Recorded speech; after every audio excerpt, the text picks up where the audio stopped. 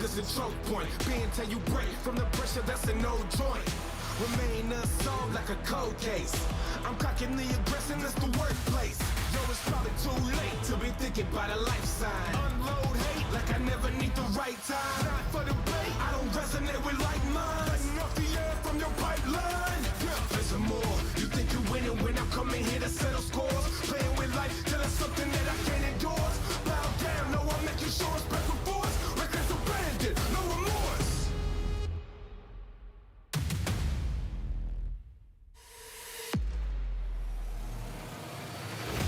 Coming to annihilate, I can't be stopped.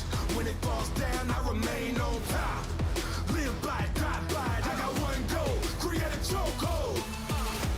Coming to annihilate, I can't be stopped. When it falls down, I remain on top. Live by it, die by it, I got one goal, create a chokehold. Dominate, dominate, you wanna breathe? Well, I can't relate. Can't relate, being wheels, then I let them break. Let them break, you wanna win, don't hesitate. This how you get them in a chokehold. Modified for abundance and conscience. What you got is nonsense. Talk about redundant, wanted. Believing no ability to function. Everyone's an alpha until a predator becomes a hunted. I'm not back in the corner, I'm hungry. I got a mean swing like Otani. Say you pay a price just for playing. You would need a lot more of this inflation. Caught on the differences, pushing through it with emphasis. Exclamations, no sentences, got me doing my diligence. Potential is limitless, I'm just adding the stimulus. If I come here to start it, then I'll make sure to finish it up.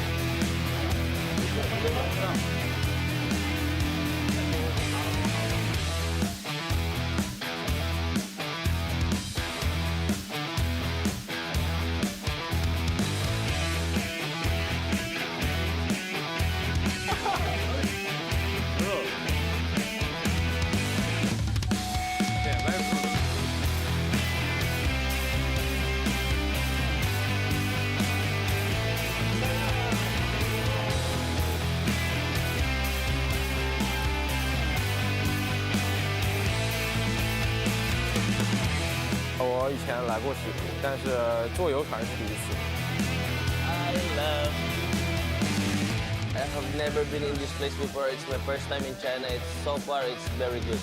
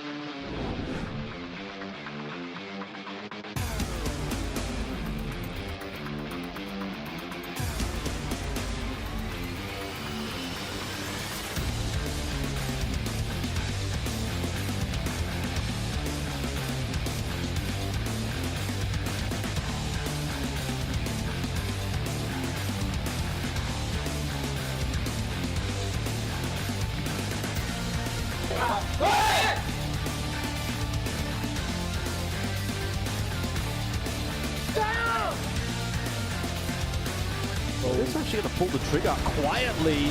They do not check underneath the stairs. And KLB! It's kind of hard on my end. KLB. He's super careful here. Some of these fights have been interesting. You look at that, it's a 4-on-2. They thought it was a foregone conclusion, it wasn't.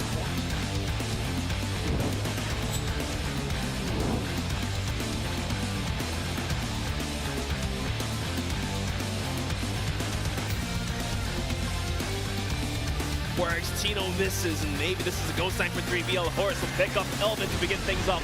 Tino about to get swung. He does land the quick scope, pulls out that ult himself. Goes down to Horus. 4K for this guy. The last time around. But this time he is not actually. A snare is going to take him down. Keller also goes down to snare.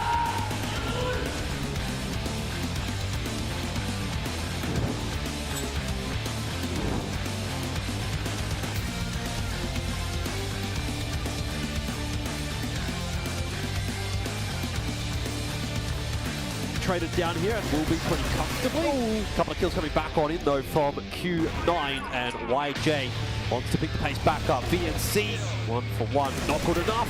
MG can't get it done, and Q Losing the map control. Oh, big. That's very big from XMY.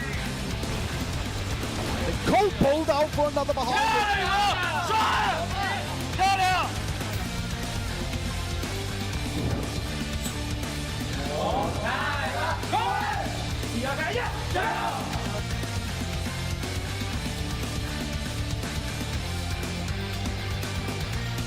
One doesn't get the flick, but he stays alive and buys some. You can hear though, honestly.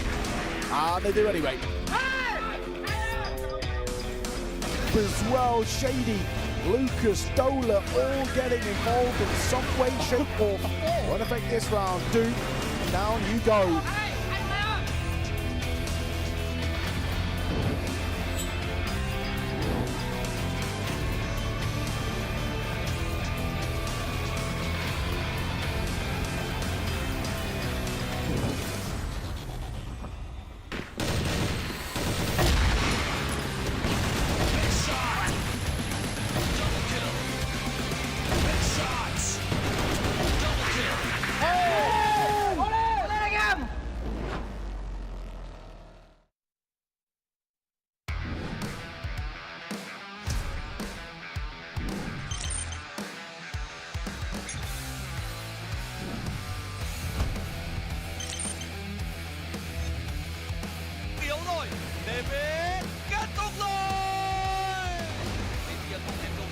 Còn giây leo.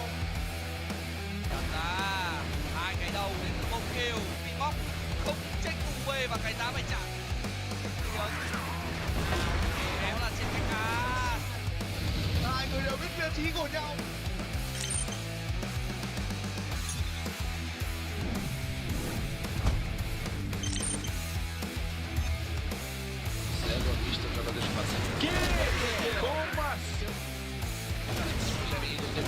Cobrado na sequência varado. Pra acabar, volta apenas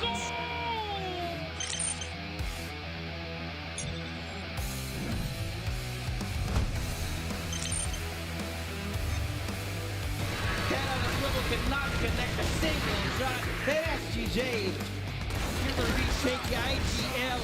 So good right now.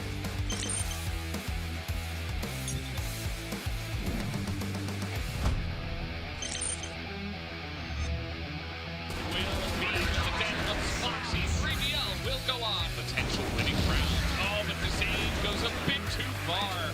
Now to Aisho being able to do some of those final things.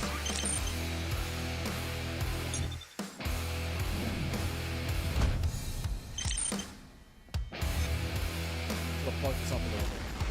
Now a good spam. No, he's gonna hunt. He is absolutely gonna hunt. Why wouldn't he? It's famous.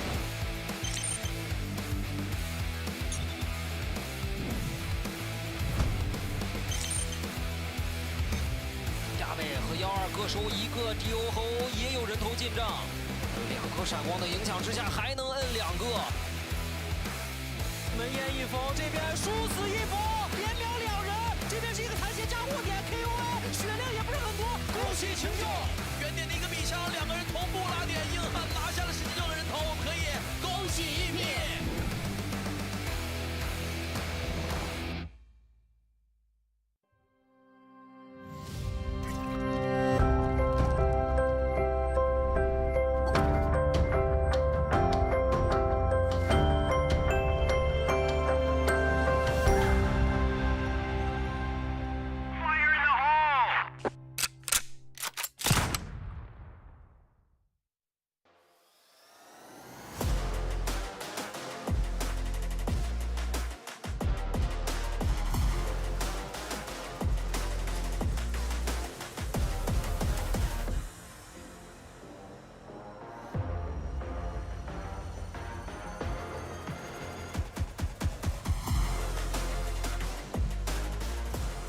Hello and welcome to another day of the CFS 2024 Grand Finals. I am Valdez, with me is Bench and Sneaky Frog, and we are back here on day 4 to bring you, I guess, the second half of the group stage to find out which teams are going to make it onto the knockout stage a little bit later on in the tournament. It has been fierce competition so far. It's been a lot of fun here at the Double Orange Arts Center in Hangzhou, China. How are you guys feeling about day 4 on the way? Well, now we're in the latter half of the group stages, and this is where the cherry on top of the cake really comes into play. Every team are going to be trying to either climb themselves out of getting knocked out or finding themselves to be in the better spots to go into the playoffs. Of course, the seedings are important. You don't want to be playing the teams like All Gamers or Imperial if you end up going out of the group stage seeding 2.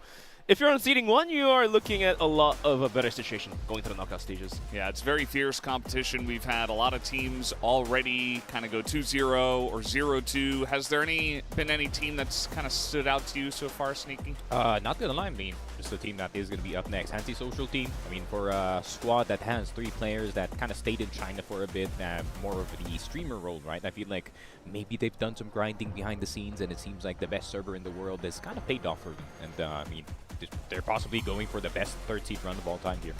Yeah, I mean, they might just be able to pull it off. I definitely know that there's so much talent on that roster. And to be honest, coming up on our first match of the day, NEXTTOP up against Antisocial team. NEXTTOP, they were able to take 1 map against 3BL, but after that, we weren't necessarily impressed by their macro. We'll see if they can kind of fix some of that going back to the drawing board, because they're going to have a big test for themselves up against Antisocial, who I would say are the favorites coming into this one. Any big expectations for this map? This match? What are you guys expecting here? I mean, if you don't have your macros completely, wired in, dialed in, then, band picks could also help you out. You don't choose Mexico, you don't choose maps like Eagle Eye, and rather you should definitely shoot for the maps where aims and mechanics really come into play. Of course, Ankara could be one good example. I mean, the map itself, strategies could work, but at the same time, a lot of angles, let's say vents out towards A, or let's say down towards middle, you can mechanically do a lot of things. Yeah, absolutely. And before we go any farther, do want to give a big shout out to thank Smilegate Entertainment for hosting this wonderful tournament, and also a special mention to our partner Tencent for all of their support, and a huge thank you to Sony InZone, the official partner of CFS 2024 Grand Finals, for their incredible support. The Sony InZone gaming headsets and monitors, backed by Sony's cutting-edge gaming and audiovisual technology, were developed in collaboration with professional players to help you fight for greatness, designed to win. And also a big special thanks to our partner Morphling for giving us the tremendous support for the CFS 2024 Grand Finals. The Morphling L50 gaming chair, the players all have it. It introduces a groundbreaking dynamic support technology with all the air-operated lumbar support that is just using a lift lever, and it's specially designed for those who, with a lower back discomfort, can't play at their best. And yeah, Morphling, reach for throne. Yeah. I like how, as soon as he said lower back discomfort, he's pointed at Ben. Yeah, the first time he did the read, he was like, just like me. I have a lower back discomfort. Not gonna lie, every single talents have a lower back discomfort. Yeah. You have an upper back discomfort. We do have some nice stats up there on the screen. Anything that stands out to you, Sneaky? All gamers going from 1st to 3rd in their FK-RW ratio after what happened yesterday against Wolf Empire. Yeah, Ubek Maniac, we're around first death. 43. Not a good stat. Not a good stat. Not a good stat. I think that's mostly led by the entries, in all honesty, and or KLB flanking. So it's kind of normal for the Filipino team to be dying a lot, because it kind of requires them for them to get information. Clutch, of course, 4 for Ubek, 5 for 3BL, 5 for Q9. 3BL, that's probably mostly Snare doing it. And Horus. Yeah.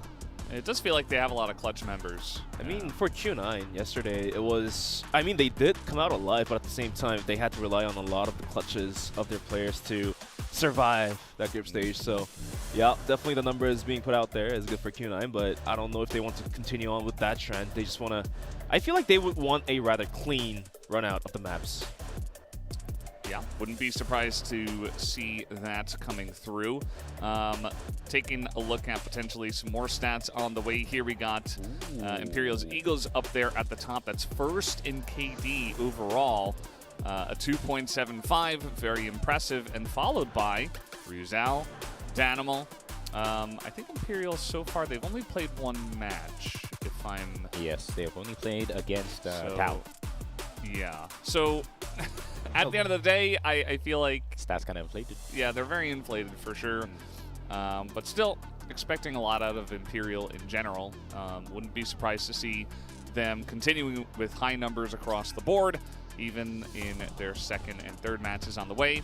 Shout out to Koi, definitely big carry from the side of Q9, and Do, even after their loss to Wolf Empire, still putting up some good numbers. Yeah, I think that the 4KD prior that he had, they really kind of carried the stats. At the same time, I think in that series, he's one of the few people who are actually alive for the side of AG. I think the rest were kind of suffering under the, I don't know, the big glove that Wolf Empire has, because just like how I said, it takes 5 fingers to make a hand, and it seems like Wolf has the biggest hand in this competition. Yes, the big hand, very important when it does come down to it.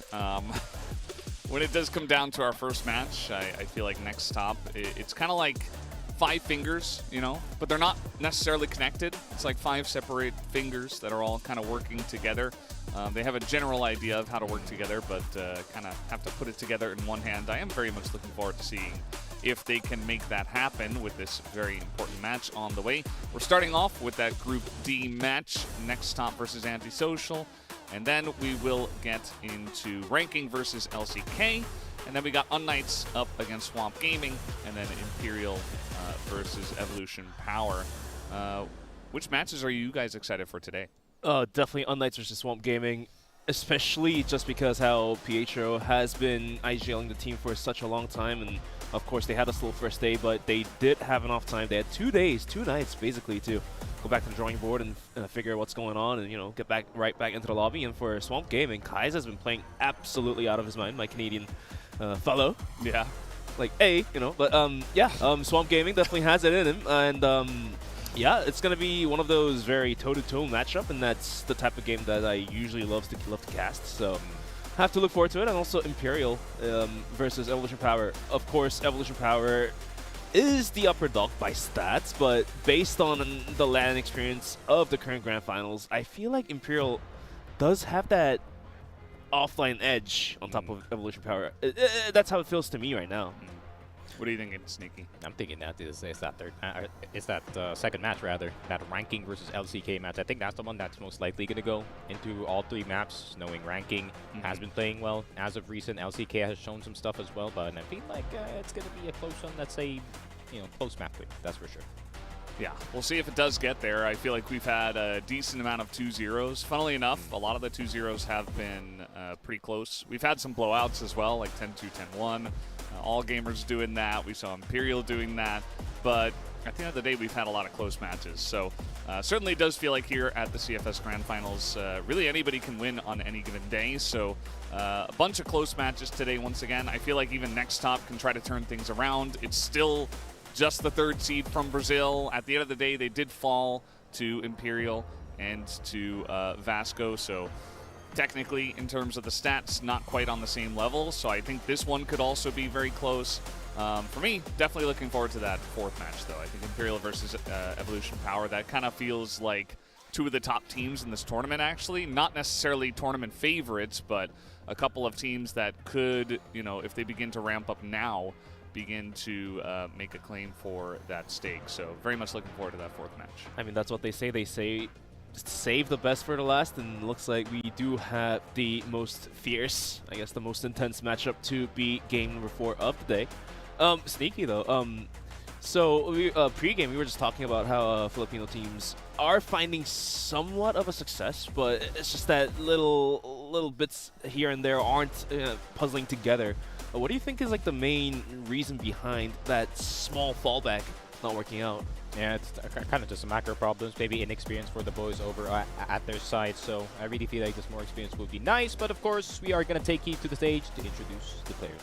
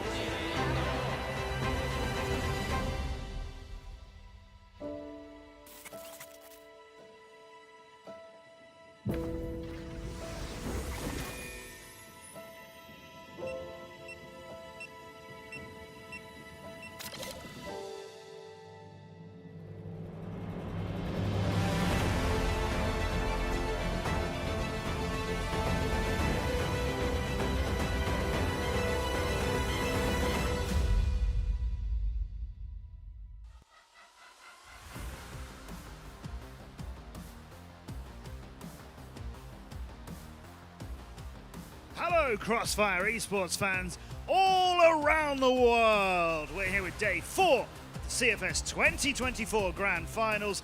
Thank you for having me as your host. I'm Matt Andrews. Today marks the thrilling midpoint of our group stage. Tournament's getting ever more intense. Teams are battling with tenacity. Some have dazzled with phenomenal performances. And some have yet to live up to their expectations. Today, some teams can lock in a place in our top 8 for the coming knockout stage. But Battlefield, it can always surprise you. And every single move, every single player makes is vital, not just to their in-round survival, but maybe to the survival of their team in the entire tournament. So who will thrive under the pressure? And who will crack under it? Time for us to find out. Live here in Hangzhou in China, we have 4 matches for you here on day 4. The first features a rookie team full of potential and a powerhouse team full of star players. And here they come.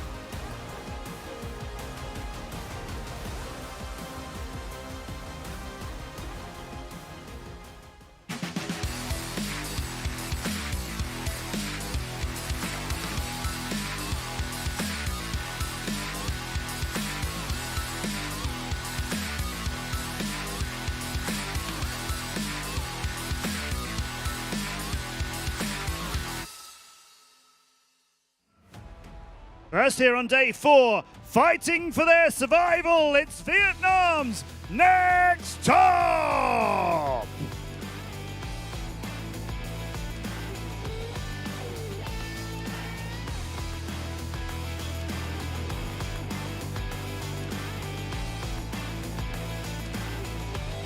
And now, from the other side of the world, here's their opponents!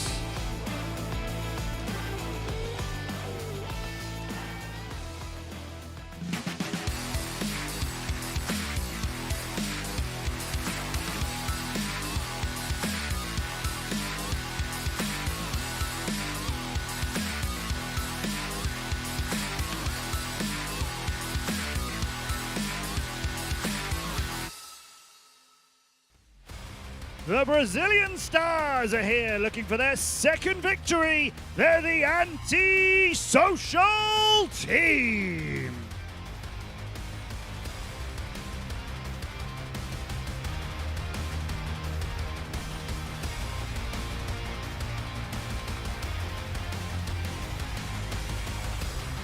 The excitement is building here in Hangzhou as we gear up for our first match of day 4 at the CFS 2024 Grand Finals. Who will seize the moment? Let's unlock the future and find out.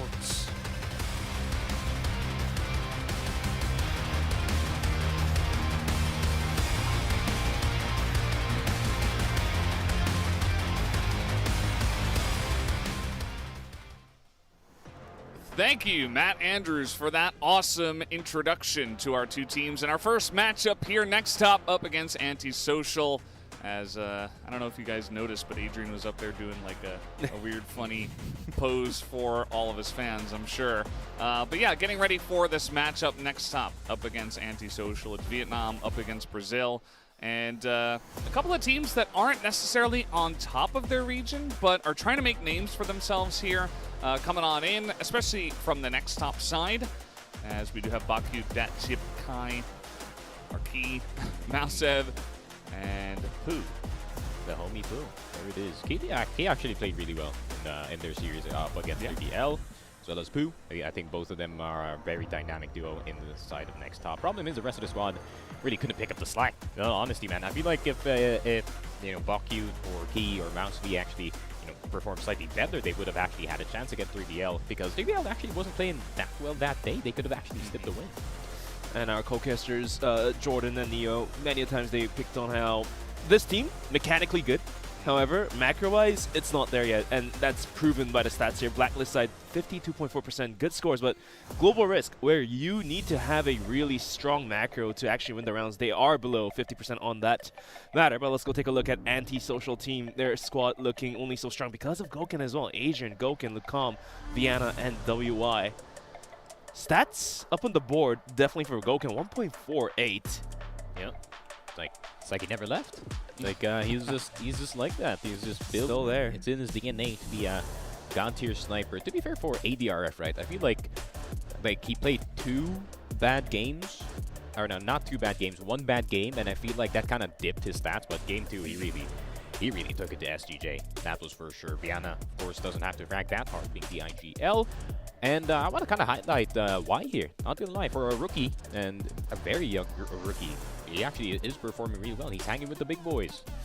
He's still hanging in there. Adrian never looked down on him. We've seen some huge movements come out from him, but let's go take a look at the stats from NEXTTOP from their regional finals. Some wins here and there, but they did drop the maps to Wolf Empire and Ranking Esports.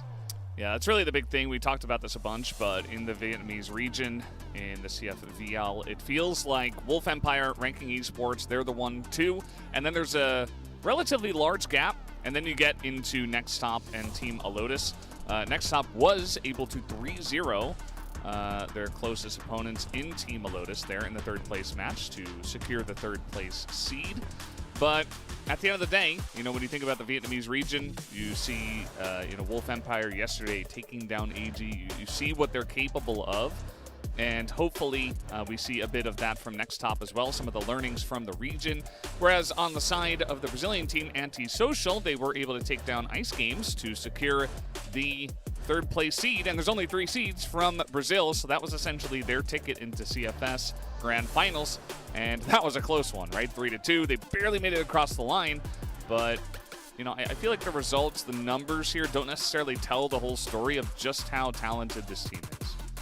Yeah, for sure. I feel like Iceland, a lot of people actually underestimate how good that team is. I mean, they had 1-1 on that team, who obviously led the statistics when it comes to the snipers back in Brazil. So it's not really an easy opponent for Antisocial, but they still got through with with the seed. But key players, of course, it is going to be Key and Lookout with a 1.24, 1.19 KD, maybe slight lead on the KR, but we already saw what Lookout can do with the amount of plays that he did against SGJ. Especially, he was the one straight up standing right behind the smoke in front of the enemy without any fear.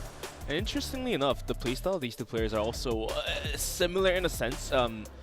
When they are the ones that are kind of flanking or left as a lurker, instead of lurking, they would just go in and try to take the duels, because maybe they're just so confident in their aims, but this is what Key does, and this is what Lucam does, and if these 2 teams are going toe-to-toe with each other, I'm not entirely sure what is going to unfold. But yeah, NEXTTOP versus Antisocial. I believe a lot of the casters has chosen Antisocial, but needless to say, NEXTTOP definitely stands a pretty good shot at taking the series down. I definitely agree with you. I think I went for Antisocial as well. I would say that it's not that big of a gap in my mind, though, especially when it comes down to individual skill. I think really the difference will be made in terms of Vienna's IGLing and just playing as a team. You'll see that everybody on the Chinese side went for Antisocial team. Everybody on the Vietnamese side did go for the Vietnamese team. That does make sense. Nam Long not trying to curse it this time. He's actually just saying, no, I think NEXTTOP is going to win 100%. I think that's definitely fair. Unfortunately, though, for the Vietnamese region, nobody else agrees with them that NEXTTOP will take it down. Again, I still think it should be close. I don't think it's going to be a blowout by any means, but I do think that Antisocial has the clear edge. And just how much of an edge that is, I think we'll find out today. I mean, it's just a comparison in between regions, right? I feel like if it's Iceland who actually got in instead of Antisocial, I would have still said the exact same result.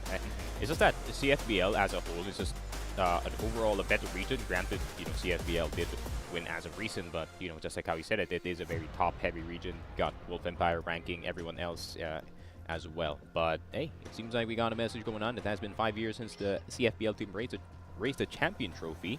AS gathered many CFBL star players. They have already set their sights on the trophy to add another one to CFBL's collection. So 5 years ago, that's 2019, when Black Dragons, that is Viana's team. Viana, yeah. And they actually did get the trophy. I think ADRF was part of that. Unfortunately, Gokin and LKK weren't. I think Ruzhao as well. Ruzhao was there, yeah. On that, we saw actually that fantastic content in between where they did a lot of the interviews of Ruzhao's family, the story behind how he became a pro gamer and stuff like that. All of that content's really cool. And he talked a little bit about how it felt to win the championship and trying to continue on and win another one eventually. But has been a while since we have had Brazil on top. It has just been Chinese domination here at CFS Grand Finals for quite a while. And yeah, trying to make it happen, trying to bring all the star players together. You mentioned how they've taken some time to do streaming things, to go abroad, to play in China and stuff like that. Are they ready to take it down is really the question as we take a look here at the map comparison. Yeah, a lot of eagle eye. Definitely a lot of eagle eye for the side of Antisocial. NEXTTOP just not having too much of an experience on top of it. 6 games on Mexico, 0%. That's brutal, man. Yeah, that's brutal. That's going to be the permaban 1000%. I mean, some base, definitely doable, especially with how ADRF played that map. He's actually really, really good. Wouldn't mind Compound, honestly, especially with how good the riflers are for the side of Antisocial, but at the same time, maybe it's time for NEXTTOP to maybe have a response. But obviously, it is a Vietnamese team, so we're probably going to look at Ankara as their first pick. Ankara, Compound, Subbase, one of those more prominent picks, I guess. Black Widow, not entirely sure if they want to let, if Antisocial wants to let NEXTTOP yap on it, but we'll have to wait and see what happens. But Eagle Eye in Mexico will be the first bans, I feel like. I do worry for Antisocial a bit, just taking a look at 2 of the maps, because you only get 1 ban at first. The thing that's going well for them, at least, is that NEXTTOP don't have a good port either.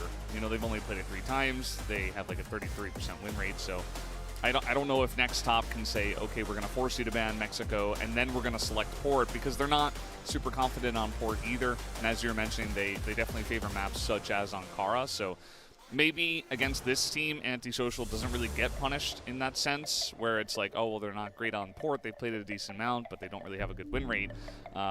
So maybe they just get to avoid both Mexico and port by banning Mexico and then letting port slide and banning it later on. Could definitely happen. The Eagle Eye, though, for NEXTTOP, I think that's a pretty safe ban, unless they want to ban away, a much stronger map from the side of Antisocial. So will always be interesting. I feel like we've been mostly on point when it comes to the map ban pick. I feel like especially you guys are just always calling out exactly which maps get banned and picked, but sometimes they've thrown us curveballs. We have seen some weird choices as well.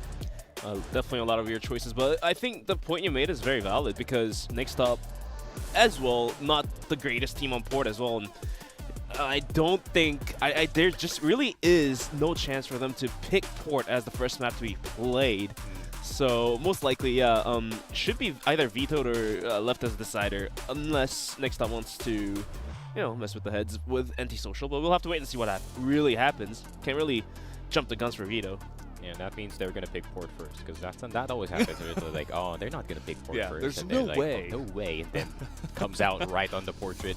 But yeah, they should really just avoid port like the plague. You already know what happened last time someone tried to go port against Antisocial. They got the Gokin special, my friend, and it wasn't pretty for the team on the other side.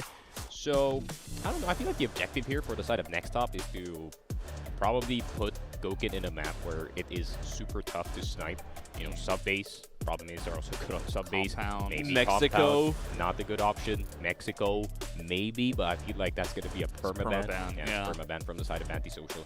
I'm surprised actually that they cannot play Mexico, considering like Lucao and ADRF were also really good when back then they were still on Imperial on that map actually. Yeah, absolutely. Well, guys, we do have the map ban pick. We are ready to see if we get the expected result or if we have some interesting selections here for this first matchup. The first ban, we're expecting NEXTTOP to take away Eagle Eye, right? It's a really strong map for the side of Antisocial. We talked about this. They don't really play it all that much, so seems like a pretty straightforward ban. On the side of Antisocial, just take Mexico away. They haven't had much luck. You want to unlock Goukin as much as possible. That seems like the expected results here. That's expected. Ban coming out for sure, and for Antisocial, Mexico is most likely going to be the ban unless we see something wonky happen. Just taking their time to discuss about possible picks to come through as well. Imagine if they ban Ankara. Possibility. They could. Or they could even ban out sub-base. But I feel like sub-base veto is going to come on the second hand of the veto process, not just now. Because I don't think Antisocial would want to leave Mexico in the map pool for now. Just ban Mexico. I think that's safe. That's fine. Vienna just taking some time to talk to his teammates, most likely. Yeah, utilize the time while you're there. Yeah, he's like, you guys really don't want to play Mexico? I feel like Antisocial can definitely play Ankara. I don't think that should be a map they're very uncomfortable on. They had a very nice win rate on it. Really, it would just be a target ban against a Vietnamese team, like you were mentioning. But it just feels like their Mexico has just, okay, well, we're just not banning maps then. Oh, yeah, this is a level 1.5. Little shout did out we to know. Neo. Yeah, little did we know we had a... Headphones are off, but they're sitting down. Sneaky tech delay coming on in. I don't know if it actually is, but as you guys have seen. Okay, there it is. Mexico going to be banned. It's here. As we expected. Imagine like Vienna's like, oh yeah, they banned Eagle Eye, and they said no. I want to play. I want to play Eagle Eye. Can we unban Eagle There's Eye? Mexico. Ban coming out. That's Ankara 100%. That's Ankara. Map 1. Map 2 gonna be... Black Widow wouldn't be too bad in all honesty. That's like a highlight reel map if I've ever seen one. Horde would be a no-brainer as well. There's so much options here for the side of Antisocial, I think. Without Eagle Eye and without Mexico, that's going to be gone. But Black Widow. Instead, I mean, NEXTTOP is going to go for the good old 50-50. Every time we get on Black Widow, even the top teams have been struggling as well. Not as surprising as opposed to our expectations. Black Widow, I feel like both teams have a really good chance at taking the map down. Although Antisocial is going to begin on the blacklist side of the things, so have to wait and see what really unfolds. Second pick coming in from Antisocial, and like we said many times, Compound is also one of a very prominent pick for Antisocial to go with. Or, like we said, we could see an Ankara come out as well too. Oh, good call on the Compound, honestly. Good call on the Compound. Working. Just on point. Working today. overtime. Working overtime. Where's Ankara, though?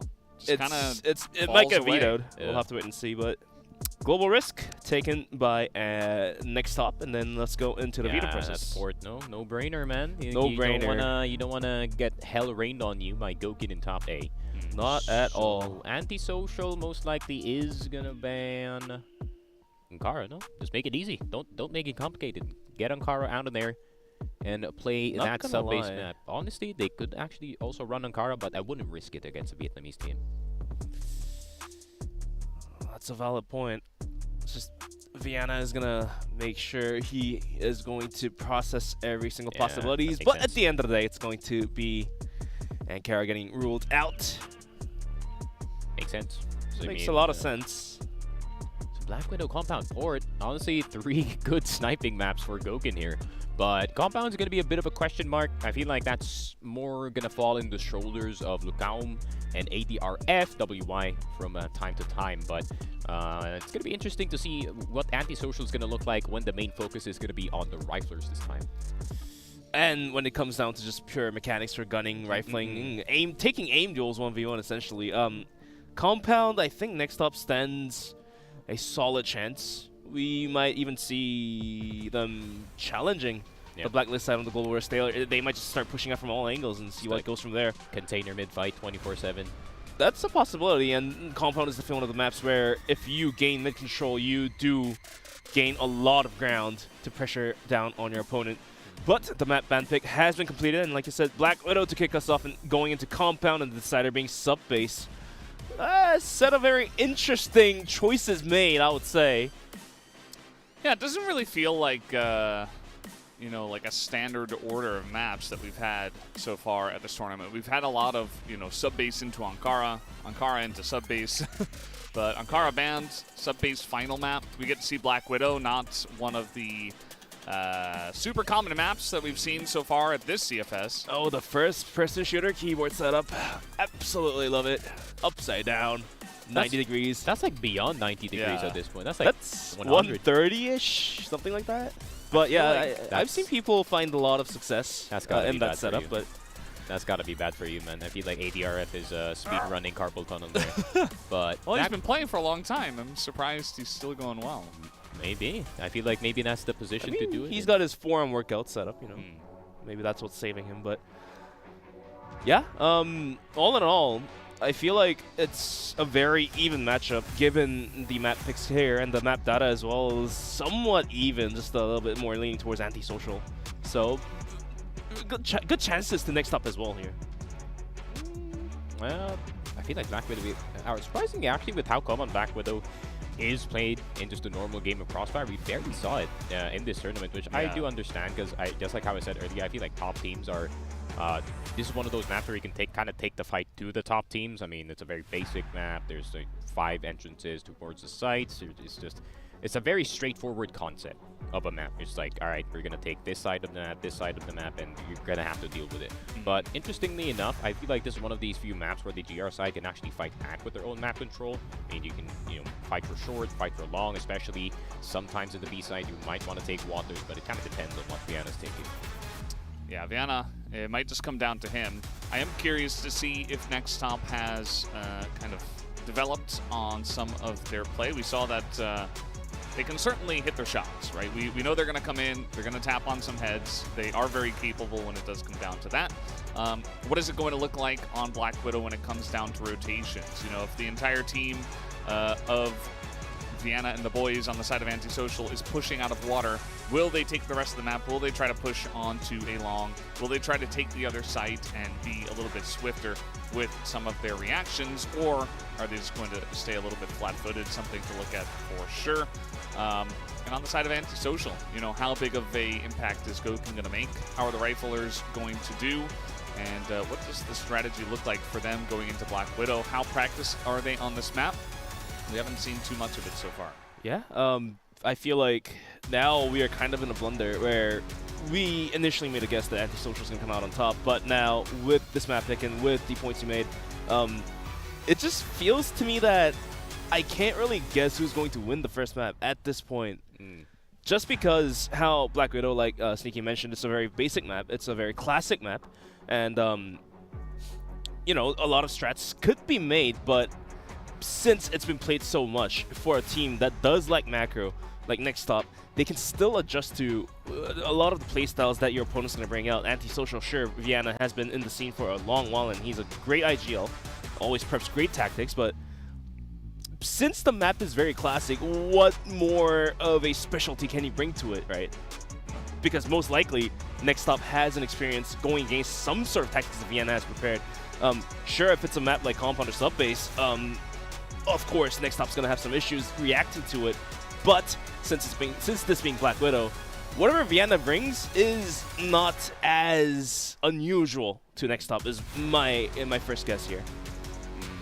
I mean, I feel like Black Widow is the map to win for the side of NEXTTOP. I feel like this is the map that kind of matches their playstyle, somewhat chaotic, somewhat puggy, because this is the pug map, right?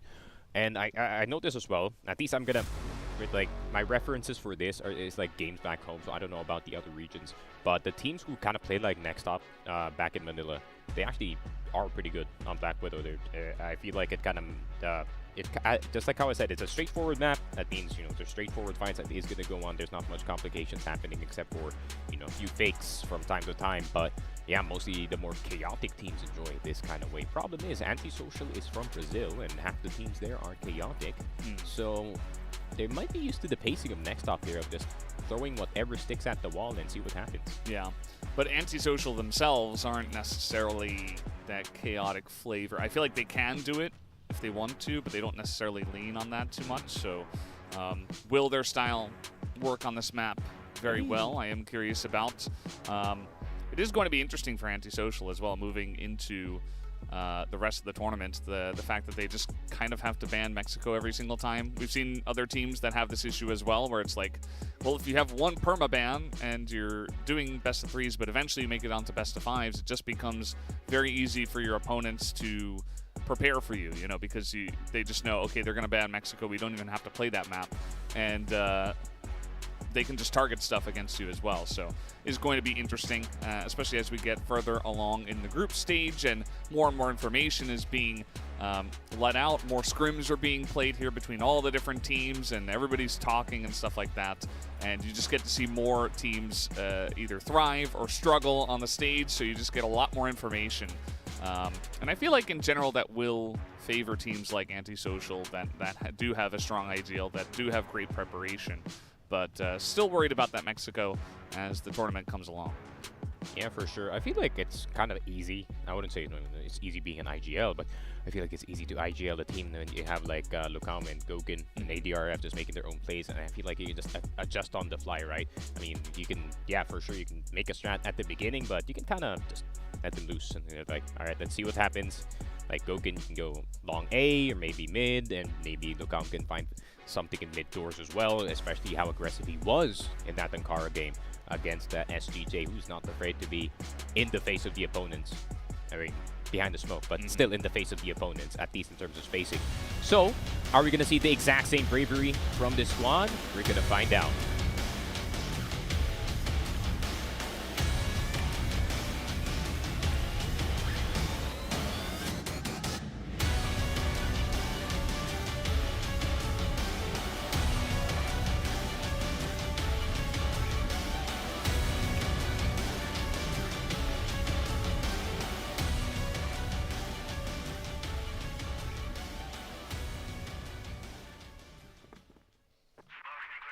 All right, here we go. Map number 1 of NEXTTOP up against Antisocial.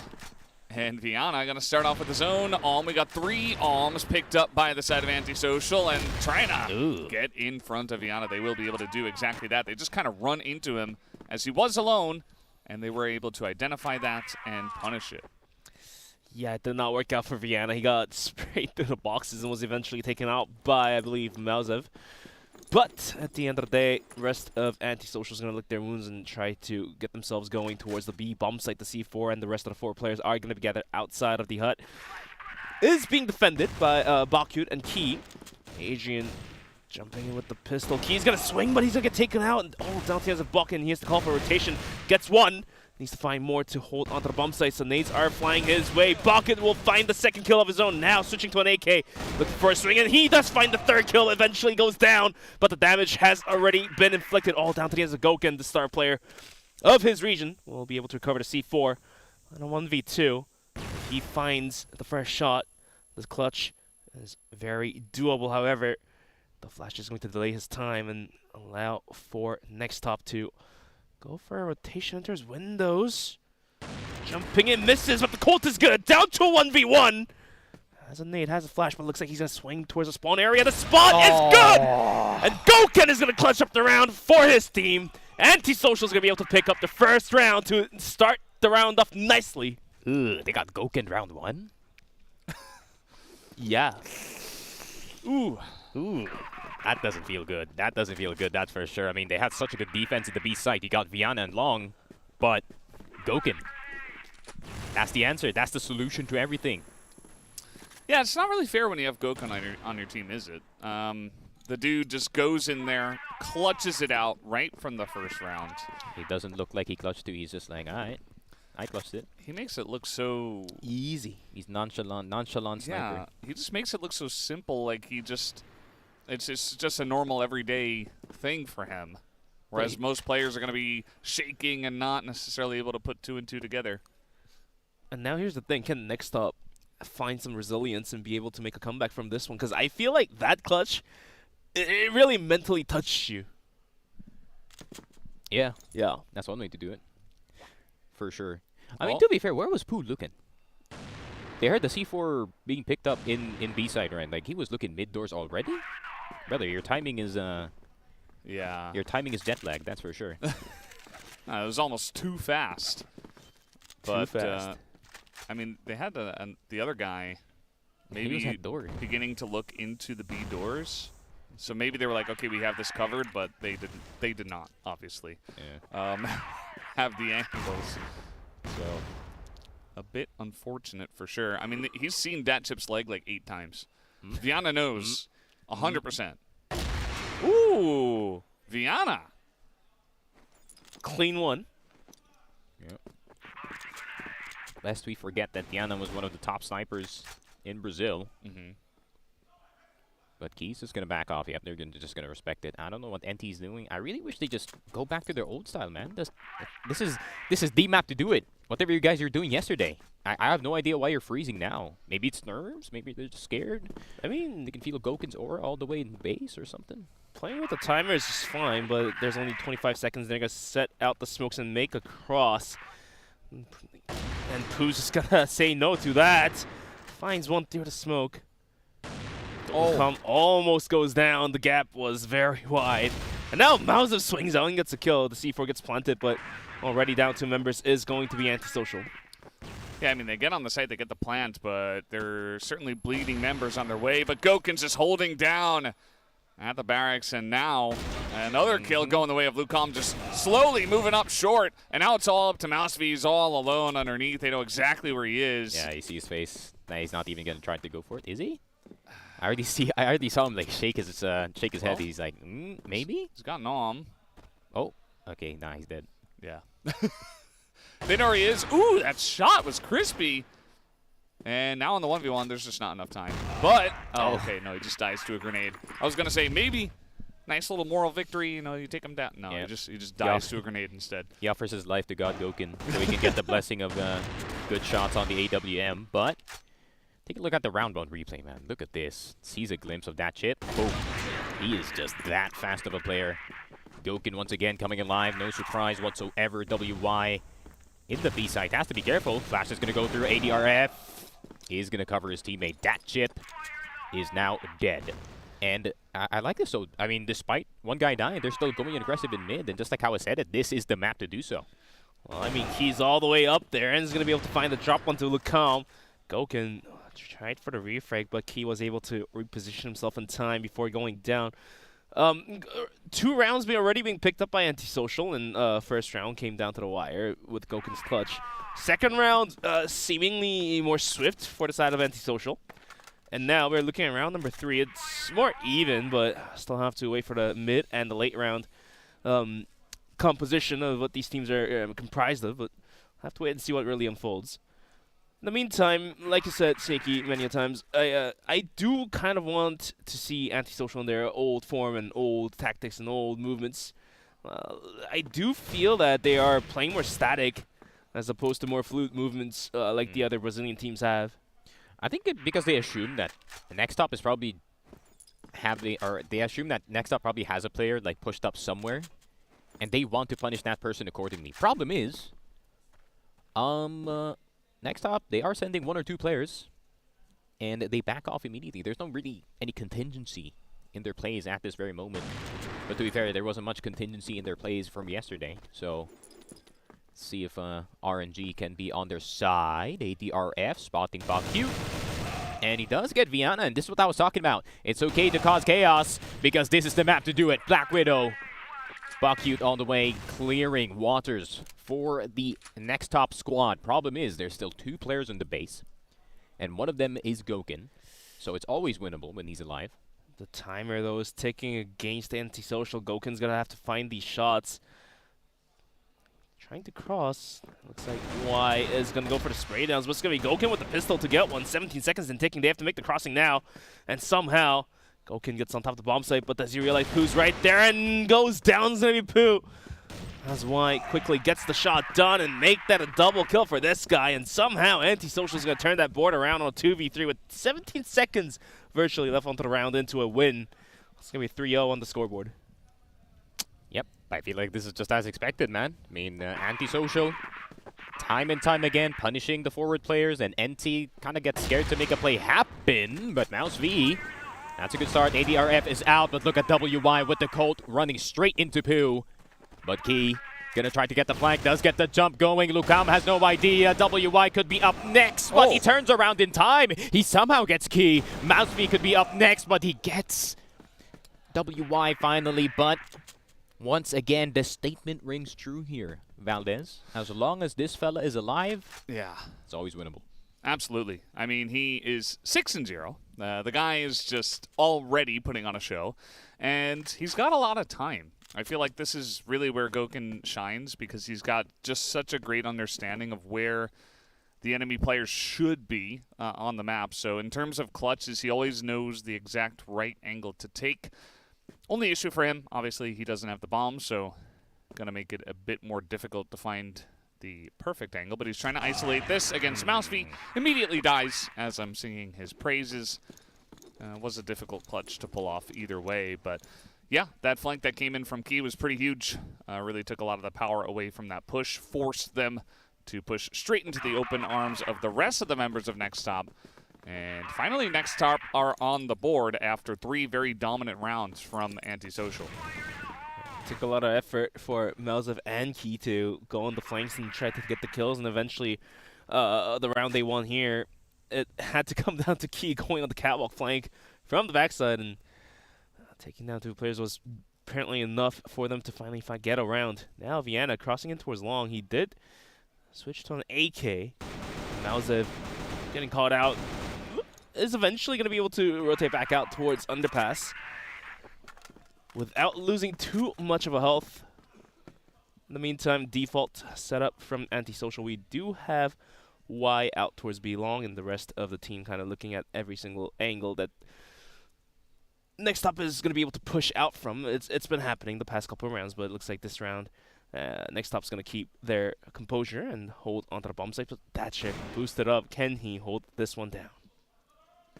Need to phone a friend here, man. You can't defend house on your own unless you do get a very nice flash from Key. He's probably holding it right now, and that's why he is jump spotting at the moment.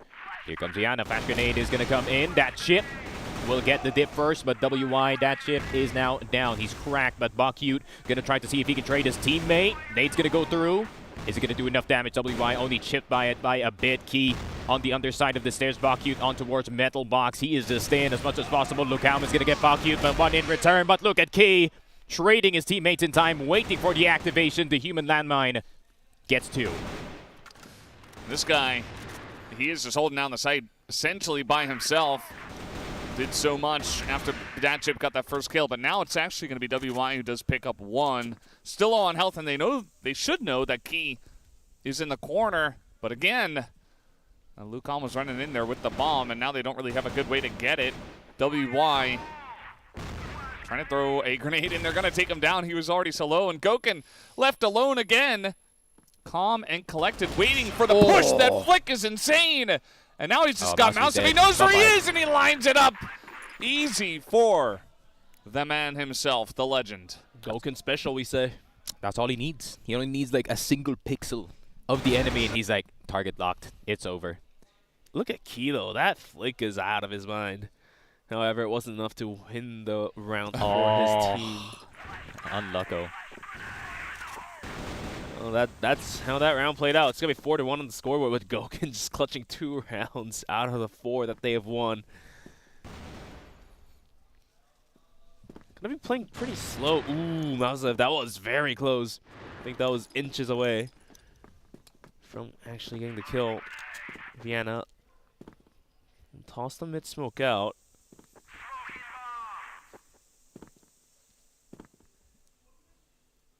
Oh, okay, there we go. Gouken just decided that mouse feed doesn't exist anymore.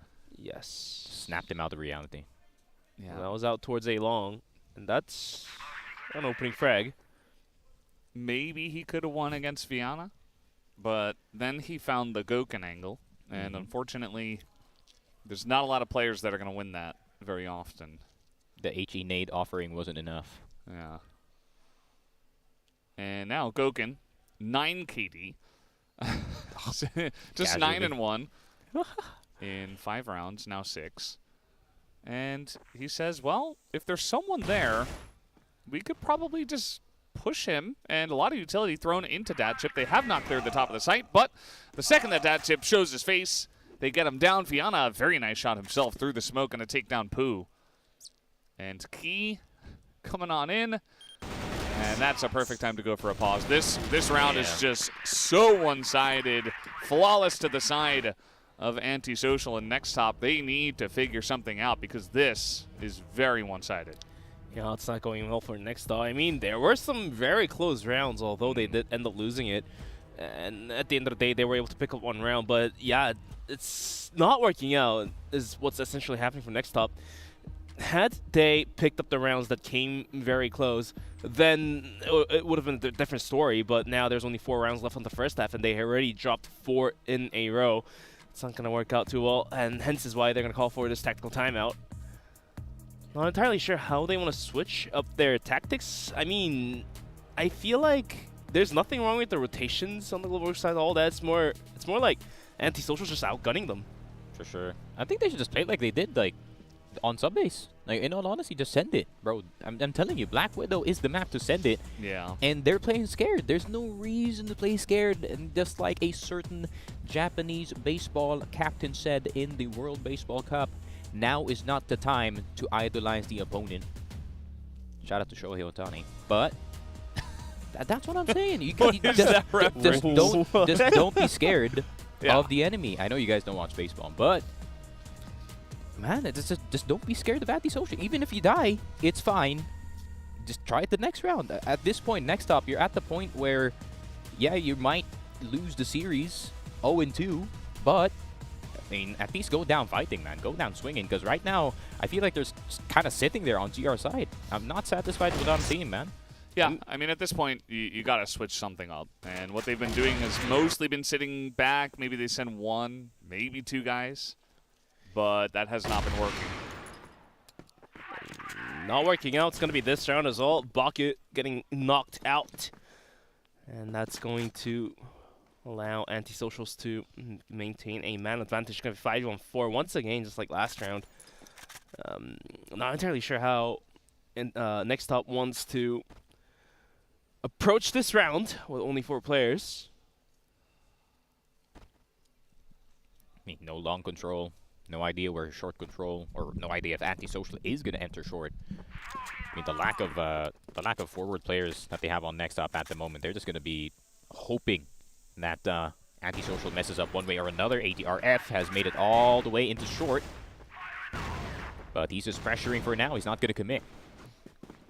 And at the end of the day, we've seen a lot of these rounds as well where, you know, you get a pick from Viana, a pick from Goken, a pick from Adrian, and then all of a sudden it's like NEXTTOP, if they were going to get aggressive, if they were going to put on pressure, it's too late now. They're already behind in the round. And maybe they could look for some aggressive rotations, but it's kind of an issue as well when you've got Viana watching one angle and Goken watching the other, and rotations are covered. Like, look at that. Right in mid, Viana gets the guy who's trying to flank. And now you just got to fight them straight up, and that's not really going to work for you. Although, nice little kill from Key, but it is just him. Poo does get 1. Takes out Goken, actually, but it's just too little, and it's too late. Antisocial are just crushing them. Is it time to call it bench? Is it? I think. Is it time bench? I think it's just over. Not gonna lie. I mean, like off the jump. I feel like mechanics, macro, everything. It feels very cooked. It might be cooked. Well done. Might be burnt at this point. But I mean, there's still a couple more rounds hope left here, and Black Widow is definitely more blacklist-sided map to me. I feel like so. There's still some chances in it, just not high. I just feel like as long as there was one chance, like 1%, bro. That's all that matters. We talked about how NEXTTOP, they have they have positives to their gameplay, and it really just comes down to the individual mechanics and individual ability. But the issue is they're not using it. No, they're not using it, and also it feels like Antisocial are just better at that as well. You know, like Antisocial have the strategic ability on top of it, but also they're just individually outplaying NEXTTOP. Yeah, so it's kind of like NEXTTOP don't really have an angle right now. Especially versus Gulkin's just playing out his mind. Rifling as well. Y has been getting some nice flicks here and there. He's already made up to 9 kills. Pooh's gonna open off with taking a kill down. Mausev will find one as well. Down to a 2v1v3 now as Y, last one alive, will find one. Needs to find 2 more for the clutch to happen, but if anyone else is to do it, it's gonna be Y. 11 kills. Swings Cat, gets one, but eventually gets knocked out. And that round, even though NEXTTOP will take it, it looked only so doable for the side of Antisocial. Yeah, and the only reason why they actually won that round is because Y actually swung too wide in towards short. You don't really have to commit all the way. You can kind of see a bit of it from the pillar's position, or at least near 3-box. But, yeah, I mean, rookie mistake from the rookie. So, you know, it's a bit normal. 12 kills already. Hey, he's having a field day. Let the rookie have a good time here in the map, but Viana is finally punished for this. He's just been peeking long this entire time, man. Yeah, alone. He got punished for that in round 1, and now in round 9, they've figured it out as well. But you'll note that Antisocial, they've still got Goken. They've been running this double ALM setup from the Blacklist side. Feels pretty good to do it on Black Widow. There's a lot of long angles where you can make good use of it, especially when you have 2 very capable snipers. So they still have Goken, and the rest of the team is just pushing B. They say, okay, a lot of you went long. We're going to try to identify this and put some pressure on. WI very far forward. They've already smoked up the B doors, as now the cavalry is coming in from the side of NEXTTOP. Will they be able to stop this? Also, take a look at the very wide flank coming in from Datchip on the minimap, as we are going to have a plant coming in here any second now. But Pooh, they want to lock him down. Datchip still on the flank here. Well, Lucam will have to hold this one down, but Goken was sending a flank of his own as well. Oh, wow. Down to a 4v2. Datchip will have to spring his trap, and he does find one. Hot shots. Eventually the kills are there, but eventually another great pistol bullet from Adrian landing. It's going to be 7-2. Had NEXTTOP picked up that last round of the first half, I feel like they may have stood a valid chance, but now, yeah, it doesn't feel that way anymore.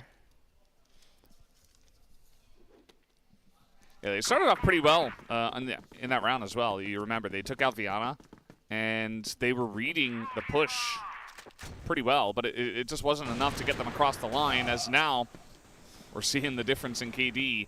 That is going to be the first kill. They'll go in the way of Bakut here after the half. They do push onto long. They take him down. That's a couple of kills now to NEXTTOP. Datchip picking up one for himself.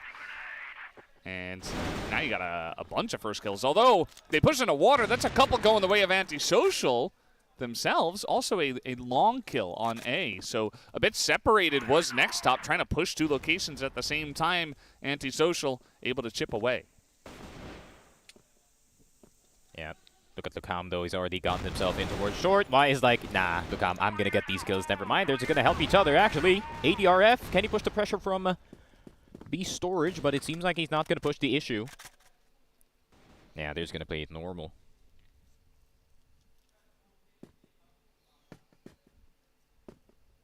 All right, taking their time. Still a minute and a half left. I feel like a lot of these rounds have gone pretty quickly, just because Antisocial from Blacklist, they were getting first kills, and then they weren't wasting a lot of time. They were like, okay, we're going to go. We're better than this team. Let's just kind of run at them. And it was working out for them. Here comes WY. It's going to get 2v1'd in mid, trying to see if that push was coming in. Lucam now on the flank. He's going to be spotted, but he gets the quick flick headshot. Very nicely done.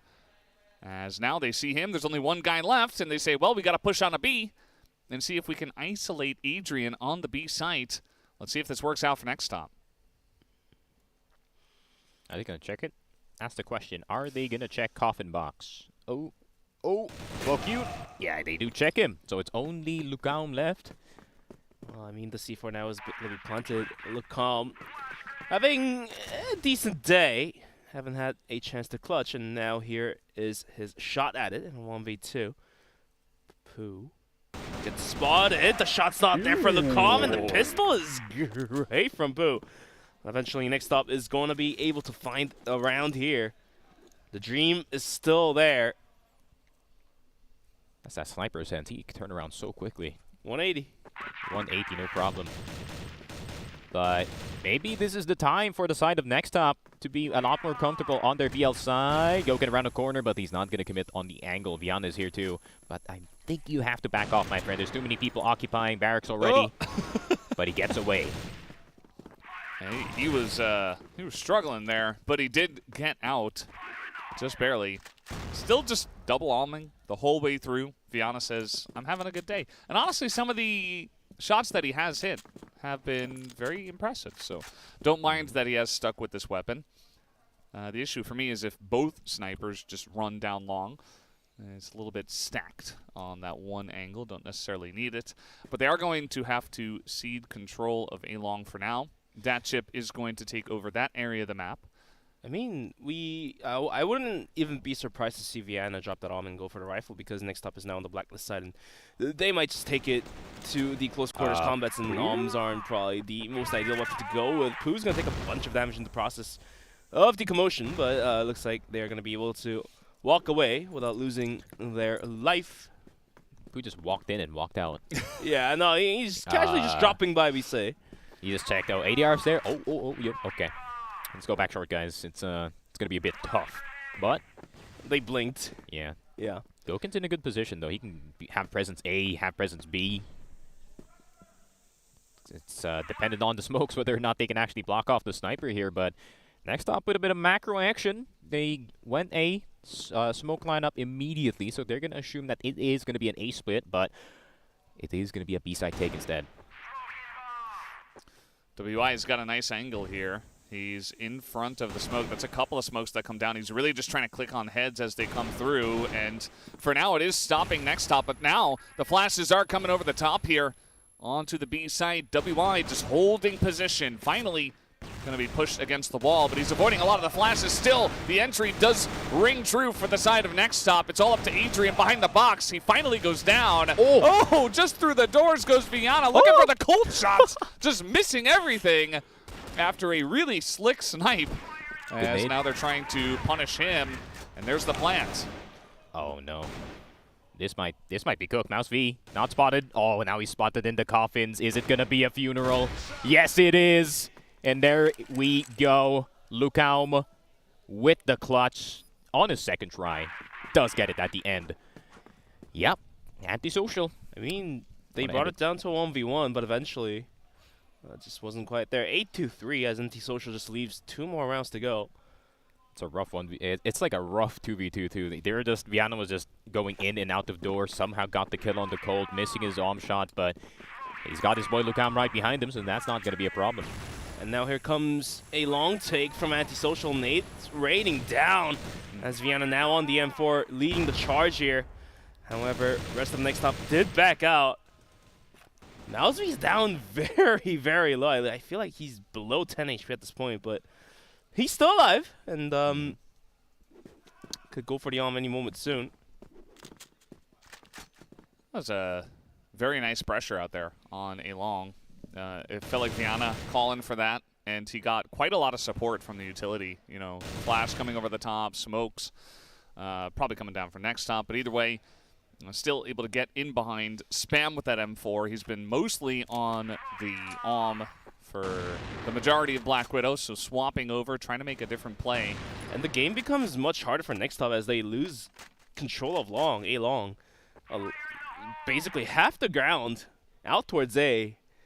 The real estate is going to be Antisocials, and it pressures NEXTTOP to either go B or only catwalk. It's the only 2 viable option, and all Antisocial will have to do is hold it down, but it looks like they're going to test long, and Viana will have to hold this one down. As he does toss a nade, bounces off the wall, eventually not finding much of value there, and NEXTTOP, after testing the water, is going to send it down towards catwalk. This is going to be an A-hit coming. Goken seems to know it already. Like, he's moved out of mid. He's like, no, they're coming short. And he's got this angle that can look at mid as well if they do go this way. He seems to know what's happening.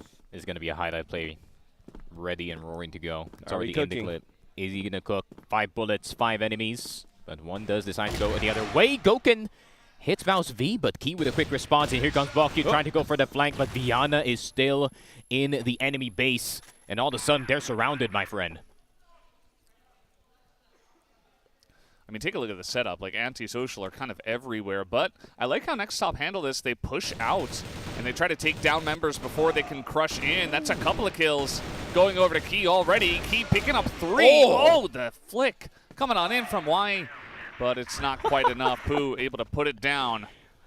Oh, that little rage that Y has. He's just like me for real. Even though you're up like 9, like I was still gonna rage because I knew that you could have hit that shot. Could happen. Like, damn, that was the. I thought that was the clip. But here's the thing: Antisocial has practically 6 more rounds to actually lose, and they just need to pick up 2 more to close the map out. Yeah. NEXTTOP has a long way to go if they want to claw back in for this map of Black Widow. Question is, when is Viana gonna send it? It's you already know that Viana, when it's like 8-4, 9-4, then he's gonna be like, all right, guys, it's 5-man push one side of the map. I'll say about next round is more sound if they do end up losing this one. However, no early commotion at the beginning of the round as the timer ticks down below the 2-minute mark. We'd have Bakyu kind of pushed up outside of B connector, inching closer towards middle. Not sure if he wants to swing. Gouken sees the tip of the head, but eventually wasn't able to hit the shot. Won't put out the smoke, and now the nades are raining. Not going to be connected either. Look calm. Just across the other side of doors. Not really willing to swing just yet. The C4 is going to rotate in towards Catwalk. As Gouken this time is going to be on a more active angle. Whereas last time he was by the site, boxes behind the site, eventually was traded out rather quickly enough. Lucan wants to go. He wants to go. The stack in mid. They saw that coming a mile away. But on the side of Antisocial, they still have the stack themselves on the site, and it's Gouken and Viana holding down with double arm once again. WY perfectly timed. Just going to poke his head into mid, say, okay, that mid push is shut down. And now take a look at the bomb positioning and the 2 members of NEXTTOP. One guy's at storage with literally 1 health. That's Bakyu trying to get the long flank in here. And the other guy's Pooh, who is not moving. And finally maybe going to make a move here. Nice shot. But I just don't know if he's got time to physically go pick up the bomb and plant it. That's another nice shot here from Bakyu on the long flank. They're looking for the kill.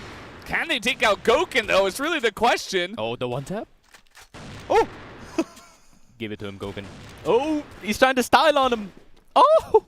Playing 5 time, seconds. play time. Gouken playing time, Above juggling you. with the boxes, but Above, above above, top, above. and the pistol is good.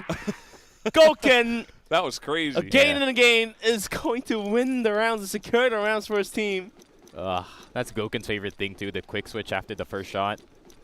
But, you know, it's going to take a bit more from Gouken, maybe a bit more warm-up to see the classic 1-tap cold potential.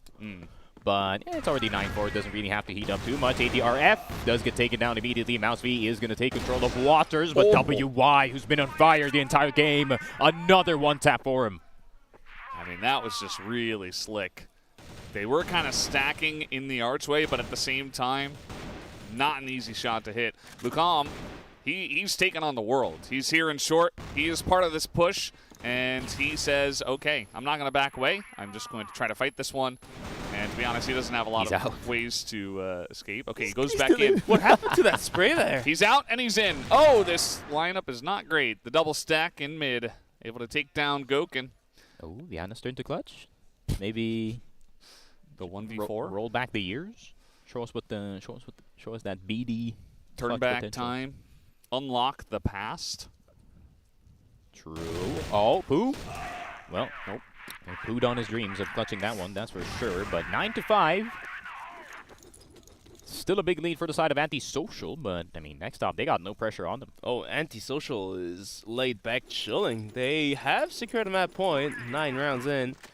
And to lose it, they have to go into overtime. So Let's see what they want to do. Playing pretty default, and looks like until maybe the last couple of rounds, we might not see the 5-man send from Antisocial. Vienna's the facial expressions on Vienna doesn't really hint at it, so that's my guess. Vienna's kind of always in the same zone, I feel like, in terms of emotion. He's always talking. He's always talking about something, whether they're winning very hard, losing very hard, or somewhere in the middle. Zen mode. He's always got something to say. He always looks slightly concerned, but not in a bad way.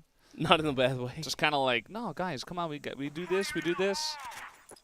And I feel like there's never enough time, you know. You can always sit there and talk about every single little bit that's happening in the game. This time a smoke comes down in mid from the side of Antisocial. And very spread out here is NEXTTOP, not deciding on where to push just yet. Looks like an A split coming as the C4 is rotating in towards the long area. However, we've seen Vienna and Gokun finding much of a success on top of the bomb sites with the arm of their own. 1 minute left, and they are gonna line the smokes up for a setup. And this time around, Vienna inside windows and Gokun by truck. They are playing very passive. Here is the Nate raining down. First player to go down is going to be Bakut, and Gokun trying to swing from truck.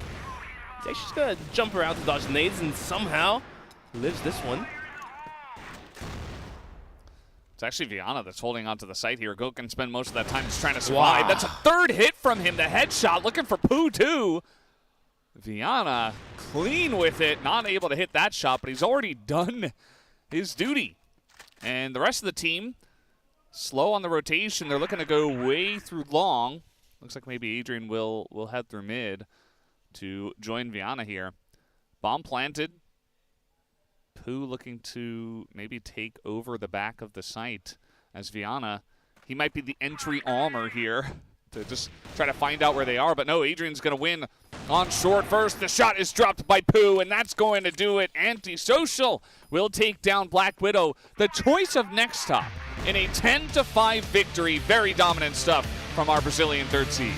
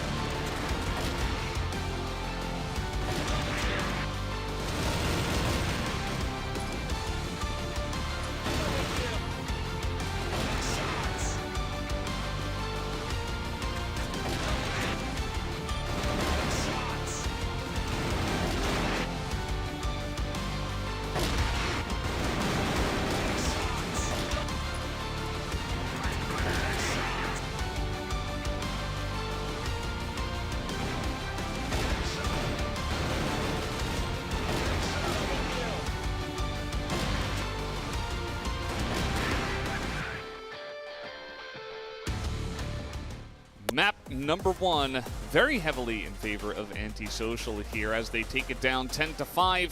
And again, reminder, NEXTTOP, they said, okay, what's the map we want to play the most? Black Widow, 100%. They choose it, they had first selection, and they kind of got bopped on it. So, gonna have to go back to the drawing board. They will be moving on to the second map here, which is Compound. And we'll see if they have it in the tank enough to figure it out, because they don't have a lot of time here. They've already lost one best-of-3. This is their second best-of-3. If they lose this one, their chances of making it into knockouts not looking very good. I mean, if you do cover up the names of which team chose which, then people may guess that it's going to be Antisocial that picked Black Widow just based on how it ran out. But, like you said, it was NEXTTOP's pick, and they dropped it. And now we're moving into Compound, which is Antisocial's pick. And to me, I think NEXTTOP stands more of a chance to actually win the map against Antisocial on Compound. So I'm not entirely sure what was going through the coach's head to go for this veto process, but Didn't work out. Gotta go back to the drawing board. But Compound stands a chance. And then if they're able to take it away from Antisocial, then we go into sub base and next up, then really have a good shot as their sub base is, I would say, rather far more strong than Black Widow. Yeah, I guess you would get a lot more opportunities in sub base if you are, the other players here. You're not getting absolutely pelted by Gokin from the far side of the map. Problem is, looking at the set summary here, WY had a field day, the rookie for Antisocial team at 1.55, 0.71 headshots per kill on that AK-47. This kid was lethal. One of the main reasons why this game is so one-sided. Absolutely. I feel like Gokin kind of just doing Gokin things, right? He was 9-1 at the beginning of the map, just like 3 rounds in.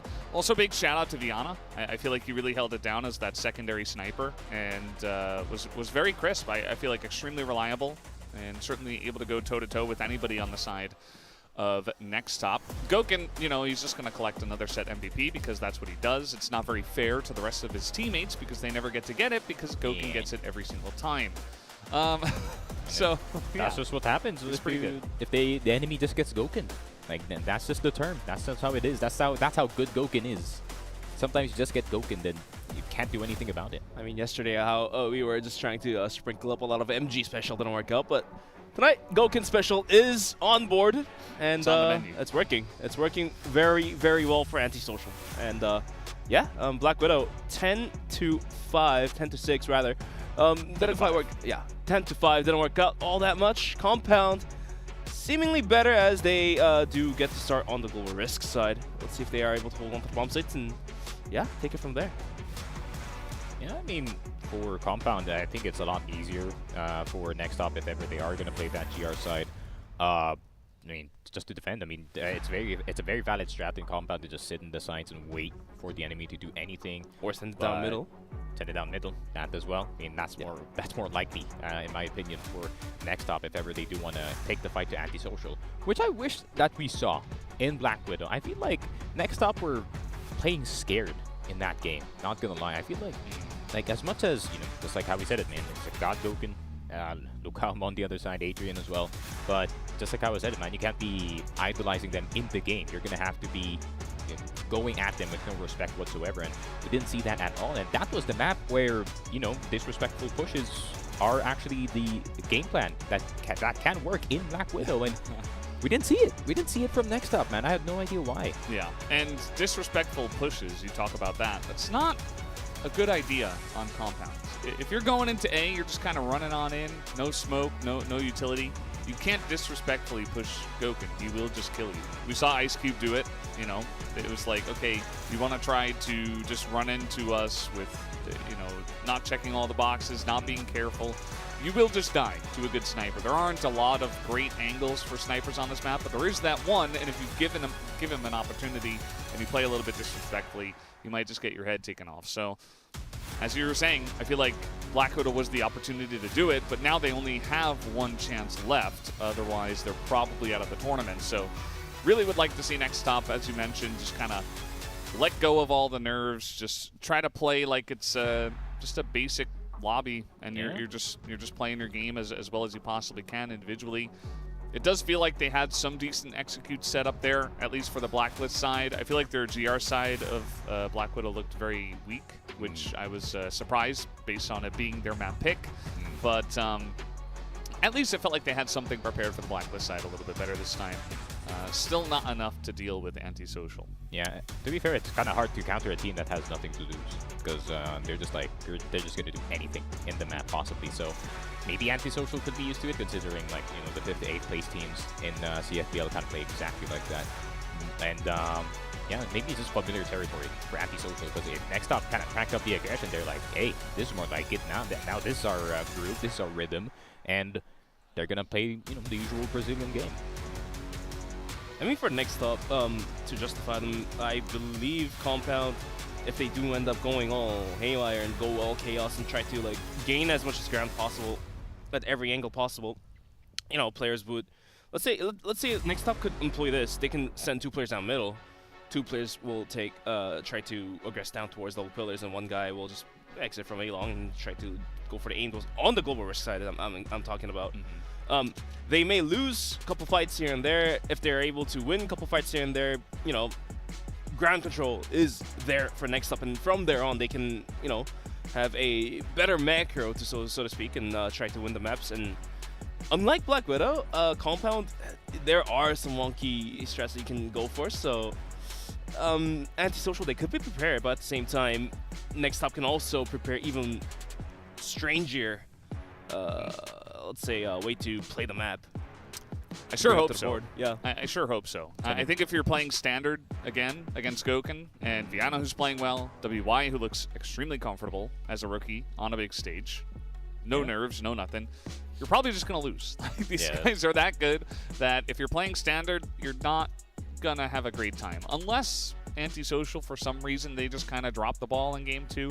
But based on what we've seen, they've been very consistent. They looked great. It was against SGJ, right? Their first match, and they were able to get the 2-0 there. They move into this one, looking fantastic in game 1. Their consistency, I feel like the Brazilian teams in general, always very consistent. This team is no different. You have a lot of long-time veterans. You were talking about this on the side, where it's like, you're Viana, you're an IGL, you've been around forever, but you're also surrounded by players who have been around forever, who know what to do. You don't even really have to individually micromanage them. You can just say, okay, guys, you know what to do. I'll give you the general framework. It becomes very easy to become consistent when you just have trust that everybody knows what they're doing. Yeah, all you have to do is like manage one, and that's pretty much it. Like, then that's all he has to do is just, I wouldn't say babysit the kid. I feel like, well, he is a baby compared to the rest of them. He is a baby compared to the compared to the other players. But I feel like your IGNing style should really just be more lax, especially with this type of team. But of course, we're gonna enter game number 2. It is gonna be Compound.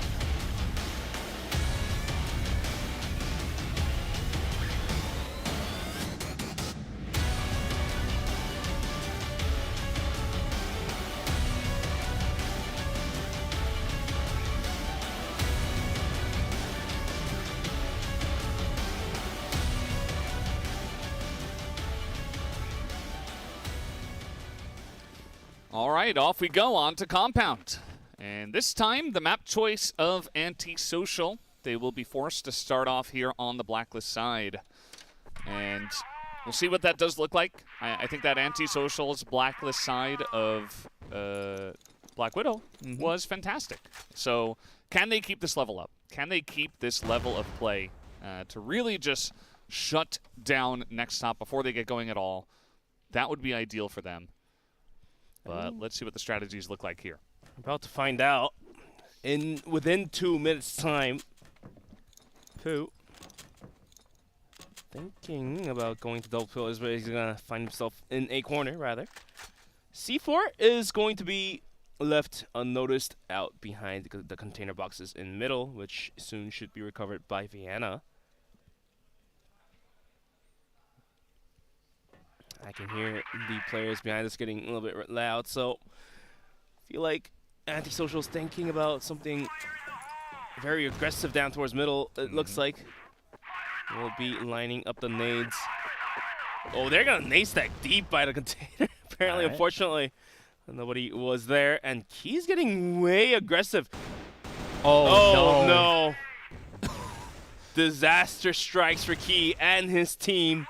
Could have been huge. However, it did not work out, and now Antisocial is going to be turning the curve. Let's see if Bakyut has it to hold this one down, and he cannot. He just kind of sent it alone. He's like, "Hey, they're here. I'm gonna be the guy." Yeah, should have done that in Black Widow, honestly. But now Svi, bit of a proactive play, but here comes that chip coming in from the Z position. Why? We'll get that chip, but look at Pooh. Can he crawl in? Okay. Oh, he did. Oh, he alive. 1v1. Pooh versus Viana.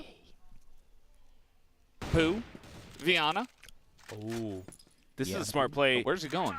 No, he gave away the AK sounds for Viana to swing out wider, and now he switches to Nom, going for the long range. However, Viana, as experienced he is just going to tap the C4 and get it planted. And a 1v1 now. Health pretty much the same. And now the timer is against Pooh. Oh, the timing is a little bit off for Pooh, and that allows Viana to rotate in towards a long area. Timer ticked down towards about half, and he's going to have to start making a move. Walking and crawling into the bomb save. Vienna has a good angle, but Pooh's going to hit that shot to clutch for his team, and somehow NEXTTOP is going to be able to secure the first round. Yeah, unnecessary peeks there from Vienna. Honestly, could have just played the box, especially considering the plant was on him. I feel like he expected the AK, but Pooh was on the and eventually he will go down. Yeah, it was pretty interesting. I mean, either way, he's got an M4.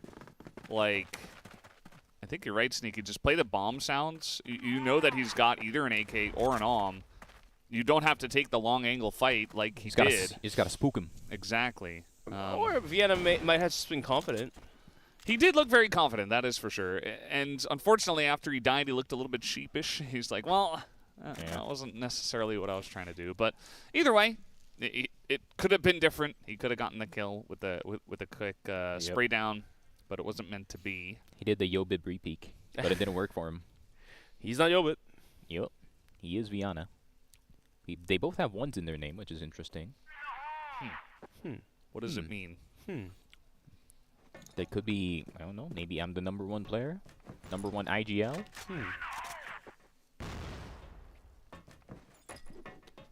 Oh yeah, just I was trying to slip in like a 1 in one of your IGNs, but it won't make sense.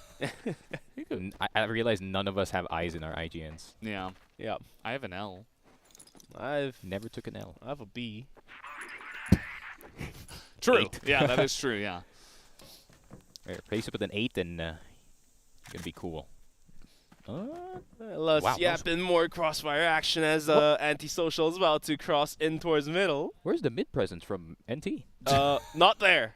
They just jumped into mid. They're like, nah, it's ours. And NT gave it up to them. They said, nice try. Gokhan. Okay. What? Quick on it. He's going to entry with the He's going to find Mouse. And Mouse is trying to run away, but he can't get away. He literally could not close off the angle. He's like, no, please, Gokhan. Please, not like this. And Gokhan doesn't listen. The guy right below him, Key. Yeah, Gokhan is like, yep, there's a guy under me. So, Adrian, you got it, buddy. Uh-oh. Gokhan makes it look too easy is the problem here. So, previous to this, we had Antisocial versus NEXTTOP. That round was just Gokhan versus NEXTTOP. Nobody. Yeah. NT. Look at Mouse. He's like, yeah, I was trying to run away. It didn't work. Oh, the guys, he's chasing me down. Help me, please. He's hitting every flick. It doesn't make sense. It's getting dicey. I like it, though, from NT. I feel like they're just enjoying their time at this point. I mean, as much as it is tragic for Vietnam to lose, like, 2 teams in the group stage, but that's just how it is when you have a top-heavy region. Oh, got a lot of teams. What? Yeah, I don't even know how he hit that one. Extremely thin angle. And Pooh's like, well, this is crap. Yep. Okay, Bonq pushing on into pillars at least is going to take over that part of the map. Unfortunately, they're in A. They're already planting on the other site.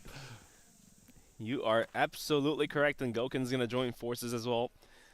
But going back to that one shot, that was absolutely bonkers, I would say. It's like, how do you even hit that?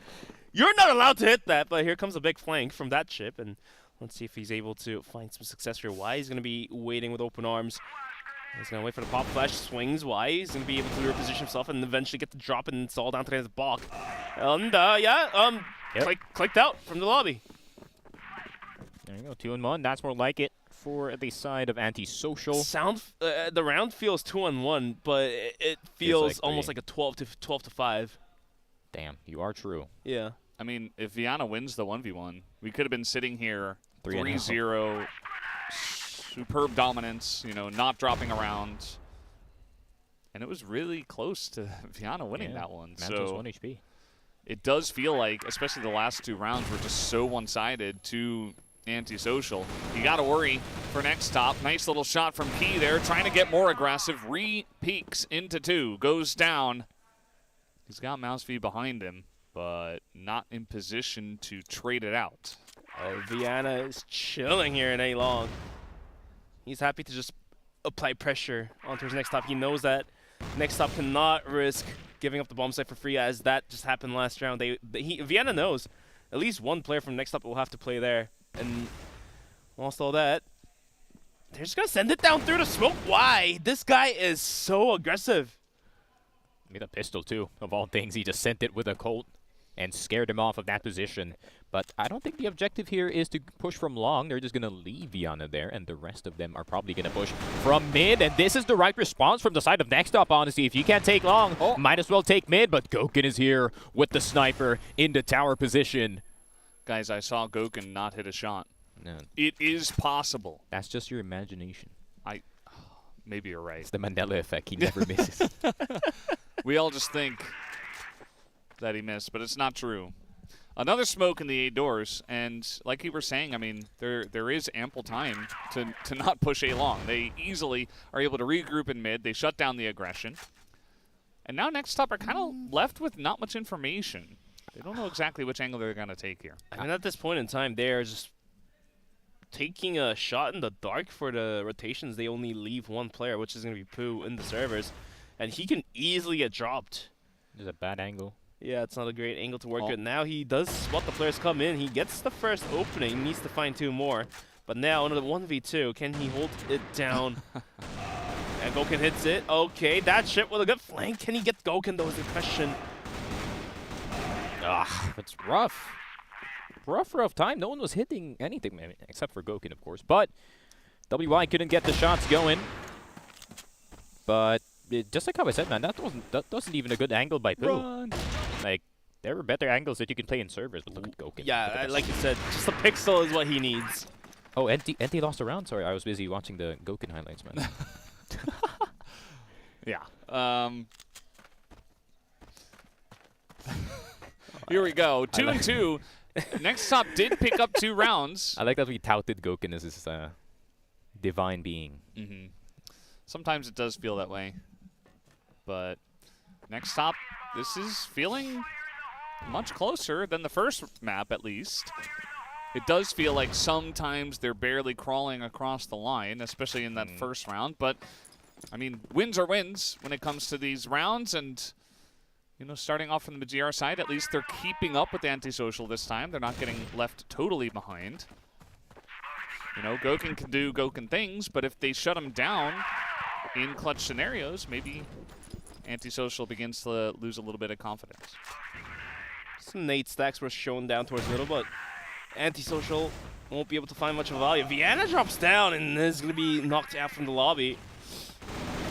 Not like Mouseby, swing and a kill.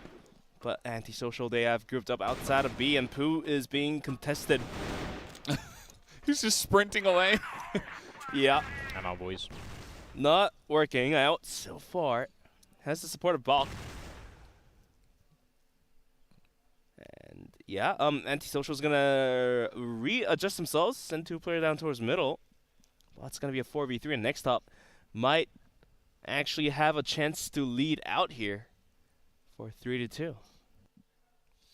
Trying to bait the response here from the A players. But in LKK, Lukaum. Oh, almost gets Mouseby. He's like, yeah, I meant to do that. I'm going to check curve now with my curve flash. Pushing forward, Adrian. Oh, nearly lines it up, but he opens it up for Goken now. And all of a sudden, we got a 2v2 Goken. It's going way too fast. Didn't have enough time, but doesn't even check it. Just hopes they're not there. That wasn't necessarily checking all the boxes. And now that's going to leave Lukaum in a position where he has to rush the plant. Pooh already trying to get in. The headshot comes in, but not able to pick up 2. Bakute does trade it out. Nicely done. And NEXTTOP going to take the lead. Damn. For the first time I think in the series. I think they assumed that, or I think Lukaum assumed that they stuck together in that 2v1. That's a possibility. Moving into round number 6. Antisocial. I feel like... Pooh. Goken get dropped. He got clapped. He just pooed essentially. on Goken. Actually, yeah. Yeah.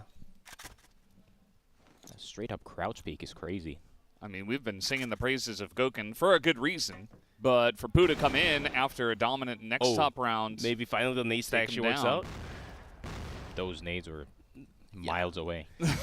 The one time they Yeah, don't they did make it round close. 1. Yeah. The one time they don't make close, they're gonna get punished by that ship swinging out from that exact position that they didn't ace tech this time.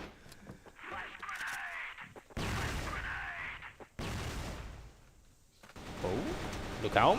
Oh, there we go. Baki just using the outline through the smoke. With the C4 too. Now it's looking a little bit dicey for Antisocial. Jeez. They're getting dropped right now. This is an insanely dominant round from NEXTTOP. And Viana's like, well, yeah, let's call pause, first of all. They're going to need it. Second of all, this round is almost unwinnable. Yeah. Would be nice if he had just you know, save the time. I mean, talk to the team. Don't even look at the screen at this point. That's worth it. He's going to try to go for it. I mean, he does have an alm, so there is a very small chance if he hits, you know, 3 flicks in a row, but not meant to be. And the timeout will be called here by Antisocial. This map looks very different to what we saw on Black Widow. A little bit worried here for Antisocial. Yeah, I mean, after finding some great rounds, of course, a lot of work being put out by Gokun, but on towards Black Widow, and coming into Compound, things are looking way too slow.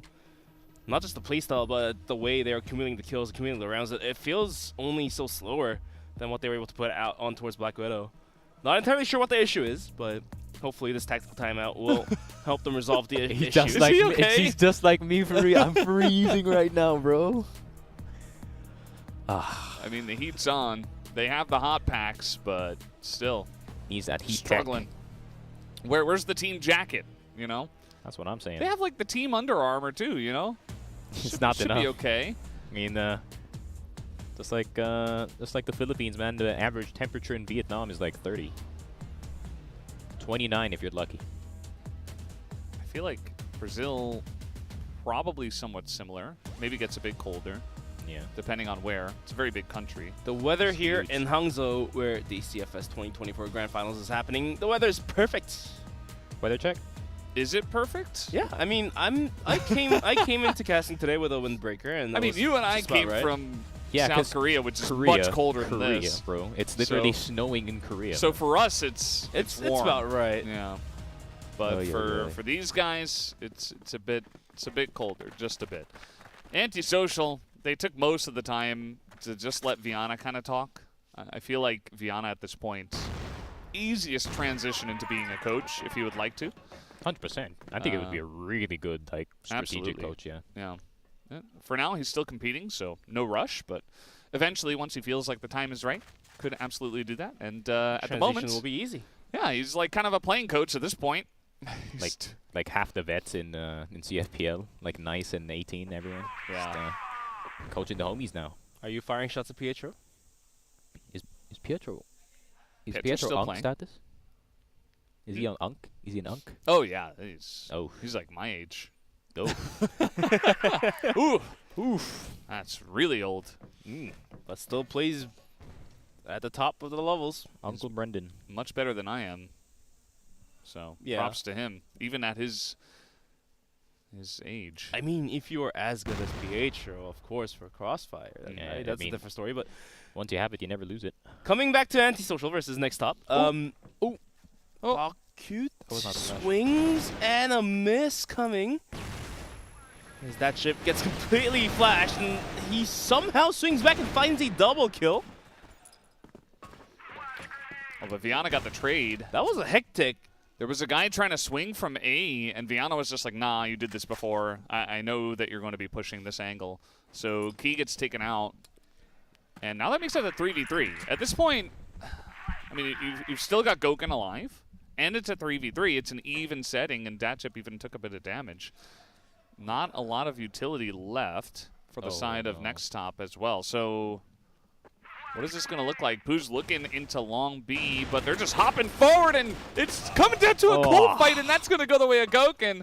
Took quite a while to finally put the bullet in him, but got the job done eventually, and now they're in the servers. Yeah, it was a hectic skirmish out towards middle, but it looks like a tactical pause will allow Antisocials to pick up this round here. Yeah, I mean, it's a pretty basic round for the side of Antisocial. Spot mid, got curve. Lucam was on the other side, trying to get some pressure on the B site. And NT only 1 point in the lead at this time. Granted, Bakut's actually having a really good game as well as Mouse V, so that's kind of one of the main reasons why they're in this position in the first place. They might even get 5-4, which is not too bad, honestly. Not too bad, like you say. And this time, Antisocial is going to send it down towards double pillars, which we was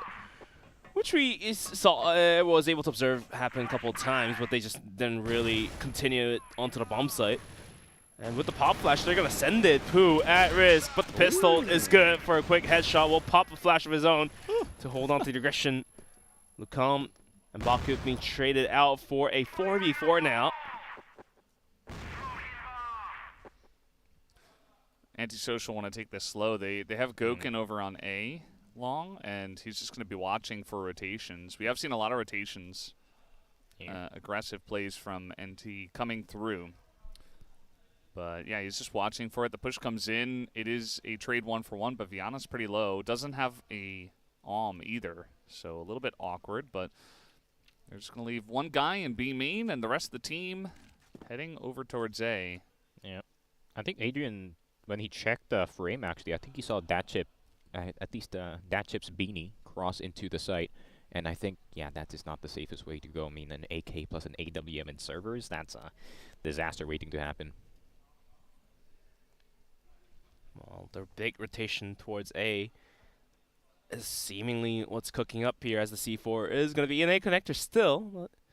And there's still plenty of time left onto the clock to make another big rotation. But Goken did creep up to the entrance of A servers with Viana. Key's flash will delay a couple more seconds, but for not much longer. What an angle. Goken, Y, Viana, all three ready to swing any moment soon here. Timer ticking down below half a minute, but Key's angle is so good for a double kill, almost looking for a third here. And 20 seconds left on the clock. Adrian on the other side. Not really much to do. I mean, 14 seconds unless you tap 4 heads in the span of 10 seconds. It's not going to be possible. Compound is looking a lot stronger for NEXTTOP right now, as they're going to be able to pick up their 5th round. To be fair, it's GR side. It's GR side at the moment. I'll give them the benefit of the doubt on the side of AS.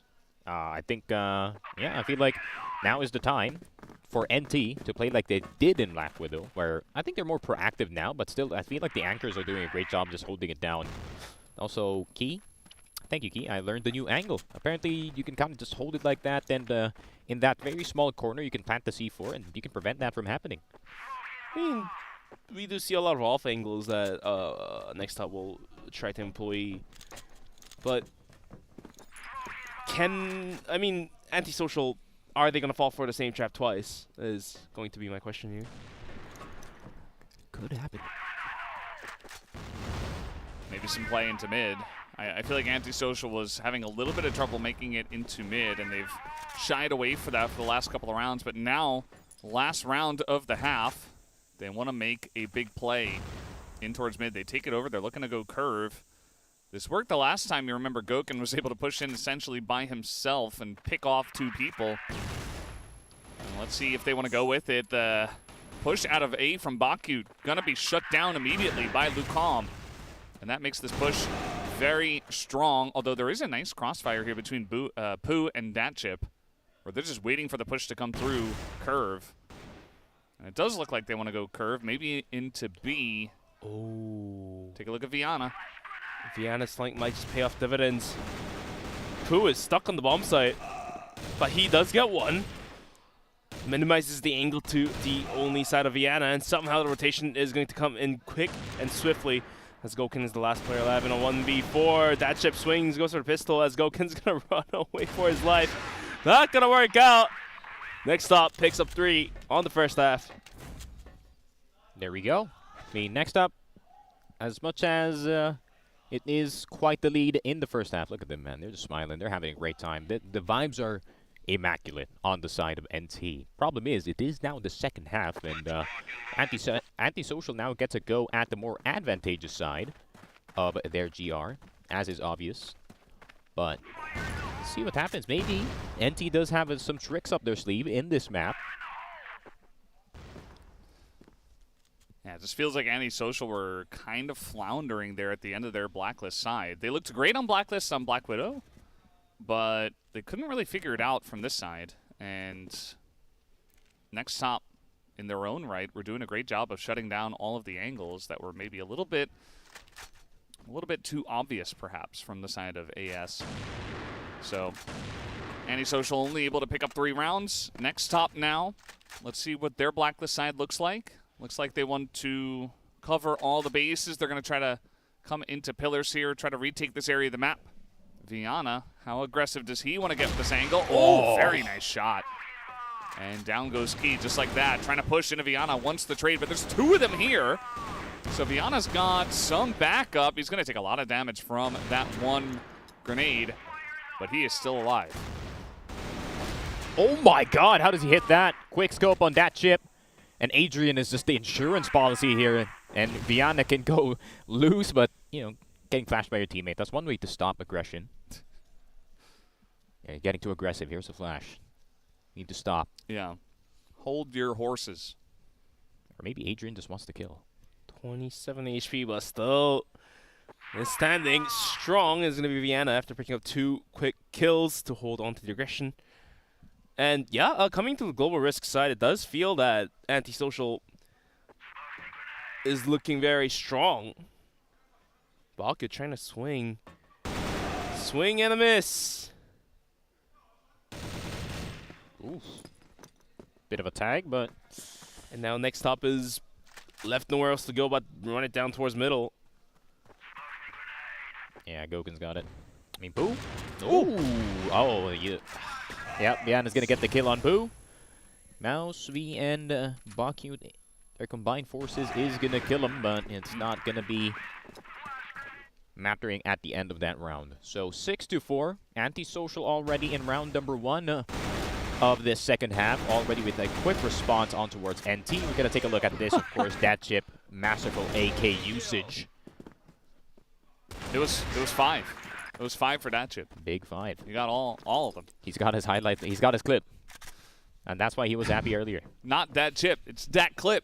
Mm-hmm. And he got it. And it really just came down to kind of a slow attack, and he was just not missing his shots. That clip of that chip. Can't wait to see that on TikTok later. I'm sorry. Can't wait to see that on TikTok later, actually. It's like, guys, I aced against Antisocial team. And someone's going to comment, what happened after? I don't know, man. Hey, it could still win from here. Comment deleted. Comment deleted. That's true. Goken, though, he's going to have a look at this B side. He's like, Viana's like, hey, I've hit some few shots. Why not? Have a gander at this. Well, this time around, they're going to try to nade stack and try to push any sniper out of this angle. The issue is, I feel like, into Antisocial, if you're just kind of sending the same strat over and over, and you give Goken or Viana even an inkling that you're around, they will be able to hit the quick scopes, and they know all of the angles so well. Yeah, if you breathe in Goken's general direction, he is going to get a glimpse of you, but yeah, they're just going to back off. Hey, play passive, man. You don't have to overcomplicate things in compound. All you got to do is hold the angles. Now he will drop down. Nate does connect for a bit of HP as NEXTTOP now thinking about turning corners. They're going to split B here. Goken has an angle, and he's not going to miss if he does have it. He gets to pick up a huge double kill. Oof. I mean, I didn't see that third shot fire, I'm sorry, but yeah, Baku and Key. As much as I believe in these two, it is possible, actually. If they get servers and they put themselves in right positions, this is going to be winnable. It's definitely winnable. I think that a couple of pickoffs there were very key for getting in onto the site, but Key's going to go down himself. Lucam takes him out. Baku getting just surrounded from every which angle. Goes for the spray, but a very nice duck down just hiding was Viana. And that's just fine. Able to poke his head out, get the snipe down, and that is another round win to the side of Antisocial, really making it obvious that they're quite strong from this GR side. It's really only Bakut that is up there on the scoreboard. Everybody else is Gokun or Lucom. Yep, I mean, what can you do? Honestly, Bakut, really good game from him so far. He did get that ace, and the rest of the squad actually isn't playing too far bad. Pooh kind of turned down a bit in this game, especially in the second half, but just going to need a bit of presence from him. Maybe actively challenging these snipers just like how we did Gokun earlier, and that's what I'm talking about, Pooh. Keep on going. Viana's going to go down, but that's only one of the snipers of Antisocial. But it's a very important angle. I mean, they've really been trying to almost force this play through B main. And this time around, if you're going to take out a sniper like that, that's going to make things so much easier. Now they're trying to just swarm into Adrian, but Adrian will get away. And he does take a bit of damage, is now coming in quick through B main. Baku's got to be careful. The head is going to be shown, and Adrian will take that opportunity every day of the week. Flash comes in, going to throw a smoke as well, trying to delay as much as possible as the rotations easily coming in now for Antisocial, and he might want to consider a different angle. Yeah, Adrian was going to be able to go into the got position inside the servers. MB, known to be the easiest position to click some heads. Nades raining down towards Y, but eventually we'll lose about 34 HP of his own. And now, rest of NEXTTOP gathered in towards middle. They're going to swing. Y quickly picks up a quick headshot before getting traded out. Now Gokun in bomb site does with the bomb shot. Will take one more before going down with the Colt of his own. Key waiting for Lucom to swing in. That's a good kill. Clean one as well. Leaving it to Adrian for the clutch for a 1v2 with the C4 being planted. And it is planted, as a matter of fact.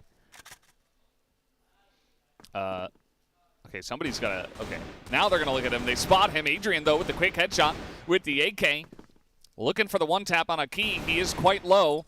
This Key going to buy some time. Throws a flash. Gets a little flash himself. Going to go in the corner, but yeah, just trying to play the clock. Trying to go around the corner. The spray is not good. Adrian just holds for the one-tap. Adrian, a couple of kills in a row. And buys Antisocial a third round in a row. Damn, pointing to himself, he says, I'm him. Uh-oh. I might be him for real. But, man, I feel like what happened there was, yeah, you did realize that Key reloaded in the, we call it C1, so C1, C2, C3. So you can kind of hear that reload all the way from entrance. So I think Adrian just had to figure out where the other guy was, and he figured it out the first angle he saw.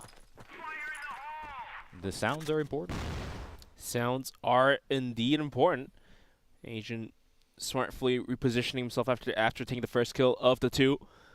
And then swinging back out. I mean, it did require a little bit of luck to dodge the first initial couple bullets, but at the end of the day, it was Adrian to do it and clutch the round for a tie. 6-6 is going to be the score, whilst all that NEXTTOP is thinking about an A-hit or mid-take. Mid-take? They were able to get the bomb planted, but I'm not entirely sure. They do lose too many players in the execution, just not being able to find the trade kills. Yeah, just a bit of aggression here in A main. See what they could see. Gokun is holding the angle, though. He hasn't been here many a time. He's looking for more. The smoke is down, and did he go too far? Well, he runs straight into his death. He wasn't getting out of there. He says, maybe try to take one more with me. He only gets Pooh, and he gets traded down. So, bit of damage on a mouse, obviously, with the wallbang there, I suppose. But either way, let's see what this push does. Look like a lot of mid-presence here from AS. They are looking to hold down this push, and the timing is fantastic. Lucom trying to push out as well. Mouse still up in the tower, as this is a very broken up attack, and now Lucom gets another angle. Yeah, Mausy's definitely barely alive here. Ball cue from Long is going to come in, get a headshot. It's clean. That's all down to the hands of Viana. He knows the general direction of where the enemy players are at, but Mausy already rotating out from Hut with the C4, will be running into the bomb site with the C4 to be planted. Okay, now he realizes there's Bakut inside the bomb site. And 30 seconds, the C4 will be planted. Viana has a frag grenade, has a flash, is going to come in towards Hut. Okay, he's looking for a more cheeky angle to play with, but now the timer is against him and he has to start making a move. He's had some success in the previous map, but can he clutch it with a nom coming to compound? Oh, Bakut spots him. Viana only has to take down one, pull out the Colt, and get the other down. Bakut. Oh, you saw how close that shot was? That grazed his ear. That's how close it was. But unfortunately, it doesn't hit. So next up, they're still in this game. They're still in compound. So it's not yet a definite win for the side of Antisocial, despite this being their pick. Yeah, by no means is this over. Next stop, they get across the line this time. And they were taking a lot of different angles. I liked how they were attacking. And speaking of which, Viana trying to go up in the tower. A very aggressive stance here from Antisocial. They want to break this one open, but Smoke's thrown forward.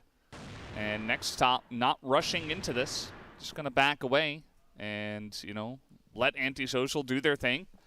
And probably eventually Antisocial will have to back out of this position. I mean, Antisocial is doing what exactly I suggested for NEXTTOP. Gain map control out towards A, out towards B, out towards middle. They do have long control. They do have mid control. And the solo player, Goken, he can hold down double pillars any day of the night. And NEXTTOP, they are stuck, essentially. And now they're going to have to send it down towards A long. Viana does not miss those, and that's a great opening to make. Down to a 4v5. Viana looking for more. He's hungry for blood. Carefully cracks the corners. Sees Mouse V, will have to fall back out. But the nades are now flying his way. I like how everyone's just here. Yeah. All right. Gloves are off. Bakut and Mouse V are here to fist fight LKK. Can he get it? Lukao marks his territory in Catwalk A. But Pooh and that ship still at the very tail end of A long. It's quite far from the sites, and this is a good idea. I mean, we got the advantage. Might as well just back off. They're going to have to clear so much angles just to get into the site or just risk something. I don't think the util levels are high on both of these teams. Goken does have a frag grenade. Goken's just been chilling at B main the entire map. The entire round, rather. He's just been hanging out over there. The rest of the team was really far pushed up in mid. They were sticking around for a very long time. I don't know why I assumed they would back away. Just fought fire with fire. And now the push is coming in from NEXTTOP. They want to go A long. And as of now, Lucam, the one guy who is checking this angle, and he is going to be spotted. They do make their way onto the A site. The flash catches his teammate. 10 seconds. I mean, they got to make a play here. The snipe comes in, but you're running out of time to get the kills in the plant at this point. And there it is. They run out of time, 7-7. And Antisocial plays the clock extremely well. Damn. Goken is a clicker. He clicks heads and clicks it with a Colt even. So it's going to be the round going towards Antisocial. And now NEXTTOP, that's like officially at risk. Yeah, for sure. Of not only losing the series, but one more. Okay, here comes the mid aggression. They're send it. The nades are finding some value.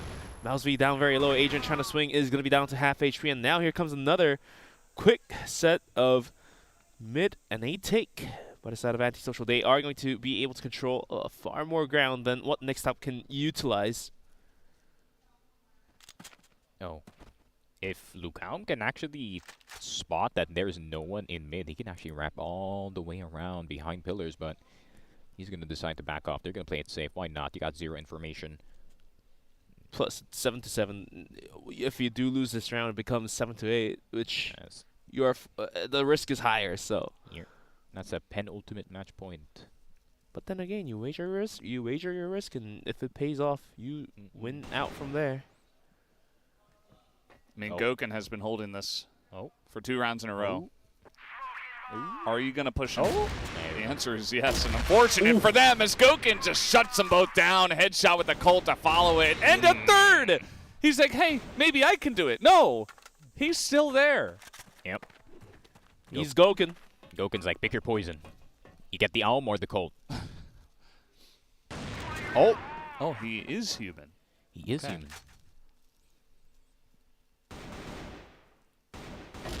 Oh, never mind. He might not be. Yeah, I guess not. Certainly not. Yeah, he might be part of the program that produced Zay. being half human, half cyborg. And WY is at the top of the assists. Yes, sir. Goken's on top of everything else. Someone has to be the guy getting all these assists, that's for sure. Also, it's easy to farm assist in Compound because you can just throw nades mid and you can get 3. Yeah. And guess what? Antisocial, this has worked. Yeah. 2 times in a row. They're like, oh, we're just better than you.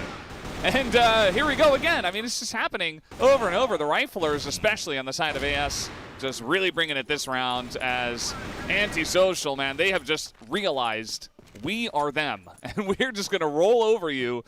Okay, Goken. Mel, maybe not this. Looking for the quick cold shot. Knows he has 3 backups coming on in, and Antisocial are just running away with this map. Next up, they're going to run it back. Make or break moment. This is a quick 4K from Goken. Pick your poison like Sneaky mentioned. Or called whatever you want. I will deliver. And eventually, 9-7, Antisocial looking to push themselves out from the group stage. And if NEXTTOP loses this, I think it's very safe to say the final nail is going to hit the coffin for them. For sure. They're going to be joining A Lotus potentially as the second team from Vietnam, possibly out of this tournament.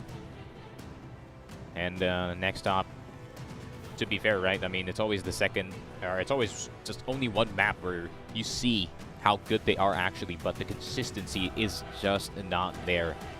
And Antisocial, the definition of consistent, despite being the 3rd seed coming in from Brazil. But the legendary names in this roster are really carrying the brunt of the load. But not just that, Y has been playing really well as well. Oh, if they swarm Goken, sure, one may go down, but the trade kill could happen. Goken gets one, pistol out, and now the trade kill happens, and this round is seemingly far more doable than the previous ones, Valdez.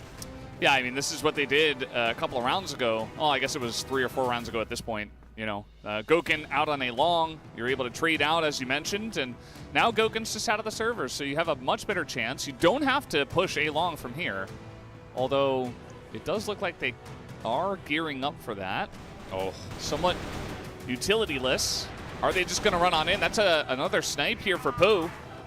Gives them an opportunity to push in. WY is just in the middle of the site, has nowhere to go, just totally swarmed out. Adrian and Viana have to somehow clutch this out, or we're going to 8-9. Yep, Viana just, yep, we're going to 8, that's for sure. But Adrian, maybe an attempt, but the headshot didn't come into fruition. 9-8.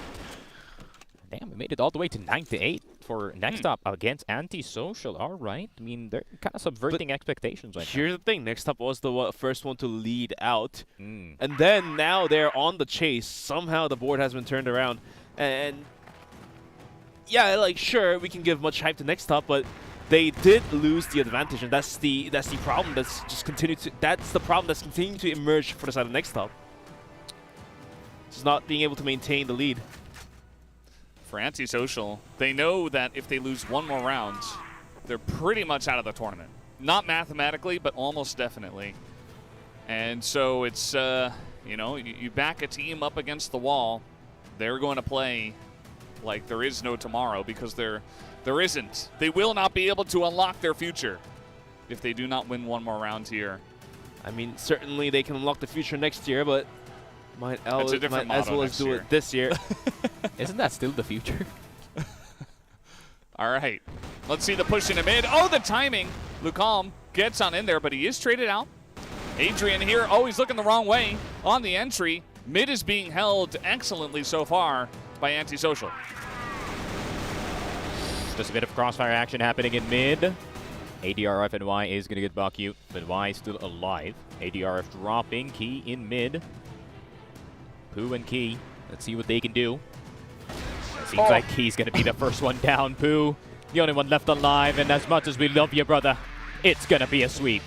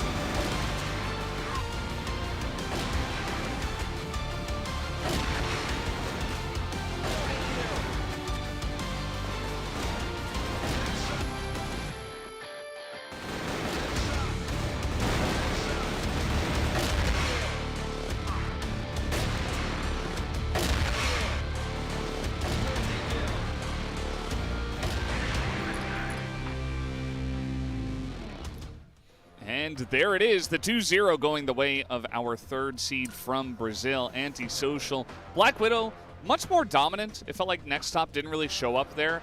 They looked much better on compounds. You know, they were backed up against the wall. They knew that they had to win compound to give themselves a chance of making it to the knockout stage, but unfortunately they do fall. Now 0-2 in their group, whereas Antisocial have moved up to 2-0 and almost definitely lock in that spot for the knockout stage. So a close one there on compounds. Certainly they were pushed to the edge.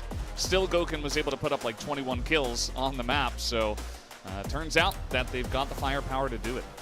Well, sometimes, just like how I said in the map on, sometimes just get Gouken, but he wasn't really the main character of this game, right? We saw some stuff from Lucao, we saw some stuff from Adrian as well. Like when WY is also performing absolutely absurdly well, and even Viana, man. Viana's been hitting those crouch shots with the AWM very consistently. So it seems like all 5 members of Antisocial, despite the score, still were firing on all cylinders. Yeah, I mean, everyone had a piece each, as you can see on the set summary here. Of course, Gouken's going to be seen on 1.82, but not really anyone really falling behind him. And Viana upping his KD to a 0.75, I believe, coming into today's matchup, so it was 0.69, I believe. Nonetheless, NEXTTOP, they will drop compound in a 10-8. They made a really great effort for the run, but at the end of the day, they just had to come a little bit short to the making or breaking point. I mean, it was so close in terms of rounds, and yet Gouken was almost able to get a 2 KD. Like, this wasn't a 10-5 blowout. It wasn't a 10-2 blowout. It was a very close map, and still, over 100 ADR, very high multi-kill percentage, so, you know, over 1 kills per round. Certainly a lot of carrying was being done by Gouken. As you mentioned, there were big highlight moments from a lot of his teammates as well, but it still does feel like this guy is on top of the world whenever he is in the server. Antisocial will be in first place for now, as 3BL, they also have the 2-0 scoreline, but they did drop 1 map to NEXTTOP. So as it stands, it might just come down to Antisocial versus 3BL. That's the last matchup that we do have in this one. We also do have NEXTTOP versus SGJ, but unfortunately that one isn't going to make a difference for the seeding. Yep. And so it'll just come down to the head-to-head between those 2 top teams to determine who will be the first seed from Group D and who will be the second seed. I mean, SGJ and NEXTTOP, there's still something left on the stake, although they are not going to the knockout stages, to the playoffs. I still do believe, based on the standings, the payouts are different. So the money. Yeah, there's still the corn of the crop. You don't want to miss out on that. Also, like the pride, because you don't want to say that you finished the tournament 13 to 16th. You want to say you finished the tournament 9 to 12 at least. Yeah. Also for the region, right? You know, Vietnam versus Philippines. Who's the better region right now? Is the Philippines up and coming? You know, it's them. It's okay. Wolves got Vietnam. I'll tell you that. Yeah, that's true. We'll see you guys in 2 years. But CFS 2026. That's unlock there's the a future. possibility. We will unlock the future. It's locked right now. And Rise Above. Rise above, compete to conquer as well. Ooh, yes. He's putting out all the catchphrases. And you know, ends up being a 2-0. I think that Black Widow was. I was a little bit disappointed when I watched that one. I was like, hey, Antisocial looked great, but this isn't very good CrossFire. They're just kind of bopping their opponents. It wasn't a very fun back-and-forth map, but at least Compound delivered a bit, so that was fun to watch. And then if you think about it, it was NEXTTOP's map pick, and had that been like an 8-10 loss, then sure, we may have kept a bit more hope in it, but yeah, it was 10-5 was just not it. Yeah, 10-5 was just not it. And just like how I said, right, I feel like NEXTTOP should still they should have still played hyper-aggressive in Black Widow. Just like how I said, being hyper-aggressive in Black Widow is what the map is made for. I mean, you have timings in long, timings in short, maybe sometimes in B, but we're not really seeing it. We're seeing it from time to time. Like, you know, they're already pushing long on GR, but I felt like it was already a bit too late because, you know, Antisocial is already that far in the lead and they already have all the momentum, Gouken hitting shots and everything. So I really wish that they went back to their hectic style that kind of won them a single map in sub-base, and that could have been reflected in Black Widow as well, because just like how I said, this is the map to do it. Yeah. Now I'm thinking to myself, like, what was the decision process going behind the ban pick, the veto? I think NEXTTOP would have stood much bigger of a chance if they were able to fix up basically map number 1 and or get they it could have going just from played there. Ankara. Or play Ankara. Yeah, that's probably better as well. Yeah, but as much as I do want to see that sub base, I think NEXTTOP's trying to avoid ADRF and or Adrian and Lukaum in sub base, because the last time I saw them, those two were just, they weren't allowing anything in that map, man. They were just straight up guarding everything. I guess the aftermath for NEXTTOP is going to mark their tournament run, tournament life. Here, the Sun Run ends, and well, I don't think they never had a Sun Run, but yeah, at the end of the day, I kind of liked seeing, like, after the game, like, NEXTTOP, they were still happy, they were still, giddy at the end of the day, because, you're happy. Biggest CrossFire tournament of the year, plus even though you placed last, you're still going to be still in get Hangzhou, money. hanging around, you still get money, you get to watch the finals at the stadium, so, it's a good experience for everyone, just to take a little time off in CrossFire, because everyone's been playing all year, man. It's been quite the long season. And for Antisocial, by taking down NEXTTOP in a 2-0, I think they have pretty much secured their spots. They have. Going into the playoffs, 100%. No, what I want to talk about is, I don't know the matchup between Antisocial versus WEIBO is going to turn out, but if it had to come down to these two teams just fighting against each other, the way Antisocial played on Black Widow makes me feel like Black Widow could be a very prominent map for Antisocials to go for when they have to go against 3BL. I mean, just getting ready to interview our MVP, but I feel like Matt's got some good questions under his sleeves, and one of them is obviously going to be them going against 3BL. Yeah, I would imagine that. By the way, our interviewee should be Gokun. Yeah, it's 100%. Yeah, I don't know who else it would be after getting 2 MVPs back to back. I think that in the sniper battle, Snare is one of those guys. Like, it's hard to match Gokun for anyone, right? For sure. But I think that Snare is the kind of guy that he has a wonky enough play style and is a top sniper that he can be one of the guys that someone matches Gokun. I think that matchup actually between those two teams, the snipers can kind of cancel each other out, and it might just come down to the riflers, right? We've seen Horus really step up so far. I think he's been really the main rifler that's done the majority of the work for the side of 3BL.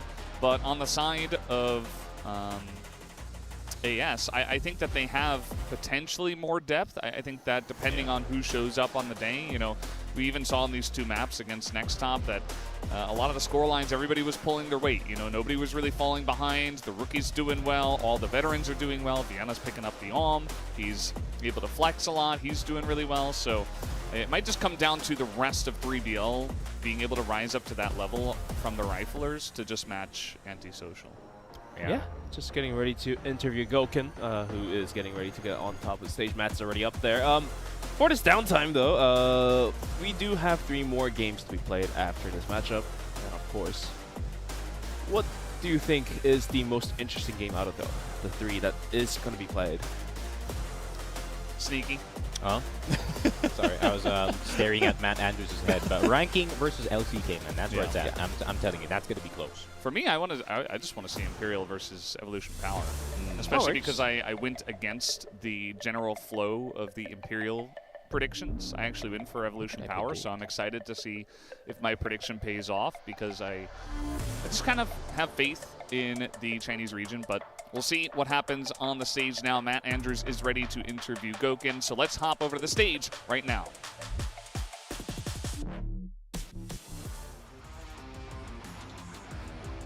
We have our first winner of day 4.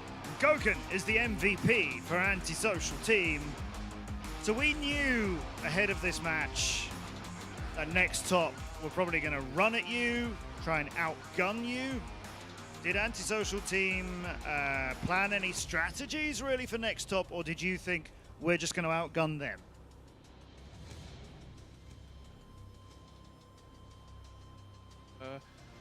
Nós gostaríamos de saber se na partida de hoje vocês focavam mais apenas em atirar ou vocês tinham alguma estratégia também? Nós tínhamos estratégia sim. Nós conversamos antes do jogo sobre a estratégia para jogar contra eles. Nós tínhamos sim.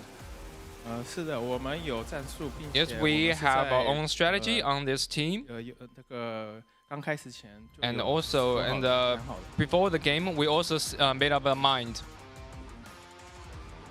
Okay. And did you, I mean, you won the first map. Did you get a little overconfident on Compound? Did you get overconfident? Did the team get overconfident?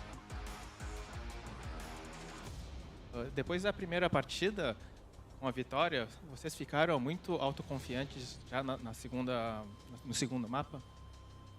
Se a gente... Sim, autoconfiante. Sim, nós ficamos confiantes ao vencer o primeiro mapa e entramos mais quente no segundo mapa e conseguimos vencer. 是的，由于我们在第一 Yes, 个 because 图 we 获得了 won 胜利， the 所以 victory 我 for 们 the 在第 first 二 map, 个 so in the 比较 second 有 map, we are 信心。 very confident. Yes, but were you too confident? Were you overconfident? Será que vocês ficaram muito autoconfiantes? Sim, posso dizer que sim, que fez com que demoramos a fechar a partida. Posso dizer que sim. 是的，是的，我们确 Yes, 实 I 可能 think 有一 we 点 are 过 a 于 little bit overconfident. 太有信心，导致我们在 So 第二 that 场 also 是 means that on 有 the 一点 second 慢 map, 获得 we 胜利。 took a little more time to get the victory. Yeah, okay. So you were behind. NEXTTOP were winning. It was a tactical pause. I won't ask you what was said, but what was the feeling like in that tactical pause? Were you stressed? Were you angry? What was it feeling like at that time? Durante a partida nós tivemos pedido de timeout, né? Então gostaria de saber se durante esse pedido vocês ficaram pouco preocupados ou nervosos. Acho que preocupado e nervoso não, o pause foi necessário para que a gente pudesse conversar entre a gente e o Viana passou uma estratégia no caso, né, que a gente precisava se organizar para fechar os rounds e fechar a partida. 我们没有感觉到 We 紧张， didn't 但是那个 feel 暂 any 停是 pressure, 需要 but for the 的。 timeout, 并 it's 且我 very 们 necessary for 的 us. 那个 Viana 有 And also 告 for 诉我 our 们一 teammate 些 Vienna, 战术我们需要使 he 用的。 negotiates some tactics and strategies. Yeah, and that turned it around, and you end up with your second win. GG, congratulations, Gokun. Congratulations, Antisocial team. They're 2-0 up, and sadly for NEXTTOP, that's their second loss. And it's just our first game of today. Don't go anywhere as NEXTTOP, we're going to take a look at Group A and a bit of a do-or-die game here at the CFS 2024 Grand Finals. Muito obrigado, my friend. 采访。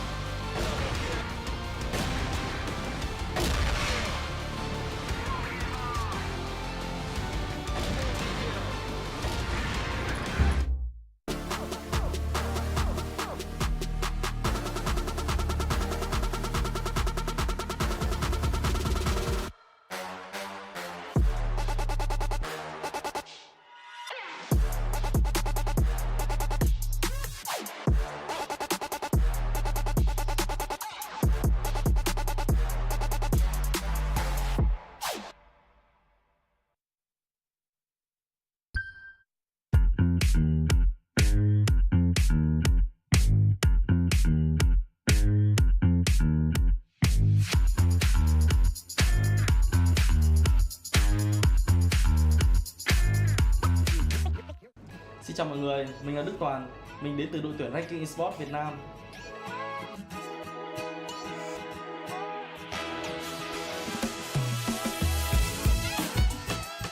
Em bắt đầu chơi game từ năm 2009 và em cảm thấy game rất là hay và thú vị.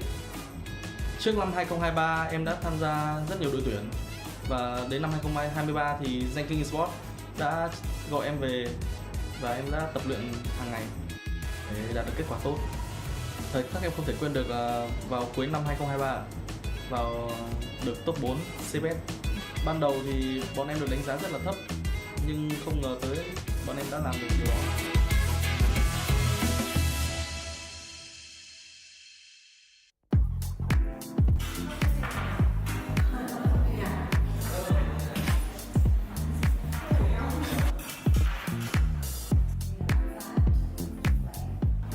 với Toàn, đưa cô Toàn là một người con ngoan hiếu thảo, biết giúp đỡ bố mẹ và gia đình.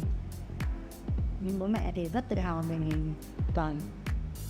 Lúc đầu thì em nó thì cũng muốn làm thôi chơi cái game này vì gia đình cũng đầu nghĩ là không hợp lý, cũng không đồng ý lắm. Nhưng mà sau này thì cũng thấy game nó cũng là một món đồ em nó thích vui chơi và cùng với là chú cũng đồng tình ủng hộ.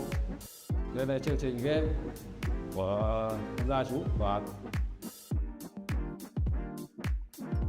Trước tiên thì sẽ là CFS 2024 để đạt được thành tích cao nhất và sau đó em sẽ phát triển bản thân vào các giải đấu sau. Đối với em, đột kích là thanh xuân, là cuộc sống và là gia đình của em.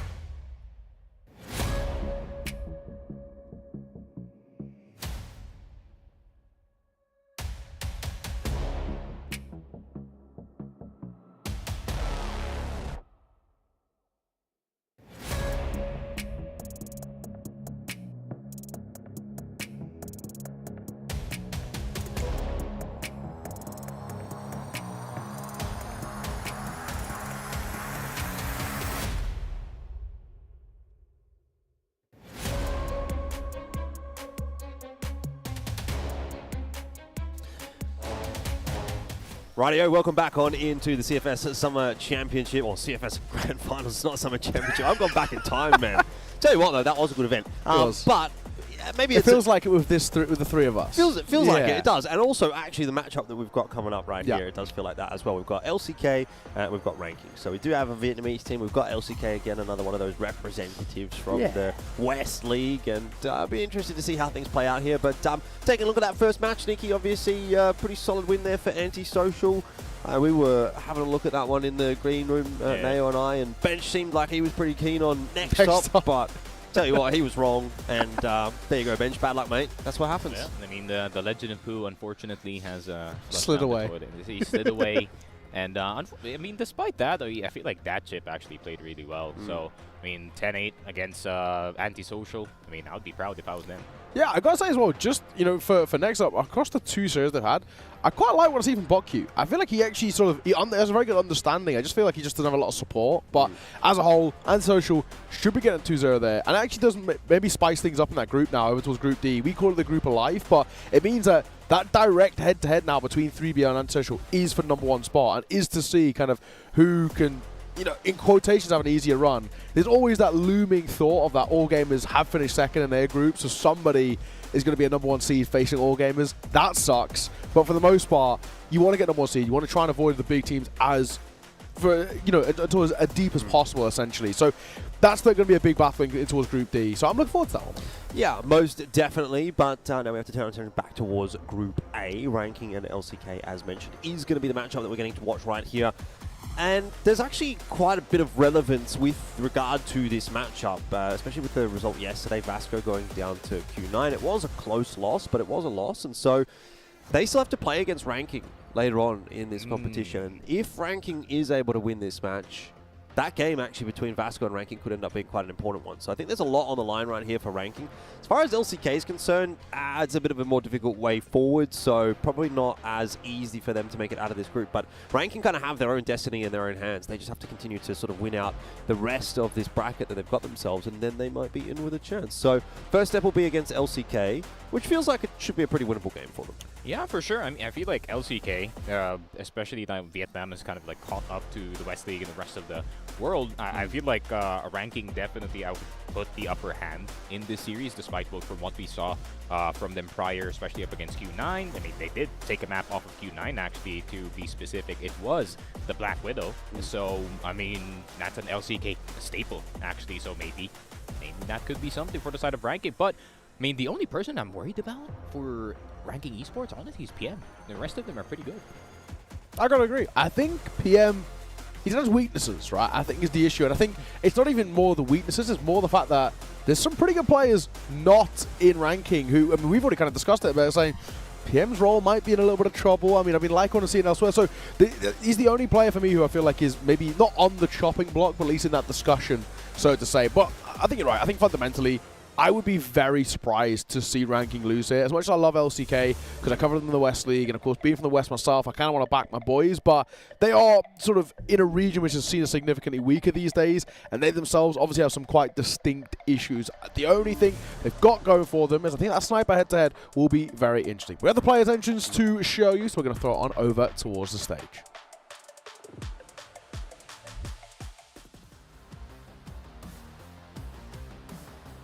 For match number 2, two teams who've undergone transformative changes and are both eager, if not desperate, to earn this win. It's a do-or-die moment for teams who are 3rd and 4th in Group A, and let's meet them.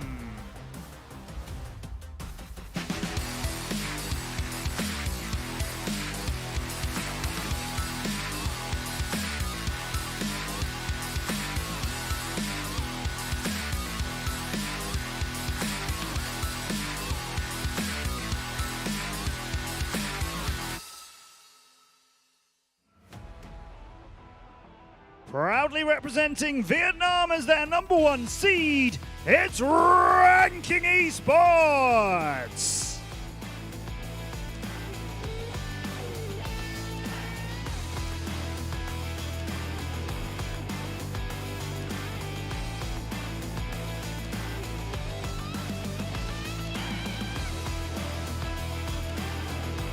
now to face them, here's the second seed from the EU MENA region.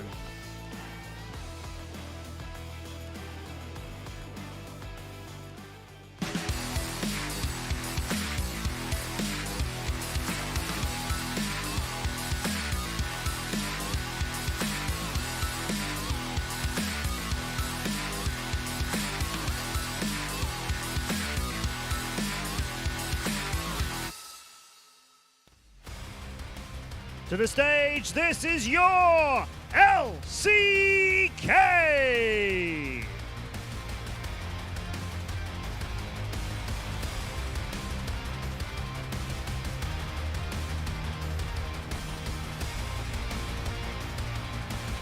The winners of the Vietnamese finals against the runners-up of the EU MENA regional finals. Which team secures the win and feels a little safer in our tournament? Well, get ready. The players get ready. Let's see what will happen.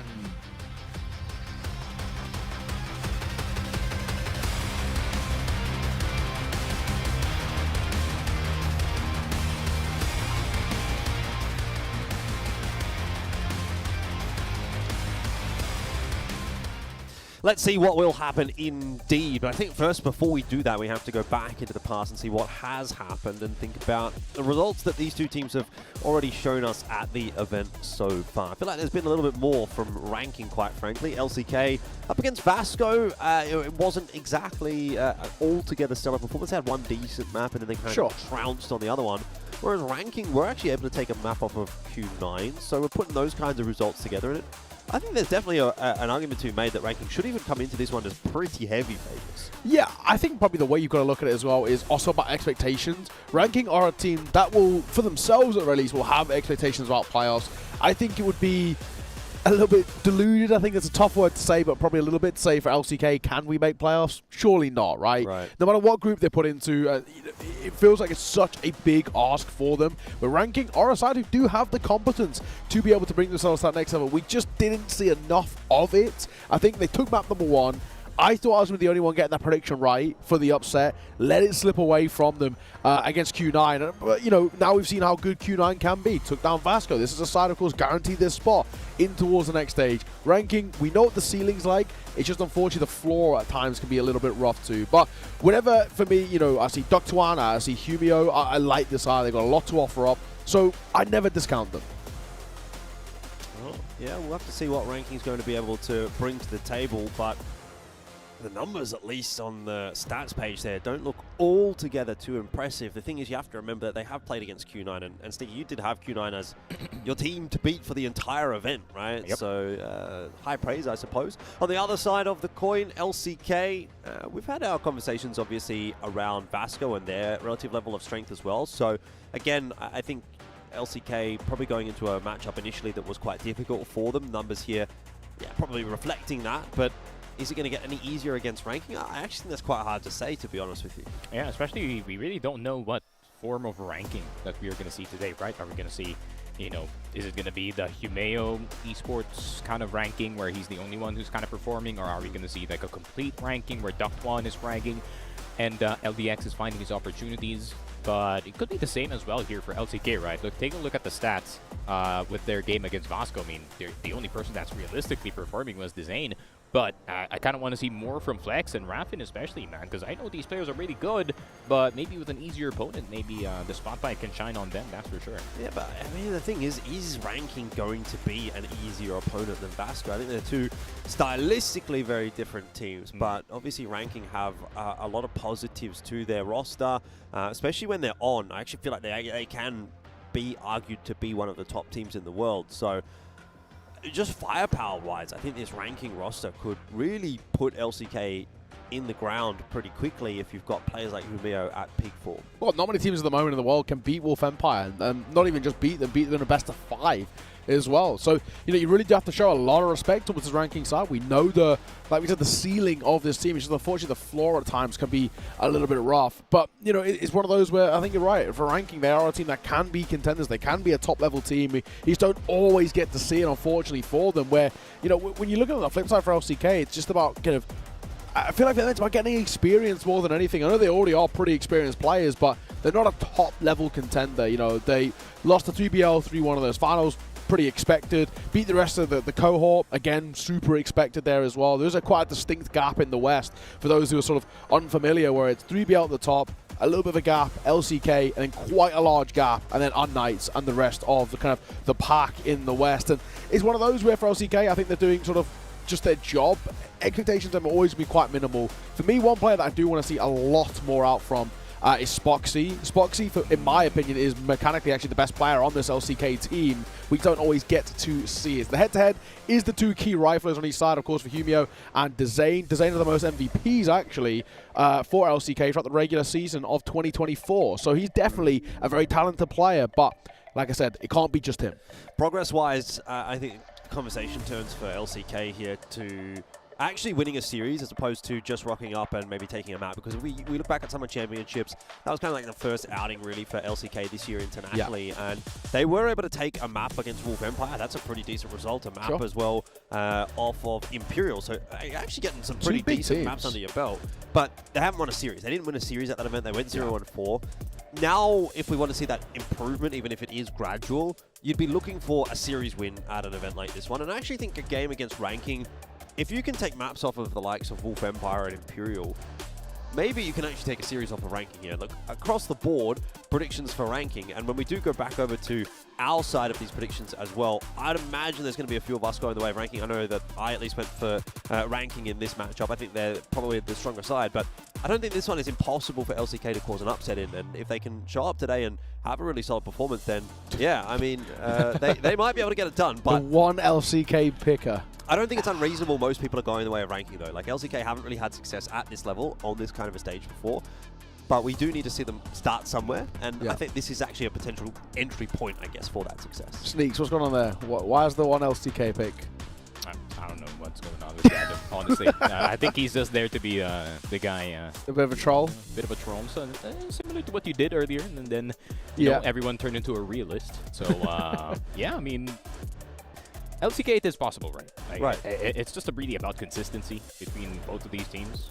Frankly, crucial match. Okay, at present, both LCK and RKE have lost their first match. Today's match will decide which team has a better chance of progressing to the knockout stage, especially for ranking as the first seed of the CFBL. By the way, they did beat Wolf Empire. They lost to Q9, second seed of CFBL. Now facing LCK, the second seed of CFWL EU, are under huge amounts of pressure, which is true, because even the predictions are saying, like, ranking is definitely going to take this, but I wouldn't say it's a 2-0 clean, but maybe it's going to be like a really rough fight for the series, but it still could be a 2-0. Yeah, the thing is, like, you'd want to, I think, if you were ranking, and if you were the Vietnamese region and fans, you'd want to look at this game and say, that's a clean sweep, that's a 2-0. Right? This is our first seed, this is our best team against one of the, you know, the not 3BL teams from the West League. Yeah, let's put it that way. The second seed from what is the weakest region. Like, the West League is the weakest region. There's no doubt about that one. For sure. Oh, well, maybe. I mean, I guess you could put Philippines there as well, depending on what day it is, really. I feel like those two regions sometimes one's above the other, sometimes the other one's above the... but the thing is, like, if you're ranking here, you're like, we're Vietnamese region, we're strong at the moment. Yes. We've just won the most recent international tournament. Our top seed should easily beat the second seed team from West League. There's no question about that. Yeah. But that's not the way that I feel this matchup is. Like, I do think ranking's the better team, but I see so many inconsistencies from Vietnamese teams in general, and especially from ranking, that I think there's a world where LCK could actually do this one. Yeah, exactly. Veto or map comparisons coming up for now before we get into all of that veto. Mexico, of course, a pretty simple permaban. LCK do not play it. One map that doesn't have a lot of reps for both teams that's worth keeping an eye on for is that LCK are actually pretty damn good on that Eagle Eye. Of course, ranking percentage-wise are as well, but Eagle Eye has always been one of those maps that LCK have utilized to punish actually some of the better teams in the West. Spoxy and Flex and that double orm have always looked really, really solid on it as well. So definitely worth keeping an eye out for, but I realistically think it's not going to get picked. It gives a couple of options towards LCK that domestically they're pretty good on. Internationally, not as much, but we're looking at maps like Ankara, maps like Port, and Port in particular is one that they play so much in the West. It's always been a super strong part of their pool. But for the rest of the veto, I mean, it doesn't really matter where it goes as well. Because of that kind of permaban, ranking are going to have no issues basically in this veto. Yeah, I mean, it's a good point about Eagle Eye in particular, right? Like, the issue with that for LCK is, yeah, you might be able to win it domestically 100% of the time, but the opponents that you're playing it on. You're beating TBI, mate. What can you do? Yeah, you know what I mean? they're not proficient on the map at all. So you're going to come to an international event and think, we're actually pretty good on Eagle Eye, and then you are going to get a very rude awakening when you're playing against the top teams of the world that are actually really solid on the map. So it's a bit of a fake statistic, I think, there for LCK. They do have to be a bit wary about it. That's not to say that they don't have a decent understanding of the map and that kind of thing, but have they really been tested on it, I suppose, will be the big question that we have to ask ourselves if we do get that Eagle Eye into the pool here. But look, LCK, they're a team that has a bit of depth in that roster. I think you can go down the list and expect decent performances from any one of those individuals and hope that they're going to be able to turn up on the day. But for me, it's just that experience factor right now that could potentially be the issue for LCK, because yes, they were there at the Summer Championships, but you know, just in terms of being able to actually get wins on the board, that's something that we've yet to really see from them. Yeah, they got absolutely trounced in the Summer Championship. I mean, despite 3BL making it through to the top 4, right? I feel like, I mean, LCK is still quite the ways away in terms if you do compare them and 3BL at this very moment. But I mean, just like how we said it, man. I mean, I feel like if Spoxy steps up, if Design steps up, then it's gonna be, you know, quite the exciting series. It would be nice to see, especially for LCK. I've seen it multiple times. That's like how you said it, right? The double sniper setup, and especially ranking multiple players capable of that sniper. So we might be able to see maybe 4, even 5 on the map. Yeah. I think if I'm LCK here, I'm probably looking for a Port or an Eagle Eye if 100%. I can get it. Port was the map that they won against Wolf Empire back at the Summer Championship. They almost beat Imperial on it as well. They lost 13-12 in the Golden Point. So if they can get Port here, I think that's probably the go-to. Failing that, then maybe Eagle Eye, which was the map that they were able to beat Imperial on. And, you know, Imperial's not a bad Eagle Eye team either. For sure. Actually, ranking, they could just honestly ban Compound here. If I'm not mistaken, I think ranking doesn't really have the strongest compound, at least compared to the other players. Yeah.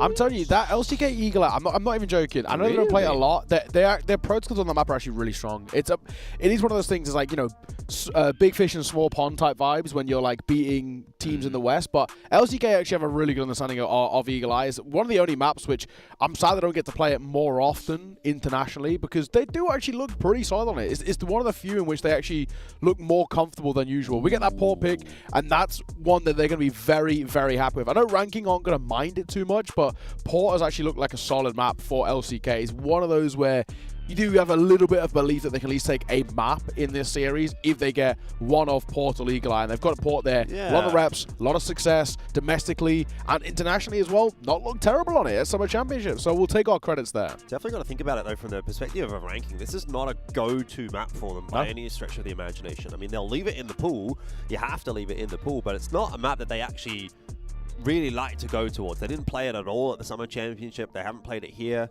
Certainly they're not picking into it. So if they can avoid it, they will, I think. But obviously in this case, they're going to have to play it. Ankara, obviously, home ground territory for a team like ranking.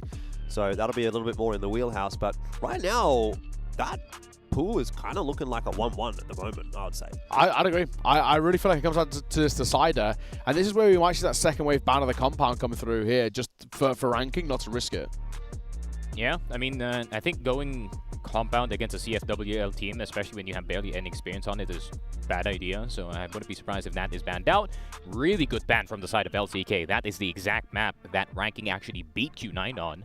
So, of course, I think the priority for ranking, if it's like any team outside of Vietnam, they obviously have to pick Ankara. But yeah, just like how I said it, man, compound would be a surprising ban in this best of 3. And we might go sub-base for map 3. Honestly, wouldn't mind for sub-base for both of these teams. I feel like they're pretty much equally matched in that map 3. I think it's got to be here. You see it in his face. What pick are we going to get? Oh, they want to face them on the compound. Well, maybe, potentially, if it even gets there. If it does get there, but... I would have preferred to go, if I'm ranking, I'd have preferred to go sub-base here. It's just a map that isn't played a lot in the West League. You know, it's quite rare when we do the CFWL and we see, you know, consistency out of that sub-base pick. So it's always a map, but, you know, compound's regular territory. That's basically every single series has a compound in. So the fact that, you know, for me, if I'm ranking, I want to pick in towards a map in which just feels a little bit, you know, less reps on it in a way. It's interesting, isn't it? Because compound was the map that 3BL kind of dominated ranking on last time we saw the West League play against Vietnam. You know, against ranking, I guess, basically is my point, right? So they're going to go for compound, even knowing that they've already sort of suffered at the hands of a West League team in a pretty important match. That was back at the Summer Championship. Yeah. And on top of that, they kind of got rolled on compound as well by Q9. So they haven't exactly got a great track record at events like this one internationally ranking on compound. And as we've highlighted a lot, compound is one of the most picked maps in CFWL. And so LCK are going to have a pretty good understanding of it. They will obviously be playing it against the likes of 3BO, getting pretty decent practice on it. So. I mean, that map pool, I don't think actually looks too bad for LCK. My question is going to be, what level of ranking are we going to get today? Because at a certain point, talking about the map pool is one thing, but there is also an element of, is ranking just going to be a better team? Are they going to be a better team today? They're going to get that win 2-0. Are they going to be sharper aimers? Are they going to be a little bit more confident? Are the comms going to be better? That, I think, is a possibility for ranking, whereas for LCK, I think they do need these kinds of nuances to go their way. They need the map pool to be good. They need to be on their day. They probably need a little bit of luck to beat a team like ranking. It's not impossible. I don't want to sort of, you know, stretch the truth too far. I definitely think it is possible for LCK, but I think ranking have a bit of an easier path in this matchup than what LCK do. Yeah. LCK need a few things going right, whereas ranking can probably operate at about 80-90% of games. It's quite an awkward thing to kind of like build up here, where we can say, okay, Vita looks much better for LCK. They're a side who, you know, they've had moments on these specific maps against arguably better teams in ranking, and taking them down, like, you know, the Imperial, taking a map off them on a map which we know they're good on. So we can talk about all these things, the externalities, and it could just come down to something as simple as, can they hit the shots? As simple as that, right? Where you actually probably back ranking them a little bit more. So you can have all the game plan, you can have all the veto in your favor, and everything going okay, and then you just can't quite kill them. It can come down to something as simple as that. And unfortunately, of how good we know ranking are, that could actually be just the ultimate factor that takes over this series. Yeah, for sure. I mean, I'm thinking like, what kind of players are we gonna get today? Are we gonna get Duck Goat? Are we gonna get Duck No? Are we gonna get PM? Yeah, PM. I think he's still better. Are we going to get PM or are we going to get Puem? Ooh. Bang. Bang. Bars? I don't know if that one's bang or bars, mate. Bars? I think that's bars. That's a green tick for me. Is it bang on? All right, enough of that, fellas. It is time for us to get into game. And it's match 2 of the day. It's time for LCK to see if they can cause the upset against Ranking Esports.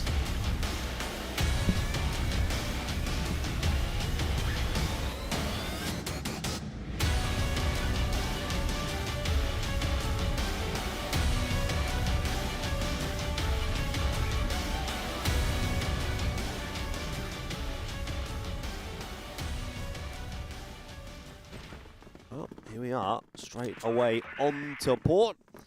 And it's LCK that will have to start off on the blacklist side. You choose this map, you don't get to choose the side, and that's one of the reasons why teams are sometimes a little hesitant to pick into port.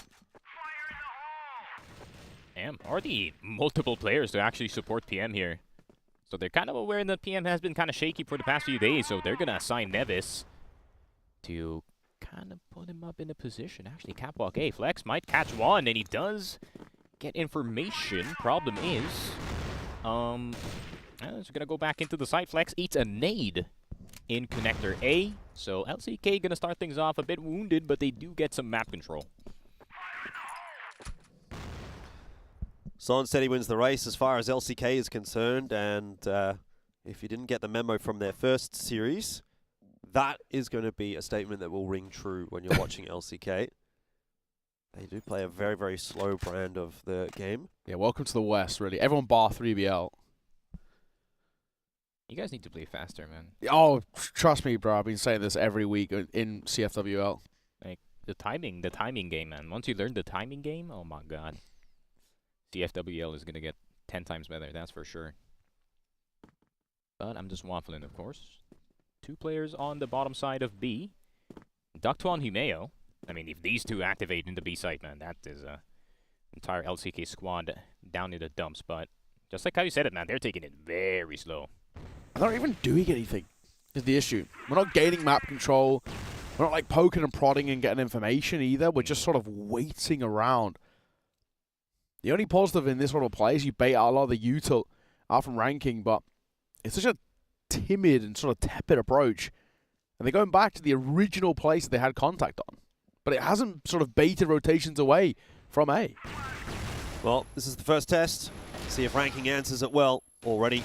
Pretty good start from Nevis, but Humeo and Nevis do drop pretty quickly. Rotation is in from Ranking, and that's sharp indeed.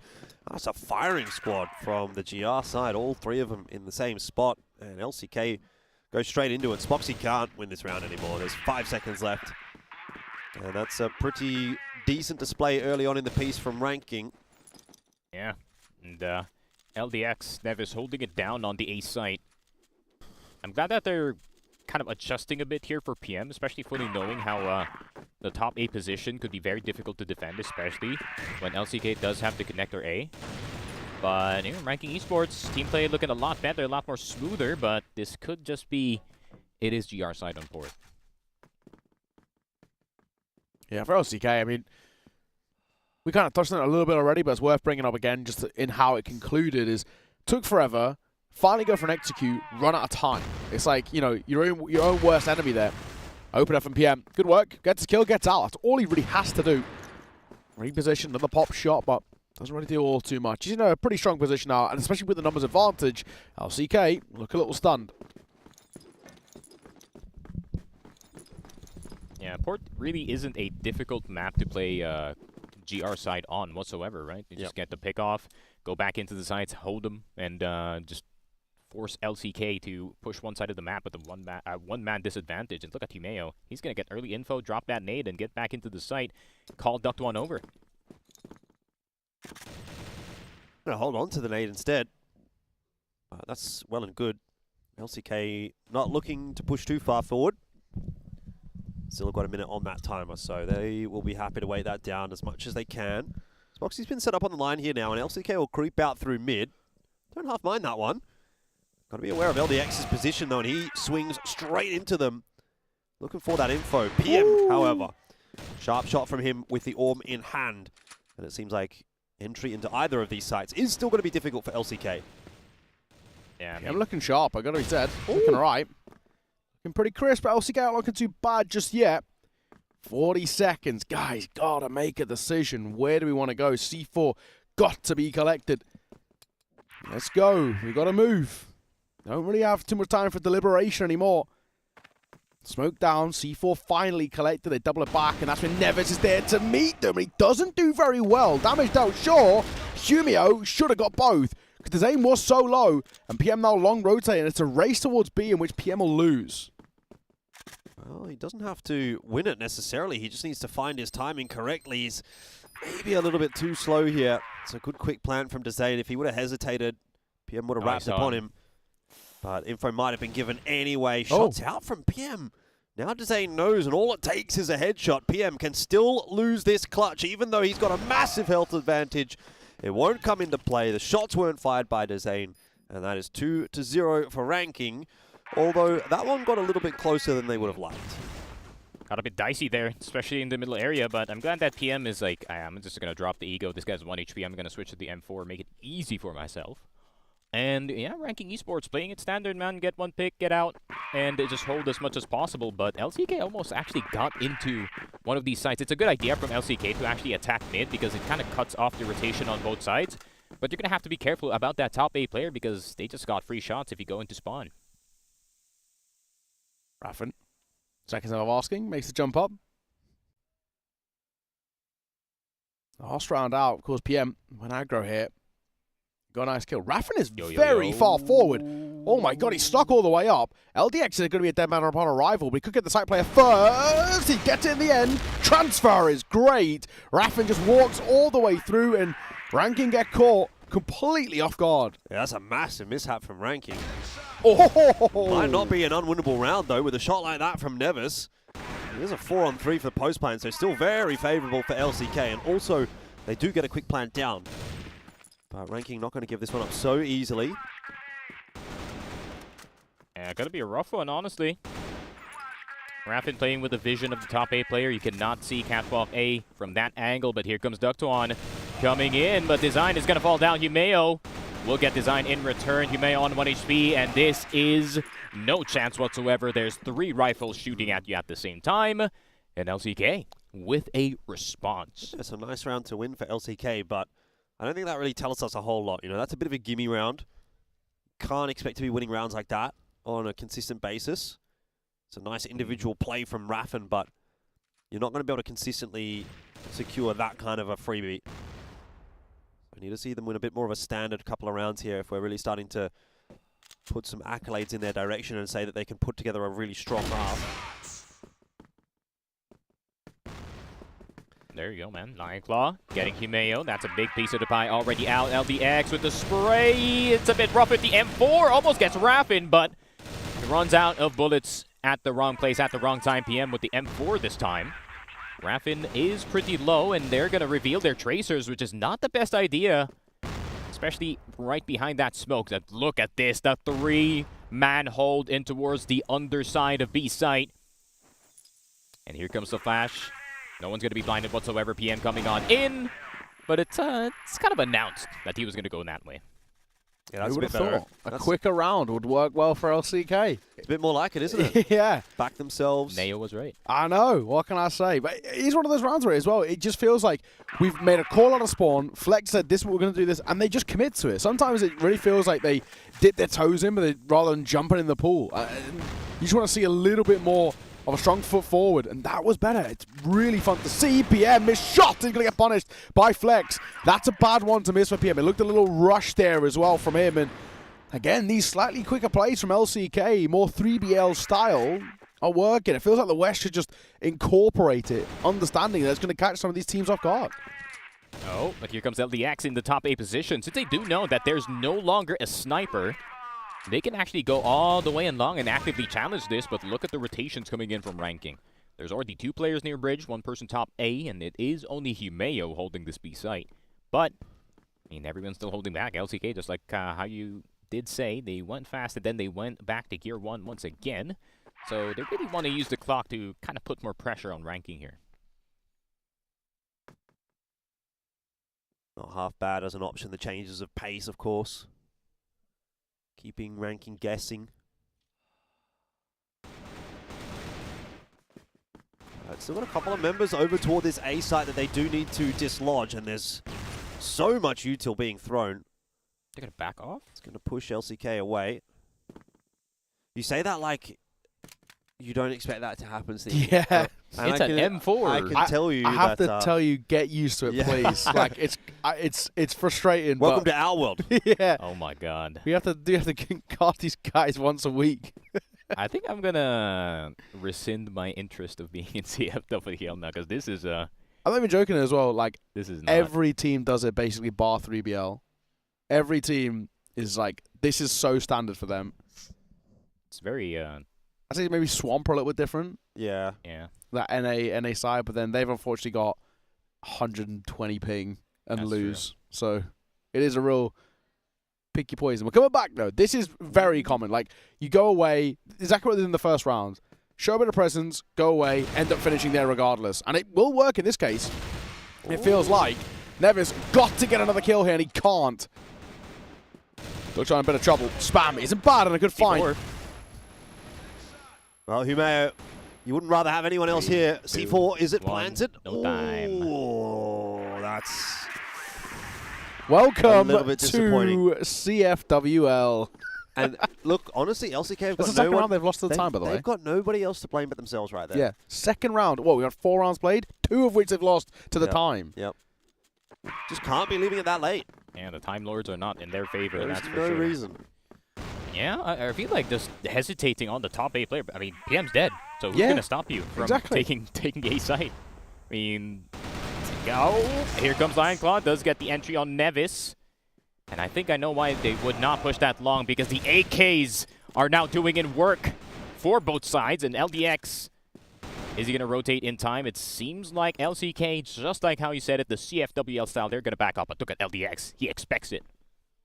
This is so smart. If you can get a kill, but if you can't, it looks like an overextension.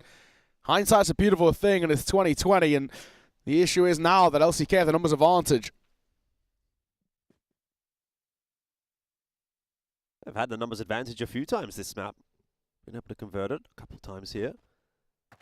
But even with this numbers advantage, we're not expecting them to go anywhere too quickly. Really? I mean, honestly, in the 3v2, I actually don't hate the slow play because GR side is going to be incentivized to make a push like this. You are going to get probably a bit of a cheeky fight somewhere, but then Flex gets picked off. So, not impossible for Ductuan in this now 2-on-1. It's a good read. You can hear the plant actually going down.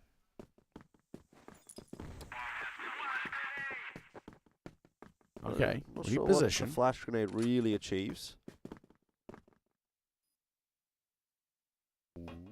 I think Spoxy's holding stairs here, so if he goes through the window, does get tagged up a bit, but Design and Spoxy have now just kind of backed off it all the way in curve. But Ductuan, if he gets a kill, he can actually just fake the defuse. No one is on the plant, but Design is going to cap out that round.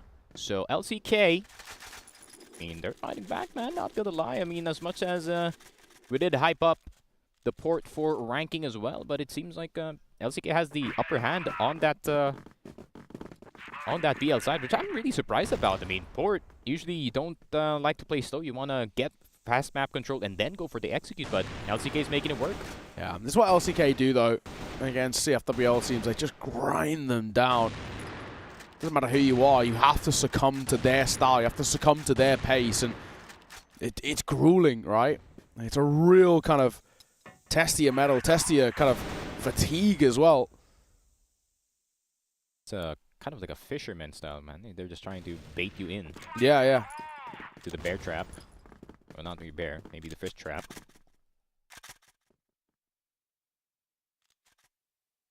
God. This default, man. I'm like watching the minimap right now. It's They're taking 6 steps outside of spawn. It's painfully passive. Yeah. Because they just expect basically overextensions, which for the most part doesn't really come. We see it a little bit in the West, where some of the lesser teams in the West League do try and like push A long or push through mid to try and find fights, and that's where LCK can kind of punish and get the numbers. But ranking are so disciplined, they're never going to allow for something like that to happen. Not a bad first half, though, from ranking so far, from LCK so far, I should say. Yeah, sure. 3-3. You take that. So what they are doing is working. It's going to be a B hit.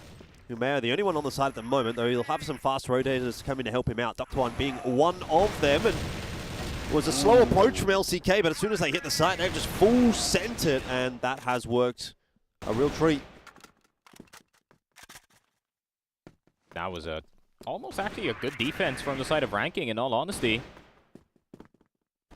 It's just that it seems like the swarm from the side of LCK has gotten a bit too good. And 4 and 3? They're gonna get 4 on BL, possibly. But PM does get Spoxy, but the sniper coming in from B Warehouse is not really the best position to be in, especially look at the positioning from LCK. They're avoiding the sidelines. I love this. The Zane up close. Flash will come round, but it's not going to make too big of a difference. And he's going to get both as well. Zane continues to carry this side in the rifling court. We're not really seeing these lights out performances from Spoxy, but we would more likely see them on that second half regardless. But man, Dezane, 13 and 3, he is having a whale of a time in the server. No one's even remotely close to him on either side. What a demon. Most MVPs in CFWL. It was him and Snare, actually, this season for the entirety, including playoffs. Whoa, oh my God. That's quick, and that has worked. Ranking, try and be a little proactive, and they get caught off guard. A tempo shift from LCK, sumptuous. Yeah, the thing is, like, there's no reason really here to slow down at all for LCK. You've just got to swing with confidence. It's only one guy. You know it's PM. He's likely got an Orb in hand. They do get their way across, but it was scary for a second. They had sort of isolated themselves in a couple of cases, but locked in. Good round. And good half being put together here. Great half, it might even be said, for LCK if they can keep this up. Get a 6-3. Design is just really, really good. But at the same time, that kind of looked like more of my speed, my region. You know, 5-man rush on long and 5-man rush on long on the other side too. I love it. Whoever just survives the fist fight is going to win the round. Yeah, that's fun.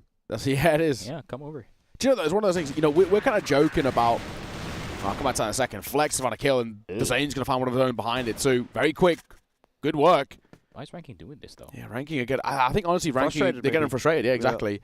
and they're falling into the trap. And this is the thing, right? When we joke about it and with how slow LCK play, but there's a reason why they play this. It's a quite grueling style to play up against because it can be so frustrating. And we talk kind of joke about these kind of TikTok Zoomer kids and whatever, but like, sitting around for 2 minutes doing nothing, it forces you to go and have a little look for information here and there. And this is where LCK punish you. And there's nothing wrong with being a team that is grueling to play against. That is, if we're going to be completely honest, they're very boring to watch, right? There's nothing wrong with that, though, if you win, right? It's a great thing. There's a lot of teams and a lot of other games as well, which are very boring to watch, but they win. Who cares? That's what LCK will care about. So we're joking about them in terms of this incredibly slow style, but it's effective. So ultimately, they're on track for a 6-3 half here. I mean, Imperial is kind of like that as exactly. well, right? I mean, they're the slowest team in the entirety of CFBL, but they got the first seed somehow, some way. Yeah. They force teams to play their pace, and nobody likes to play to your opponent's tune as well. It can always make you feel uncomfortable. Even if you're winning as well, it always feels you don't have the momentum because you're not the one setting the tempo of rounds. And what LCK are doing here, hence why Ranking are doing slightly janky moves. The trades are very good on towards the B site there as well. It's a long rotate, unfortunately, for LDX. He looks around to his teammates. What happened is what he asked. It's a 1v4. And LCK on for that 6th. Zane has 18 kills. What a player, man. What a player. What a guy. Oh! Hold on, wait a minute. This could be winnable. LDX special? LDX special?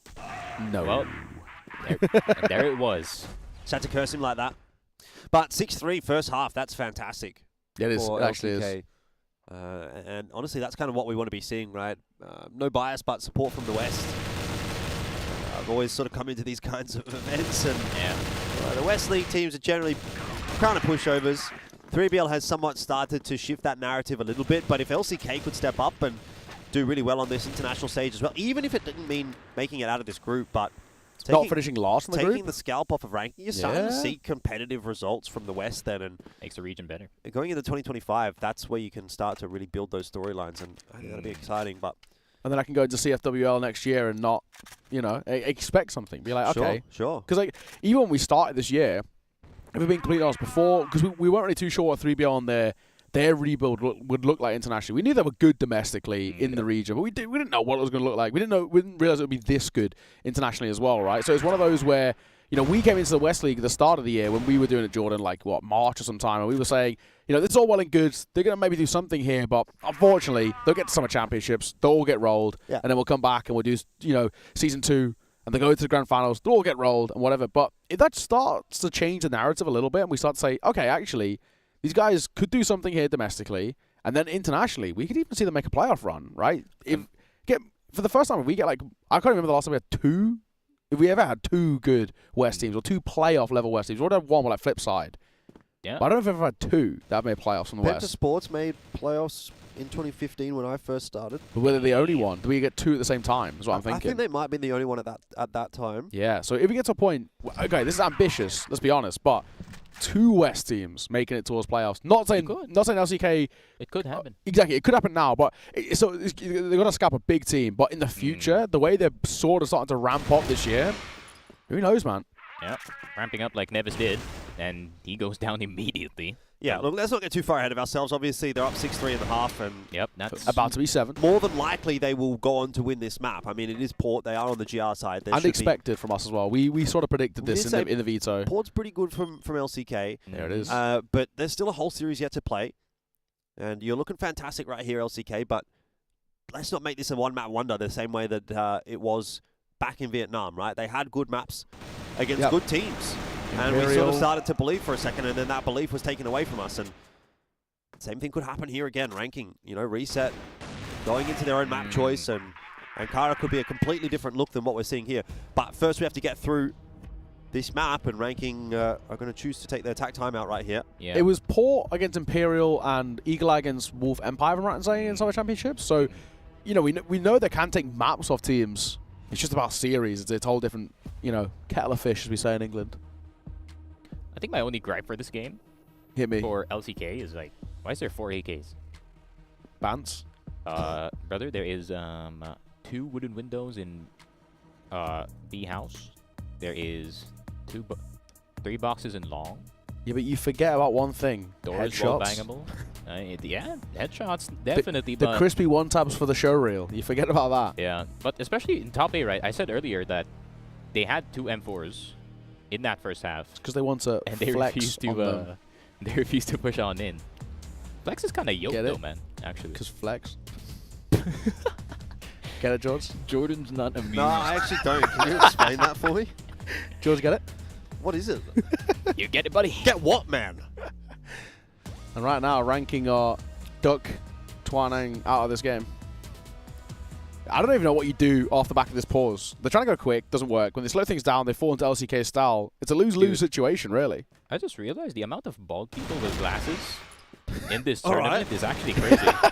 What are people who have no hair? You got Horus, you got Famous, and you got the coach of LCK. That makes me think of another Mean Girls reference. You know, I was talking yesterday night about the stop trying to make fetch happen when you guys were trying to make the MG special happen. It's like, what's the other Mean Girls reference? Can't just ask people why they're white. Oh, what? Can't just ask people why they're white. Oh, right. And in this case, can't just ask people why they're bald. Why are you bold? Just happens, man. Yeah. Wait, Spoxy got scalped in top A, so I don't know when that happened. Everyone should watch Mean Girls if they haven't. Just saying. Oh my, how is what? How is LDX How is he here? there? How's he got here? Did he pull a Raffin? Oh well, Raffin did get the LDX, so I think maybe he did something like similar to Raffin earlier, where he just went down in the connector A and it just tapped off. He just walked out, yeah. Crazy. Well, RKE seems like they're going to have a bit of a fight in round 11. Oh, Flex. Careful, bud.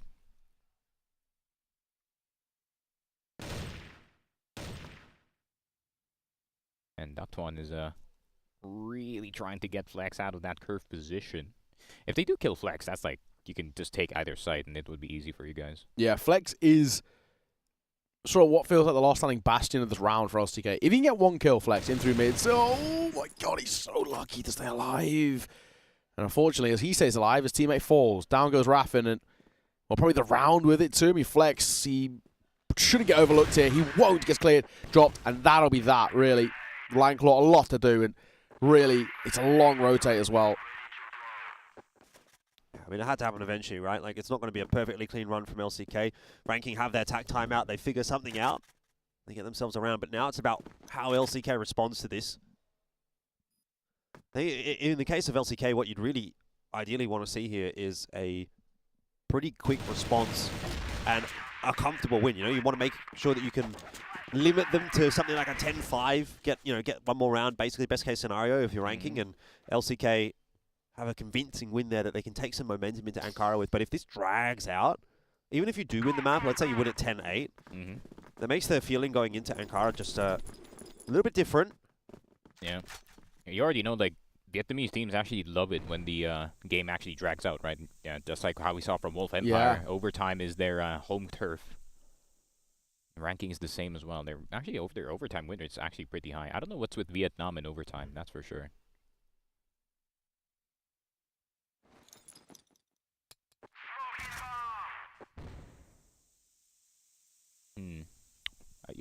You guys did say, right, like, they need a quick response.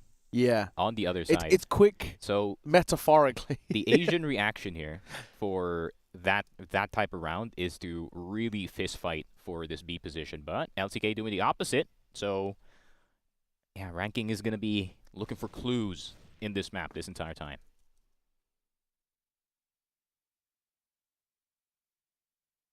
Spoxy ducking and diving.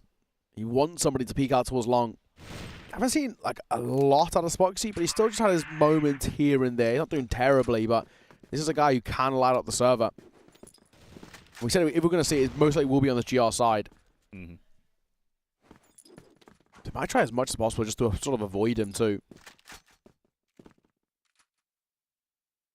So far, Zane's putting up one of the best maps we've seen so far throughout this tournament as well. 20-4 for him.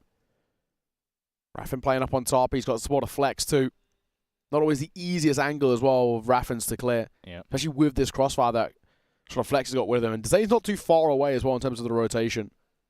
I mean, if Raffin can actually, or if Flex can actually go down, if he does misses a shot and gets a flash going, that's a free clip right then and there. They're going to look for toes in a second. Wrapping up high.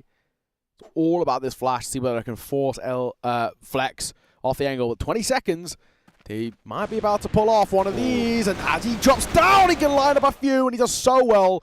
That is a great little hold there. So well played. Yeah, that's perfect, isn't it? You get that first kill from elsewhere, and then they don't really have the ability to check above them at that point in time. That's the 1-2 punch working to perfection from LCK. Probably only going to work once in a half. Yeah. But you get away with it in that round. It's a good round to win. Sets you up to 8.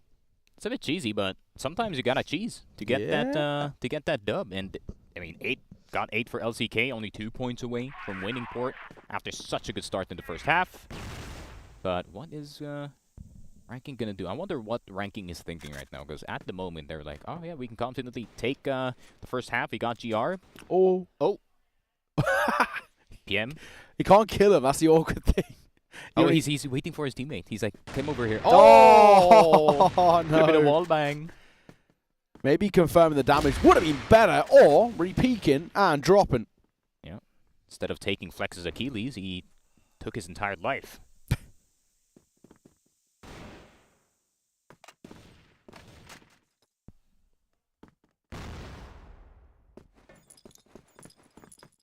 Well, just a bit of back and forth around the map for the moment.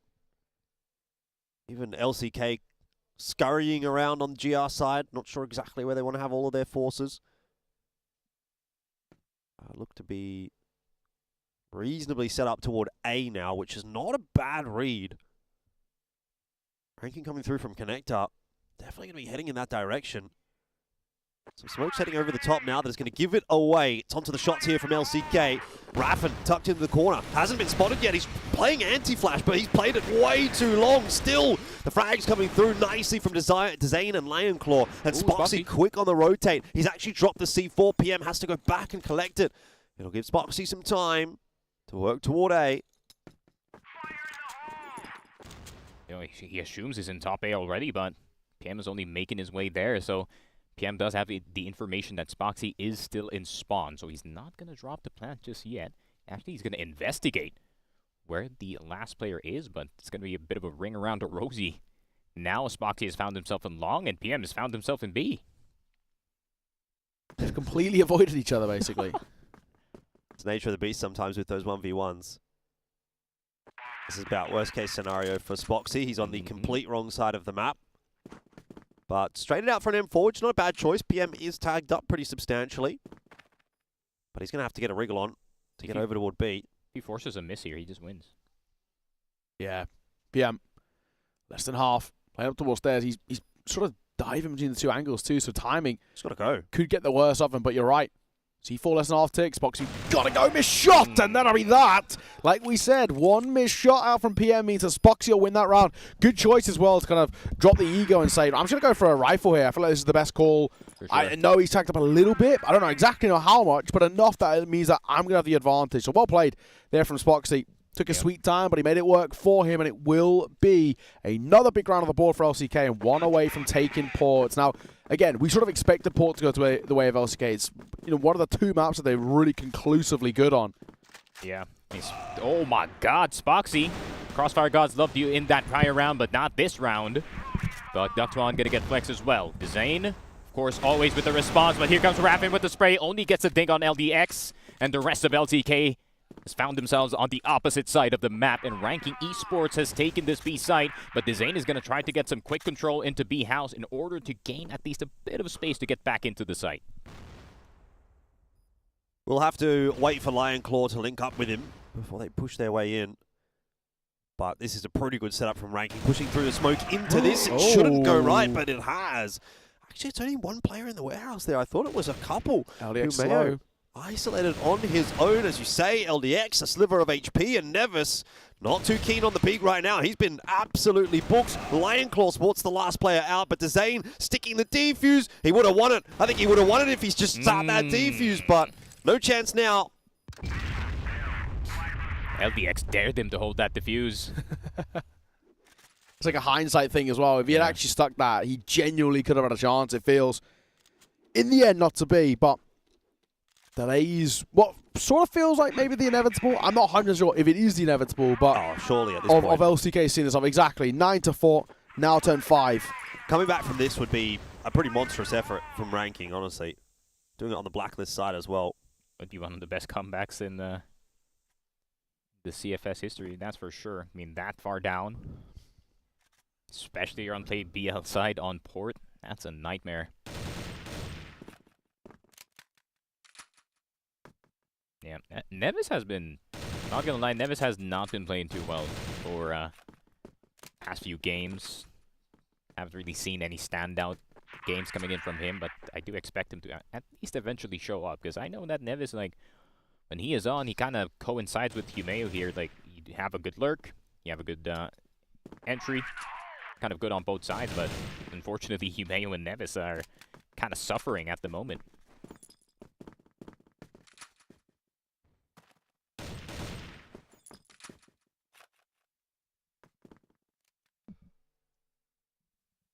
It's an interesting forward hold from LCK on both sides of the map. Something a little bit different that might catch ranking off guard, and don't hate that when you only need one round. Backing their way out, though, on the B side of the map. So it's a little bit more standard, apart from the one player pushed out, which is Flex.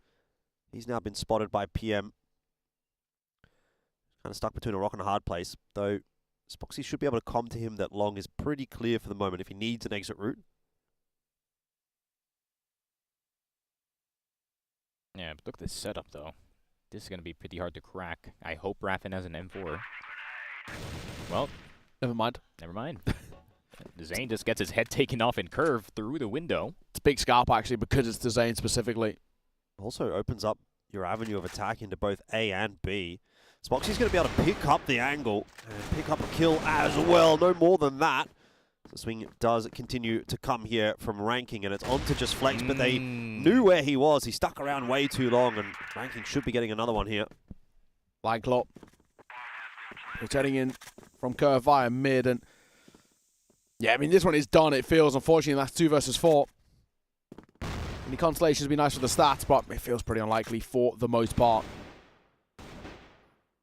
They've got no in routes here. C4 already halfway through being ticked as well, so it's not going to make a grand difference. A couple of shots would be nice, and he's trying to find the scalp of Humeo. He will get there in the end. Looking for more. No one around that corner. They're playing deep. Nevis is on the box, and he also gets dropped as well. A couple of taps. PM's going to fall. Diffuse. Hang on. We're on this. Sticking it. Might just block, and they might just get it. No, it's so close. Cold pulled out, and ranking survive a scare. That was very close. I thought they had it. Yeah, I thought it did as well. I mean, we were talking about a second half that ridiculously close. Yeah, one of the best displays of the buddy system I've seen this entire tournament, that is for sure. But LDX, second time that the defuse has been denied by him. Great patience from the captain of Ranking Esports. Ranking is starting to sweat a little bit. I mean, no, they have been, but in particular with the rounds they're winning, they're not comfortable by any means. They're really being made to work for it. As is the nature of port.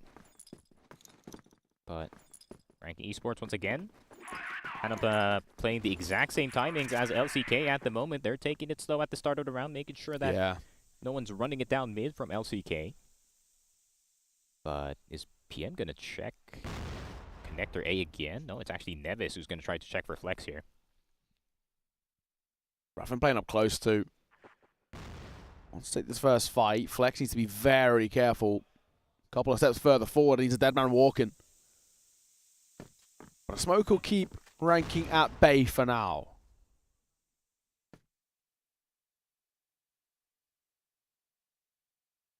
Everyone's just dead silent. I can't believe Flex is going to give this another crack. Yeah, one flash would be nice. It's a bit of a setup in mid from ranking, yeah, and it does look like LCK could crunch middle if they wanted. This could be a freebie. Missed shots. Ooh. But they don't know but the rest of LCK is also lurking, and Lion Claw will strike. That is too easy. A big 3K, and that will be surely enough to close the map out. LCK, they've got it done here against ranking on Port. PM goes down 10-6, and LCK will draw first blood.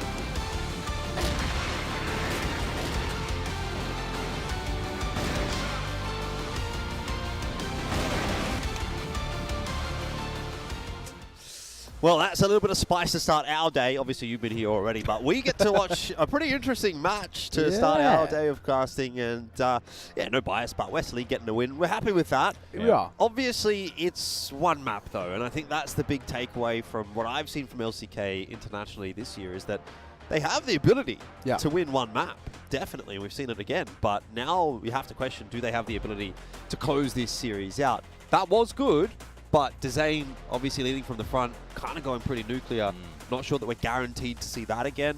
A lot of question marks still here for LCK, but cannot fault them for that first match. Yeah, for sure. I think they played incredibly well, especially going into their BL side. They knew their priorities, even though they played, you know, very, very slow, but it seems like they kind of played with the patience of ranking esports here, which I'm actually surprised about because I would have thought that LDX would be one of the more patient, IGLs in the in the entire CFBL. It's kind of like him and Shady, right? But Shady does like to go aggressive from time to time.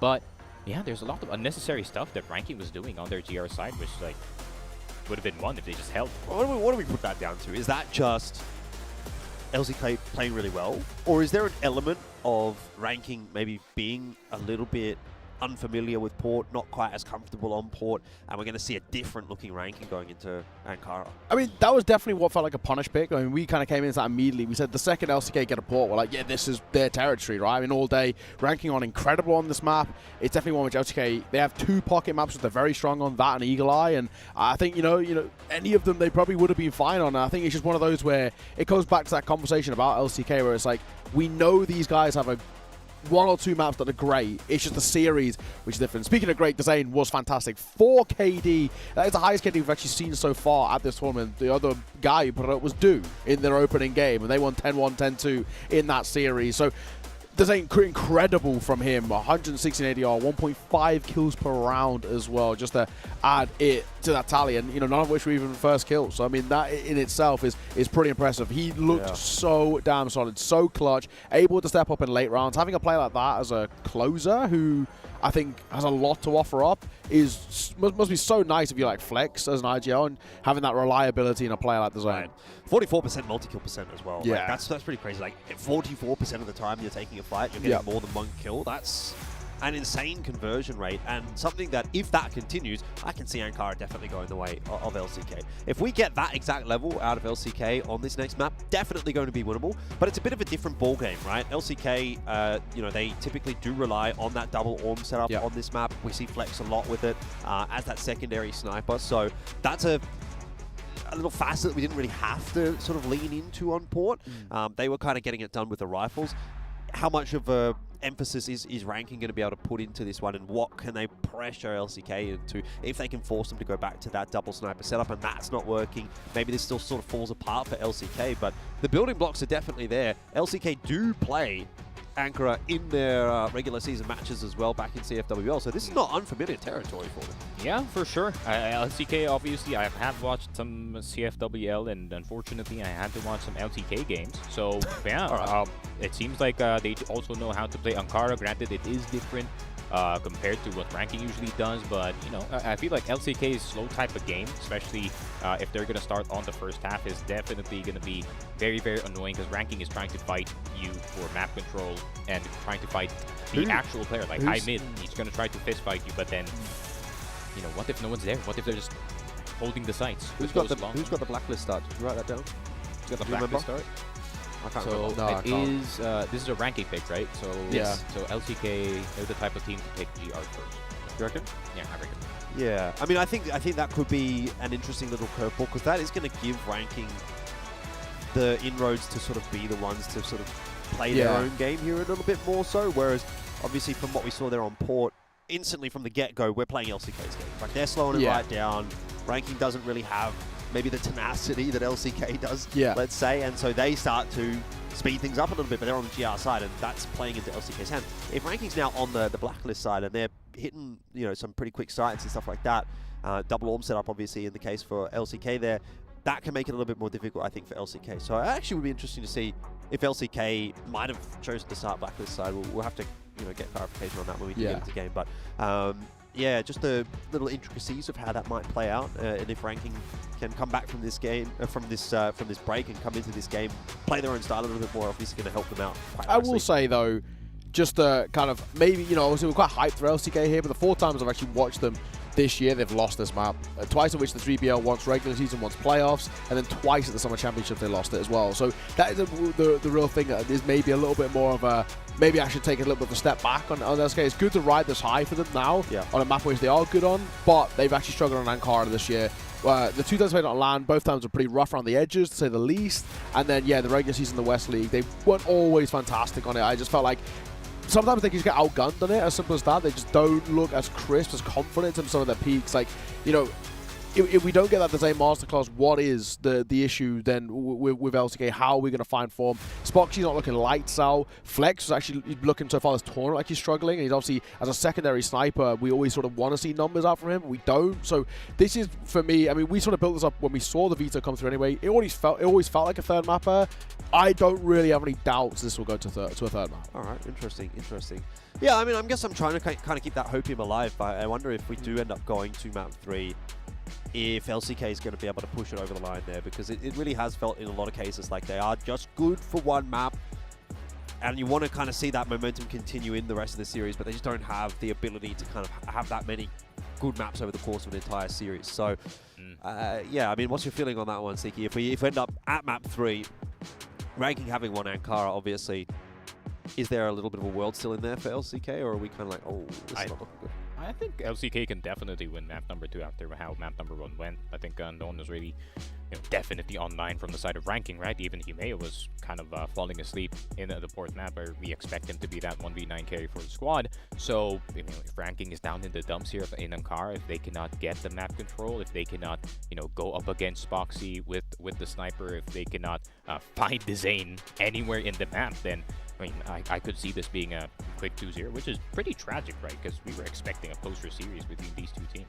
It would be, I think, look, in one way, a little bit disappointing if this ends up being a 2-0 for LCK, because then that kind of makes that Vasco Ranking game a bit of a moot point, right? Yeah, Vasco not, it doesn't matter if they lose to Ranking. Ranking couldn't make it through at that point, because they would go 1-2. So, yeah, it's in a way maybe better for the tournament if Ranking actually does win this one, because we'll get a real banger of a final game for this group match between Ranking and Vasco. But that seems like a pretty long road ahead here for Ranking. Like, they've got a bit of work to do. I will say, if LCK are going to win this, the way in which they win this is not as much in terms of their game plan or this and the other. It's actually just Ranking not showing up in the same vein that it didn't show up in that previous map. They were pretty non-existent, I think it's safe to say, in towards Port. So that's going to be the win factor for me for LCK.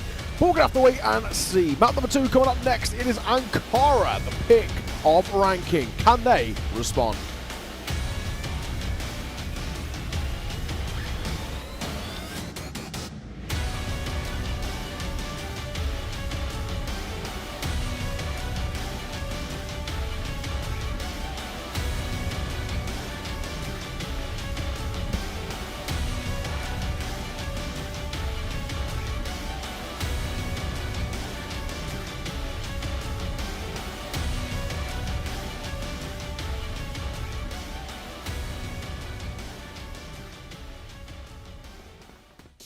Yeah, well, here we are to find out. And it is actually LCK that's going to be starting on Blacklist side. So that was what we were discussing a little bit on the desk. If maybe LCK starts on GR ranking, we'll have to play to LCK style. But looks like LCK are going to get to control things from the outset on Ankara. And they've decided to go pretty quick, all things considered. There's some presence being shown from Raffen, and that's already pulled a rotation. Look at this, LCK. If they were to hit the A site right now, there's only one player over there. This is a great call from them, sneaking their way through the vent. They've shown some presence over toward B, and they have absolutely bamboozled ranking. What a round from LCK. It's just a smart call, isn't it, right? I mean, it's just, a lot of it comes down to just raw instincts of, I haven't seen any presence here, let me just get a little bit further in. But they play together. This pack mentality makes this retake very difficult indeed. And again, like we said, it feels like if ranking won a chance, sorry, if LCK won a chance at 2-0ing this, they have to catch ranking off guard. And Raffen's already on this late lurk. Look at this delay. And it works. That's big. Him staying alive is going to draw attention. It's all about the wide swing. But still going to cost time for ranking, and they can't really afford it. Very positive trend there from LCK. I love seeing that out of the gates. Fast round, good coordination, clearly a set strategy as well. And it pays off in a really, really big way. We call that the Loons Masterclass. Yeah, now that's where I'm from. Now that is we the do, what? yeah. The Loons Masterclass. The Loons Masterclass. Coach of LCK, player for Lazarus in the West League. Hard.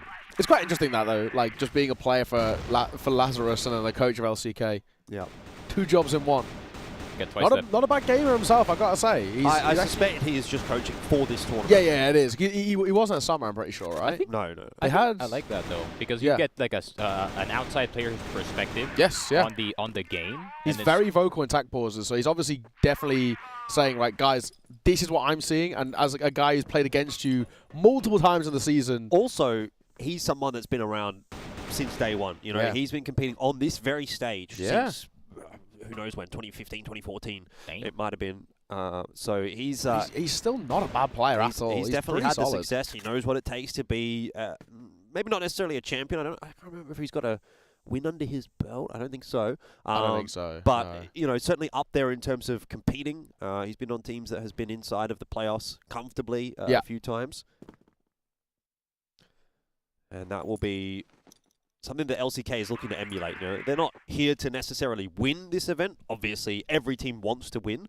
But if we're being realistic, LCK, right now, they'd love to win a series. Beyond that, they'd love to make it to playoffs. Yeah, it's one step at a time vibes, isn't it, really, for LCK? And I think especially off the back of Summer, which had no wins for them. Let's start with the first one of get a win in the series, and then we can start talking about, you know, maybe next year, the year after, talk about actually... Let's get a couple. Let's see if we can get maybe a favourable group. We can talk about getting ourselves in towards a playoff spot or getting kind of some sort of a deeper run. You can't really rush the process of something like this, right? Exactly. You know, you're from the Philippines. Yeah, for sure. You guys have been trying to rush the process for a while. I know. That's why we're on a 2-year rebuilding process right That's now. straight banter right there. Oh, Spoxy, though, is going to get LDX Lion Claw. Look at this take, but Nevis can't stop it single-handedly. Uh-oh, that's falling apart. There's 2 kills simultaneously in towards mid as Nevis was fighting towards the B side. LCK looks so good until they look so bad. C4 is down. Spoxy moment. Be good to see him get over the line in this round and really start the map strong. That'd be a real positive for LCK, but wishful thinking. There we go, 1-1. I kind of like the decision of LCK, though, of starting BL first, because that means you're going to end up, you know, second half, GR side, you're comfy. Just have to, even if it goes like 5-4, not in your favor, you're in a pretty good spot here on Ankara. I don't know what happened there, honestly. I mean, they just... Yeah. It's like Humeo just came out of nowhere and spawned and just absolutely shot everyone. Good hold by Nevis, though. I mean, I've been saying, man, like, Nevis has kind of been disappearing past few games, and maybe this is the start of it. If it was a 1-for-1 there, if Nevis gets traded, I honestly feel like LCK could have been okay. It was just the fact that he gets both, which completely throws it up in the air. Some hopeful shots there by Spoxy. Trying to catch somebody through that smoke, but yeah, not to be. Yeah, it's most aggressive I've seen them.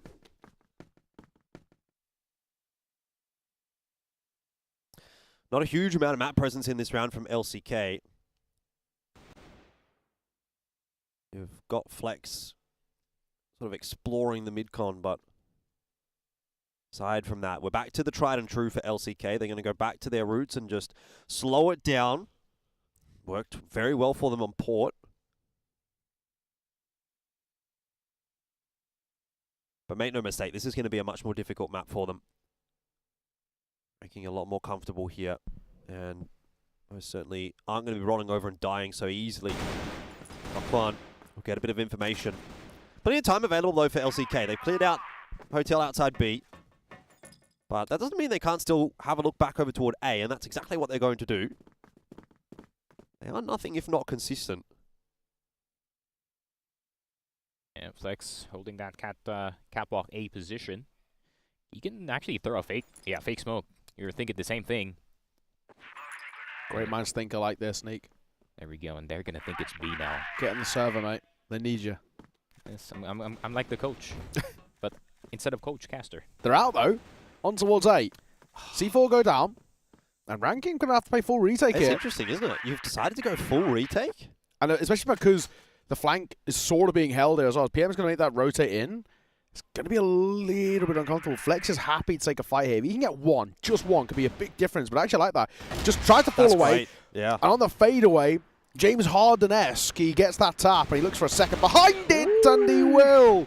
Leaving it all down to 2, Ductuan and Humio. I mean, arguably 2 of the best players you want in this situation, but this feels like now an impossible spot, spamming away. They know he's somewhere lurking in that smoke. LCK, masterful job. That's a great response off the back of that previous round, which was a great attempt that just fell flat in terms of the Angels. That time, not to be. I do like it. I do like what we're seeing from LCK at the moment. We didn't see this at summer at all. Not this consistency. I mean, the funny thing is, like, I've said it a lot about GV, if you remember. GV Oh, yeah, / Encore, that GV core. I keep saying these guys, they play actually quite smart. They play a good style of the game. Sometimes it just feels like maybe the aim is lacking a little bit, or the decisiveness, or what have you. And I think you could say the same thing about LCK when they're playing internationally. Like, yeah. I appreciate the way that the West League teams choose to play. I think they actually play more correct from a fundamental technical standpoint.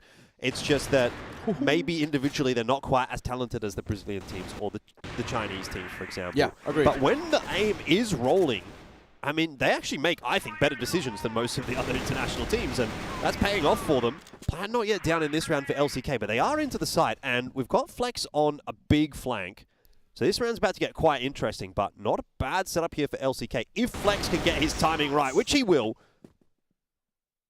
Humio gonna have to go back in, and he will get the tap. That's very quick. C4 still not down as well.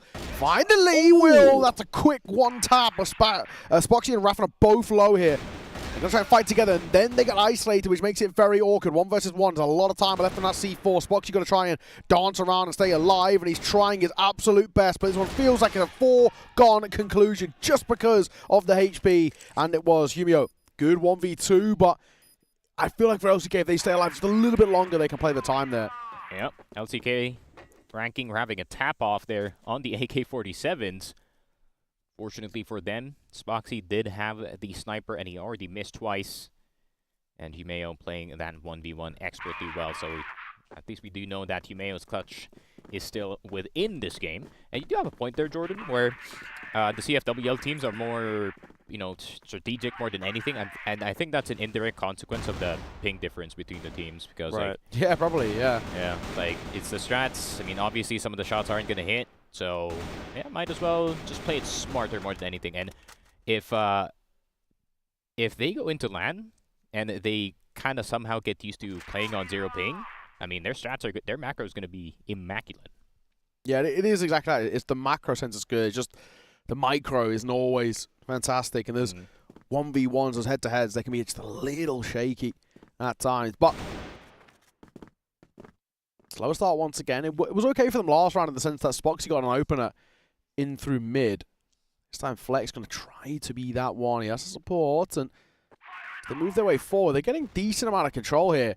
Rafa needs to be careful, needs to get a kill. Actually, they get some support. It's a great little way to isolate a couple of jewels just by overwhelming them with numbers.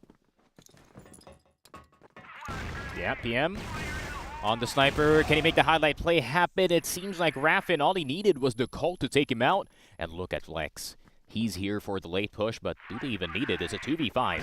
No, this is going to be a tough one. Humeo and LDX should be going down. Just want to see LCK swinging that together, to be honest. Do give up one.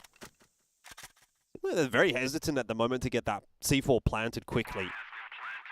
Yeah. Which can be a big difference maker in allowing time for the GR side to work. And LDX, as a result, has gotten all the way through the hotel, and he's doubled down. Oh, dear. This is not the round you can afford to be losing. Spoxy, No. he'll drop as well, and it leaves it on to Flex. He did at least manage to catch Humeo, but the bomb is not planted for him. He just has to take this swing. That gets way too close. So we've been very positive and vocal about LCK playing correctly. In that instance, they played that round very, very poorly and almost got punished for it. Yeah.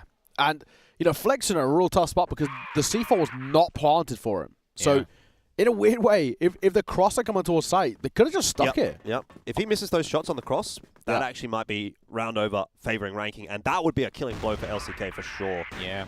I think Flex should start watching some AG Ankara, honestly. I think the way that Jue just finds himself in catwalk A every single time, you don't have to be all the way in Arch, man. Like, you can get to B-side faster, no problem.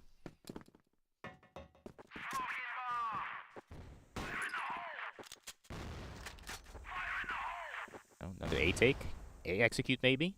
No more fakes anymore. So I think if ranking is conditioned right, they're gonna assume that this is a fake. But might just stay here actually.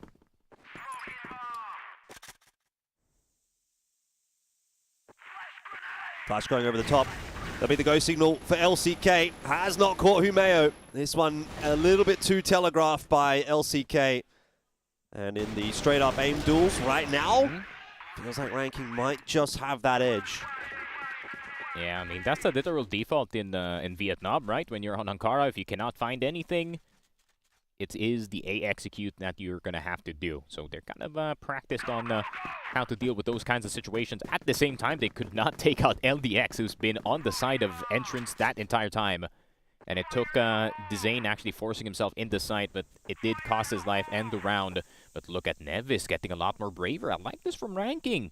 More map control that they're going for. Yeah, Nevis going to keep pushing forward as well here. It's being held for and now position known as he gets tapped a little bit of damage, but just enough to force him away, but also drag attention. LCK know that basically all of them have sort of been spotted out there towards that A long, so they have to retreat and double back and sort of go from fresh here, which they essentially are as they go all the way to spawn. So we're starting fresh in the round, but just 1 minute 45 on the clock.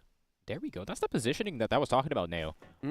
The catwalk A position is so powerful because you can line up a smoke from there, but at the same time you can flank because all the attention is on the hotel players, but can they find LDX? Yes. Super isolated. I've never been a huge fan of that position. Yeah. It always just feels like you're so reliant on winning your 1v1, and even if you do, you end up getting traded 1-for-1 9 times out of 10 there anyway, which means your team is at a player disadvantage, and that's where ranking is at right now. Effective trades from LCK. Nevis should get a freebie here, but should be traded down, and is. And LCK will maintain the lead. There's been some speed bumps along the way, but by and large, LCK are playing a really good game here. Yeah, sort of bumbling across the finish line, it kind of feels, but you take it all the same. Yeah. It's a funny visual, too. If you're Lion Claw with the C4 out, and all 4 of your homies are on the site, and you just see someone crouched in the corner. But good thing it was a 1v4, so I don't think any trigger discipline is going to win that out. Humeo with the sniper? All right, taking matters into his own hands because PM could not hit as hard as he can, but PM and Nevis will get flax eventually.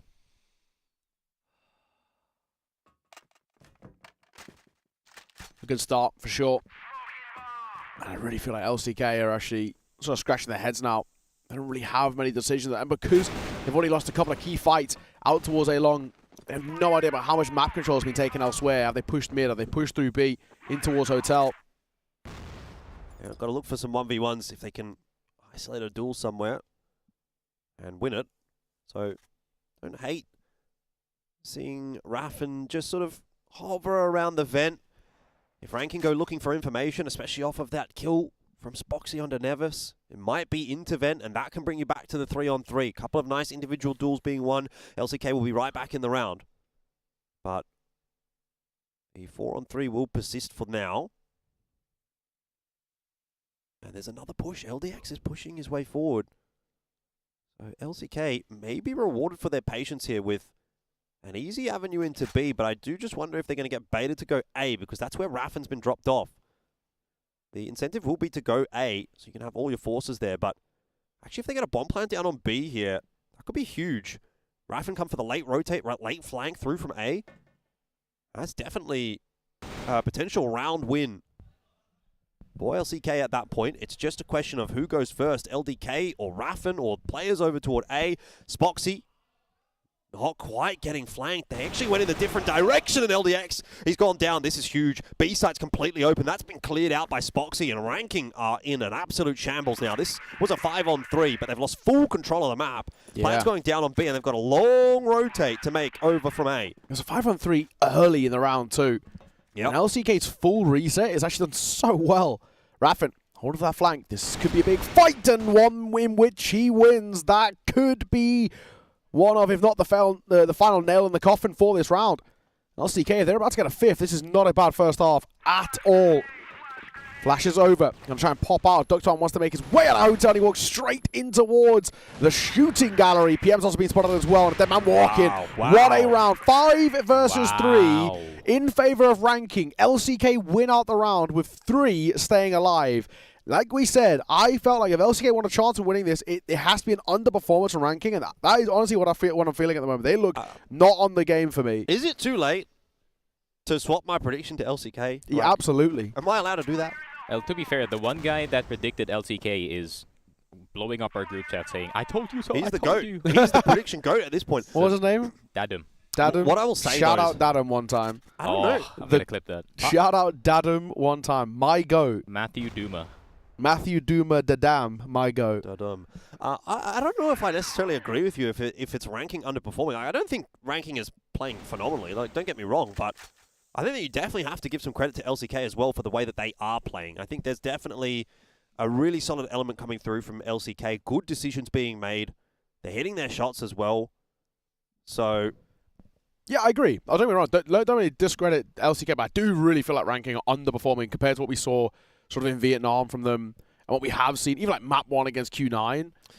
I don't know. I've seen enough of Ranking and Vietnamese CrossFire to not get my hopes up too significantly.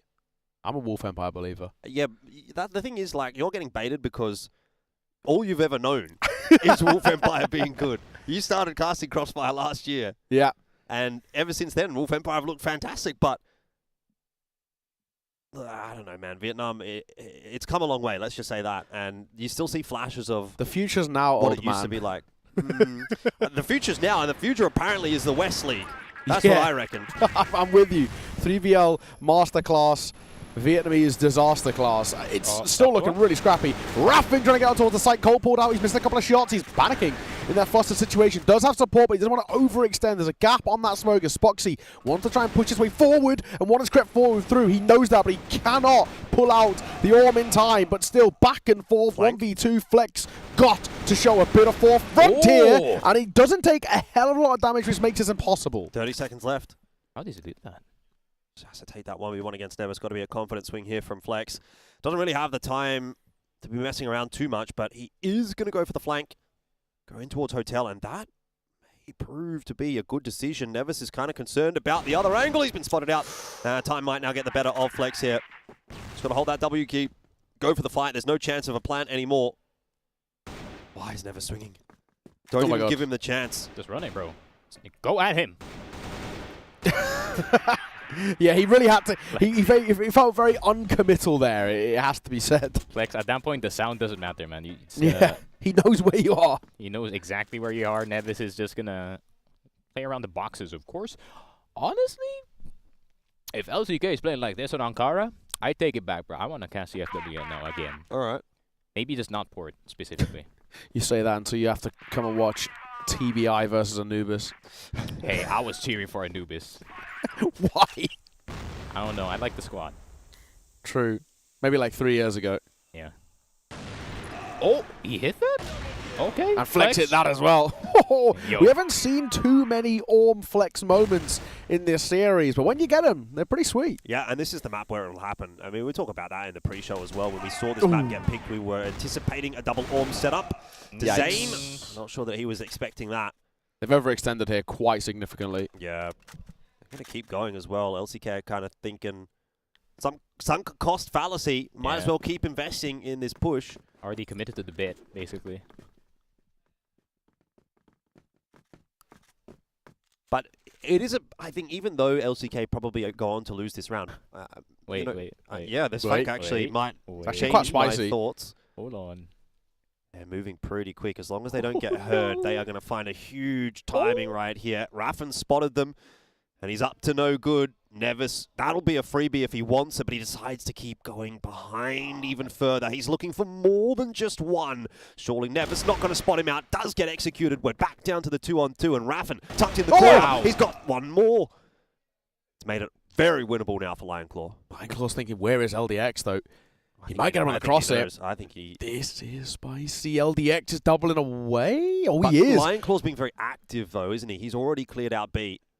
I like this, though. Yeah, Lionclaw, it might not be a complete lost foot race back towards A, but then again, he could also get flanked himself. This is so dicey. He's wary of this LDX position, jumping in towards window. He'll get this wrap, but then Raffin's so close to him. Oh, my God. Lionclaw, back turned. Nevis, he's got to go down, and he will. I cannot believe it. What a round from LCK. Another one where it's the man advantage for ranking, and they let it slip.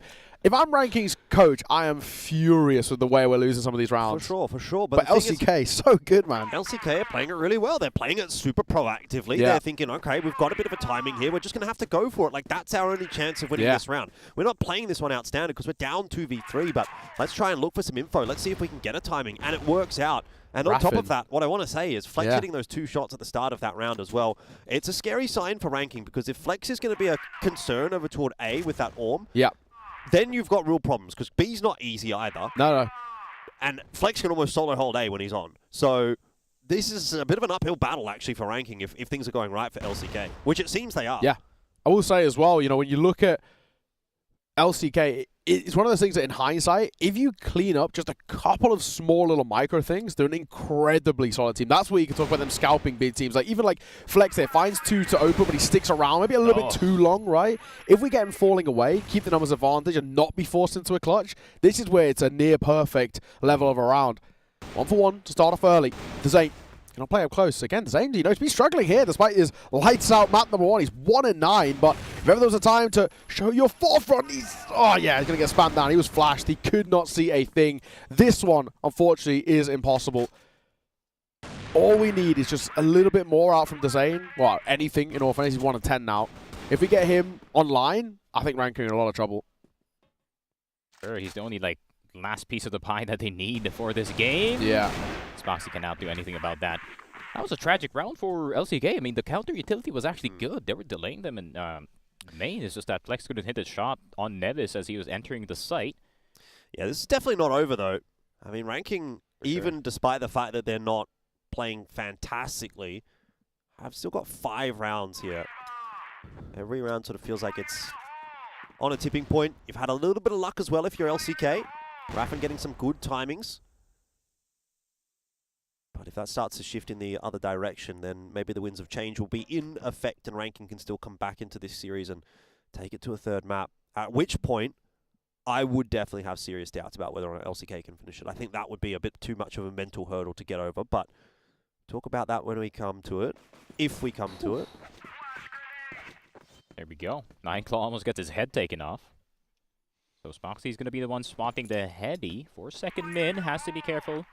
Usually the sniper that holds that does have the advantage, but... Do like this setup, though, from LCK. You can see Flex in a very advanced position outside of A. He can spot pretty much everything there is to spot. Yeah. And as a result, you can heavily stack over toward B. This is a very Filipino setup, that's for sure. Like 4 stack on B side, 1 guy's all the way here. Usually you do have a sniper in this position, and then you're just spamming crouch on the mini terrace that is to his left. Yeah. But even getting like 2 there, they wrap back through long, like which they are. If he just gets 2 kills here, that could be enough, because it's also, again, going to be about buying time, but they have just avoided him. The trigger discipline could end up working against them, because if they go mid to A here... I mean, I think either way, yeah, unless they go mid to A, this works out for Flex. Yeah. You know, he gets all the info. They've got the stack on B. You got 4 players over here. And he can go for a flank as well. As soon as that contact starts to get made, as soon as he knows this is a B hit, he's going to start to get active. But you do need some of these guys on LCK to turn on a little bit on the A side, and so far they're not quite doing that. Lionclaw will hold strong for 1, but we need more, and Raffen will deliver, but not enough. It was a good setup, a great setup even from LCK, just from a technical standpoint, but again, what lets them down is just the pure aim duels. Flex Masterclass. Now's the time. Is this different to the MG special, or? Yeah, it is, yeah. Okay. This is a CFWL Masterclass right here. So he actually wins it, is what you're saying? None of this Brazilian CrossFire nonsense. This is the true CrossFire West. Flex. He's good for the first. He's making his way. He's running out of time, though. He's got to try and find a kill, and he gets close as well. He's sort of unsure. He taps on towards the C4, and he might have a chance here. LDX last man standing. It's running out of time regardless. And LDX just wins out on that head-to-head. It was close, but no cigar. No bullet. And it will put LCK on a timeout as well. That was definitely close. Definitely believable. There we go. But scoreline has been equalized. That's more like it. This is more up our alley on the expectations of this game, right? I mean, both of teams back and forth. I would have expected this in the first map. Yeah. But on Ankara, man, LCK is really taking it to ranking. But ranking is also having some answers. I feel like LCK is also kind of overplaying some of their hands sometimes. And at the same time, some of them are just straight up missing.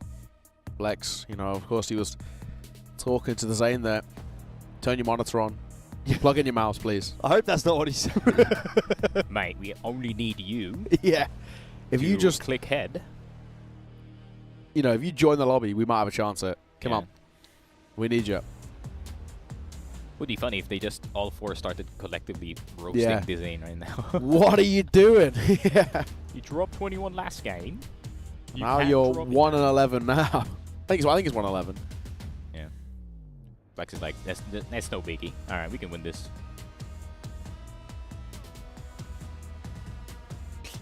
I want to see the camera angle here on LDX, actually, how much he's yapping. Yeah, true. There we go. Digging for some gold. That's for sure. But timeout is about to end.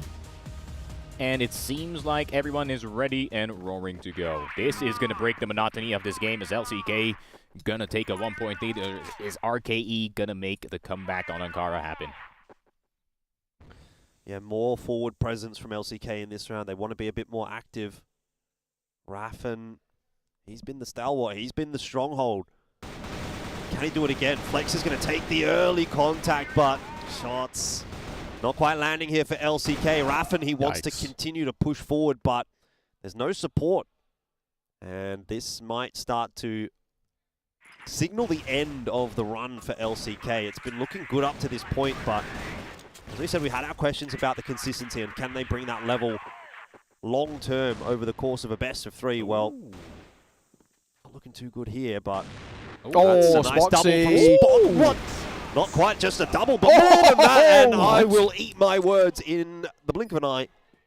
Spoxy's actually he's pointing at the coach. Yeah, he's done an incredible round. My assumption is he's pointing at the coach, Lionclaw there, saying, I'm assuming Loons has come big in that timeout and said, this is what we need to do, or something along those lines, of saying, that's it, that's the call. But honestly, Spoxy's done incredible work there. Swing and find the player holding for the lurk. Re-peeks in as well, gets a second behind it, then drags attention back over towards Amen. And even though he falls, he's basically a human flashbang, and then he goes by and dies for no reason. So, you know, just for singing his praises. Spoxy got possessed by the ghost of Goken's past. Yeah. In that LCK, one round, man. I mean, they're not making life easy for themselves. Let's just be real. Every round is like tooth and nail. Yep. Come on, Zane. Right? You can get another one, bud. Yeah, 1-12. Come on, I believe. Zane just needs one good round. Honestly, it might just be one. If he just gets one good round here, that might be enough to get LCK over the line. If the Zane can finish with 5 kills, they might win this match. 100%. It's as simple as that. Like, just have a nice 2K or Jesus, like that is so risky. You've got another player here, though. And Lionclaw pushing his way forward. Covered off by Flex, but he watched the wrong angle. So Lionclaw's going to have to do something a little bit risky again, and it sort of works out. It's damage. Good damage onto Hugh, that's for sure. Damn. That AK was speaking Portuguese, that's for sure. But man, Vamos. he was Vamosing all over him. But 2 versus 3. Raffin is having a hell of a good game. I feel like all the aim that Design had in that last game is now found Flipped, itself yeah. in a Raffin, yeah. But man, if both of them are on, we already saw earlier the potential of these two. I mean, even in a 2v5, they could definitely get the dub, but Raffin trying to go aggressive. Zane finally gets his second one. Again, proactivity from LCK. Yeah. They know we're at a disadvantage, we need to make something happen. And I like that they're not doing it on their own either. I think in a lot of cases when we're watching CrossFire, we see a team down 2v3. They'll send one player pushing one side of the map, send another player on the other side of the map. And you just expect, okay, well, we're going to have to win our 1v1s. But in this case, they're working together. So they bring it back to 2v2. Now they can focus on the retake. Doesn't work out in this instance, but good effort. Spacing was a bit off. Yeah, just you know, 3 or 4 steps behind, basically. Don't really have to hurry up that much. Honestly, the bomb timer was still quite filled. Yeah, insane round, though, there from Spoxy. Just a shame that he starts the next one by just flying in towards mid. To be fair, if you do get the cross, you do get the catwalk A control, and you can Yeah. go for a quick peek on long, but it is a dangerous peek to go for. It's one of those like slightly tilting things because he's thinking like, oh yeah, I'm him. I'm actually that guy. Like, I've just single-handedly won us around. Let me do it again. It's like then, you know, obviously you're seeing the death screen. You're like, what was I thinking? I think he messed up his jump timing because he landed right smack dab in the middle of the crosshair, because usually when you do jump cross for catwalk A, usually you only get the like 1 second glimpse. Sure. But yeah, sometimes you mess up after a really good round, and that's one of those times. Look at this B defense, though. Not even B. It's like more tunnels, hotel, forward positions to have.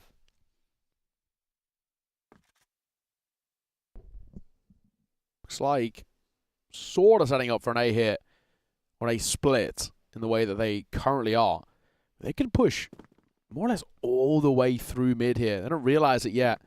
And then go for a wrap if they want to do. But there's Spoxy again. You can't find an opener on Spoxy 2 rounds in a row. I'll tell you that for free. One smoke over toward A. Not a fake. I thought it might be an attempt at a fake there from Nevis, but actually Ranking are going to bring all of their forces straight into the trap. There's 3 players here on A. Oh, look at Flex. Could not ask for a better setup for LCK, but let's not forget what happened over at B when they had that 4-1 stack. Couldn't hold the site there. This time, they will be able to. And a big round, LCK maintain the lead. Wow, I love that from Flex though, fully trusting Raffin that he can defend entrance, because I feel like what would have actually won them that round if they do prioritize entrance first and the late lurk comes into vents and kind of surprise Flex, then yeah, that could happen. But good thing, Mr. Raffin now on the 20th kill in this game in round number 16. He is popping off. Yeah, I mean, I think if you're gonna back anyone, it's probably the guy going 20 and 12. Raffin's probably said to him, listen, mate, I'm hitting my shots. Don't worry about it. I got this. I'll sort it. And he did. Yeah. Yeah, pretty sick stuff so far. Yeah, 3-2 is working actually for LCK. I think more heavy stack on the A side has been quite beneficial, especially considering if Ranking cannot find any info, that's kind of their default. Raffin gonna be tested there. Ducked one. Feels like he'll be that first point of contact in through vents. This is a big fight. If Raffin can win out in this opener, in a way, even going 1-for-1 wouldn't be terrible. I think 1-for-1's fine. Honestly, look at how advanced the positions are on the B side of the map. This can be a fast flank from LCK. If necessary, Raffin, not just a 1-for-1, but a 2-for-1. It's even better. And LCK set up for success. Look at this push though from Flex. He's got to slow it down. Ranking are on their way back. He's made a step. PM hasn't heard it. Wait. He's going to get one. He's going to get one. At least one. Bang. Oh, C4's out. C4 as well. Couldn't be better. Yeah. But now he is on a bit of an island. He's going to have to go down swinging. I think it's fine. Fine spot to be in. Yeah, it's still a 3-on-2. Under a minute. And a push out from A as well. I love this from LCK. They are playing so proactively. They're with so much confidence as well. When did LCK turn into Obek Maniac? Timing a little bit awkward there. Spoxy, he's checked mid. He thinks he's checked mid. He doesn't think there's anything there. And in fact, actually, Ranking had already gotten past him. Still, there isn't really much of an option but for it to be B. They think they've probably gone in through Hotel. It's not the case, but still, the result is the same. They're on B. Plant's going down. And LCK already sort of pre-rotated, ready for this retake. Yeah, the flank on as well from Lionclaw. So you're playing Hotel, you know, most of the time anyway. I feel like they would expect somebody here, and Humio is going to have a little look in. It's an interesting fight, and Lionclaw maybe misses his chance, his opportunities, gets his head ripped off as well, and Spoxy's been struggling to connect on this shot. Humio down he goes, PM's got it all to do. One towards the site as he tries to find him dancing around the buck till he hits a quick shot. Colt pulled out, buying time, missing the shot, and LCK will find it. There's that round from Dezane. What did we say? Dezane needs just one good round. He gets the clutch, the 2v1 in the end. He's only got 4 kills for the map so far, but those 2 are enough to give LCK the couple of rounds advantage, the couple of rounds leeway that might just get them over the line here. What did I say? If Dezane gets 5 kills in this map, they'll win it, right? And he's 1 more away. And this is going to be the round when they're going to win it 10-7. And he's going to get 1 kill and then get traded. This is going to be the round. Oh, you just cursed it. No. I've blessed it. Nice you forget. Actually doesn't do as much damage as thought, but Humeo already tagged down a little bit, and Ranking setting up again for an A take. Ooh, Flex is here. Oh, 3 players. It's going to be a faster play from Ranking. They're going to test Raffen once again, but sitting inside the fence, he is not even required. Dezane, he got 6. You were wrong, Neo. He's still alive. At least 5, he might go 1 more. He's got 7. Dezane coming alive in the final round. It's 10-7. And LCK will doom Ranking's chances here and give themselves a very slight, but somewhat existing hope of going through to the playoffs.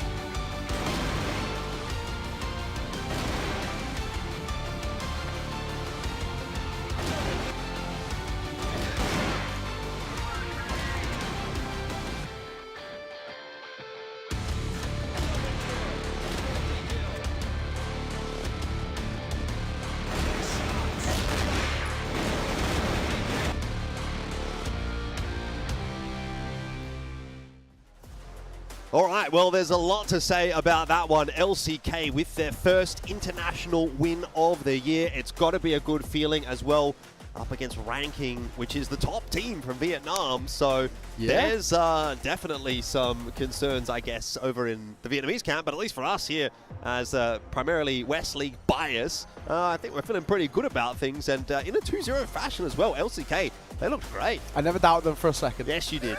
Never doubted them for a second. There's only one person that didn't doubt them for a second, and that is Dadum. Matthew Duma, the only person who predicted LCK. Congratulations to him, and yeah, just like how I called look at this. Dadum, my go is what I'm saying. Dadum, my go. How wrong we they hated were. him for They put the wrong logo on mine though. I did say LCK. Ah, that's true. Yeah, I'm pretty sure I wrote. I'll just check. I'm pretty sure in the chat I wrote LCK. I'm pretty sure I wrote LCK. As yeah, well. Production, can we fix that? Actually, yeah, get the LCK logo for all of us down there on English. That's That's what I'm hearing. Someone's going to put it on Production page, be slacking these days. I man. know. What can you say? It is what it is. Anyway, shout out to LCK. Great game from them. And look, if that's the kind of level that they can hit on a more consistent basis, then hey, world's their oyster. Now, I said right at the end of that map, you know, they've given themselves a slight chance to make it through the playoffs. That said, it is a very, very slight chance because they do need a few things to go their way. First of all, they would now need to go on to beat Q9. That'll be the matchup tomorrow that they have to play. So first of all, that's tough. That is tough. Let's just get that one out of the way. And then on top of that, they'd also kind of have to hope that ranking also goes on to beat Vasco, and you'd be basically guaranteed second at that point because Vasco would be 1-2, you'd be 2-1. If they were to lose to Vasco and ranking, if they were to lose to Q9 and ranking beat Vasco, maybe there's still a way as well in that three-way head-to-head. So there is a couple of potential chances for them, but the big thing is that they've given themselves that kind of hope. They've given themselves that win on the international stage, and you know that's got to be a great feeling because now that that little hurdle, that little hump has been overcome, the floodgates kind of open. You start to believe. Yeah, it's a mental block, I think, to get that first win, especially when you are an underdog team from an underdog region. So I think, you know, credit to them. They did really well. And even as well, it shows that they're not a side who relied just on one player. They had a fantastic map number one and, you know, a really lackluster map number two, if we're being completely honest. But someone else stepped up to the plate. Raffen, who normally is definitely not in the numbers, came up in a massive way. Flex found a lot of form as well, which is great to see from him. Lion Claw's impact, especially on that GR side as well, when he was rotating in through Hotel. Incredible work in second mid. So having a couple of different other outlets of firepower is great. And you've got what is literally for LCK, their two main players being their two worst rated players in that map. Spoxy and Dezane, 9 times out of 10 in the West League, are their go-to players. And everyone else sort of has the form. Lion Claw is another name that sort of steps up on a bit more of a regular basis. The fact that we see as essentially the top two are not, you know, at the bottom, shows that LCK do have a bit of depth and they do have some foundations which you can fall back on. Raffen, of course, being that set MVP of the 1.57 KD, which is sick for them, putting LCK up into third now as well with a win under their belt and ranking going 0-2. LCK on the same level of wins and losses as Vasco Esports, which, granted, is only 2 games in, but that's still not a bad spot to be in by any means. Yeah, definitely. Look, still some more work to be done, definitely. Unfortunately, though, for ranking, they're pretty much done. You go 0-2 right there. Yeah, not really likely to be coming back from that, particularly going up against Vasco, but they could still play spoiler. That's the big thing that we kind of have to keep a bit of an eye on. So that'll be a conversation for tomorrow and the next couple of days as we finish off this group stage. But really, I think this is LCK's moment, and they've got to really bask in it because it's not every day you get a win on the international stage. It's not every day you get to play on the international stage. But I love it. I'm really happy to see this because now finally we, again from the West League, have something to kind of look forward to at these international events. 3BL's looking pretty damn good. If LCK could join them, I mean, you can't really ask for much more. I can't wait for the unKnights supremacy as well. I mean, yeah. I mean, I'm you say that like it's a joke, but the way things are going, I wouldn't honestly be half surprised. I'm happy for you guys, especially also coming in from like a underdog region, because this is what it felt like. When, just wait. Yeah. Famous is going to roll up here. Kaiser's going to roll up here. I've voted Swamp. I think they're supremacy potentially. I mean, either way, we're winning in the West League in that game. So exactly. We'll call that a win. Must be nice to have you know, underdog region finally come up. But you know, we'll see you guys next year. Maybe. Could be saying that for 2 years, but sure. Yeah. But man, we already have young kids now. They kind of unks. They're kind of unks now, bro. So we got a clean slate. But yeah, I'm pretty happy for CFWL and everyone in general, right? Because LCK, man, they've been going at it for quite a while now, and finally they got the result that they wanted. I think that's the difference as well, though. By the way, between West League now and West League of a few years ago. You know, a few years ago, you would see just roster change all the time. Yes. Now, though, it's been probably like a good 18 months, 24 months where 3BL and LCK have kept the majority of their core roster together, and that's now where the fruits of the labor are actually starting to show a little bit. So credit to those teams for actually really sticking it out, putting in the hard yards, and yeah, I mean, they're getting their successes, and hopefully they can continue to do that. Yeah, I mean, for us, it's like, you always want to see rosters together even in your worst moments because you learn more from your losses anyway, right? And there's a good time to reflect, say, what went wrong, how do we adapt? You know, if you've committed to the side of these players and having these guys on your team, there's got to be some sort of forward conditioning where you're like, this is why we know what the potential's like. But if you're not giving them time to unlock it, that's where it always worries me. And we did see it a lot, right? Where you see it across all walks of life where they just don't commit to a team for long enough, and it's so hard. How are you going to build a cohesion and synergy if you don't ever get the time to kind of work on those things? So I'm really glad to see for LCK, especially off the back of Summer Championship. You know, they really struggled, didn't pick up a single win, got a couple of maps here or there, but you know, that would be prime time in the past where you can say, right, roster change here, something's not working, let's, you know, change it up and see if we can bring in some sort of injection of firepower, but not to be in the end. We have an interview over on the stage, and I for damn sure want to hear it.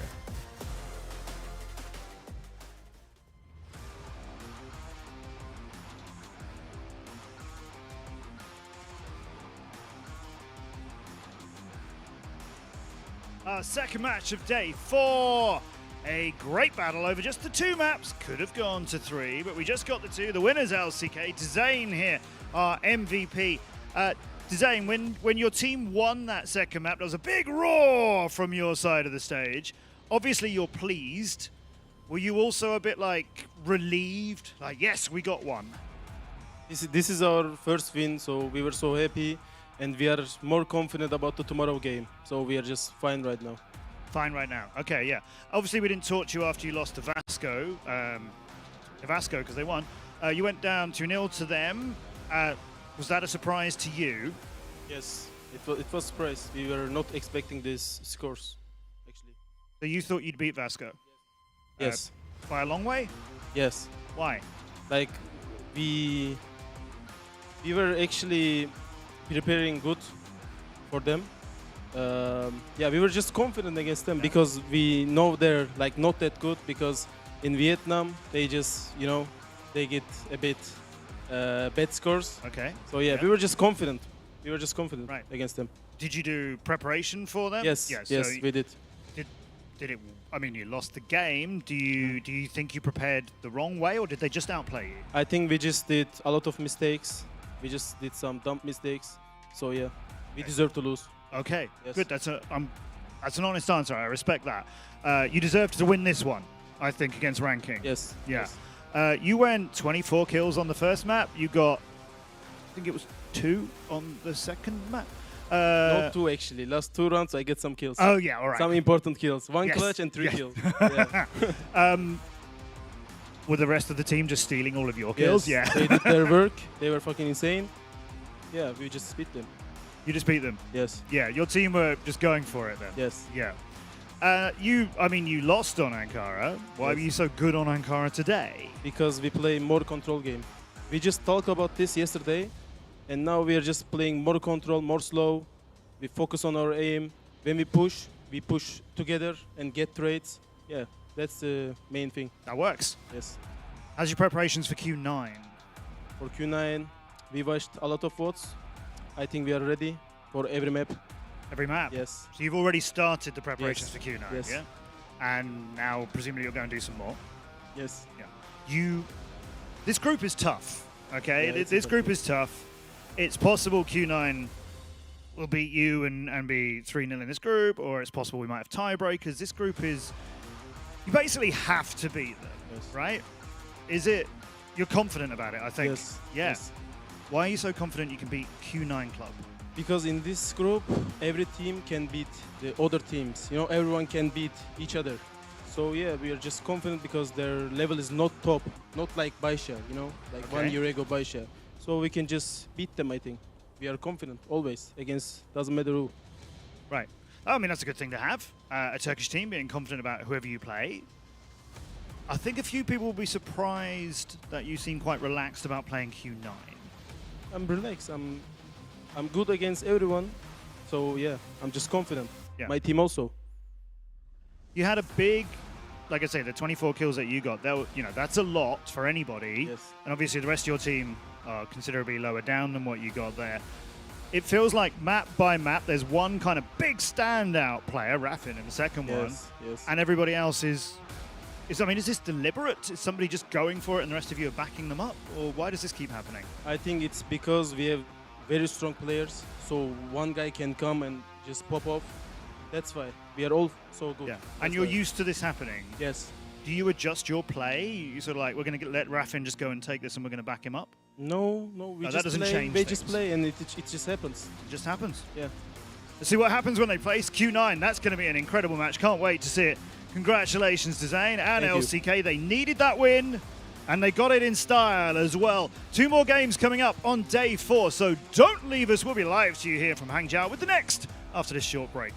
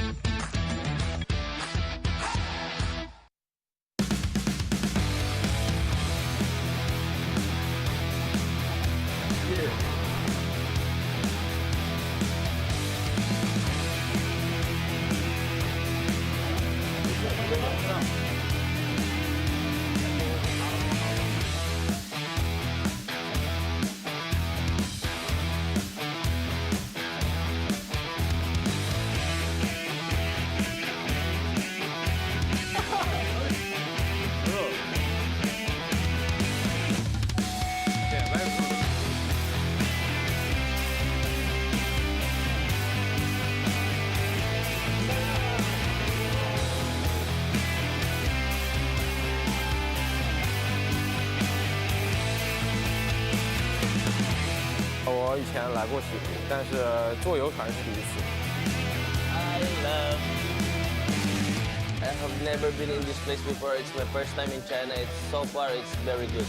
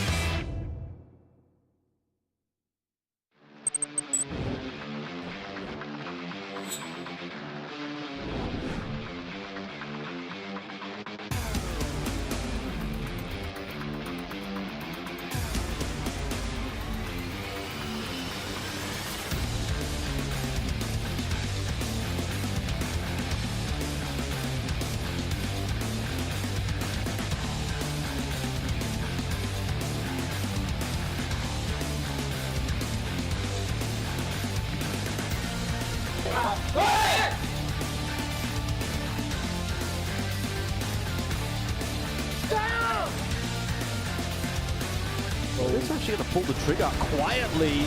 They do not check underneath the stairs, and KLB. It's kind of hard on my end, but KLB? He's super careful here. Some of these fights have been interesting. When you look at that, it's a 4-on-2. They thought it was a foregone conclusion. It wasn't.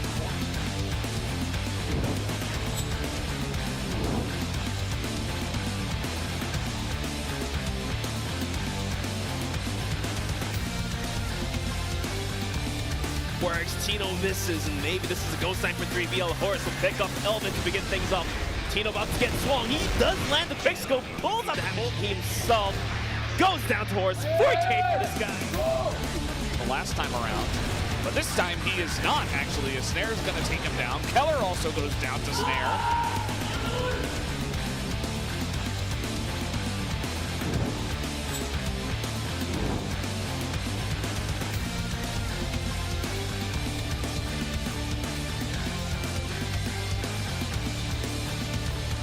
Traded down here and will be pretty comfortably. A couple of kills coming back on in though from Q9, and YJ wants to pick the pace back up. VNC 1 for 1, not good enough.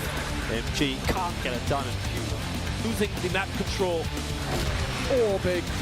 That's very big from XMY. And Cole pulled out for another behind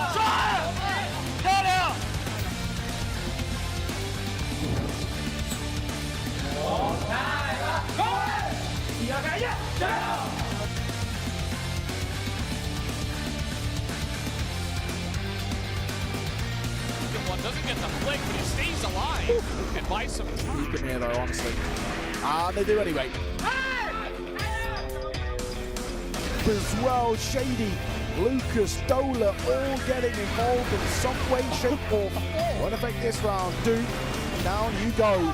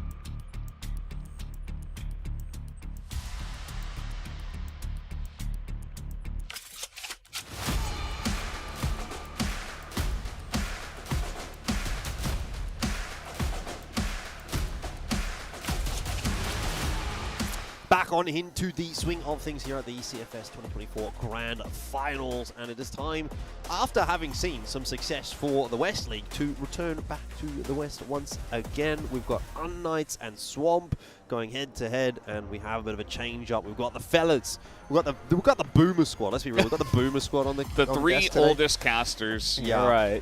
And it's very fitting since we're casting the unKnights. Sure. Going up against Swamp Gaming. Both of these squads have some older gentlemen on the rosters. This is our third match of the day. We will have Imperial versus Evolution Power Gaming later today. That's a big one, but this is also a big one. Yeah. These two teams fighting for their lives. They are very much so. As is probably, I would say, predictably the case when you're in a group with Wolf Empire and All Gamers, both Swamp and unKnights at this point. You'd probably say they're just kind of playing for a bit of pride, right? Because really making out of this group against those two teams seems like almost an impossibility.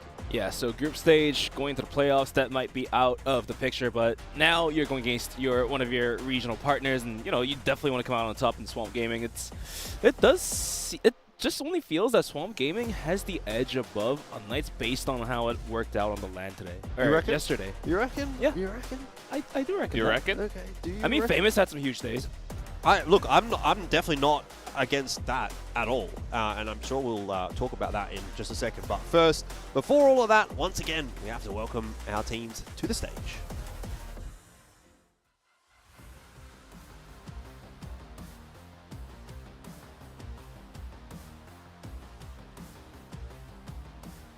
Our fourth match from Group B is ready for the stage, and another do or die between two incredibly international squads. We're going to see players covering Belgium, Turkey, Egypt, Greece, China, the US, Canada, and Vietnam. Between the 10 of them walking up to our stage.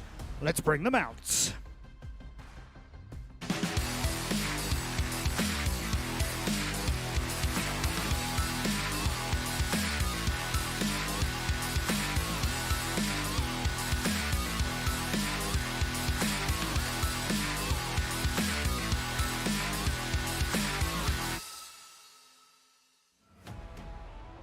Let's first welcome the third seed from the EU MENA region, the unKnights.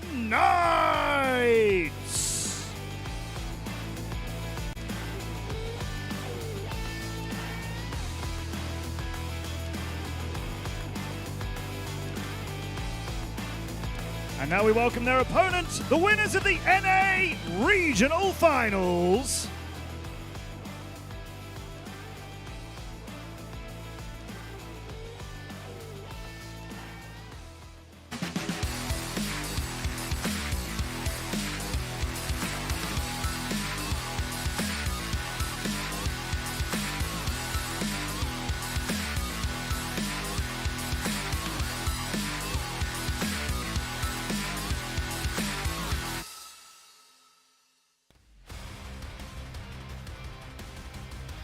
Proudly representing North America, they are Swamp Gaming!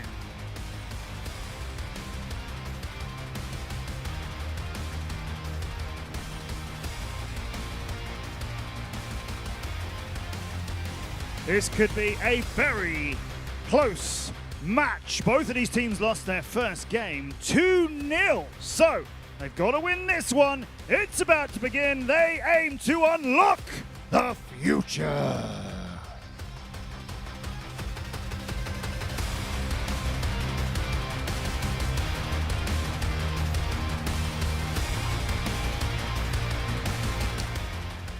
Yeah, look, I think Matt is pretty on the money. This could be a very close game. And I want to tie this back into what you were saying just before we went into the introductions bench. You were sort of leaning, I think, a little bit towards Swamp based on what we saw from their previous matches at this event. And look, I will give you that. They probably looked better, actually, based on that match. However, what I will say is I think generally, as a bit more of a long-term thing, unKnights, to me, seem like the stronger team. So I don't know if you guys agree with that. Are you leaning in that same direction? So, we had Wolf Empire defeat AG, right? Yes. So, right now, current form, Wolf Empire seem to be the better team over AG. Okay. AG stomped unKnights. It was very unflattering. It was crazy. I think they got like 3 rounds total, did unKnights. Meanwhile, on the opposite side, I feel like Swamp Gaming actually put up a fight against Wolf Empire. So if you look at just the results, I had to go with Swamp as well. And, you know, it's probably due to a bit of the matchup. Maybe AG's just better at, you know, performing against weaker teams and struggle when they face really strong competition. It is a different matchup entirely, but I would say that current form, Swamp looked a lot better than I was expecting, so I kind of had to give them the slight lean going into this one. Yeah, look, again, like I can totally see where you guys are coming from, and I can definitely agree with the take. But I guess for me, I'm leaning a little bit more long term, looking at how unKnights have performed in the West League in particular, up against the North American rosters that we do see there, of which a lot of these players did play in. And I think generally speaking, unKnights did perform better over a longer term period. But yeah, definitely Swamp did look better, and even the statistics are reflecting that over the couple of matches that we've seen these two teams play at this event. The other issue I have with Swamp, and again, in most cases, a lot of the North American teams that do play at events like this, is that they are so incredibly inconsistent, and they are also generally very, very, very reliant on Famous performing well. If Famous is not having a good day, a lot of the time, these North American rosters, they just fall off the face of the planet. Now, I will say, Kai's has started to come into that conversation as well for Swamp and for Kungana. He was here last year as well. And I think he's a bit of an up-and-comer that I'm quite interested in seeing. But if Famous and Kai's are not online for Swamp, I don't know that they really have the depth necessarily to beat a team like unKnights. So if Swamp's on, I can get behind your predictions. I can actually probably lean in the direction of Swamp. I think maybe, debatably, they have a higher peak than unKnights. It's just whether or not they're going to hit that peak on a consistent basis. And consistency is not exactly something that we see all the time from these North American rosters. So we'll wait and see. We'll wait and see. But I think unKnights haven't shown us their best look just yet at this event. So I'm hoping to see them get a bit of an uptick in this match. Yeah, going back to the issue of consistency, unKnights definitely shows more composure and the tendency of showing some sense of consistency. But their regional finals, they did lose to 3BL 03, so they weren't able to pick a map away from there. We were actually pointing this out yesterday as well too, but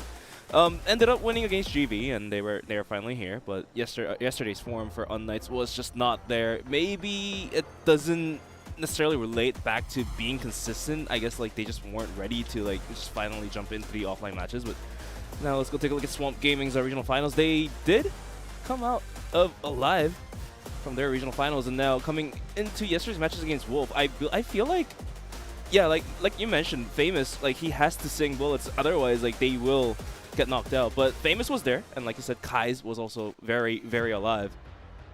And adding on top of that, I feel like on Swamp Gaming's roster, Hunt as well could be one of those guys who can really top frag out. Yeah, I'm definitely a fan of Hunt, but I think key players wise, I mean, look, there's excuse me, no surprise that we've got Famous on this one. Yeah. For HCZ, I feel like it's been a little bit hard done by. You know, it's never really easy when you kind of go through a matchup like that one that they played against AG, and you want to see some good stats. It's just not going to happen when you get like 10-1, 10-2. It's just not, unfortunately. It's not HCZ's fault. I mean, it was a team issue. They kind of got rolled.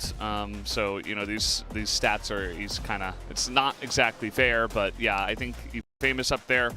If you're not going to put him up there, maybe you go ahead and throw Kai's up there after his performance against Wolf Empire. Like, Wolf Empire, they've got 2 great snipers, and Kai's was able to go head-to-head with them toe-to-toe. And the 2 maps they played against that team, it was, I think it was both 10-7. It was like 10-7, 10-6 or something like that. It was relatively close. So I feel like they have come into this one quite prepared. Now, as you were saying, in West, did not go well for them. They got crushed, and unKnights were very strong, and unKnights to make it out of their entire regional finals in 3rd place and to take down GV, who were looking pretty strong this year, is pretty impressive. I think unKnights is still a strong team.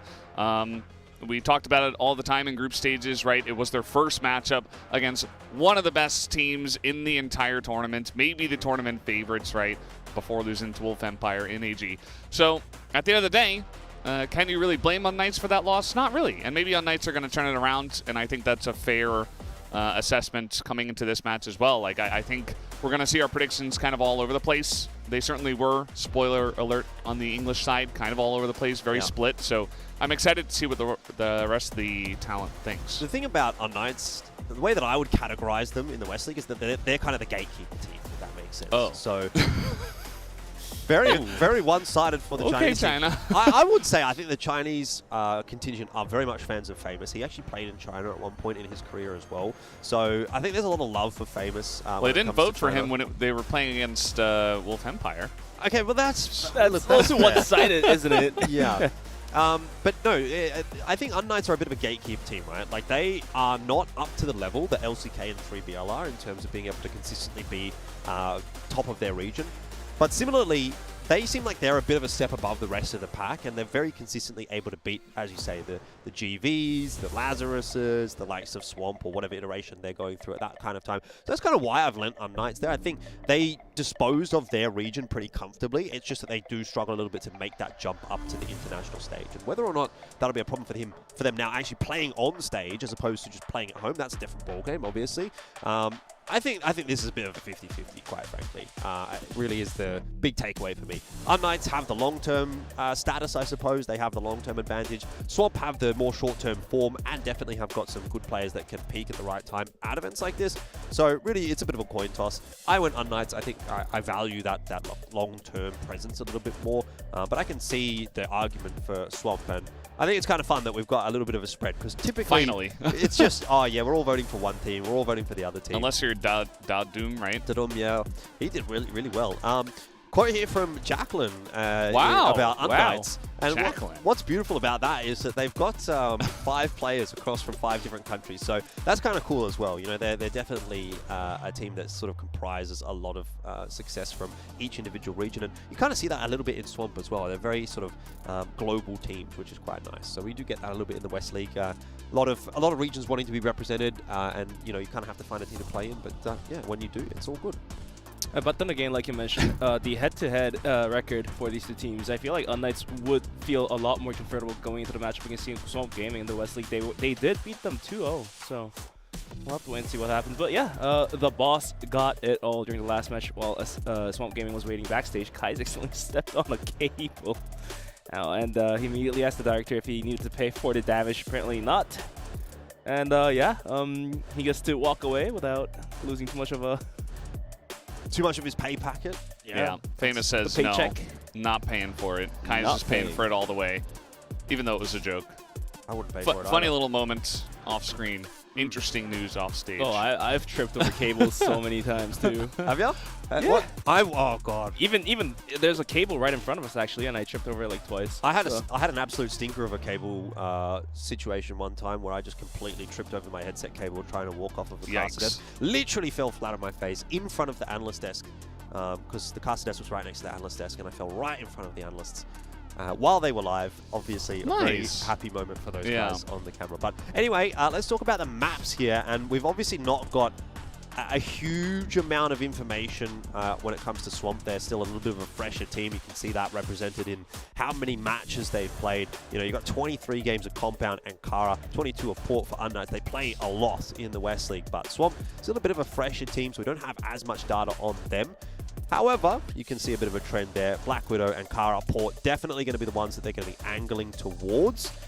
They haven't got a very good win rate on Compound. 8 played, 0% win rate. So that might be one that unKnights will be looking for. But yeah, map pool-wise, at least statistically speaking, we would expect this should be quite beneficial for unKnights, which is great, right? It gives you a lot of options, and it kind of backs Swamp into a bit of a corner here, even from the get-go.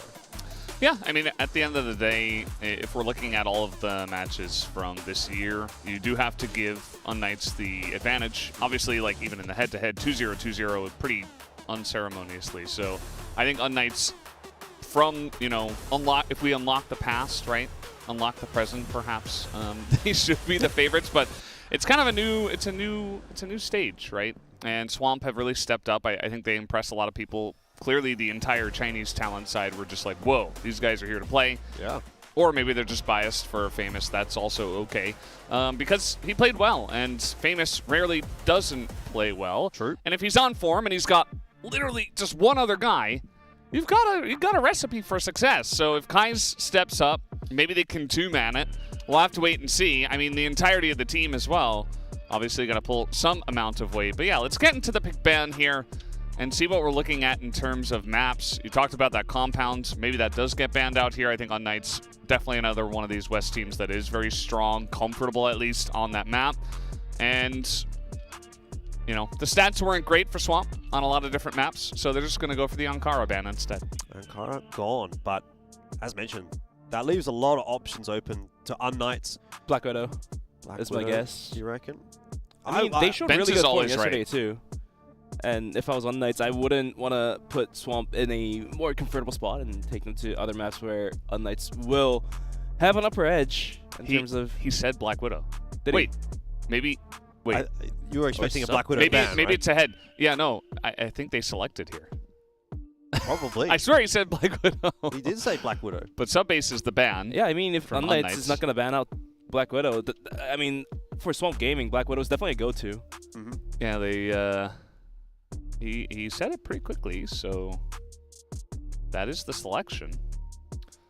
So we had that lip read correct.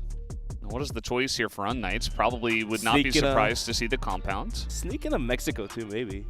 Could be another I think angle. Compound could be good, like you say. I wouldn't hate seeing a port either. That one gets picked up a lot in West League. unKnights fairly comfortable on that one. Good conversion rate on it. It's going to be unKnights to start on Blacklist on Black Widow. Yeah, I think that's fair. I think you can get a lot of work done. You know, Alucard, there's the compound pick, by the way. Seems to make sense. I think Mexico was a nice shout as well. Could have considered it, but maybe they're just scared of the famous history. I don't know if you guys remember that. Yeah, the Kangana famous 35 kills, and then he's still lost. He still lost, but he was a demon, bro. He was scary on that map, and doing it with the AK as well. So, look, if I'm real here, I think I'd probably lean towards a Mexico ban coming through from unKnights. And Port has been taken away by Swamp. I was going to say I think they might try to lean Port if they get the choice here, unKnights, but definitely looking for that Mexico ban. I think Mexico, to me, is just always a bit of a coin toss kind of a map, right? Like, most teams aren't super proficient on it. I think just get it out of the way here. If you feel like you're the better team, and Mexico is not one of your go-to maps, get rid of it, right? If it's a go-to map, if it's one that you play a lot, sure. But if you think you're better, play something a little bit more standard. Eagle Eye's going to get banned away, and we are actually going to go towards Mexico as a result of that. They're trying to summon the demon again. I think that's what they're doing. unKnights are very curious. Can Famous do it again? I mean, they're tempting fate here. Here's the thing, right? Like, this matchup is one of the matchups that actually has a really high chance of going to 2-1. Right. Even though unKnights are on the upper edge, and Mexico being in map 3, like you said, it's 50-50 coin toss type of map, and if unKnights is thinking that they do have an advantage going into this matchup, I don't know why they would not ban Mexico out of this one. And I don't know, Eagle Eye as a decider would have been a much better looking, I would say. Yeah, either way, we do get into that map, and it looks like... I thought the team that didn't have first pick had side selection for the decider, but that would mean that unKnights selected Black Widow, so that doesn't... No, so unKnights banned very last. The last veto was given to theirs, so Swamp Gaming gets to pick the side for the last decider. Yeah. And they select the GR side, all according to the normal way of things here at CrossFire. But, yeah, getting on to Black Widow first, the choice of Swamp Gaming.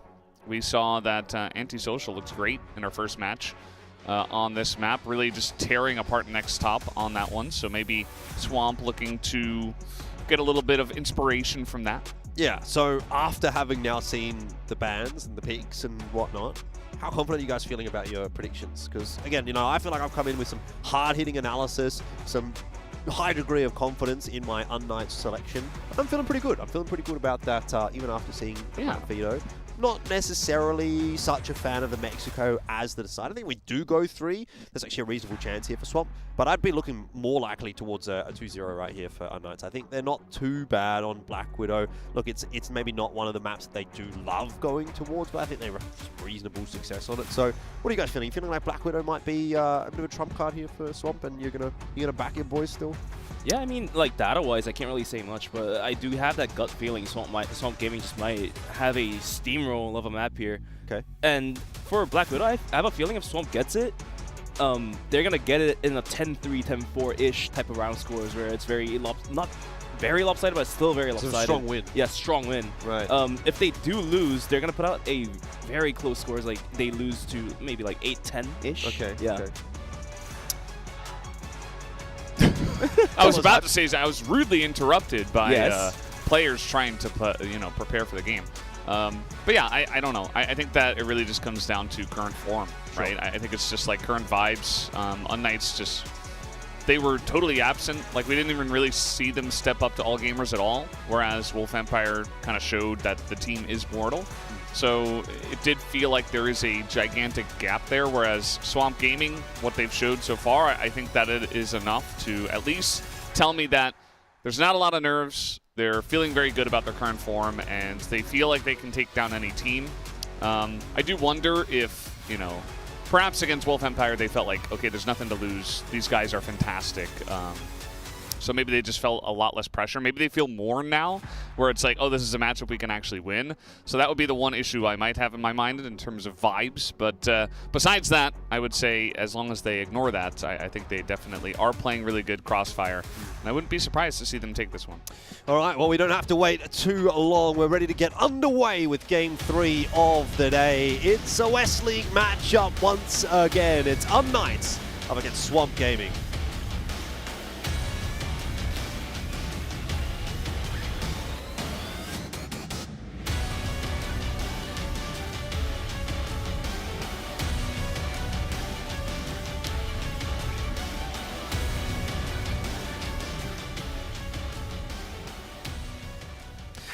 And on to Black Widow, which feels like it's going to be quite an important map in this pool. Swamp just don't have a great compound. They don't have a great record on it. So if unKnights can get this one over the line, then it might be curtains for Swamp. And already we've started off with a couple of nice Orm shots. One from Beck, one from Alucard. Double sniper out from unKnights on the blacklist. It's caught Swamp off guard. Swamp were trying to go aggressive in this round, and that has completely blown up in their face. Yeah, Kai's and Brando will go down to begin the rounds off. Hunt now with the arm of his own is going to look in towards Long, but HTZ already made himself deep in towards Long, and that's going to be good for a kill. Famous and GZY has it all to do, but they have just exited out towards B, and now they have to go on a little expedition. Famous exiting through Catwalk, soon to be greeted by Kiko, and Pietro takes a bunch of damage and eventually goes down. And GZY is left on a 1v5. A little bit worried for him. He didn't have the best performance against Wolf Empire. So actually looking for this player to really step it up. That's a nice little shot. Tries to go for the spray after. Understandably, should expect a lot more players to be coming in the 1v5. But yeah, great start for unKnights. I feel like they took a very similar angle to the way that Gokun and Viano were playing it with the double alm on blacklist of this map. Just kind of hold your angles, wait for the enemies to get aggressive, snipe them down one by one. And the gambit here for Swamp does not pay off in that first round. Moving into round number 2, trying to get lone control. They're going to flash it out, and Kai's arm is on point as the Lucard is going to go down. Into a 4v5. Last time around, they were trying to gain control outside of B, and that didn't work out. Out towards middle, that didn't work out either, but looks like A long is going to be Swamp Gaming's territory for now. Yeah, not a huge concern for unKnights, though. They've more or less set up at the box room, and they're going to try and work their way in towards B. How committed are they to this push, though? Looks like they just want to take box room, threaten that presence on B. We have so many different names for that room. What do you call it? Storage. Sneaky was calling it house. Okay. House, and we call it storage. But it's got a lot of boxes. It does have a lot of boxes. I think box room is very... pretty self-explanatory, yeah, isn't it? I think it's a good name. I feel like I called it Hut at one point, too. I feel like you call a lot of things Hut. You were calling the tower on Compound Hut. That's a Hut. Anywhere's a Hut if you try hard enough. I could see it. It's like a hut in the sky. But, yeah, I feel like this room in particular has the most variety. It's the regional inconsistencies, isn't it? Every region has a call-out that's a bit different. Wow. This round going much, much better, though, for Swamp.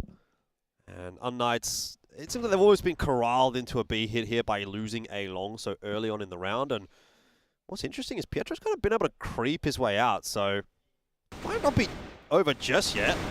They managed to find GZY, but Brando good for the trade, and it's cleaned up more or less by Swamp. Good response to that first round where they didn't look competitive at all, but there's some fight in this Swamp roster, that is for sure.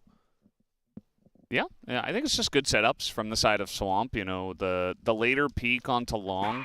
You know the enemy is playing double Om, so just go ahead, throw a flash, try to peek Alucard.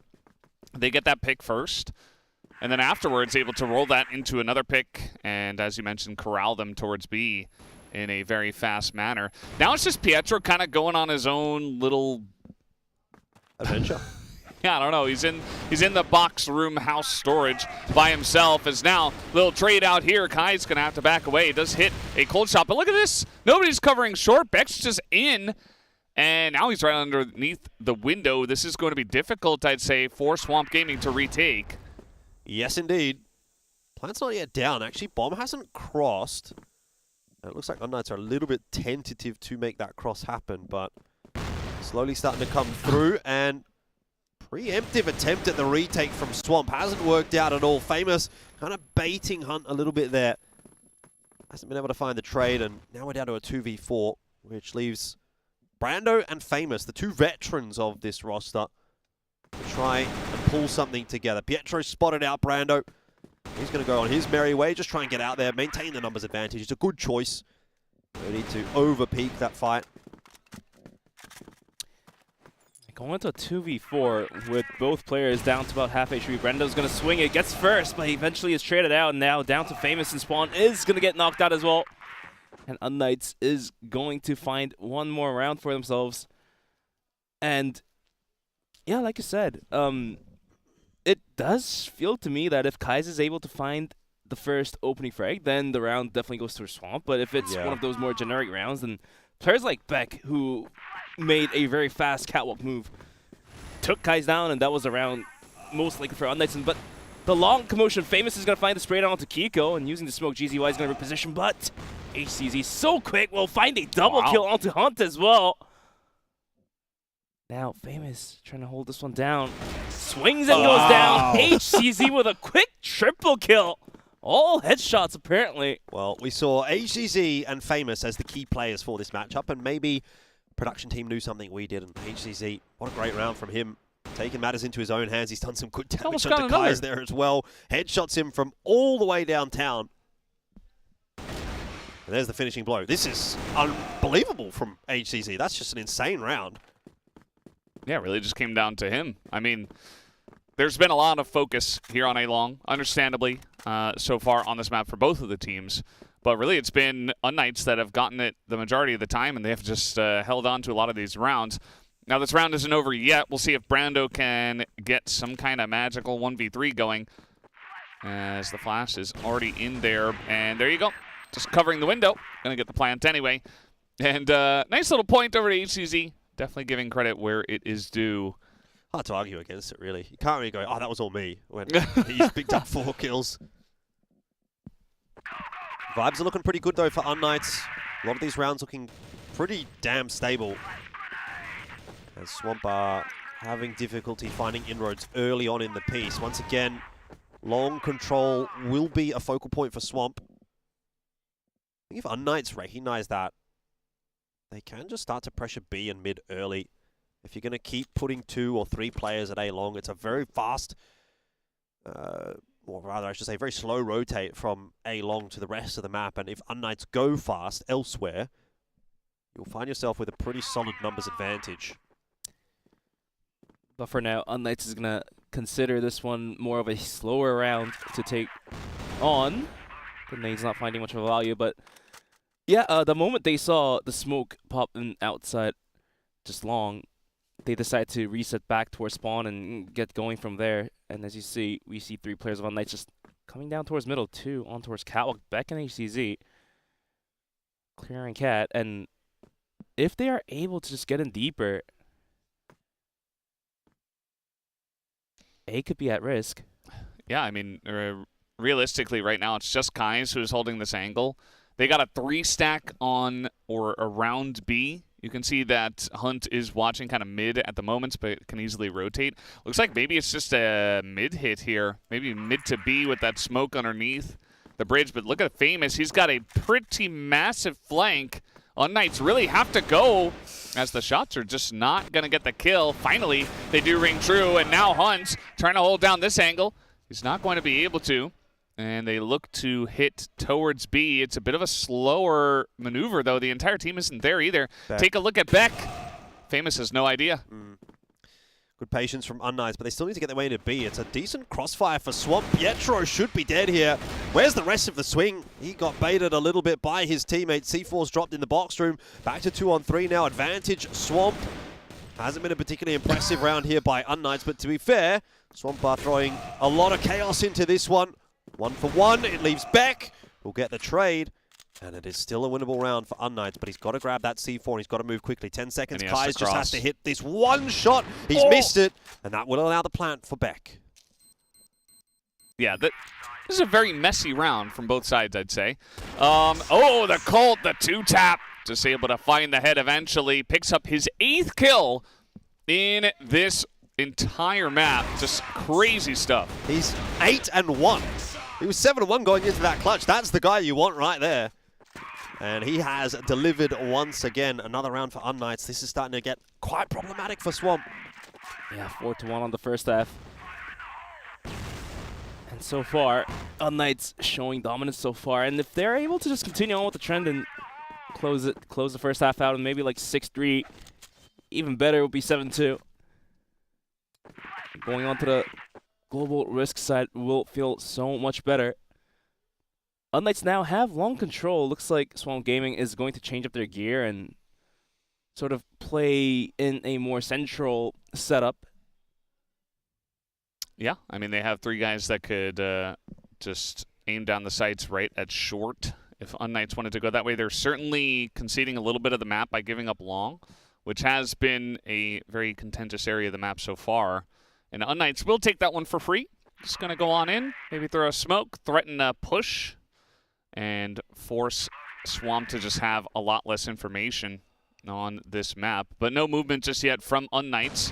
A bunch of utilities being thrown on long, but they're not committing there just yet. It looks like they will go straight into short, but there is a stack here from the side of Swamp Gaming, just directly into the crosshairs of Famous. Going to spot another one too, and that's going to surely take a lot of power out of this push from UNKnights. Down goes another, and it's only Beck now. Beck almost takes down Hun, eventually will finalize the kill. But now there's a huge flank from Brando all the way towards long. Beck spots Brando and gets the kill. There's just about 50 seconds he could work with. Now he has to face against GZY. And a duel. This is definitely winnable for Beck if Swamp keep giving him 1v1s. How about also, 5 1v1s? By the way, they haven't actually hit him yet. Yeah. Oh, he just took a little damage. Took a little there. bit of a little chip damage. 2 damage.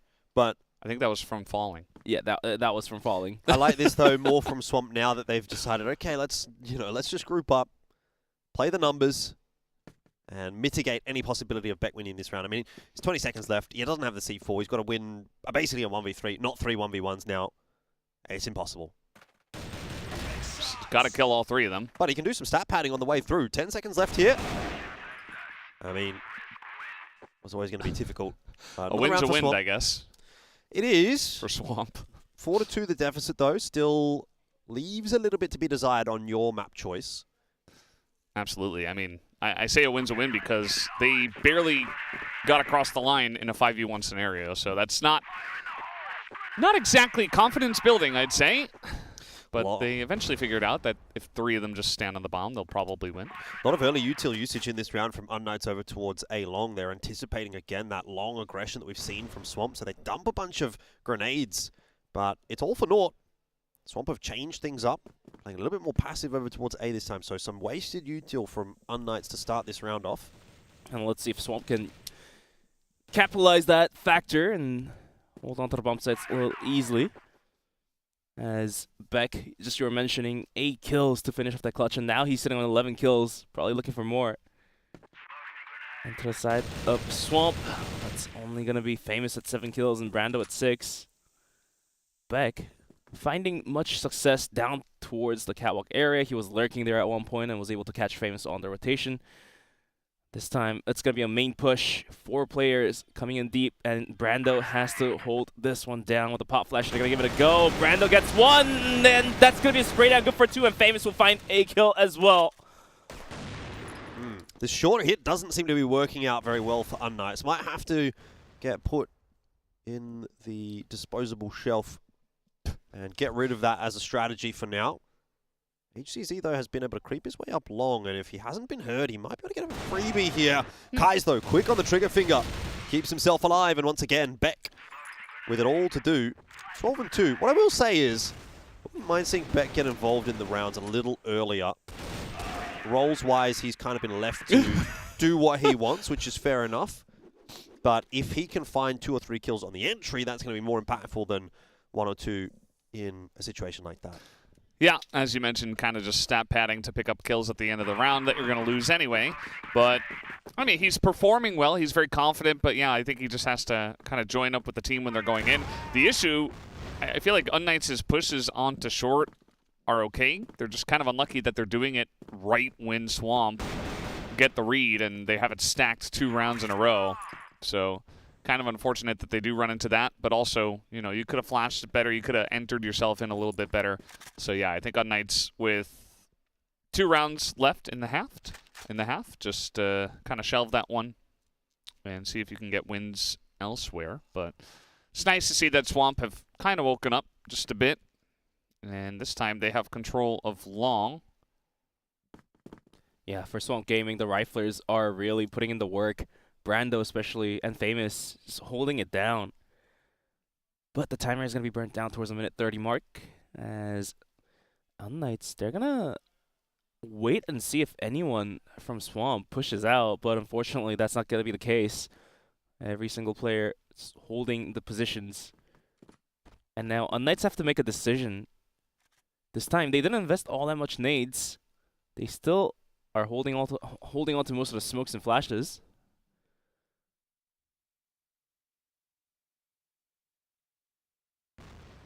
Guys, watching through the mid doors, won't land his shot this time. Into B could be an option for unKnights if they clear out bridge. Do have that player dropped off outside B. And Pietro, of course, watching for any kind of long push. He's not going to get it. Someone's going to have to go back for the C4. 40 seconds left here. I'm interested to see what the movements are going to look like. Beck's coming back over from B, but tentative approach from unKnights, which really surprises me considering how this game started. They've really slowed things down, and once again, it's Beck on the other side of the map that's left alive last, and this is really falling apart. unKnights looked so much better when they were playing quickly and confidently and backing themselves, and now that they've slowed it down, just giving Swamp the opportunity to kind of find those 1v1 duels, pick up an opening kill, put the pressure back on unKnights. So, see if we get something faster out from unKnights here. It looks like we might. Yeah, they're going to send it out towards A long, but the flashes are going to delay the push with the smoke by the corner as well. Kais, on top of the bomb site, has a long angle. Not sure if unKnights wants to walk into it. Oh, the timing is a little bit off for Kais, and unKnights are going to start swinging, but Famous says no to it, gets 1, but gets traded out. Kais on top of the bomb site will find 1 hunt as well with the arm of his own. He's going to find a drop onto Kiko. Alucard and Beck, 2 before, and a dream, but says no, it's going to be Kais. Alucard left all alone, but luckily for him, he does have the C4. It's not down in no man's land. 1v4 clutch. Yeah. Are we going to see one happen?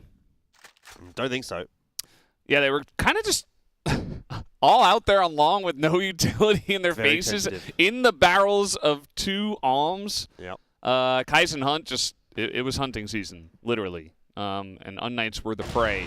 At least Alucard is going to get 1, but a lot of the rounds here for unKnights at the second half of this first half have just been one guy left trying to pick up kills, and it's been Swamp Gaming who have kind of figured out a way to hold on. And, yeah, I think there was a very real option to have a tack time out there. I think if I'm the coach of unKnights, 2 rounds left in that half, I'm probably calling a pause and saying, guys, what are we doing here? Like, we're playing like we're not winning this game. We're playing very, very passively. We're not really being proactive. We're kind of just letting Swamp do what they want rather than doing whatever we want. When we were on the blacklist side and we started so strong, and even saw it in that last round, the way that they try to push up A is like they slowly take A long, and then all 5 of them are pushing up A, but they're kind of getting stuck halfway up. And when you get stuck halfway up long, like you said, you're kind of like shooting fish in a barrel. You can't be stopping the... Once you've made that decision, you just have to go. It doesn't matter if they hit the first couple of shots. You have to go. You have to trade those frags down. So, unKnights just playing with a lack of confidence at the moment in the server, and it's kind of costing them. And it really surprises me considering how well this started for them. Yeah. No reason to not be confident with a start like that. But now, tables really have turned, and it's definitely Swamp that are on top. Yeah, unKnights, despite their strong start, like you mentioned, they just weren't able to keep up the momentum. And it looks like Swamp Gaming has picked up the momentum of their own. After testing out A long, we do see the players of Swamp Gaming outside of B and mid. Beck of an arm of his own. Oh, the timing, he unzoomed. Just seconds a little too early. I feel like he got the spot, though. Like, they know this is coming in. There's 3 guys on top of A. And a grenade, well-timed, not going to hit anyone. A little bit ahead of the push. And maybe now Swamp say, okay, it looks like they kind of know we're here. Will they continue to push? Here comes Beck. Will he actually push through the smoke? There's actually a crossfire set up here by Swamp, begging someone to walk through it. There's no way you push that smoke, surely. The flash is going to come, though. I don't know about that from unKnights. Like, you don't need to be doing that. Didn't even hit Famous, the flash. He was just sitting there waiting for him.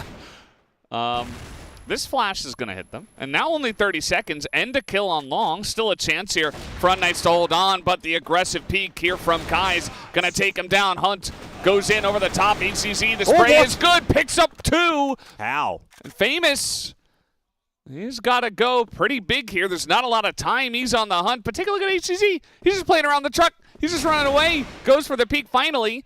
And now it's Pietro. 1v1. Famous with literally 1 health. 1 health on Dream. The C4 gets planted. Pietro going in towards window. And Famous is going to book it towards Catwalk. The timing might be off. Pietro will spot him out, and the bomb will be defused. Yeah, he made a step. unKnights is now going to catch up to Swamp. It's going to be 5-5. Bit too close for comfort, though. It's got to be said for unKnights. A little questionable to sort of... I think if you're going to make that play, you want to be doing it when you don't have information. Sometimes, like, it sounds counterintuitive, but like if you're playing and making that kind of aggressive play, that's an information gathering play, as well as an attempt to get a kill. But when you already know that they're on short and they're probably going to be hitting A, you don't need to be going for that. You can just sit back in your bomb site, play the crossfires, use the util as a counter util rather than as a proactive tool, and kind of walking into the setup from Swamp because, like you said, they had a crossfire established. They have players playing anti-flash. Pietro was on a scout mission, was able to save his life and take Brandon down to about half HP. It's a very forward hold from unKnights. HCZ, couple of flash in the face, but Pietro on the opposite angle. Bit of a laboured spray, but enough to cause a distraction for HCZ to get 1. Need more than that out of these guys, though. Beck is still fighting from middle. It's a bit messy, but Kai's coming up in a big way with the Orm in hand. Keep go for the swing. That's just fallen apart from unKnights, and I gotta be real with you guys. I'm definitely feeling like Swamp have the momentum. I feel like at the moment Swamp, just eye test wise, are looking a lot better than unKnights. Would you like to change your prediction? I mean, the thing is, I don't know statistically that I'm super keen on Swamp going into compound anyway. So I'm not prepared to like jump ship just yet. But what I'm seeing from Swamp is good. Famous is fragging. Kai's is hitting his shots. I think in particular Kai's, which is obviously important on a map like Black Widow. It's a very Orm-centric map. But you got your 2 big stars kind of having a good day. And there's been some moments for unKnights, no doubt. But I just think generally they're not making this game as easy for themselves as they could be. And as a result, slowly but surely, Swamp is getting the lead. Yeah, Swamp playing well. Here comes Alucard. He's got an AK. Immediately just shut down Famous. Not going to waste any time with that headshot, and that is going to be Swamp in the lead now, 6-5. Still a relatively close map. You know, the early plays, the early rounds that unKnights were able to get, certainly giving them that little bit of a buffer zone to help them have a chance in this map still. But as you mentioned, still looking pretty good The momentum heavily in Swamp's favor. Alucard is going to find himself face-to-face with a potato. Apparently it is ticked down to about half HP, but it's still fine. Is alive and has the arm. He can just one-shot players after players if he was able to find the crosshair on them. Quick mid-take. Swamp Gaming came out from B connector, testing it out, but they're going to bring it back towards the box room, like you mentioned. The C4 rotating as well. This might hint to us a B-take is cooking up here. Yeah, I mean, the B-take could be pretty strong from here. I mean, it's a relatively default hold from the side of unKnights, not really getting a lot of information as to where this is coming through, and it's all 5 members. You can throw flashes over the top, trying to go in through storage. Pietro's got a nice angle, though he does get flashed, has to back away behind the box with his ally. Now there's 3 guys here on the site, and everybody has rotated over, but still the entry is good. It's 3 headshots, make it 4 in a row. As Swamp Gaming just take over the site, they spam at Kiko through the smoke, and now only Kiko has to go 1v5. An all too familiar sight for unKnights, isn't it? One player just left in a 1vx that's unwinnable. Decent damage done to Brando and GZY, but hey. I was going to say if another round goes the way of Swamp here, then you really need to be calling attack timeout because something's not coming together for unKnights. That was quick. I wonder if it's a bit too little too late though. Like I think Swamp have been given their opportunity to come into this game and really start to get rolling even despite a bad start. And one of the key features, I suppose, of teams like this that we've seen at events, you know, the Kungana last year and obviously Swamp this year, is that when they do get rolling, they're actually a hard team to put away.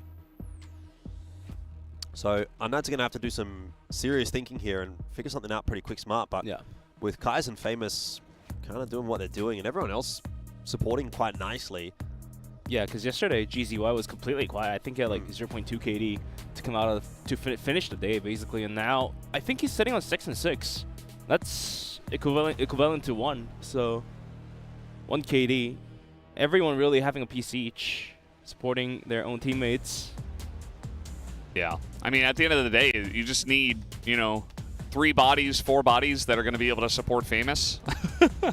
And Kai's is more than a body at this point. Rest of the team is playing well, and you have a recipe for success.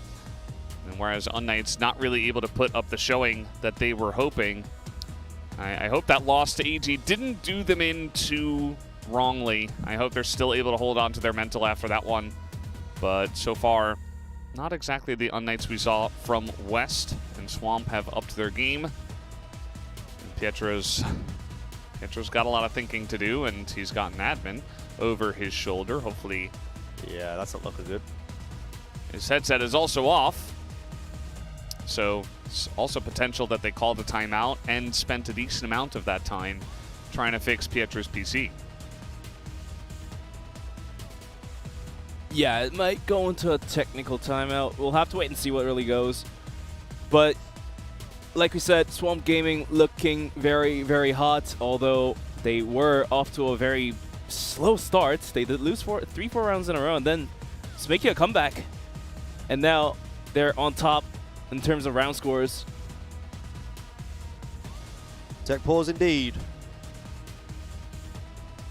Well, couldn't really come at a worse time for Swamp, to be fair. It's just going to slow the momentum down a little bit. Give the unKnights players a chance to reset any of that adrenaline. Try and come back in with a bit more of a calmer, sort of more focused approach.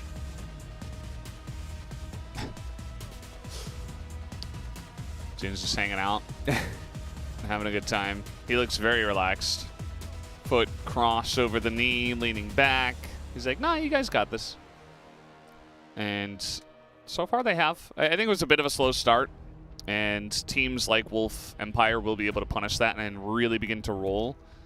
I don't even feel like Wolf Empire had their best game against Swamp. So, you know, that was a little bit of a iffy question too. Well, like, was it Swamp overperforming? Was it Wolf Empire having a bit of a struggle day?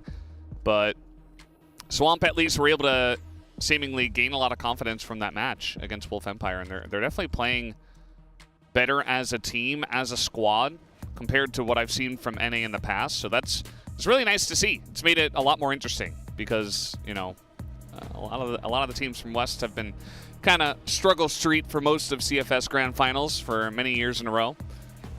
But good to see that they are up and coming. Alucard looks very frustrated. Almost at the level of getting concerned even. Yeah, I hope he's doing okay. Just checking over to the stage. I think there's still 1 or 2 admins there.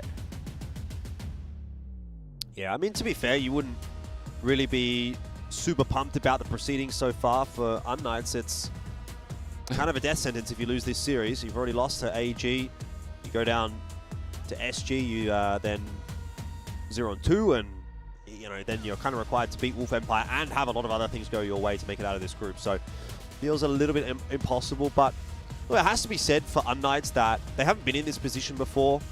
They haven't played at the Grand Finals last year. The representatives were 3BL, LCK, and Anubis from the West League, with Kangana obviously coming through from the North America qualifier. That Kangana roster similar to this Swamp roster. Brando, Famous, and Kai's back again in Swamp. So, you know, I guess the new kids on the block in a sense. It's all about gaining that experience and whatnot, but I feel as though this is a very winnable game for them, and I think that's largely because of how the groups have played out and the fact that they get to play against some of their regional competition that they've done well against in the online component of this year. But maybe it's a little bit of a different story on the stage, right? unKnights, bit of a step up for them, whereas there is actually some quite sizable experience on the side of Swamp, in particular Famous and Brando, but now Kai's even. That guy's been around. Yeah. It's been around for quite a while, and we're just going to get a quick look at as those replays are happening. But yeah, he's had quite the day out so far, as you would expect. I think if you are Swamp and Famous isn't playing well, you're probably not having a good time. It's probably just going to be big-time struggles for you. You need that player to pop off. He is the star player, the key player, the ace player, whatever you want to call it.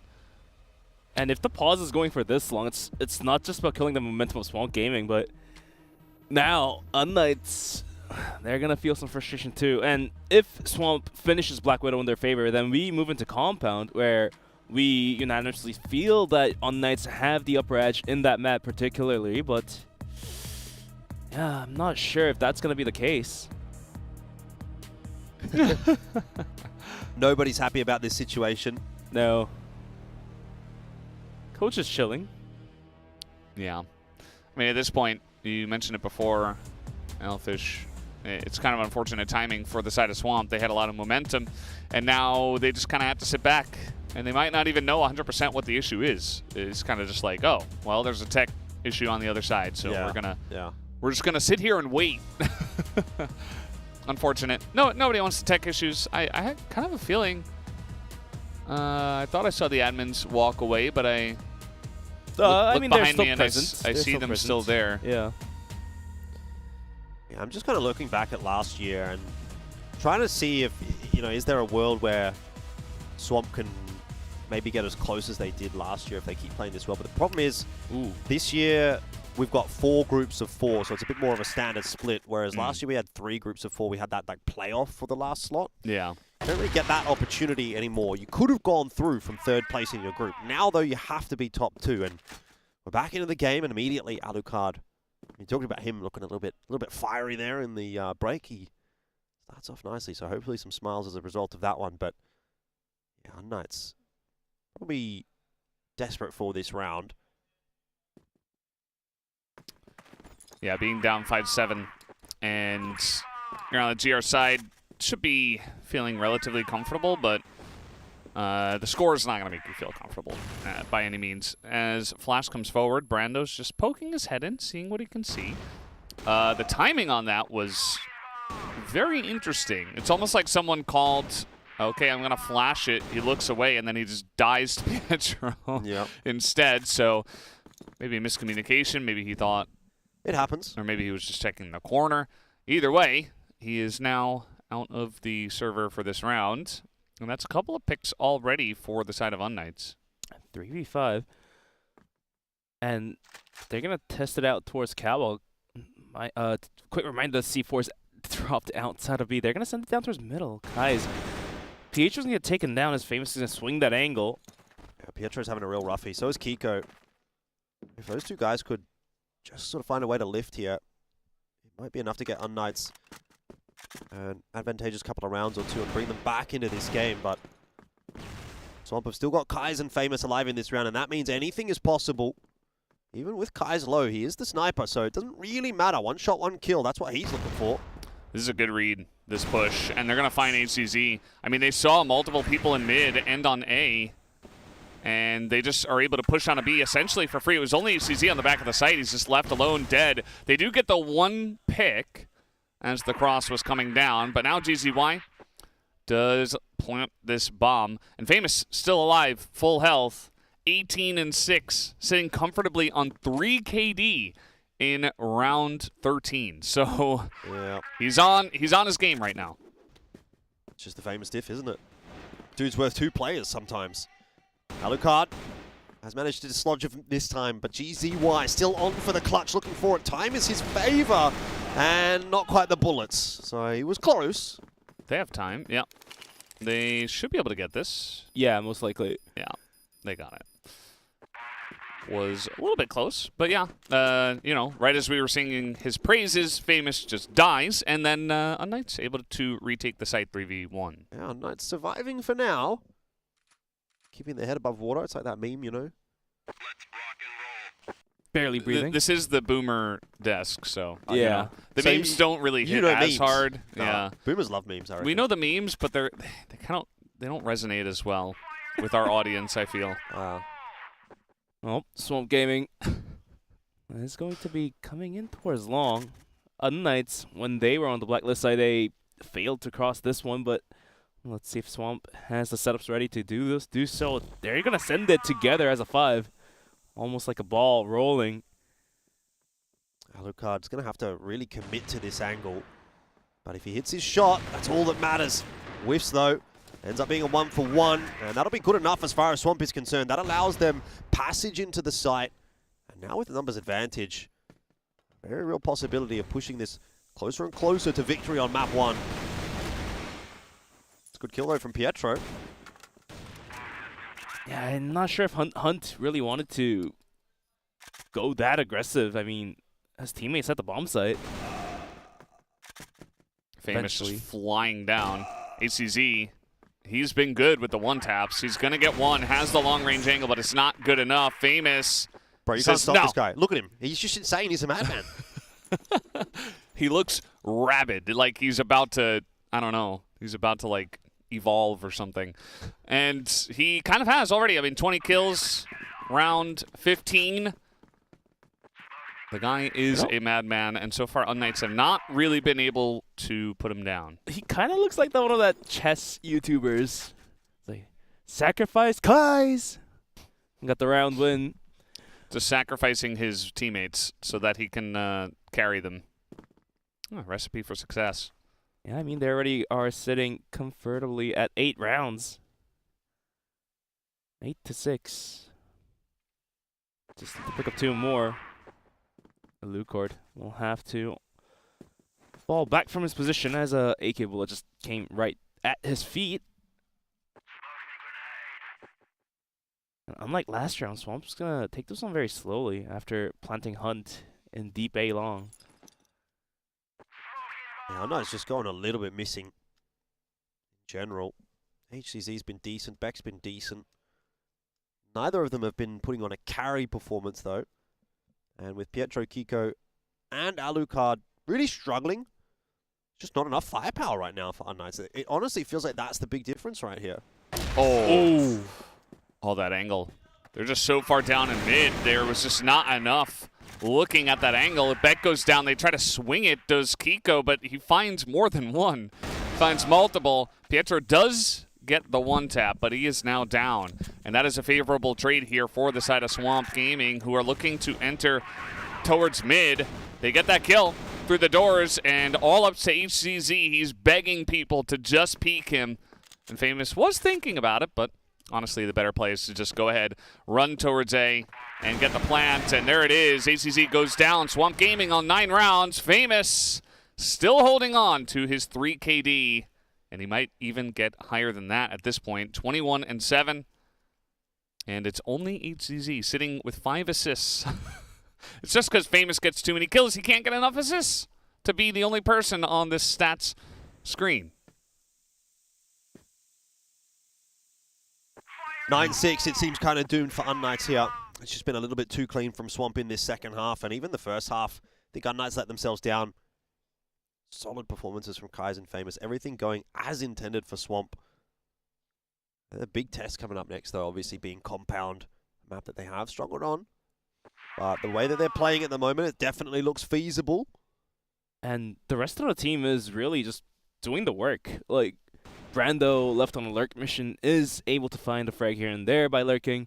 Hunt, if he has to rotate to maybe bait for a fake or bait for a rotation, he will do so. And apparently, unKnights will fall for the fake. And just like that, everything is not going in the way of unKnights. As this time around, possibly the last round here. Alucard had an angle, but he did not shoot that. Kiko with a pop flash to swing down, but that was a mistake as Famous quickly sprays down both players. And looks like this might be it. But Pietro keeps the dream alive by taking GZY out. Is it the dream or is it the nightmare right now for unKnights? I feel like it might be the latter. Just can't seem to get out of it. Maybe Swamp will put them out of their misery. Hunt had a chance there onto HCZ, but won't land his shot. Now Pietro, unorthodox timing on the push, but no one watching behind. Both Famous and Kai's go down, and with them the C4 also dropped. Hunt's going to have to do a recollection mission, not only for the C4, but also for the kill, and he did not expect Pietro to have pushed all the way down middle. unKnights might not be done just yet. The dream still alive. Swamp. Well, Brando's going to pick up the bomb, so I suppose it is still potentially possible. They're going to spot that that bomb is taken, and there's only really one direction he can go. Did he not see that? Brando versus HCZ. Brando does get the kill. 20 seconds. Flank is coming in, but he gets a plant here. I mean, he gets a plant, so he's not going to have control of storage, which is going to make things more difficult, but still gives himself a chance. Oh, I like it. You've got to push in here, though, I think. You've got to try and find a 1v1 somewhere. Take some positioning. Bomb is planted for box room. Alucard. Shots all missed. Everybody's missed everything. Brando has to go down to the Colt to win that one, but he's actually given himself a very winnable position. There was a tap on that bomb from Pietro. It's drawn out the peak from Brando. It's not over yet for unKnights, but that's too close for comfort. It should not get that close. Yeah, I mean, Pietro was able to get the C4 down, get a double kill, get a triple kill. From a 2v4, essentially, into 1v1, had to come down to the wire. I mean, unKnights did win that round, but like you said, it just isn't working all that comfortably for unKnights right now. Yeah, that was peak West CrossFire. That's what I'll say. just getting down dirty. Beck is here. He has got a nice little angle. He's trying to fire through the grenade kill. Gets Brando all of a sudden. I think Famous knows that somebody should be out there, but at this point they've already lost their teammate, and now might just concede this area. Yeah, they're going to reset towards spawn.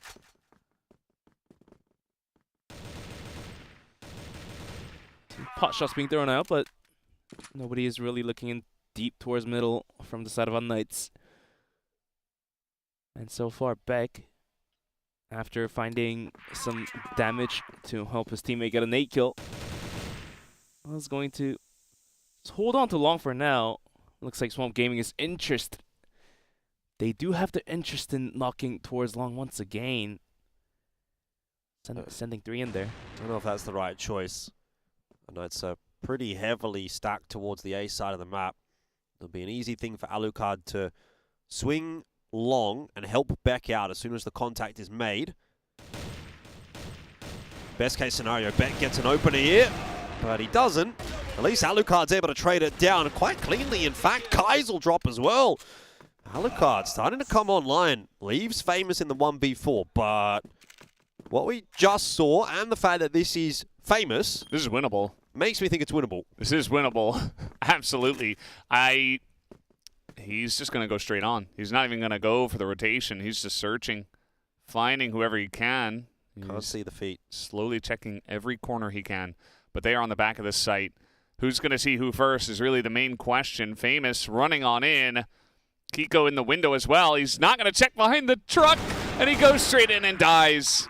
And unKnights will hold on barely. It's 8-9, and that is the perfect time for Swamp to call a timeout right before their last chance to avoid extra rounds. Huh. I wonder if the pressure's getting to Swamp here now. They Not didn't really, look as strong. Yeah, I I'd mean, say.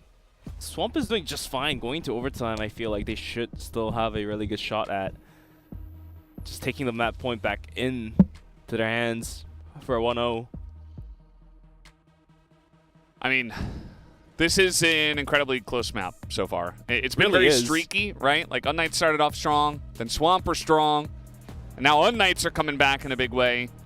It hasn't been one team totally taking over the server. It has been one player. I think Famous is really the standout. But when it comes to the team versus team situation here, I'd say that Swamp certainly have kind of hit the brakes hard in a way, and unKnights have finally woken up and have made this an interesting match. So really, from this point, it could go either way. You know, unKnights, if they force extra rounds, I'm favoring them in the extra rounds, that's for sure.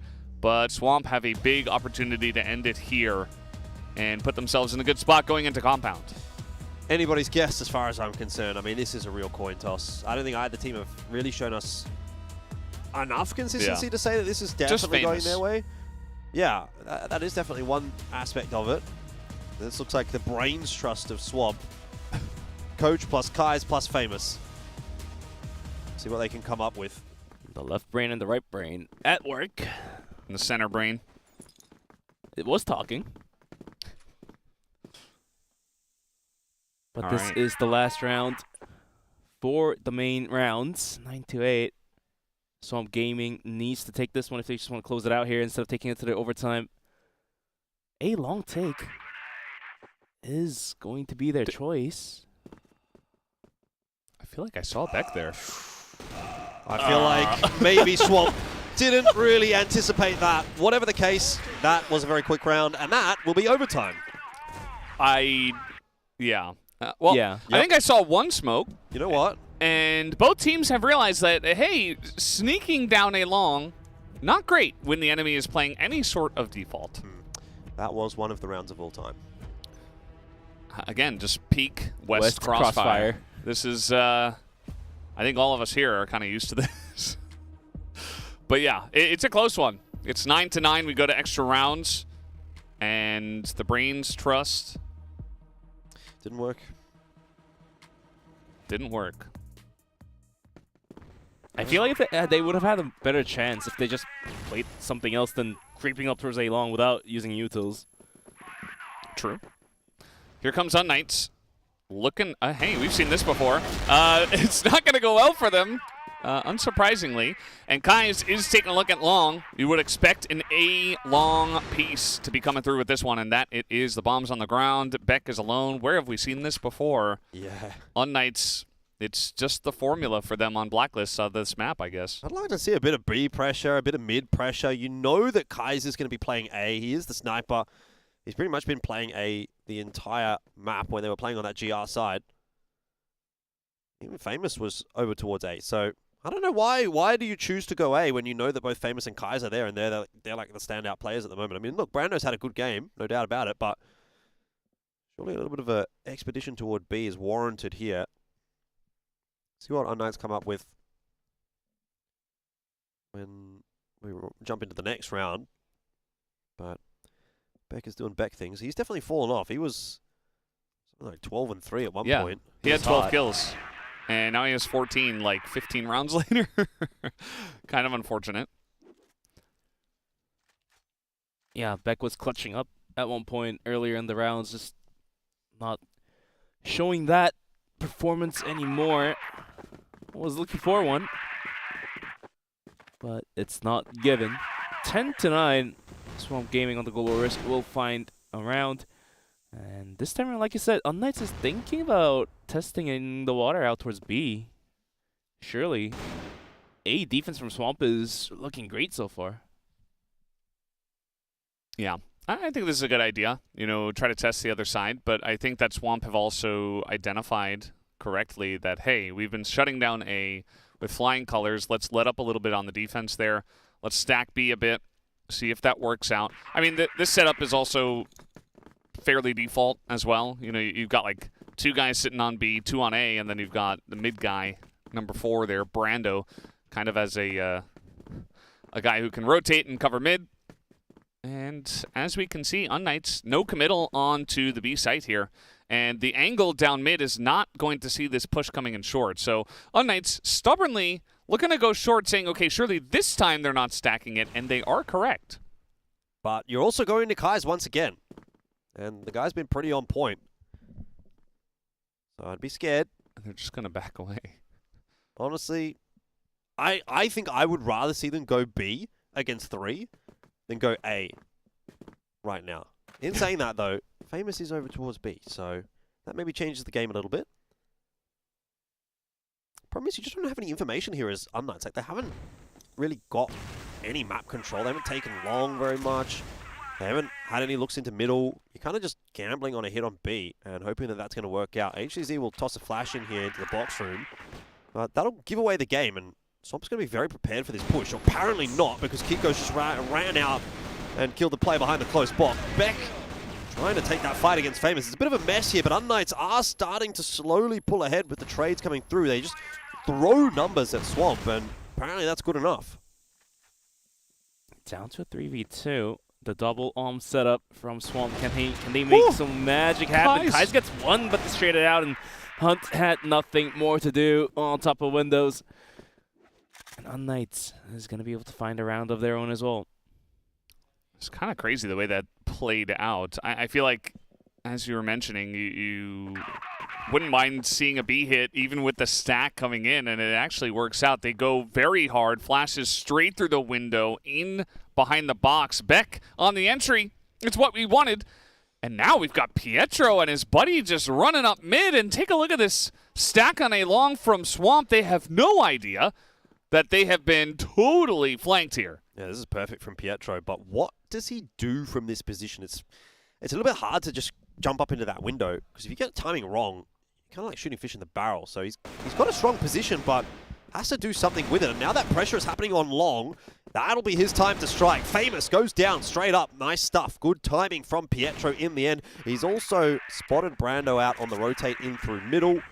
And he might even get a bit of a glimpse of GZY right here at the window. Pietro has taken this round into his own hands, and he's starting to run away with it. unKnights posting a fairly formidable blacklist half here in the OT. Nice shot from Brando. Still way too much to do for him. I mean, he's going to try to go short with a quick rotation into 3. But yeah, I mean, Pietro, he was having a rough start. He's the IGL. He's one of the older players on this roster. But now he's really taking it into his own hands, trying to carry it here at the very end when the pressure is on. Brando trying to go for the miracle push, but there's just 3 people in his face, and it's not going to happen. unKnights take the lead again, 11-10 going into the half of extra rounds. Now we're going to be switching sides, and Swamp Gaming is going to be on the blacklist side, and let's see if they can deliver what they have brought up. And I feel like that technical pause definitely did take a lot of wind out of Swamp's sails. The momentum has been definitely killed out. Yeah, for sure. It's not to say that it can't come back, but definitely want to be winning this first round. Make sure you bring it back to 11-11. Otherwise, it gives unKnights a couple of rounds leeway. 2 bites at the cherry, plus then the OT. Or the golden round, I should say. unKnights in a fairly strong position at this point in time. Beck's pushed his way forward. Playing with an Orm on this angle. It's very scary if a big swing comes in. But if it's a slow peek, could go wrong. Misses the shot, and that's not worked out very well, has it? I Yeah, I kind of liked the angle, but yeah, the arm was a bit of an issue, and then obviously if you drop the shot, you're kind of just a sitting duck, which he was. And so he just gets taken out. Hunt has had somewhat of a rough map. He's able to pick up a kill and give his team a pretty good shot now of winning this round and evening things up as we increase the probability of a golden round. I mean, these two teams, I said it before, it's been a bit streaky to both sides, but it's still a close map. Both of these teams have had similar, as here comes Pietro once again. And, you know, he only gets the 1-for-1, but he gets a lot of information that there's a big stack over here towards B. Entry coming in. HCZ got to come up with the goods right here, but it's tough from this angle. Risky kind of peaks, but it's the 1-for-1. Not sure that's going to be quite enough. Still, with the rotation coming through, unKnights might still be in this conversation. There's 40 seconds left, so Swamp don't have to rush this, but Alucard and Kiko brought it back into the duos for either side. Plant going down. Famous hunting for 30. He's going to get 30+ and potentially lose. That could happen again. Yeah, the backside box, though, is a pretty formidable position in the post plant. It's going to be tough to clear out. Not a lot of time left here for unKnights. Oh, Kiko's looking for it. He's got an AK. Can't wallbang it. Oh, but he's ready for the swing from Famous. Not sure what prompted the swing. Maybe Hunt saw Kiko. Now it comes down to that last shot, but Kiko has got it. He's got that defuse, no doubt about it. And that is 12 for unKnights. The timing from Famous to peek out, you know, if he hits the shot, you're calling him a genius. Instead, the timing of it means that he dies, leaves Hunt alone, and gives unKnights just barely enough time to clutch that round. Now, plus 2 more rounds Swamp needs to pick up to go into the golden rounds. And at this point, I feel like it's near impossible. Alucard already swinging out pretty wide with the arm. Feel like the confidence has been brought back in him. And Fast Cat Aggression is going to get completely shut down as Kiko is going to quickly take the hat off of Hunt. Might just be it for unKnights securing the map. They've got the player advantage. Famous is up over the bridge, but C4, most importantly, is solo at long. If that is dropped, that is going to be a death sentence for Swamp in the round. At least Famous has been able to force Beck back into the window, but I want to see Swamp making some moves on the other side of the map. I think this is the perfect time now for HCZ to make a push. You know that you've lost the A site. You need to be getting that wrap on. Maybe a little faster than what he's done so far, but 3-on-4 for the post plan. It's not unwinnable for Swamp. They have some nice site control. 2 players on the site. Long still clean for the moment. And short, you've got Brando watching that. So this is definitely winnable enough for Swamp, but losing that duel is going to come with some big problems. And there it is. That's the end. They just immediately clean it up. The bomb is in the body. You couldn't see it there for a second. Pietro, obviously very hyped. As unKnights, they take it to extra rounds. We get a little smirk for Alucard, but they do it. They win map 1.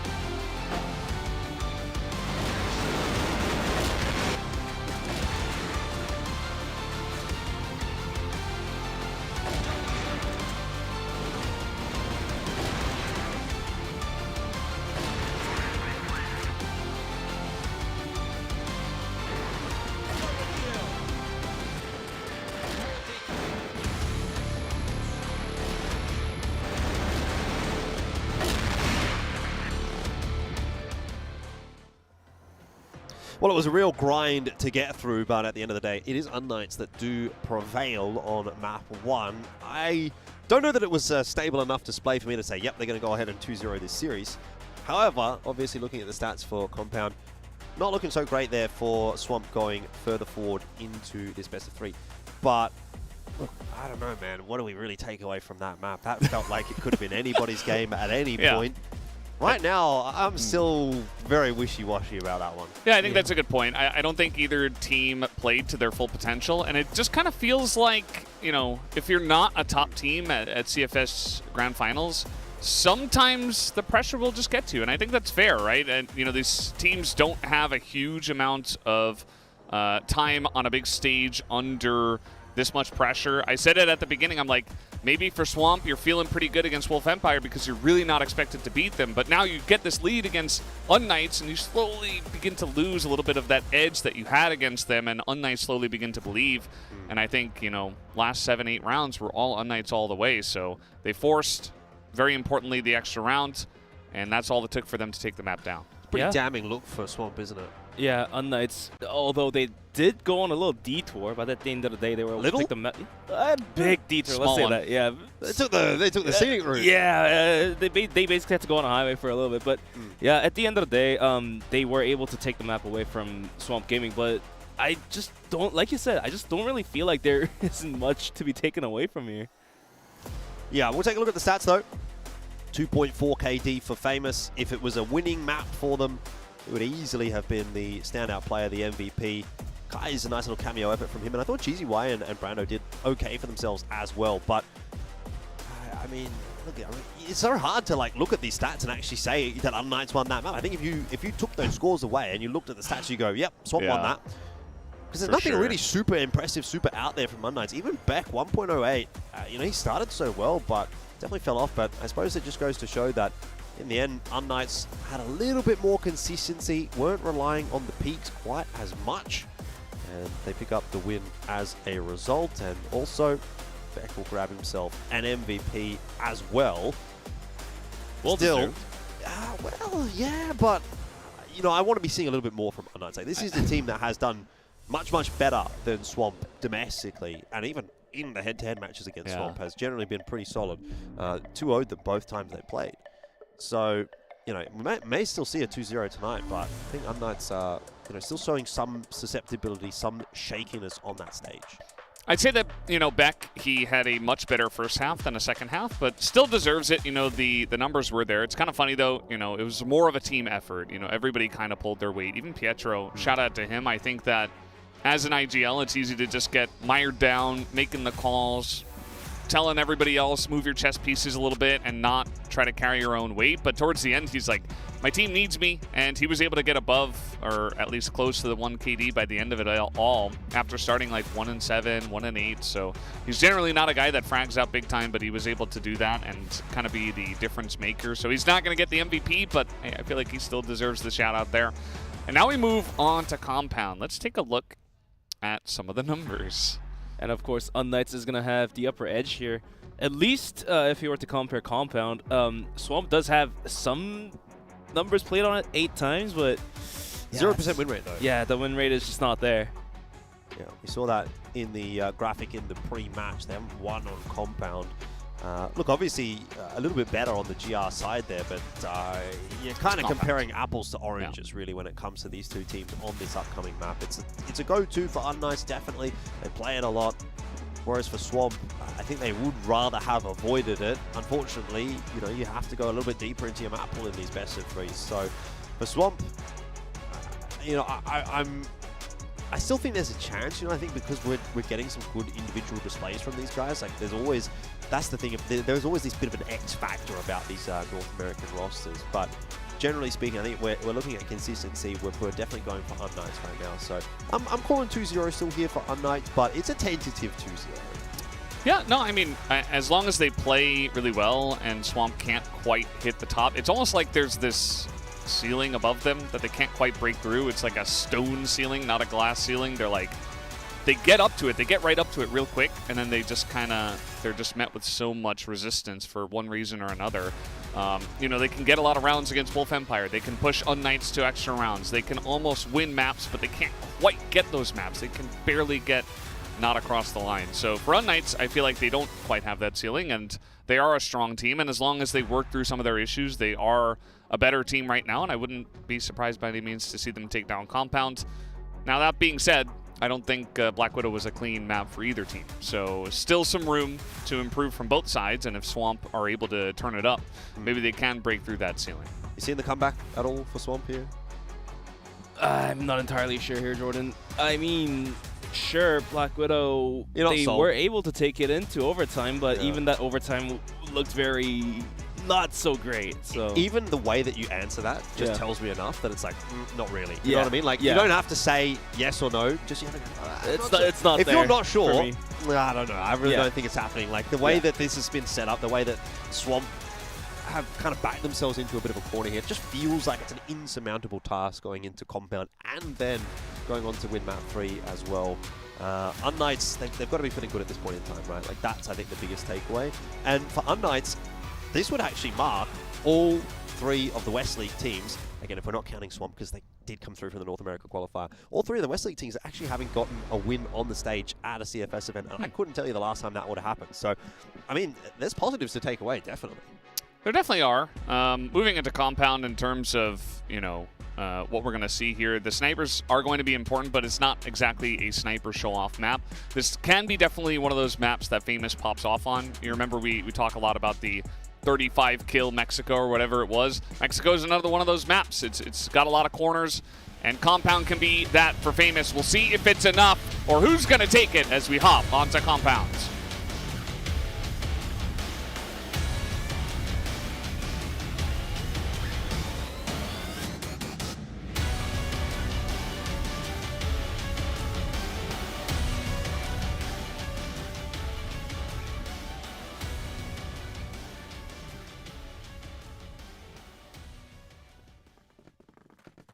And on to Compound we go. It is Swamp to start off on that GR side. So unKnights get to decide how this one plays out initially. Pietro is going to go on arm of his own, looking to see if he can find any picks down towards middle. Until then, it's going to be a 3-2 split coming out from the side of Swamp, and 2 players already kind of testing the water towards double pillars. Not sure if Hunt wants to really swing that angle wide.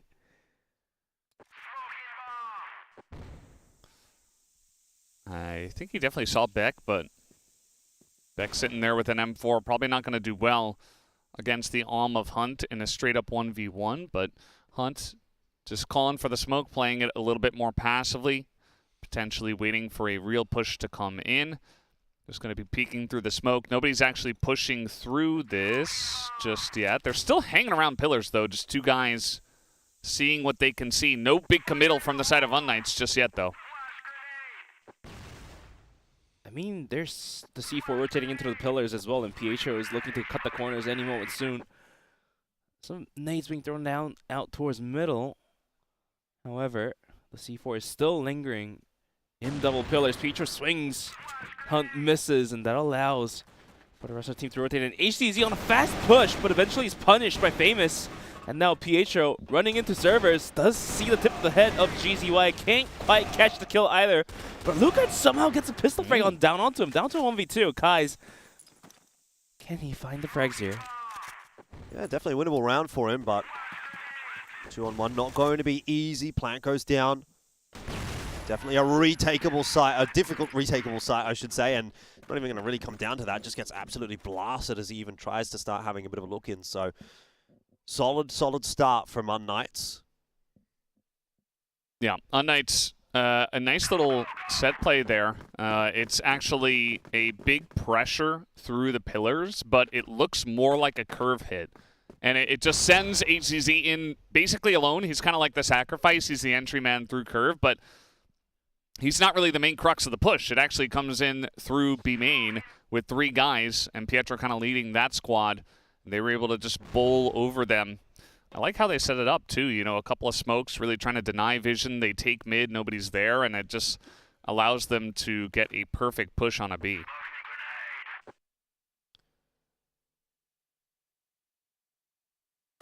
They're going to test it down towards double pillars once again. It's quite the forward hold from Swamp in all facets of the map.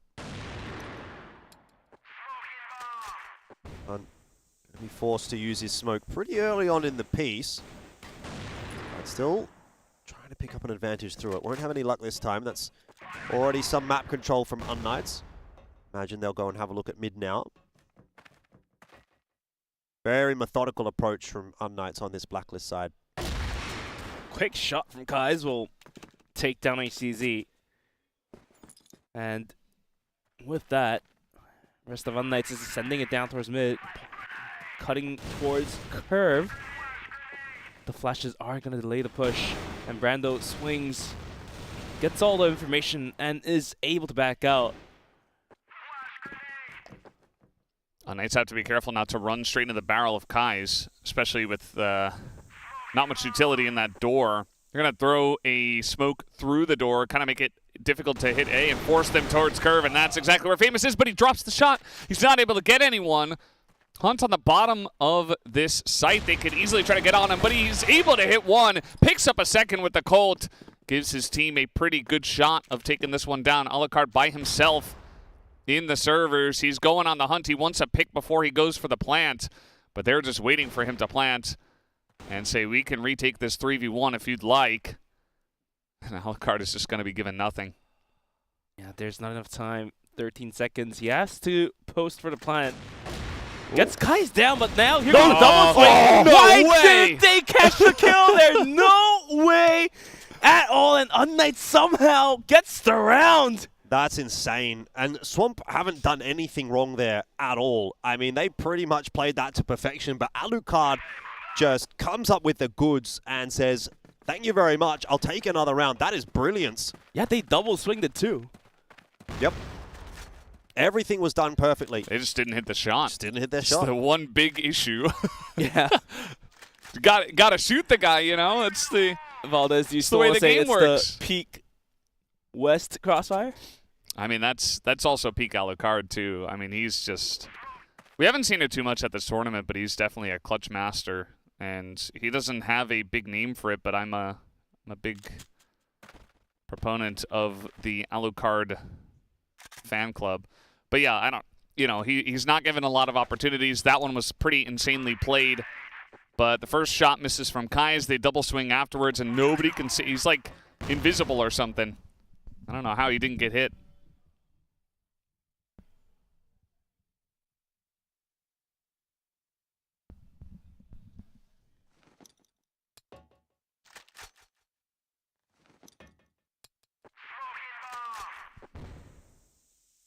Well, 2-0. Good start for unKnights. But once again, another slow start to the round.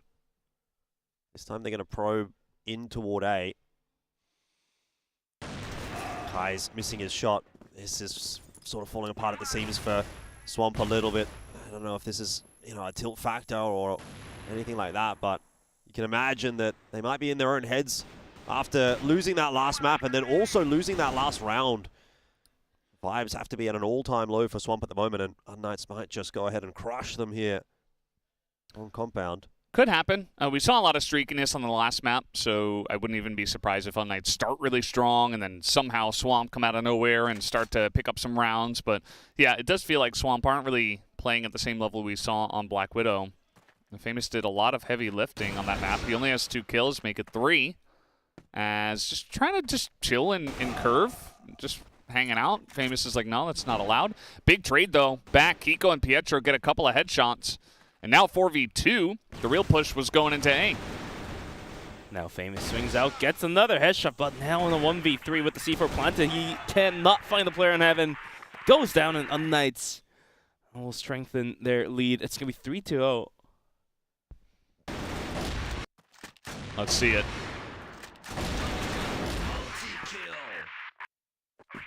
It's very clean from Alucard. The flick on the Kais gets the second Alm shot, and you know he really doesn't give them all too much time to hit their spray. So really well played by Alucard.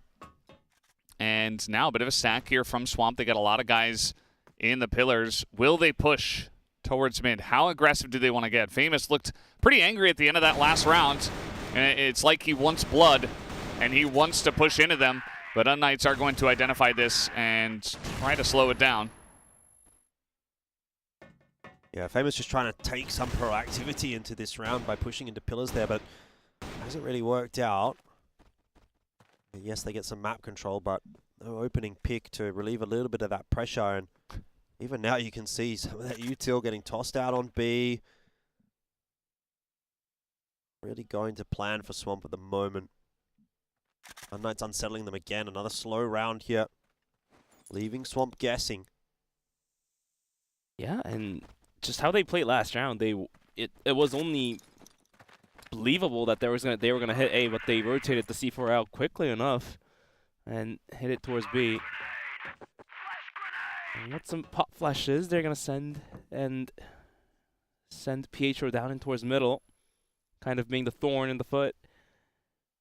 Hunt spotted out, and that opens up the gate for the rest of UNKnight to start getting into the servers, but Kai's will find a nice pick off onto Kiko. Looking for the second, misses, but eventually Beck is going to find a couple bullets onto him. Famous in servers, quick double kill. Looking for a third, and he does get it. Can he find the fourth kill on towards the Alucard to finish off the round? C4 is down deep inside. Yeah, this one seems like a pretty difficult one for Alucard to win, but he's already won one that seemed impossible. Could he do it again? Has the C4. I don't know that he's really got the option of rotating out back to A. He's wall banging GZY. He just needs one more connection. That would have been a killing blow. Bring it back to 2v2, but still a bit of a step forward even to get the last couple. With 14 seconds left here, I think it's done. Alucard falls. Famous pulls off a great round, and there's no debate about it. It's a fantastic round from Famous, but if that's the only way that you're going to win a round, then it's a bit too much to ask. It's ridiculous that UNKnights are winning 3-1. Famous still has 4 of the slots here. Most kills, first kill, I mean, it's only 1. But ADR and multi-kill, already 3. The guy he's trying his best. He lifted a lot on that first map. He already has 8 kills here in 4 rounds. It's 2 kills per round. It's a ridiculous number. And you could just tell he's on the hunt. He has made up his mind and said, I gotta just pull a lot of weight. And it's fair. I mean, this is what he oftentimes has to do. He is going to hit the shot there, but he does get traded out. And I would say that is a big win for UNKnights, not just because they took down 2, but especially because they took down Famous. Yeah, Famous decided to take the fight to Swamp's door, but didn't work out. And now GZY, at risk, is going to be able to fall back. But in a 4v3, and based on how UNKnights is still taking this round in a slow manner with a man advantage, yeah, Swamp's going to have a hard time.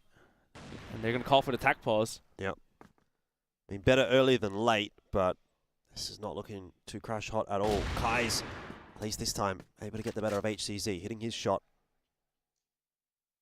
Still be something in it for Swamp in this round. Back into the 3-on-3. The 3-2, not the end of the world, but remember, they were a little better on their GR side, so you'd probably want to see them with a 5-4, 6-3 kind of a lead at the end of this half, and it's far cry off that at the moment. Yeah, at the end of the day, I think Kai's did pretty well on Blacklist of Black Widow, but definitely fell off, actually, towards the GR side of Black Widow, funnily enough. I don't know if he can replicate that kind of performance on this map, but a flash on into the servers. GZY trying to get the off angle as Brando trades it back. And, ooh, nice pick from Beck on A, wins the 1v1, and now they can just wait for Beck to come over and just isolate Brando in the 2v1. Brando goes up the stairs, makes himself an easy target as Beck just shoots him down, and there is the timeout.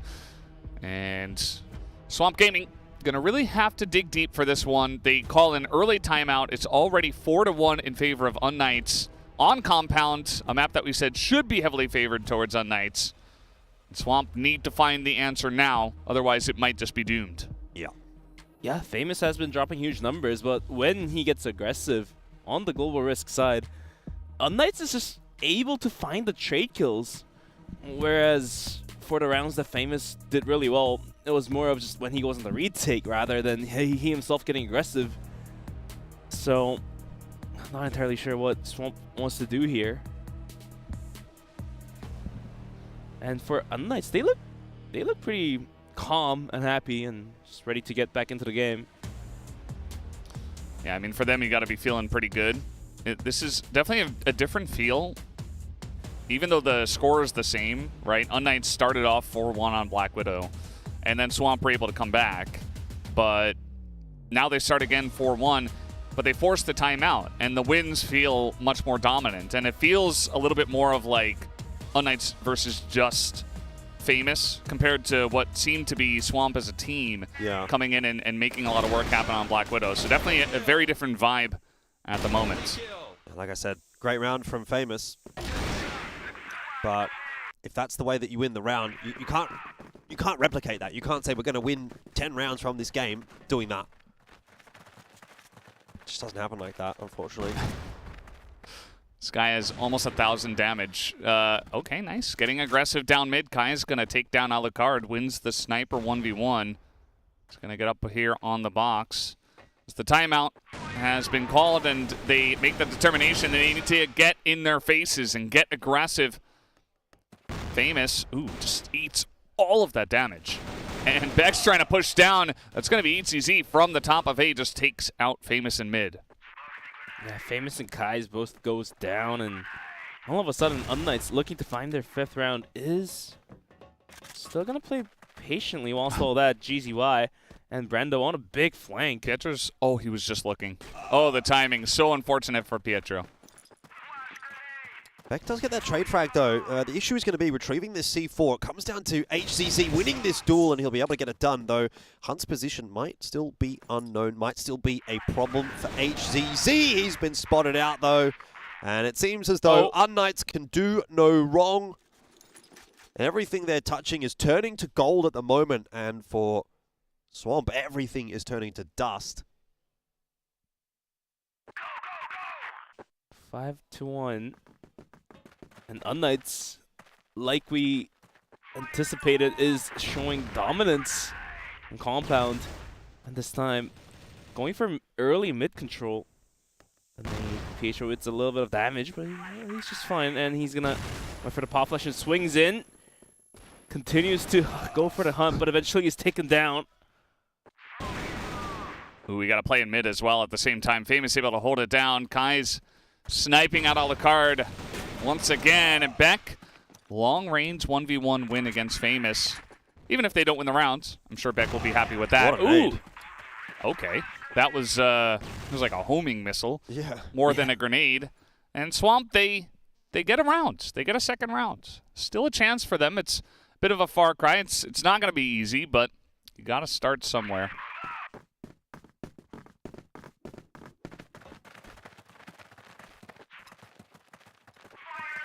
Well, 2's better than 1.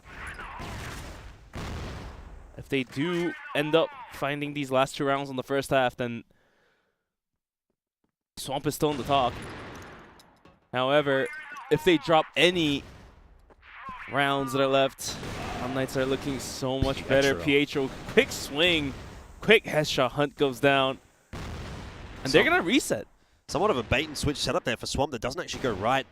They almost hope that unKnights are going to try and push quickly off of that pick, but unKnights decide to take the alternative, which is to slow things down, and it works out correctly in this instance. So there are still 2 players set up over toward B, but 4v5 for unKnights. This honestly feels a bit like a foregone conclusion. Swamp are just not showing up on Compound at all, and it seems the stats did not lie after all. Yeah, might just come down to Famous or Kai's kind of going big. We saw Brando and GZY having a good map to start, but here on Compound, definitely looking a little bit less confident. And on the other side, okay, trying to get aggressive here on a Kai's. Not quite going to land that damage, but at least able to spot them coming in, and generally not going to commit to that A push, especially with a minute left. Getting stuck here over on top of A. Yeah, they got the C4. Big stack in mid from GZY and Famous. This might be what it takes to stop them in their tracks. Yeah, less than a minute left, and they're going to take it towards B. Only Brando is holding it down, with Famous kind of just looking in the middle. Beck swings out from window. Brent does find defrag onto Pietro. The flash is going to hold the push. Famous takes a bunch of damage, but he does find the kill before going down, and somehow Lucart with a double, shutting the dream down, all down to the hands of Kai's. There's no dream left for Swamp, unfortunately. We were talking about that a little bit on map 1. I sort of posited whether or not it was a dream or a nightmare. I think we really have got our answer now by map 2. This has most certainly turned into a nightmare for Swamp Gaming. Completely blind. Cannot see a thing. It's crucial seconds costed and never even going to matter. Alucard looking sharp here on map 2. unKnights across the board looking solid. This might be really the death sentence for Swamp, not only in this matchup, but also in this event. They go 0-2 with a loss to Swamp, to unKnights, I should say. There's no way you're getting through this group. Yeah, that is for sure. And yeah, for unKnights, they just look so much more comfortable. Maybe there is something deeper. You know, you were talking about their record against Swamp all throughout the year. It's 2-0, 2-0. And they struggled to get through Black Widow, but once they did, maybe it's just that deeper inner level of confidence that's like, no, we just have these guys numbered. Like, we know how they play. We're better than them. If we shut down Famous, we can win. It has been pretty much a manhandling here on Compound, 6-2. So at the end of the day, it certainly feels like they're oozing confidence in this matchup. Especially, I mean, I've casted so many games of Pietro where he's going like 1-7, 1-6, but man, he's really stepped it up today. Big props to him. He's not the guy who's going to have the biggest number, but the fact that he's just sitting at 1 KD, that could be all the difference. And looks like the kills he's putting out is really making the difference here. And for Swamp Gaming, GZ White decided to go in hibernation, only sitting at a single kill after 8 rounds. Was not going to quite cut it for his team.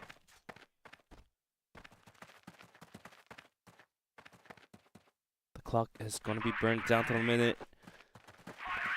Here comes a mid take, a huge nade stack down towards middle. They knew that there was a CrossFire setup. Yeah, there has been a decent amount of mid setups from the side of Swamp, so just expecting that a little bit here. They're going to go be mean once again. They used a lot of utility already, just trying to get a flash over the top, but Hunt's trying to hold the spray. Famous still alive, gets one. Looking to tap on some heads. That is a very quick flick.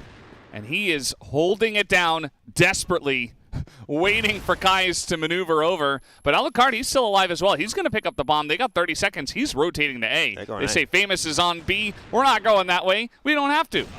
Well, there's nowhere really to go. Alucard's going to have to get this one done on his own. He's going to gamble on the fact that maybe that kill has baited the extra rotate out of B. He'll be wrong.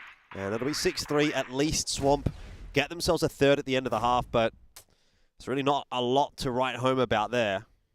Yeah, it's just not enough rounds. Especially that now that they have to go on the blacklist side of all things. Yeah. The emotions in Kai is definitely not happy. I mean, he definitely knows that he's got to step it up to the next level if they're going to have a chance. I saw a grenade get stuck there. A lot of damage done to Swamp through the middle of the map. Just a couple of nades that come forward.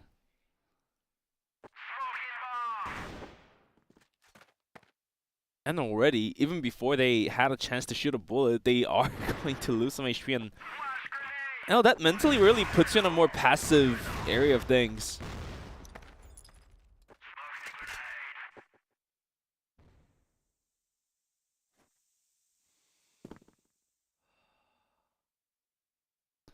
Where are they going to go with this one? They have the nade stack. Well, they had the nade stack, but nobody's in mid. They're going to take mid. There's a lot of utility usage. Already down on some health, and now they're just going to try to force through curve. That is a flash that catches Kiko, and it's only HCZ who's holding down B main, so it's kind of just a free entry onto B. Yeah. Just kind of strolling on in, and Kai is still up in the tower.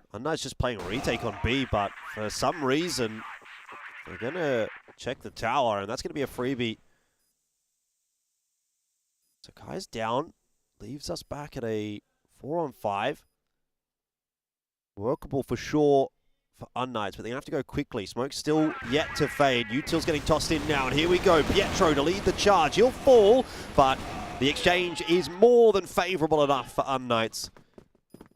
Good fundamentals, swinging together. They get the job done. HCZ with a big smile. I mean, for Swamp to win that round, if they end up planting on towards B, Kai's had to stay alive. Otherwise, they were gonna get boxed in, and that was exactly what happened. And with some pop flashes, unKnights start swinging from all different angles. Yeah, you know, Sneaky was talking about it. Beat can be hard to take, but if you've got both angles, it's going to feel much better. As now Alucard just getting a kill from mid. From that 8-cat, you see Brando goes down. The rest of the team is in pillars, and ACZ plays it well. He says, well, you know, if they're going to push into me, I just got to survive for as long as possible. He is going to go down, though, but it gives a little bit of time for Kiko to make his way over alongside of the team, get some smokes in the face of Swamp. We're still trying to find that first round win on Blacklist. It's interesting setups from Swamp. Very, very dedicated to one side of the map. They're not getting any map control elsewhere, but it'll work out. Kais gets the pick onto Beck, and there hasn't really been any movements elsewhere from unKnights to take some of that map control away and maybe inform the GR side of what's going on. unKnights are essentially blind right now. They don't know that Swamp is still here at B. They don't know whether or not they've maybe gone back to mid or gone over to A. Could really be anywhere, so kind of just have to hedge your bets. You make the gamble rotate, bring an extra player over towards B, but it might be a little bit too little too late. That's a good shot from Alucard. Needs another one. He did drop the C4 though, and Kais wants to go and retrieve it, but this tight line being held by Alucard is working out. He is absolutely switched on right now. Flank still coming in as well from Pietro, and the longer this persists, the better this is going to be for unKnights. Now Pietro can cover that C4 as well. Oh, Hunt is going to go down. Famous swings, gets the drop. And a 1v1. So close yet so far. Bunch of damage has been dealt, and eventually the final bullet hits, and Famous is going to be able to clutch this one out. This is a bit of a misplay from Pietro, honestly. I don't think he needs to keep pushing forward there. He's recognizing that the C4 is dropped. You know you've got both the players kind of stuck on the site. They can't have gone anywhere else. So, no need to really look for the fight. So I think you just play the crossfire with Alucard instead, but opted to try and take the fight forward, and it didn't pay off this time. Yeah, it definitely did not. Certainly a tense situation there at the end, so emotions running high, and it makes it very difficult to make the right decision. We do see a big push up here from Kiko, trying to hold on to pillars. They got a couple of guys towards A main as well, so it looks like unKnights really want to choke out a lot of the corners of this map. But a retake onto this exact position, but Kiko's got the spray, picks up 3 in a row. 3 headshots just holding the spray. It's perfect. As GZY, he wants a piece too. I don't know if that's gonna go well. Okay, he's at least able to get the kill, but they're not in a great spot. Famous also going down. It's gonna be up to Kais and GZY to make this play happen. Kiko with a huge triple spray down, and all of a sudden Swamp is shaking once again. Even that last round that they were able to pick up had to rely on Famous, and now they have to rely on Kais.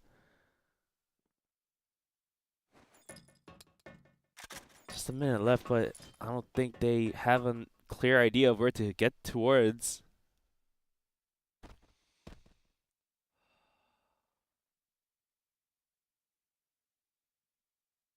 A 2v3. Kind of waiting for a mistake. An over peak and overextension. Beck's working his way back over to A. It actually looks like it'll be a good read. That shot is a nice one from Kais, but you've still got 2 players that are trending towards A right here from unKnights. It's a hefty defense. Back up in the window, but Pietro as of yet unseen. And GZY, he neglected to check. C4 now dropped. Kais has to win this 1v2, and he's managed to get that first one, but Beck has snuck his way back in through main, and he spotted him out. It's very cheeky, but it's worked out. unKnights claim another one. mean, Kais was on such a heater. I thought he was going to hit that last shot too. As you take a look at this replay, the bounce flash into B main as we get 7 different looks at it. And that's all that happened. Really cool angle. I'll give you that. It surely is. But that's it. GZY going to take a little bit of damage. And Lose out 39 with a nade thrown down in towards middle. For now, trying to gain more ground is going to be unKnights, as they are going to post 2 players outside of A long. But once all that setup is thrown down towards middle by Swamp Gaming, have 4 players ready to get going. Good shot by Alucard. Sets it up nicely for unKnights, but there's still a little bit of a speed bump in the road. Curve the attempt from Swamp.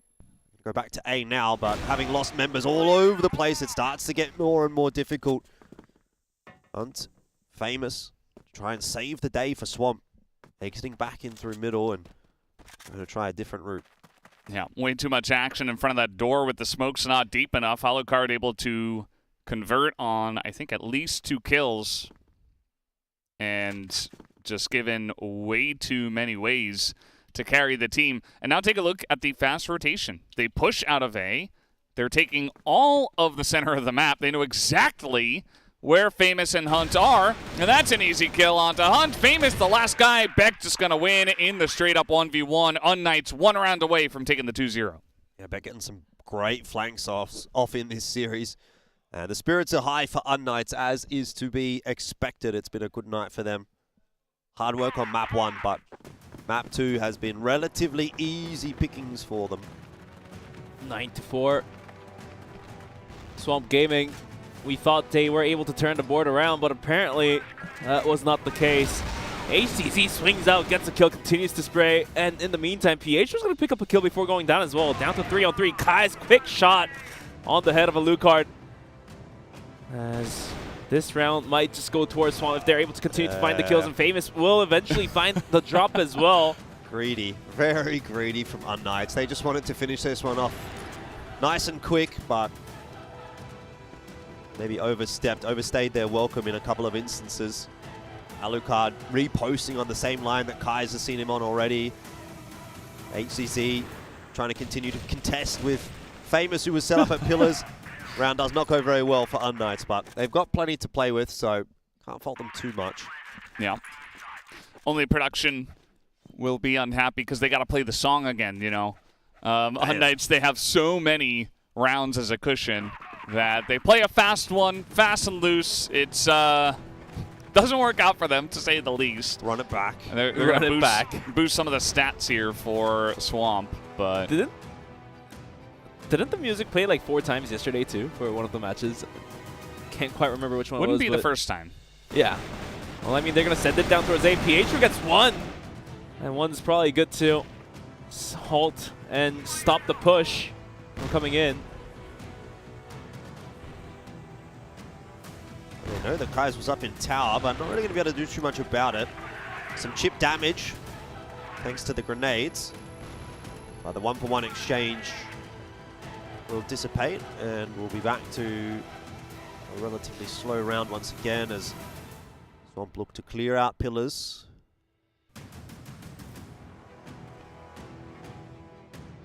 Pillars will be taken. Trying to clear the corners with some nades. Unfortunately, nobody is there. And Brando somehow found the kill onto Kiko in middle, and now he's going to join up with the rest of his team. HCZ has a good angle. All 4 players of Swamp are going to send it any moment soon here. Well, Alucard ready and waiting with the orb in hand. HCZ there with him as well. Swamp could still lose this round if they go into this B side at the wrong timing. Beck's come across as well. But they've been scared off by the util that's been tossed by unKnights. It's almost, I feel, a mistake by unKnights there. You kind of want to let Swamp come to you in that case, but Util turns him away, and Swamp's going to go looking for advantages elsewhere. Beck set up in middle. The read is still good from unKnights. In fact, it's great. The shots are connecting. Alucard, Colt in hand. Now he's going to have a chance again with the Orb. Waiting for the swing from Famous. That shot will miss. Brando surviving as well. Well, there was a very real chance unKnights would win that round just off the back of Alucard, and maybe still they can, but HCZ will drop. It is not over yet. Play the music again, Sam.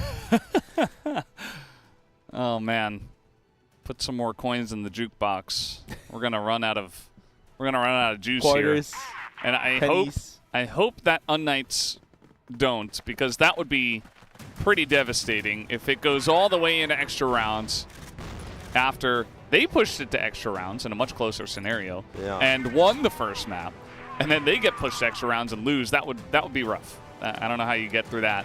We'd have to wait and see, but. Yeah, still have a nice cushion. 3 rounds. You just got to get one. But credit to Swamp for not losing focus here at the very end and winning 2 in a row. Wouldn't be the first time a team has won 5 rounds in a row. I mean, that's what Swamp needed to do on Black Widow. Had to win 1 out of the 3, but they just weren't able to do so. And eventually gave the map away. unKnights, they need to play with composure. Otherwise, we might see a comeback happen for Swamp as well. Just like how unKnights did to Swamp. Here comes a mid push. Ooh. Puff Flash is good. GZY swings, gets the drop onto Kiko. And the rest are going to swing in. Straight into the crossfire, and unKnights don't even get a single kill. The flash coverage was so good from Swamp. Here comes Beck, though, looking for revenge, but all it does is result in a 1-for-1. This is looking difficult for unKnights to close out. Maybe Alucard can be the hero once again. He's hit a nice 2-piece, but is there some more available? HCZ swinging across to help the Orbs. Can they be the difference maker? C4 dropped. Maybe now is the time for unKnights as Kais is suddenly left alone. Pause on in the hopes that Swamp can still win this round, but Alucard is now tasked with yet another clutch. 1v1. He spots out Kais, swings initially with the Colt, but the confidence is low. The shots, though, are on point, and that is that. Some trash talk across the stage. unKnights, they get the dub over Swamp Gaming, 2-0.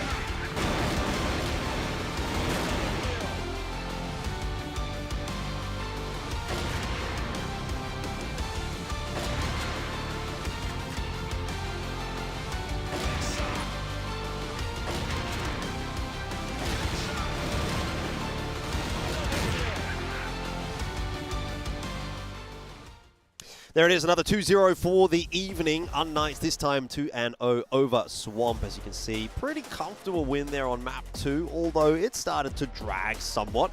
Map 1, though, a very hard-fought victory for the squad from the West League. But Swamp, I think they've got to walk away from that one feeling pretty disappointed, all things considered. They had their opportunity on map 1. And even there on map 2, they kind of showed the ability to be competitive, but it was just not quite consistent enough from them. And unfortunately, while that doesn't mark the end of their run here at the event, it pretty much locks in the fact that they will not be making it to playoffs. Yeah, not 100%, and they do have another best of 3 to play, but it certainly does feel like either some sort of mental block or they just can't quite break through well enough as a team to make the wins happen, because they get so close against multiple teams. They have so many kills on Famous, even Kai's, other guys stepping up from time to time, but it just feels like it's always just slightly short, and it's got to be very frustrating, I would assume, for the guys on Swamp. But shout out to unKnights, you know, big win for them to get the 2-0. They keep their hopes alive in the tournament, and you know, another West team that's at least finding some success somewhere. Yeah, also their first win on the international stage, so that's going to be a pretty good feeling, right? You're going to get to have that opportunity to join the likes of the 3BLs and the LCKs of the world now, and it seems like really there's quite a positive trend for West League that not only are we now getting map wins, we're actually getting series wins, and we're even getting some teams that are making it out into playoffs. Very likely looking like that'll be the case for 3BL. They did it obviously at Vietnam as well. So we've got quite a little resurgence coming through from the West League this year. Yeah, also for West League, I do feel like it's getting, the player base is getting bigger in a sense. A lot of new not a lot of new names, so to speak, are coming into the teams, but we do from oftentimes do see some new names pop up here and there. Okay. But even Alucard from the Egyptian team will move over to unKnights, and now he's doing what he's doing. So yeah, solid performance from him in particular there for map 2. Kind of felt like he was really one of the standouts. And this is, again, kind of tying back into the difficulties that I think we often see from the North American teams. And they are capable of doing really good things. We saw it on map 1, and that was, again, off the back of Famous and Kai's. When those two guys are playing well, things generally tend to go decent to well. Map 2, there's a bit of a fall off from Kai's. Famous even maybe slowed down a little bit, though he still kind of had his moments, there's no doubt. But when you're really relying on two people to kind of do all of that heavy lifting, it doesn't feel like you've got quite enough depth in that roster. Whereas for unKnights, a bit more of an across-the-board performance, and Alucard very deservingly the MVP for that map. Yeah, 2 first kills, had that insane clutch, and, you know, looking back on the second map, that might have been the moment that kind of just crushed the hopes in the minds of Swamp, because you got a 3v1, it's one sniper guy versus you, and they probably should have been able to take him out, but Alucard was just that good. So even besides the insane numbers that he was able to put up, I think very clutch for the team when they needed it most. And taking a look here at the standings, it gives an opportunity now. unKnights, they have one team left. It is Wolf Empire, I believe. And if they can take them down and Swamp makes it interesting against all gamers, you never know. Yeah. Look, you never know. There's still a chance. You cannot 100% guarantee that it will be Wolf Empire and all gamers to go through, but as you say, it would require unKnights to beat Wolf Empire, and also Swamp would have to beat all gamers. It just seems like a bit wishful thinking, really. Yeah, that's true. It's as if you have to win the lottery, but, you know. Hey, people win the lottery all the time. lottery all the time. There's a chance. Yeah. There's a chance. Yeah, I guess we're just brushing it a little too much, but I do feel like, just going back to Swamp Gaming's plays, I do feel like what Brandon mentioned, just having that, not a glass ceiling, but that stone ceiling. I feel like if they break it, I have a good feeling that they may just be able to perform really well on the international stages. But yeah, so far it just feels that way to me, that they are not able to make that one final step up the ladder. Yeah, I don't know what it is. I think it's about finding just 1 or 2 more pieces of the puzzle, because again, you can really see the potential of some of the players in this roster, that if they could, if they could find just, I think even like you've got a decent core there with Kai's, Brando, and Famous, right? And it's just about finding those extra 2 pieces that are going to maybe kind of like slot into that roster and do really well for themselves. I actually thought Hunt wasn't a bad shout. Like, I think he's a decent player, and I would have given him a bit of a prospect, I guess, kind of a title, but didn't really have a huge kind of a day today or yesterday or anything like that. So I don't know, maybe it's still kind of like a work in progress, but for sure, the benefit for the good teams is they have multiple members that can do it, but unfortunately these guys haven't found that yet. Either way, enough about Swamp. It's all about unKnights right now, so let's go down to the stage here from Matt.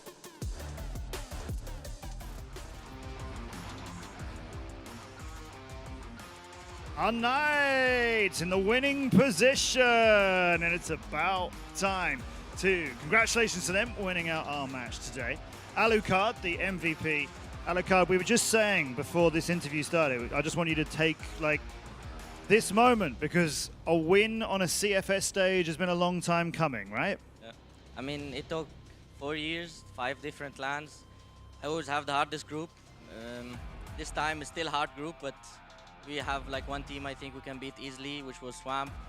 I'm so happy that we finally won after all those years, and I think this win, we needed it to boost our confidence, so tomorrow we'll do a good match. We'll get there. We'll get to tomorrow, but let's enjoy the moment right now. 5 times Summer Championships, CFS is going back a few years. You've always made it to CFS, which is, hey man, that's a huge achievement, right? Top 16 teams, or however many teams in previous years. That's a huge achievement. But you haven't actually had a win on the stage. Man, that must have been tough for you in person. I mean, yeah, of course, I get a lot of talks. Alucard on LAN is not good, I'm the reason, but it's not really just that. I always get the hardest group. Actually, there's a joke in my team, it's like, you want to go CFS, you get Alucard, but you will always get the hardest group. So, yeah, that's it. So we want you on our squad to get to CFS, and then we just want to... Yeah. You can be the 6th player, right? Man, you made it, and it was a good win. Yes, well, earlier in the tournament, you lost 10-1, 10-2 to AG on the first day. Like, okay, it's AG, Chengdu all gamers, but that, I mean, that must have hurt, right? I'm gonna say, I expect you thought you would lose, but did you think it would be like that? Every time we're confident against AG. I mean, I've played AG like 4 or 5 times, so I think I'm used to this feeling. So it didn't affect us much. Like we expected, AG is one of the best teams. It's fine to lose like this. Yeah, we lose. That's it. We focus next. That's how we move on. Okay. So even though it was such a big loss, that was. It's not. We didn't expect we lose like this, but sometimes it happens. So yeah, it is what it is. So coming into today, I know you know Swamp fairly well, you know, some friends amongst you all. Did that match turn out like you expected? Yeah, we expected a 2-0 win, maybe a little easier than that, but they fought good, they played well. Famous was insane in the match. Again. He's always insane. Kai's was also good. They all played well as a team, so yeah, they actually did good. Yeah, I respect you for mentioning a couple of players there that they did well. We knew Famous always turns up and leads that score, and if they'd won, I mean, he'd be here, right? That would be the MVP. I don't think there's any doubt about that. Do you do anything in particular planning for them to sort of counter Famous? Is he on your minds in particular? I don't know. I don't want to sound a bit rude, but we all say kill the others, and yeah, we fight Famous in the end, you know? Okay, we kill the other 4 and just focus at Famous in the end. If it's not dead at the beginning of the round, yeah, we just kill the others and focus at Famous in the end. He's usually standing. Fair enough, fair enough. So yeah, we've got to talk about the next game coming up. You've got to play the big boys of this group. How are you preparing for that? We actually... Wolf, by the way, we're talking about Wolf Esports. We actually analyzed Wolf a lot. They are a very, very unique team. They beat AG yesterday. It was a huge match. But I think we have enough info on them. We watched a lot of VODs, and we're ready for their match. It won't be like AG match. Okay.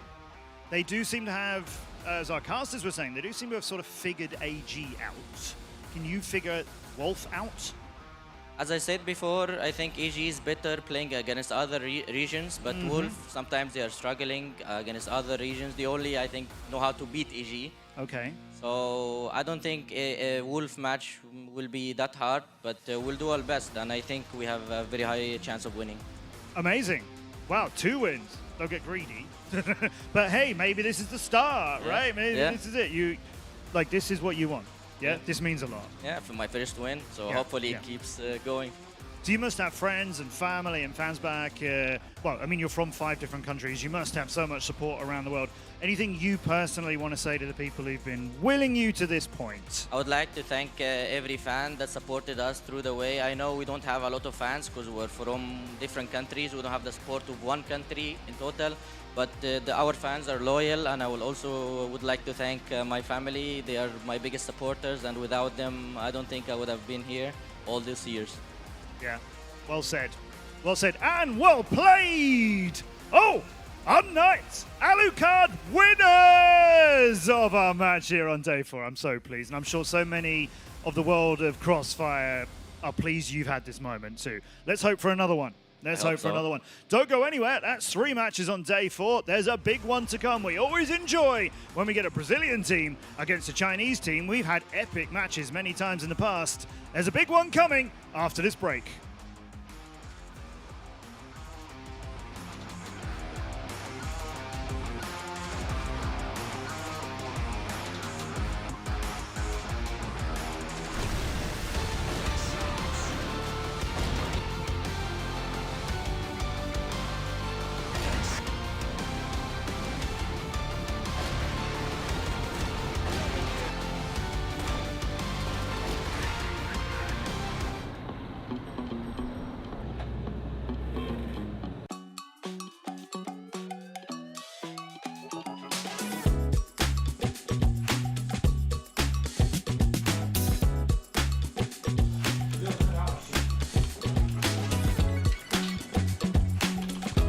往家顶，往家顶，别在后边待了，就往前走。听指挥啊，不能上。地特雷加油2.7。我现在是EPCF 端游的投资人，以前是一名职业选手，这个行业也大家都很了解了。从职业选手转型一位投资人，做一个管理，可能是对我很大一个渴望。有道具。我主要是给他们一些以前我那些宝贵的经验吧，就像比赛的经验，还有做职业选手该有的态度。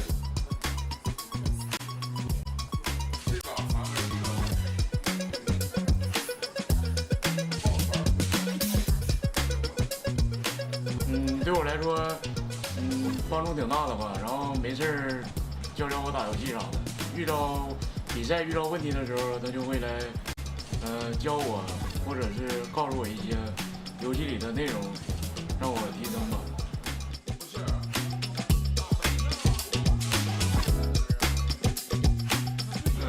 就我经常会学习他比赛会分析嘛，然后我就会看，然后哪做的不好的会去思想从他的角度来。这把3个人地道奖，你们从现在开始，你们打。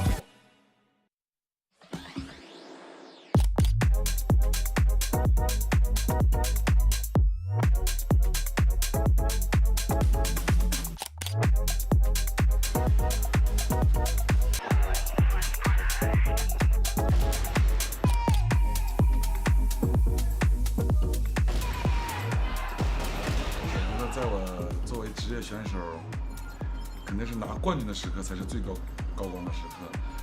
当16年和17年吧，那2年都是把所有的冠军包揽了，所有重要赛事、大的比赛的冠军都包揽了，让我在那2年达到了我 CF 职业选手时期的高光时刻。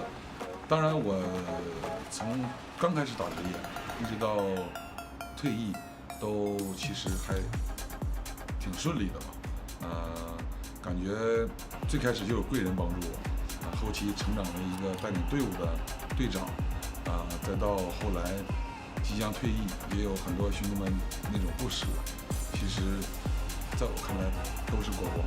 这个过程啊，并不只是拿冠军才是高光，有很多发生的事情，相处的队友和兄弟们也属于我的高光。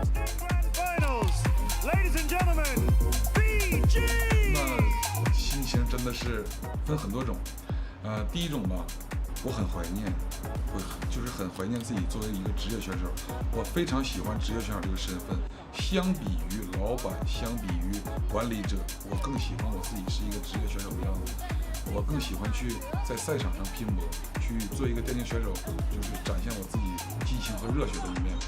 我感觉这个是最适合我的。那肯定是这辈子也忘不了的事。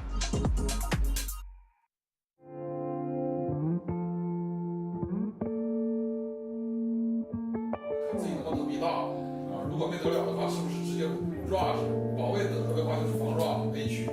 如果前锋得的话就是保卫防。保卫打比赛的上来这么重要的比赛，第一把能秒杀。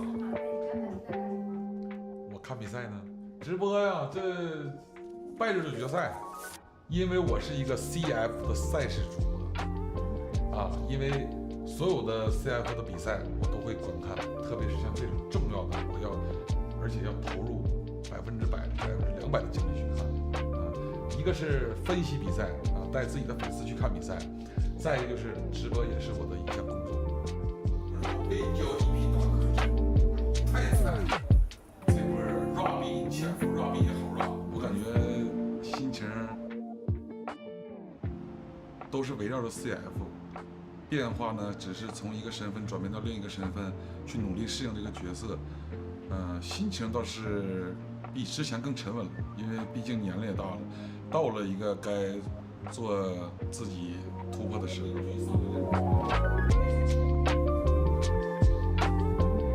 现在呢是另一种身份，以前是队长，现在是管理者。队长跟管理者有很大的区别。比如说。以前只看眼下的比赛，现在要看未来的自己的队伍的发展和规划。对我来说是很大的挑战，自己在这方面的能力肯定也是要慢慢去学习。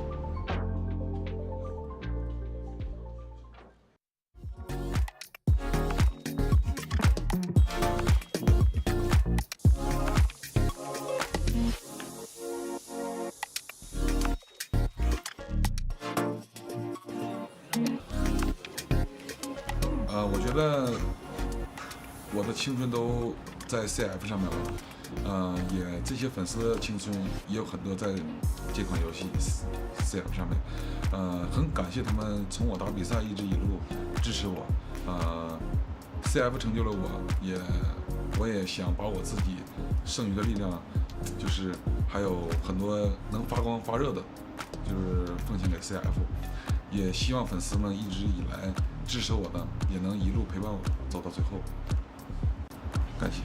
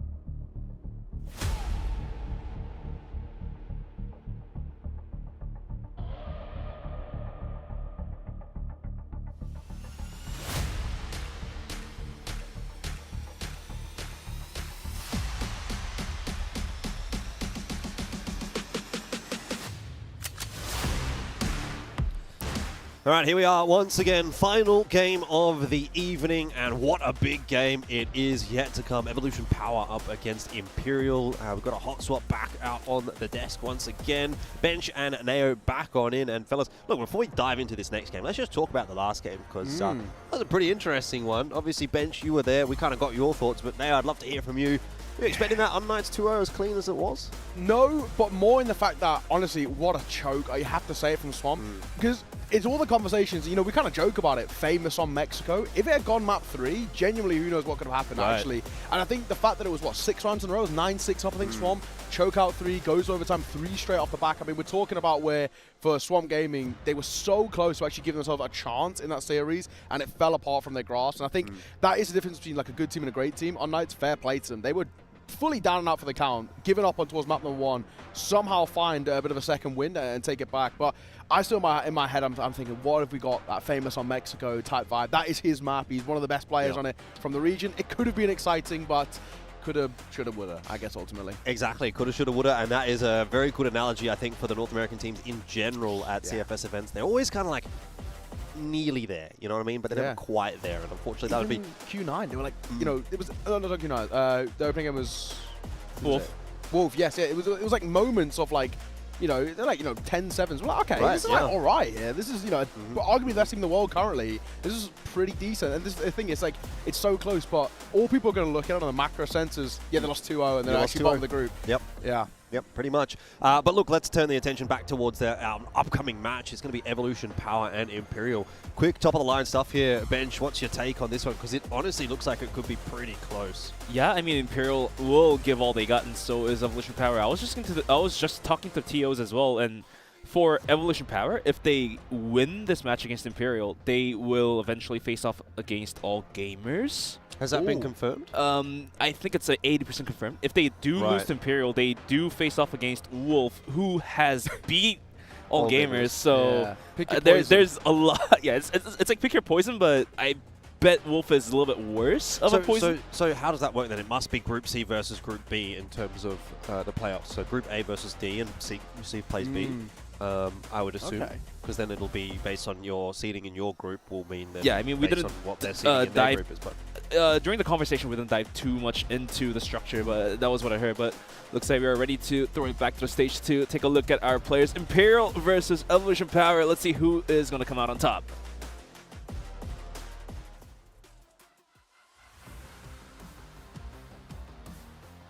What a way to finish day 4, a match likely to decide first place in Group C. And whenever Brazil meets China, we always expect a super intense match. Hard to predict, always exciting. And here come the teams.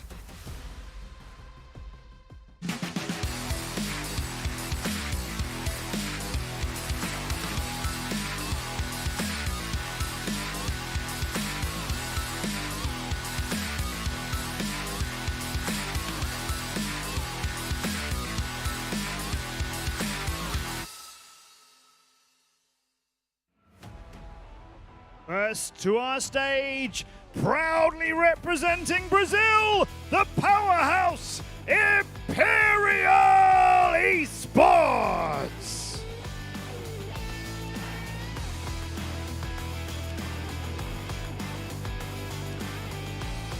Imperial are ready, and so are their opponents.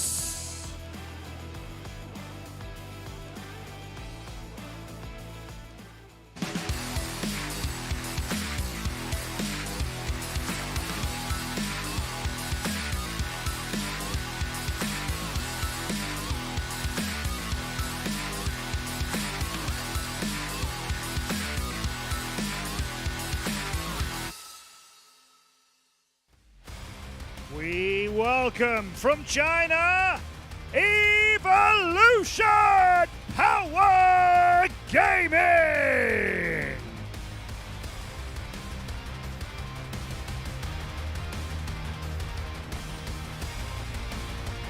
The only thing we can be certain of is that this will be a battle!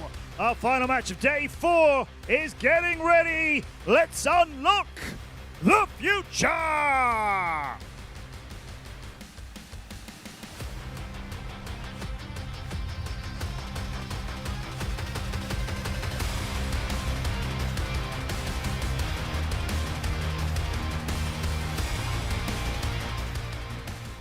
It is indeed going to be a battle. Honestly, I had a feeling that today's matches were going to be a little bit closer than what they have ultimately turned out to be. We've had 2-0s across the board, but if there was any match of the day that was going to be a close one, I think it will probably be this one. Imperial up against Evolution Power. It is, let's be real, the battle for first place. Yes. I mean, this is the same sort of storyline that we sort of had yesterday. We thought all of yesterday was going to be kind of long, 3 mappers, finishing at 1 AM or whatever. But actually, it was 2-0s across the board until the final game of the day. The real heater between the kind of the top dogs, essentially, from the groups. Actually, 2 guys who have pretty good shouts about talking about deep runs in playoffs, talking about it's kind of the could they pick up a trophy, especially in Imperial's case in particular. So for me, this is the one that is destined at least to go 3 if they play to the level we know they can play. So are we safe to say that did we save the best for the last? Well, let's go take a look at the stats from Imperial. The Animals absolutely having a bonkers 2.0 KD and Eagles with a 2.75. Yuzhao even with a 2.67. 3 players on the board with above 2 KD. Does this hint to us that are they gonna have the caliber to take down one of the top Chinese teams, Evolution Power? Look, stats-wise, yes. I mean, look at those stats are kind of phenomenal. But let's be real, like, I mean, that's not something that you can necessarily read too much into when you're playing against a Lotus and you've won 10-5, 10-2. It was a pretty easy game for Imperial, all things considered. It kind of gets a bit more difficult from here, but Evolution Power, on the other hand, they played against Ubek Maniac. They actually got forced to go through to a 3rd map in that series. So stats are not looking quite as impressive for them, but probably a little bit more reasonable, let's just say. And I think for both Imperial and Evolution, coming into this game, this is actually going to be the match that is the proper test for this group, for both of those teams. I mean, Ubek and A Lotus both sort of relatively fresh at this other competition, so Evolution Power and Imperial should be kind of like sweeping them aside pretty comfortably, but now a real test to see whether or not those numbers can be maintained going into another strong competition.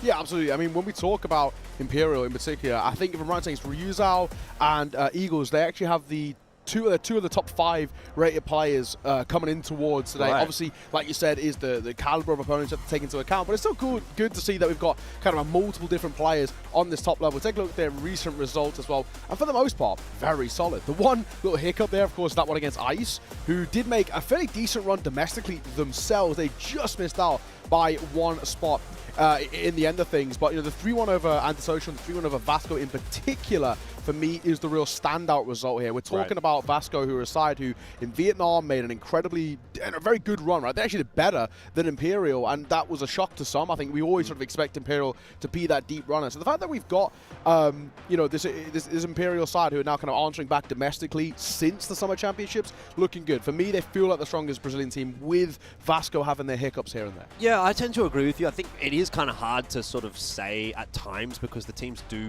take matches off of one another all of the time. But Imperial, you got Danimals and Ryuzhao. They are seasoned champions at this level of competition. And I do like the additions of Eagles and Seven in particular. I think those are 2 really, really impressive looking rookies that have done it on big stages before, and I'm hoping to see them do it here again. On the other side of the coin, for Evolution Power, Minnow is there again, I guess, as the sort of leadership figure in this team. We saw a bit of an up and down performance, though, from Evolution Power. Not only domestically in their games in CFPL, you can see them dropping maps and things like that to a couple of the weaker teams, and obviously losing series to the likes of AG. But also in their opening match of this event, they had a couple of players go missing over 1 or 2 of those maps, and that really did let them down. That could have probably been a 2-0 had it not been for that. But here we've got the matchup between Seven and Zay. Like I said, Seven, a very impressive looking individual. Bit of an up-and-comer still at this point, quite fresh into his career with his Imperial roster, but looked pretty good last time we saw him at the Summer Championship, and hopefully going to look good again here at the bigger stage. Yeah, 2 very young players, Seven as well, putting out a really good number as well. But Zay, one of the tricksters for Evolution Power, this guy, we could see him in every map, in every wonky position, and he's able to get some drops in here and there. But like you mentioned, some players from Evolution Power just wasn't there online, I guess, XQQ especially, and YZK had to go for the arm of his own because XQQ just wasn't able to hit the shots that was needed, I guess. Yeah, indeed. As far as predictions are concerned, let's get into that one as well. I mean, no surprises, obviously, that China is unanimously going to choose Evolution Power. In fact, I find in general that the Chinese casters stick together. They all stick together. There's not a whole lot of variety necessarily there, so it's a bit of a think tank, maybe a bit of a group thing coming through. Vietnam, a couple people leaning towards Imperial. No, I don't think it's a bad shout. I think realistically, you could easily make the argument that Evolution Power might come into this one as the quote-unquote easy favorites, but I actually kind of like Imperial in this matchup. You know, I feel like Imperial have slowly but surely been getting better, and I'm seeming to see you guys echo my thoughts a little bit here that maybe Imperial can actually cause a bit of a... Is it fair to say an upset, or is it maybe just Imperial look better? I actually don't think it's an upset. I mean, if I'm being completely honest, I mean, Imperial did better than them in the Summer Championships. I think they've done better than them domestically. Obviously, it's still a very strong region themselves. I think, if I'm being completely honest, if there was to go head-to-head, more often than not, I would actually favor Imperial. I think they've got better protocols, they've got better individuals as well. And when you look at the real strengths coming forward for this EP side, I'm looking at XQQ in particular, right? I think Eagles is better. I'm looking at people like right? On the other side, I think Ryuzao's better. If we're looking at callers as well, again, Mino, I think he's got a lot of talent behind him, but I think Dynamos has really brought a lot to the table. So I think that a lot of areas where you talk about the win factors, I guess you call it, for Evolution Power, I genuinely would say that Imperial do have the leg up here, and there's no longer this argument, I don't think anymore, that you can talk about saying China is so much further ahead of a scene than Brazil, especially not with AG falling off, and you know, with kind of Baisha no longer even being in this tournament. I don't think that's the case. I think that's the story of old now. I think it's very fair to say, to be quite honest with you, and I like the point about XQQ in particular, because when it comes to XQQ, he is always going to be a focal point for this team, but he really missed out in that opening game of Subbase, and he dropped something like a 0.2 rating, or 0.2 KD, I should say, in that opening map at least. And when he fell off like that, I mean, you could see the difference that made for Evolution Power. So I'll jump on that train of thought. I think Eagles has been a little bit more consistent here for Imperial, and we'll have to see whether or not that translates into the big stage here, but Imperial, I think, are looking pretty good. So what do you reckon? Are you still, you've obviously gone for Imperial as well. Are you keen on that?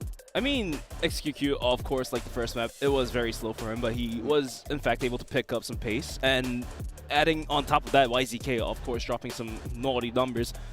Imperial, it's going to be a tough fight, but at the end of the day, like we said, Eagle's more consistent. He does provide more oftentimes. So Imperial is my favorite to go into this matchup right now. Okay. I don't know. I mean, how confident are we at this point? Like, I mean, I'm like a strong 70%. I'm not even joking. I'm like locked in. You're definitely a bit more locked in than I am. I think I'd probably be looking at 55, something like that. Like, I think it's not a super foregone conclusion, really. But let's have a look at the maps and see if that's going to shed any light for us on how this will play out. And I mean, the biggest, most notable conversation point here again is always going to be Mexico. Again, always talk about it when it comes to Brazilian teams. Mexico is a big discussion point there, but especially so for the fact that Evolution Power doesn't play the map. Well, it's one of those things as well, right? Especially with the map pool not being massive. I think in this sense, having a permaban like Mexico, for example, actually from the get-go basically gives Imperial the chance of winning the veto without even really too much of a discussion. I think that for me is a really important thing. We're talking about how you already know, if you're Imperial, where to predict this veto going, or where Evolution Power are going to try and lead and kind of hedge their bets a little bit. I think for me, that's a really important thing. We're talking about Imperial getting the choice to actually punish them a little bit and actually be a bit of a nuisance. They can really float a few things. I know, you know, they're very good on that Mexico, but the fact that they have it as a scare tactic more than anything, I think is the most important thing. Because when they lean towards other maps, you know that basically Evolution Power don't get a choice at kind of banning what would generally be seen as their second worst. And that happens a lot when we talk about the Chinese team, because a lot of teams don't play it, right? We see a lot of the Chinese teams actually really avoid Mexico basically all the time, especially domestically too. So it's always sort of a kind of conclusion. It's got to be banned in that second wave. We can forget about it and then go to the decider. Now it's not the case. Not against these Brazilian teams who all like to play it. So it makes the veto process 10 times harder for me for Evolution Power. It basically drives away one veto card from you, and at the same time, the Brazilian port comes into play too. I mean, Imperial, well-known, really good on port, and Evolution Power will need to think about banning port too, but at the same time, Imperial can just put that port in there for the first picks, and then it makes the map ban pick 20 times harder rather than 10. Do you think there's a conversation to be had around Subbase potentially here as well, having already seen Evolution Power drop that map to Ubek Maniac earlier on in the tournament? Probably not is going to be my guess, because sure, Evolution Power did drop the map, but at the same time, they had found some success in the regional finals on Subbase, and if I was Imperial, I would just ban the map out. Okay. Yeah. Interesting. Yeah, I mean, look, I think there's a lot of externalities when it comes to that sub base, right? I don't know that we're going to see a repeat performance from Evolution Power on it when XQQ went basically completely missing. They still almost won that map, by the way. They only lost at 10-8. So are we really going to see that sort of situation crop up again for Evolution Power? I think maybe not quite. Yeah, I got to agree. But I do think as well that the real issue that EP sort of have is that when you start questioning some of the bigger name individuals, it does really kind of with the smoke, there's fire type vibes, because you do actually get really concerned saying, right, okay, is this one of those where we're now not seeing them play to the level we know they can? I mean, we kind of sort of got that with AG, where it was like, okay, is this now where Wolf Empire, this sort of thorn in the side? And for Imperial, I feel like their playstyle is such a counter to the way EP like to play. We kind of already touched on this a little bit with LCK, but when you can grind down games to a really slow pace, I'm not saying EP are discipline, but I feel like they lack a little bit more than there's been the likes of a Q9 or the likes of an AG, and they could get taunted and baited into fights they don't really want to be taken. And I think when frustrations start to play out, we kind of saw this at the Summer Championships, they would start to get just a little bit sloppy, which is very unconventional for the Chinese scene. They're normally, you know, kind of at the top level, they don't really make very many mistakes, and if they are to lose, it comes down to raw Angels, as we saw in those finals. So this is the thing where I feel like you start seeing some of these international teams really kind of throw a spanner in the works for how the Chinese teams like to play, and that's where I think Imperial are kind of, well, for me, it feels like the best matchup here. Is that speed part of the conversation as well, right? Because Imperial are typically one of the slower playing teams in the competition. I mean, they do opt out to play slow, but at the same time, Imperial knows how to play fast, and we'll have to wait and see what they are really planning to do here against Evolution Power. But it looks like we are ready to go into our map band picks. Evolution Power, like we said, this pregame, feels like Mexico ban is going to be the one, and indeed it is going to be that. Yeah, Mexico, it kind of had to be the ban from Evolution Power. There's no real surprises.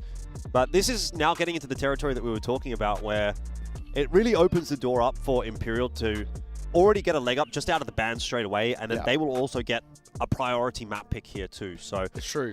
So we're feeling pretty good. They got a lot of ways they can lean about this. They're going to go for that Black Widow ban. I don't mind that. I don't even think Imperial are that bad at it, in all honesty, but it's just one of those things where they have so many choices here for them that they're kind of chilling, right? And it obviously means for EP, when they get this pick coming through, they also have to be so cautious of the fact that what is going to be the second wave ban out from Imperial, and what will that decider end up being? This is where, again, in actually multiple different facets, Imperial win the veto of the sense of, A, there's that permaban coming through for the EP side that gives them, you know, a very easy thing to pick into themselves, but they also get to basically decide what that third map will be if we end up going there, because they're their second team in the wave of bans. So there's a lot of good ways about it. At least if you know, Imperial were banning first, we could say, okay, at least sort of EP get that choice of if this is to go to a decider, where it goes, but they don't even get that luxury. So in every facet, that's where I feel like Imperial have got this kind of distinct advantage. We've got Ankara first, very popular map in the Chinese scene, for good reason. It's incredibly good. You know, even with AG have had their struggles, that's always a guarantee for them. But we are going to get that sub base coming through. I love this. I personally think this sub base is a real big punish pick. XQQ looked, to put it bluntly, terrible when he played this. And on the flip side, Eagles always looks great. He's unbelievably confident when he plays this. He's more than happy to fight. And I think the way in which we saw kind of this EP side, yes, they still kind of, it was a close game, 10-8 like you said, but that was against a side that's of considerably lesser caliber. When you're going against the best of Brazil and one of the best internationally too, generally speaking, with former champions here in the rain, this is where I think this rifling call is actually going to run amok. So the big thing for me that when I look at this veto, just not before we even get to the side, that is Ankara is a must-win for EP, and Imperial don't mind it.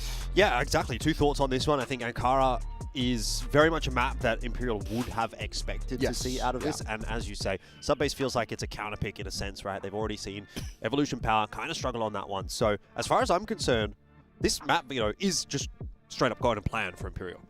Yeah, Eagle Eye will be rolled out. They don't want to give a chance to Evolution Power to go into their map favorites, and Compound will be the decider. So yeah, Subbase most likely is going to go towards Imperial, just based on like how you mentioned, Neo.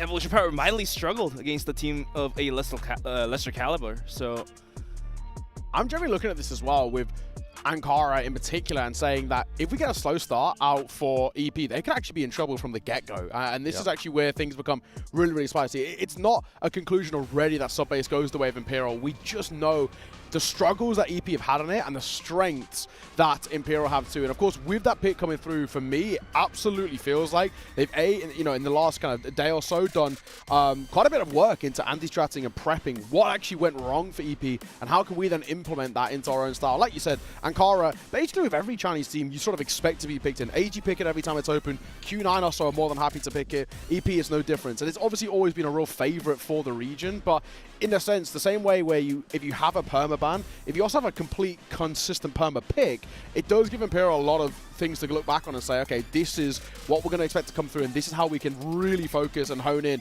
on this map. So I wouldn't even discount this Ankara. I'm not saying a 2-0. I feel like this still goes 3 regardless, but more so than usual, I would say this has that option and that ability to go towards a 2-mapper just because Imperial, we know the support staff behind them. We know how much they do in terms of their anti-stratting. They're such a tough team to play against generally. This is going to be a gruelingly slow place that EP are going to really have to sit tight for 2 minutes or so before a reaction. They're going to have to hold on to smokes, hold on to flashes. If they need them in retakes especially, that's where potentially there could be a couple of, upsets along the way. Even in the case that we do go to a map 3 though, Compound, Evolution Power played that a couple times at Summer Championship. They lost it to Vasco. The Vasco one was bad as well, actually. That was one where they looked unbelievably uncomfortable. Mino had no read at all on what was going on. They lost it to ranking. And granted, there was, again, a substitution factor to consider there for Evolution Power at the Summer Championship. But they lost it to Vasco, they lost it to ranking. They did beat 3BL on it, but 3BL was looking horrible on that day. They just got 10-1. They just got banged out, basically. You can't really read into that too much. But Evolution Power, they did kind of struggle on Compound a little bit internationally this year. So it's a good angle, I think, for Imperial over Eagle Eye. Even though Imperial's quite decent actually on Eagle Eye, I think take that one towards Compound is not a bad shout. So Jordan, are we safe to say that the map veto is it in favor of Imperial? I would argue. It was before we even started, I would say. Yeah, like there's no two ways about it. I just think they get the leg up immediately. But the one thing I will mention, that Eagle Eye is kind of interesting. I had a feeling Imperial might have tempted it just because of Eagles in particular. I mean, how good he is, especially on that map. And it's such a sniper-heavy map, and if a sniper plays well, you know how they can take over. It was sort of like, do you back your sniper, or do you prefer kind of to back the anti-strat? And obviously, they've opted for kind of the more team-wide view, but part of me thinks, like, if they just backed the Eagles on that, they probably could have been okay. But the good thing is they get the luxury of the choice. Right. Well, we might not even see Compound. That's going to be the first factor to get into. At this point, we're kind of just seeing whether or not one of these teams is going to just show up like super hardcore today. Because I think at their peak, both these teams can just run through an opponent, right? If you are at 110%, you just go straight through the playoffs pretty comfortably. But if we're at let's say an even 80% for both of these two teams, where do we sit? I mean, again, I think that sort of base level maybe is a slight bit better for me as far as Imperial is concerned, but we don't have to wait too long. We'll find out right now as we are ready to jump into the final match of the day. Imperial taking on Evolution Power.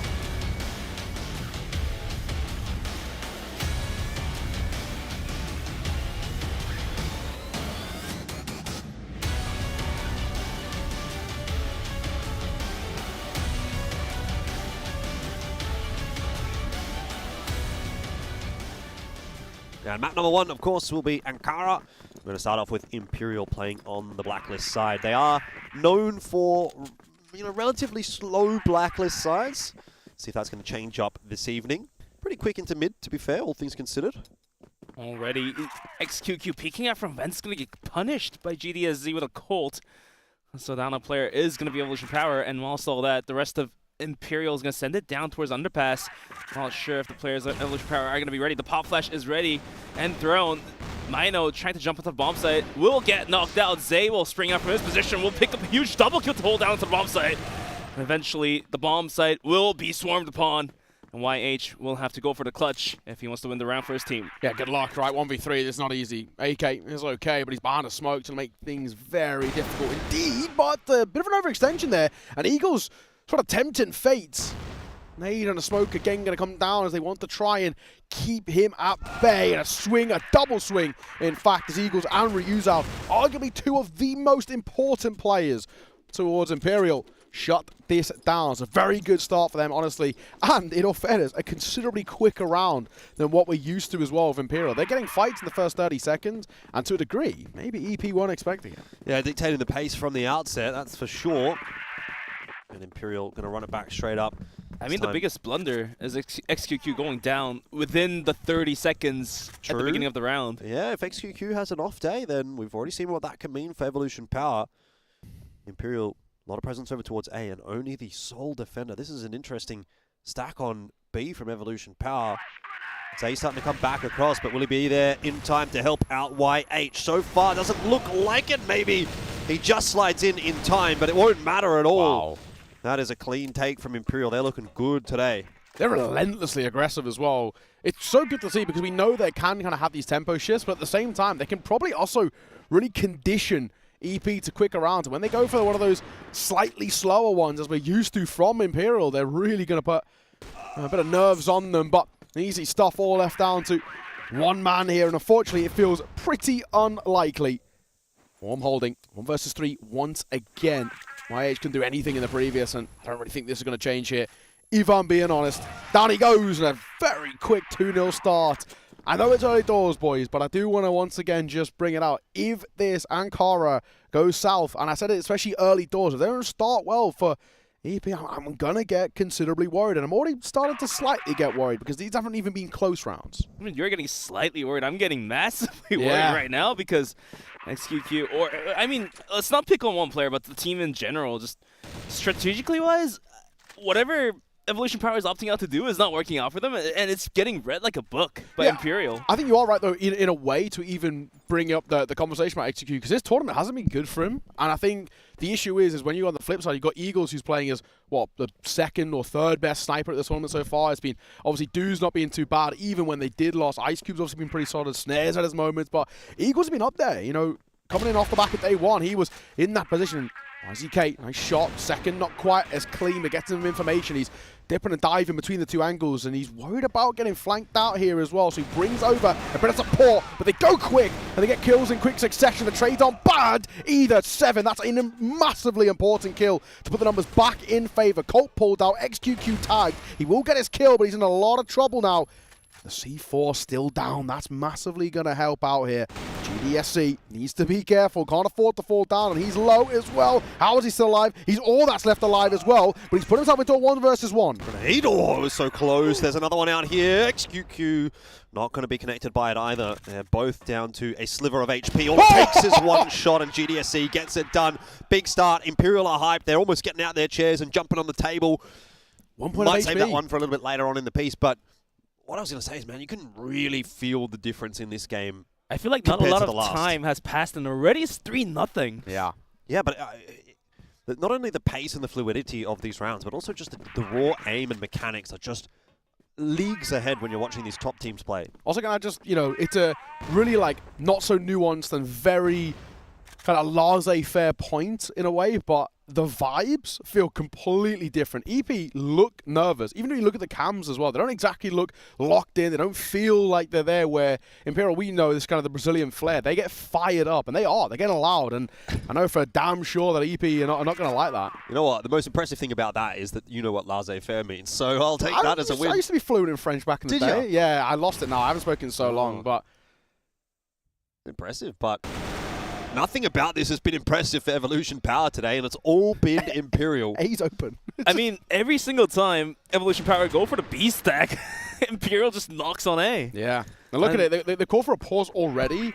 That's got to be a sign of nerves, and got to be a sign of, like, they already know something is drastically going wrong. Yeah, Evolution Power is going to need something miraculous happen for this retake to happen. The C4 is now getting planted, and we do have 5v4 cooking up. On a pop flash, Mino will be the first one to cross enter the bomb site any moment soon. Ryu Zhao, his position only so strong. They want to fight here as well, Imperial. You can see them. They're set up for this pop flash to come through. And what will it do? The answer is absolutely nothing. They Take get a them kill. to Motown. Yeah, with a HE, who cares? This is being... Oh, it's just nothing short of a masterclass. Perfect execution towards the A site, and more or less a perfect post plant. Yes, someone goes down to a HE, but they didn't see anybody. That is absolutely brilliant from Imperial. This is a no-show from Evolution Power right now.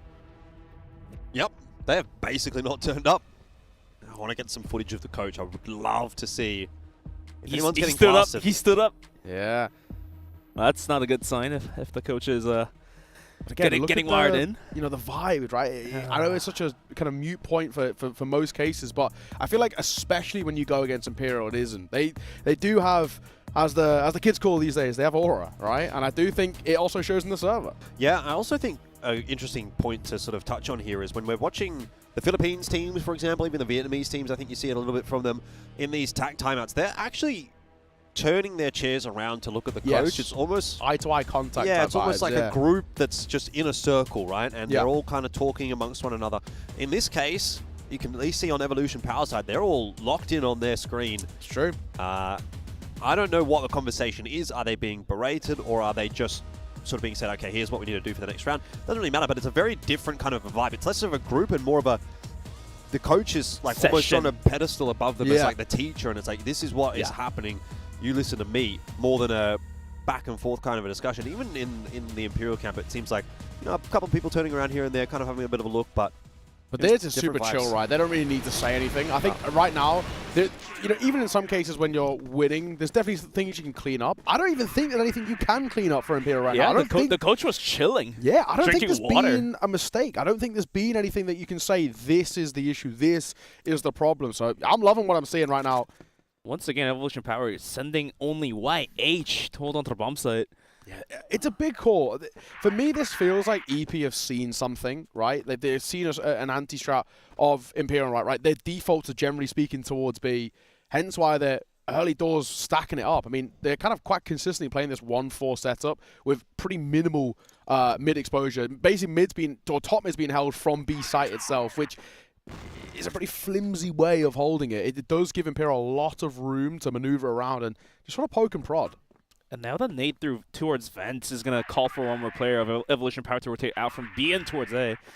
And whilst all that, Danimals is going to lead the charge in towards middle, and they're going to send it down towards B. So once again, Evolution Power completely debated as YZK is going to go down.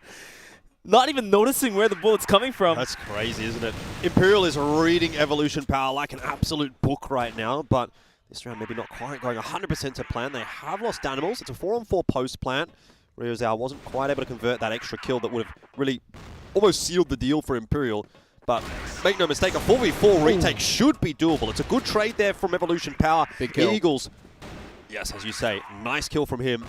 And that puts Evolution Power on the back foot once again. Zay and YH both tagged up significantly, quite low, making this retake look difficult. Time is ticking away as well. YH has 1-2! And that is Evolution Power finally finding their first round of the map.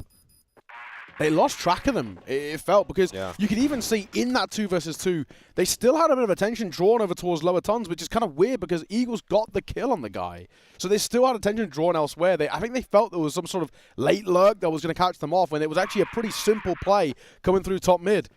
Unfortunate, and that's the mistake we're talking about for Imperial in that post plant. All they had to do was stay alive for literally a second longer, and they probably would have been absolutely fine. But in the end, good to see EP on the board. Good to hear them get loud as well. Assuming on the stream, you probably wouldn't have been able to, but they're shouting, they're getting a little bit of the comms going now as well, and they're starting to flow. This is the way you counter these sort of Brazilian teams. You get aggressive, and you start to shout back at them. First fight is great. The second, not too far off. GDSC will be there for the trade. Hotel control's not bad. XQQ holds onto a slight angle, but although Imperial did lose that last round, strategic maneuver-wise, I think Imperial's playing the higher level of chess, so to speak, as they are able to read whatever Evolution Power is doing before the main aggression comes. And now, Eagles dropping YH, and all of a sudden, a bomb site looking very takeable. Zay drops down. He's got no smoke here, by the way, so he's actually in a lot of trouble. He's trying to go for the corner. Does he realize the vent push is coming? And the answer is not. Goes down to the animals. And the bomb site is for free, given to Imperial. it has to be said that that's quite a rookie mistake to be making. You've got no smoke towards main, and you're not holding vents. So you're fighting a war on two fronts. And because he's alone, if he has a crossfire, it's fine. But because he's alone there, even if he was to get a kill towards main, he instantly dies towards vent. They still lose the site. They still make it a numbers disadvantage retake. It feels quite loose in their setup. And obviously now all down to one man. He gets dropped easy. It's a great response from Imperial. But yeah, big mistakes being made by EP. Not what we usually sort of expect here. This is about worst case scenario, though, for Evolution Power, isn't it? You Yeah. go down 4-0. You finally win your round after your attack timeout. You think, great, we're back in. And straight away, another really decisive round for Imperial. Just goes to show that nothing really, seemingly, has changed. And you see on the cameras, you can tell the frustration is building up on the players. YZK especially, completely out of smile. Yeah, no, it's true. And it's actually the fact that, in a way, it's sort of a worse thing to have a flash in the pan because you maybe give yourself a little bit of false confidence, and the fact that it sort of bounces back in your face is really uncomfortable. Still just not really seeing anybody truly step up over towards EP. I mean, sure, Zay's had a couple of moments, but unfortunately the impact hasn't quite been there in his frags. I mean, what's left on the plate here for Evolution Power? Is it out? Do they have to outgun Imperial, or do they have to outmaneuver Imperial? What's left there for them to win the rounds here, actually? I actually feel like at this point, the way things are playing out, they're playing this, pretty passive approach in terms of sitting back. I actually do want to see a bit of proactivity. We saw LCK do it on this map as well. I do think they've got to be reactionary like that. Getting aggro and starting to have a little look, and XQQ gets a big double, untradeable as well. But Danimals has still found one of his own. This round's far from over now. It's into the 3 versus 4. And Mino tried to get proactive himself, but eventually got dropped. And Eagles is now going to run in down towards middle with an AK of his own. Zay barely. Somehow that last bullet will hit YZK. And we're equalized back down to 3-on-3 with the C4 getting into a bomb site. They get A for free if they're just walking right now. And they will. They're going to commit to this. Eagles is literally he's only here as an insurance policy to try and catch rotations, but he does need to be careful.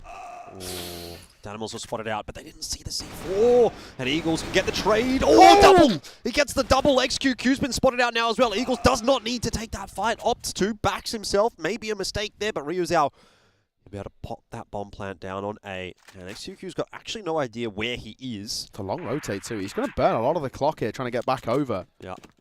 Essentially a free plan and bunch of time for him to position himself in a place where XQQ could at least expect. I like that. He's gone and seen there's no one in towards CT. He knows he's on the flank. And the way it's planted open, he can actually sort of play anywhere, basically.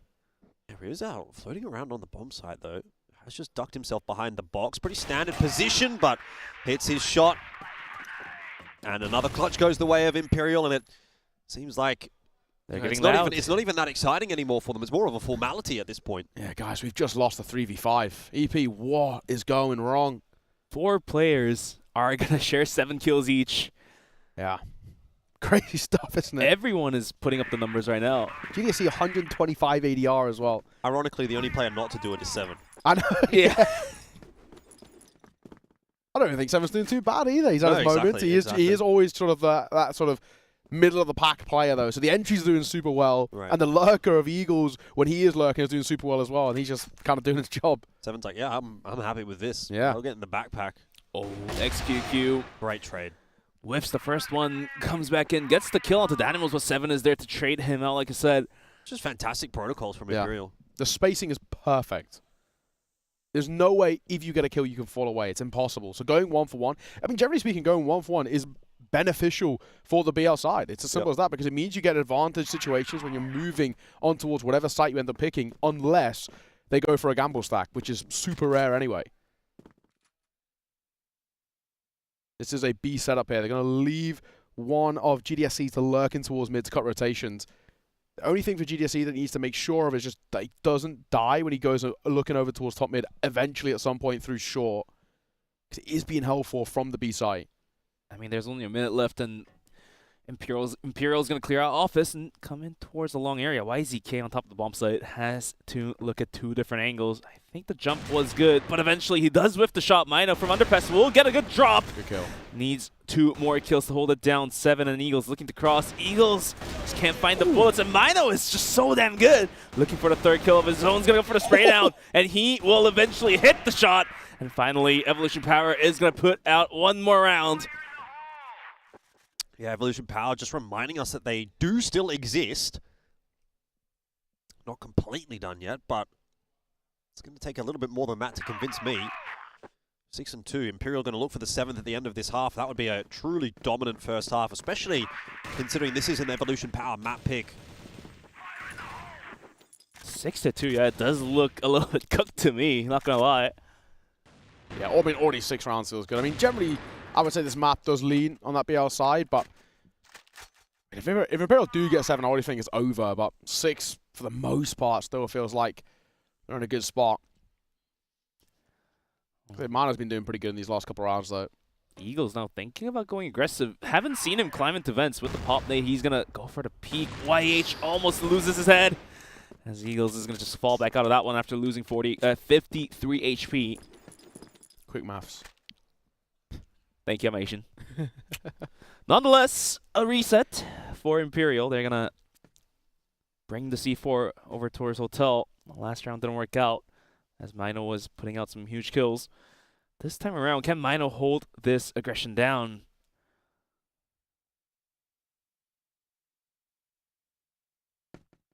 Danimal's leading the charge. There's 4 now in the direction of B, so definitely worth keeping an eye on here. This does get a little funky. It could actually be more awkward than Imperial realize. And actually accusing me that first point of contact that they go through that lower tunnel, so it looks like GDSC's tempted to test it on that pixel peak. If they can jump across, bait out a shot and swing on the trade, it's a big ask, but it might actually help. Actually, he's actually going to dip away. Smart call, going to drag over a bit of rotation too. Attention drawn in this area. First is good. Second's not bad either. Has the support of that rifle that we spoke about. That's a good protocol from EP. He's going to re-swing in for another. He doesn't actually hit the shot because he doesn't actually shoot. Something Eagles does very well. Back to A. I mean, again, look at the time. Evolution Power have left A completely open. 30 seconds left on the clock. Imperial decide not to go in that direction. Maybe this is a conditioning thing, but I'm not sure. Eagles definitely seem to think there was someone still on A. Evolution Power thought they were going A. And instead, Imperial are going to walk into B. Maybe a little bit too little too late, but that's a freebie onto XQQ. Bomb plan can go down now. Evolution Power, an over-rotation from them. They are looking flustered. Oh, but that's a bad swing. YH gets a freebie. And yeah, unfortunately, nothing you can really do at the end there. That's really unfortunate. The idea is actually super nice because they double pump fake over towards that B site, and it ends up working second time around to get that C4 down, to get that big kill on towards top of mid, but in the end, doesn't make too big of a difference. Halfway point, 6-3. I'm still pretty happy with what I've seen from Imperial, and even what we've seen from EP. Yes, they won that previous round, but when they get baited into over rotations, like you put it, kind of get flustered in that way. It's never a good sign when you're now moving on towards BL and you're starting to have these sort of panicked moments. Yeah, I guess this first round into the second half will really matter. 7-2, definitely cooked. It was 6-3. Evolution Power still stands some good chance, but XQQ was going to find a nice opening to GDSZ, so that's a beginning. It's an important kill. He's actually been really important for Imperial, GDSC. So getting him early doors does really help the confidence. Might just even commit to an A hit off the back of this. It feels like Imperial are getting pretty aggro themselves. They're looking for some information in through mid. They might even push B long as well as their smoke starts to fade sooner rather than later. Yeah, it looks like the idea is to go for the A setup. Held down by Rizal and Animals. Lining up the smokes. In just about 5 seconds time, they're going to give it a go.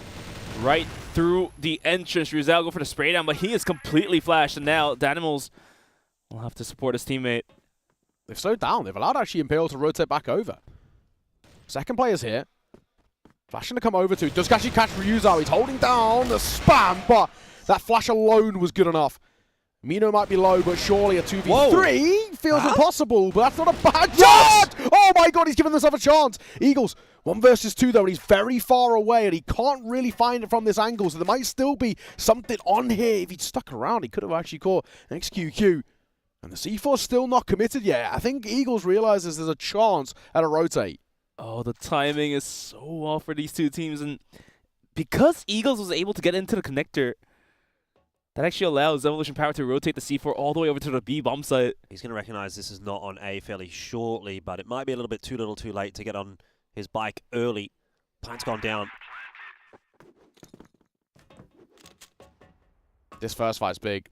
XQQ, it's not an easy angle to clear. I don't think he will.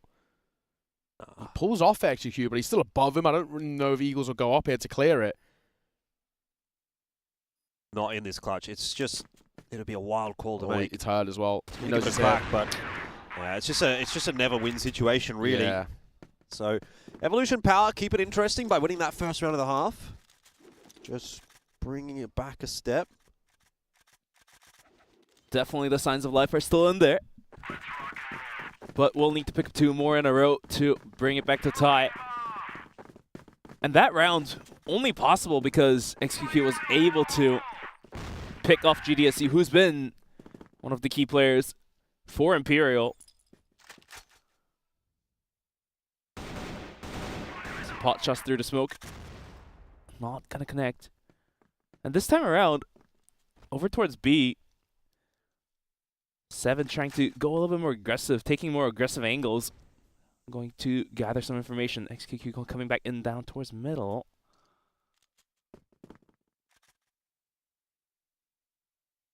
Eagles, XQQ, this could be interesting. Now he's been spotted. Now he's actually stuck. There's no way you're getting out of there, unfortunately. He was stuck in a tough spot, and it gives XQQ a lot of space now to work with. He doesn't actually even have to commit here. All the work's really being done out towards B long. This is where potentially 7 could come alive himself. He's repositioned. It's an often cleared angle, and a missed shot's never going to help that situation. 5v3 probably feels like a lost round already, unfortunately. Yeah, momentum is definitely starting to shift now. Imperial are relying on a miracle round, really, from GDSC to save this one. Maybe double down in the vents here. It is a position you can multi-frag from if Evolution Power decide to go through vent, but they don't. Just gone straight in through main. GDSC. It's now been spotted out. That makes his job impossible. The rest of Imperial on their way over, but vision obscured by the smoke. Plant's going to go down. Evolution Power, this will be their round. Maybe a consolation kill or 2 for Ryuzal, but yeah, no chance in this one. Not in the 2 versus 5. It's just too outlandish.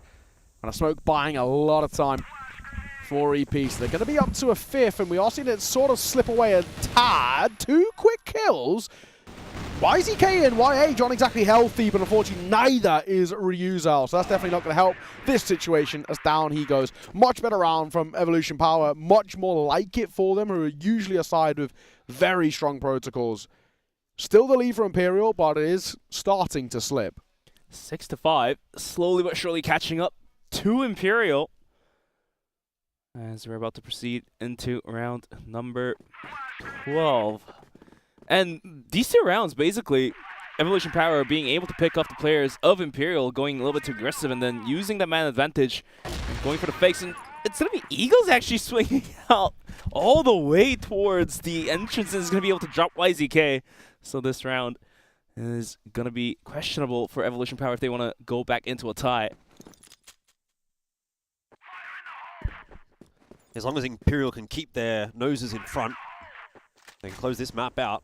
And they've got the benefit of moving on to their own map choice next. So, still a stable position, even though momentum has started to shift a little bit back towards Evolution Power.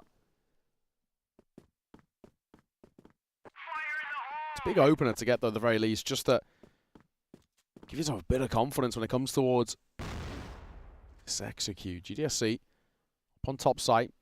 Ryuzal dipping and diving. They've got to be careful over towards Ven. It's an angle not being fully committed to the hold.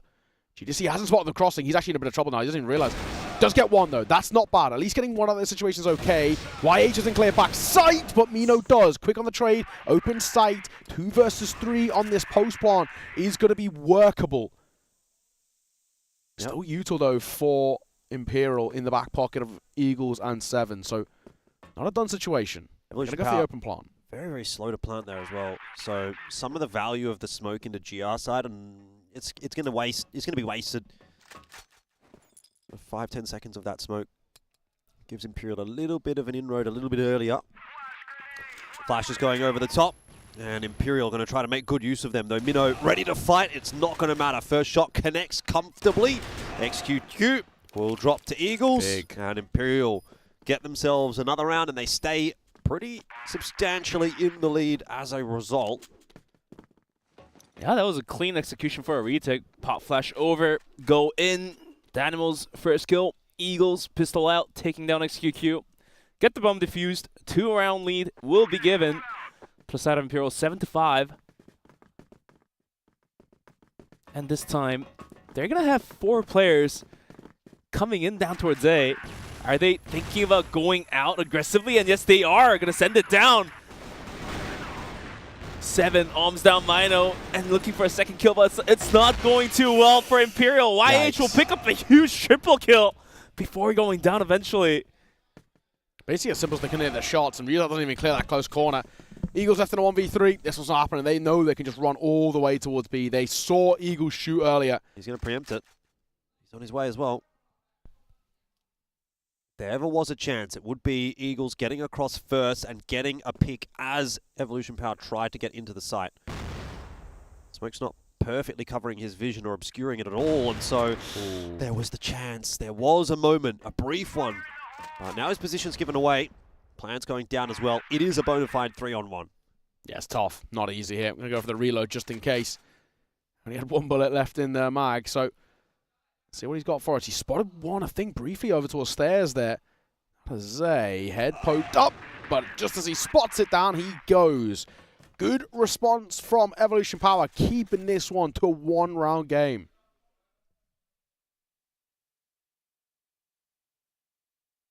Yeah, I guess the idea was to have 4 players run out from A, try to isolate the guy who's watching the A push, but apparently, unfortunately, 4 players of Evolution Power was ready to take on the aggression. Now it's out towards B.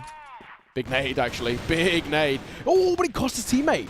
He lets his teammate go down because he doesn't commit to the fight there. That's actually a bit of a mistake. Big flank, though, coming in. 7 is going to be the insurance policy. However, YZK, he thought he heard him. Maybe he did. XQQ not going to be fast enough on the trade. That's a bit of a blunder. Evolution Power lost a lot of map control, and they've lost the player advantage. And GDSC wants to get aggro himself. Hot flashed himself out. He wants to tuck his way towards tunnels. He's given the luxury of getting out via elbow. Take it. 2 players over on this site for Imperial, and that is about the easiest kill Danimals is going to get all week. Sets it up nicely here for Ryu's out, just to anchor on the site. Can't quite land his shots, and so doesn't really provide enough time for the rotation actually to come in just yet for Imperial, but they are still going to be a threat. It's a quick flank from 7. I mean, YH and Mino are below half HP. And 7 is still holding on to nade. Ooh, Mino goes down. All down to the hands of YH, but he is going to have to face off 2 different angles. Gets completely flashed as well. He has nowhere else to go, and now he's getting flanked as well by GDSZ. And that round is going to be secured by Imperial. I like the little 1-2 double because he throws the nade, and then half a second later throws the flash. So he avoids the nade, then re-peeks in, goes straight into the flash that he didn't actually spot going over his shoulder. It's something you can't really prepare for, but it works out and ends up working really, really well for them.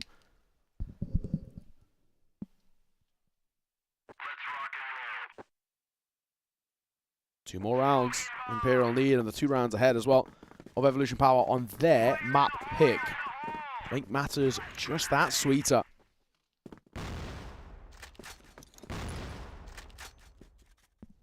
Evolution Power just gathering outside of A once again. I mean, they've found some success just hitting A as a whole. And if that was the case, might as well stick to it. 4 players, 3 players out towards vents. But GDSC's position also cheeky.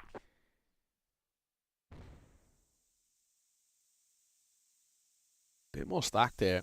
And they do have a bit more of a dedicated vents player too. GDSC can catch him on the cross. And Ryu's actually, the best thing he can do here is actually just show his presence briefly as they're popping out, because it will draw the attention towards top site. That's where GDSC gets overlooked. The only thing he has to be worried about is YZK coming through main, but another smoke will actually keep him alive for at least a little bit longer on this execute when it inevitably happens. It's a waiting game. In comes that flash and the smoke behind it. Now they come. GDSC playing anti for a second. Doesn't spot him out. They're actually popping towards the site. GDSC needed to peek and he didn't. And actually will take his first fight and die. He was meant to keep his teammates alive, but he actually cost them. Yeah, a bit of an awkward timing there for him. Just making the wrong decision. I think he played anti for a second flash that never came. Yep. You can't really say that that's a mistake necessarily. It's kind of a 50-50. It's kind of a gamble. Sometimes that works out and looks brilliant. Sometimes it doesn't. In this case, it doesn't. It was a mistake in this particular round. The timer's ticking down, and Eagles is going to send it for a flank, but it is being watched by YH, and this one's going to be a hard retake. That's most likely going to be Evolution Power's round to be taken. Eagles, how does he take down YH? Oh. And now 7 gets involved, but eventually goes down. Evolution Power secures it, but it did look shaky for a second there. It did. Yeah, there was a moment where it did feel a little bit uncomfortable, but still a one-round game. And as you can see, for the last 4 played, back and forth, that's just how things are in this matchup so far. But the only difference with that being that back and forth actually benefits Imperial. They will be able to close the game out if things continue at this run. Double orb, Eagles and 7 can try to have an impact early on in this round. Try and find a pick somewhere. Evolution Power, happy to just set up outside of 8. It has honestly been a little bit one-dimensional from Evolution Power. They don't sort of set up to default. They don't spend a lot of time on the side of the map that they're not interested in going toward. But it hasn't worked out too badly for them. Now starting to spread somewhat with XQQ, interestingly enough, being the one to play point in toward middle. I feel like Evolution Power caught up to the fact that mid is most likely ditched by Imperial. They will usually just have Danimals post-play back in the spawn area. Although Danimals did swing for a peek this time. There's a little bit more B presence there from Imperial, so actually they could be in trouble as Zexy comes through. GSC down, he goes. Rizal, gotta get 2 here, and he does. That's not bad, in all fairness. This nade could still be quite chunky as they try and go for this plant, and he will actually be in a little bit of a different more position than usual, but ship damage isn't bad, and 7's quite quickly got in behind. And this time there isn't somebody holding from this flank. There isn't somebody trying to keep an eye on the lurk. It's only that vent player that you have to be careful of. He's going to wait the smoke out if he can. But gonna flash him in. Opts to play support for the other 2, for the Riflers making their way forward. Eagles losing his life. And Danimals, no real chance for him now that he's lost his 2 teammates. This looks like we're going to 8-8. It will be confirmed by Evolution Power. It's another close map. First time we've seen as well for a while. Just a bit of consistency out of EP. Consecutive rounds on the wall for them. Very important.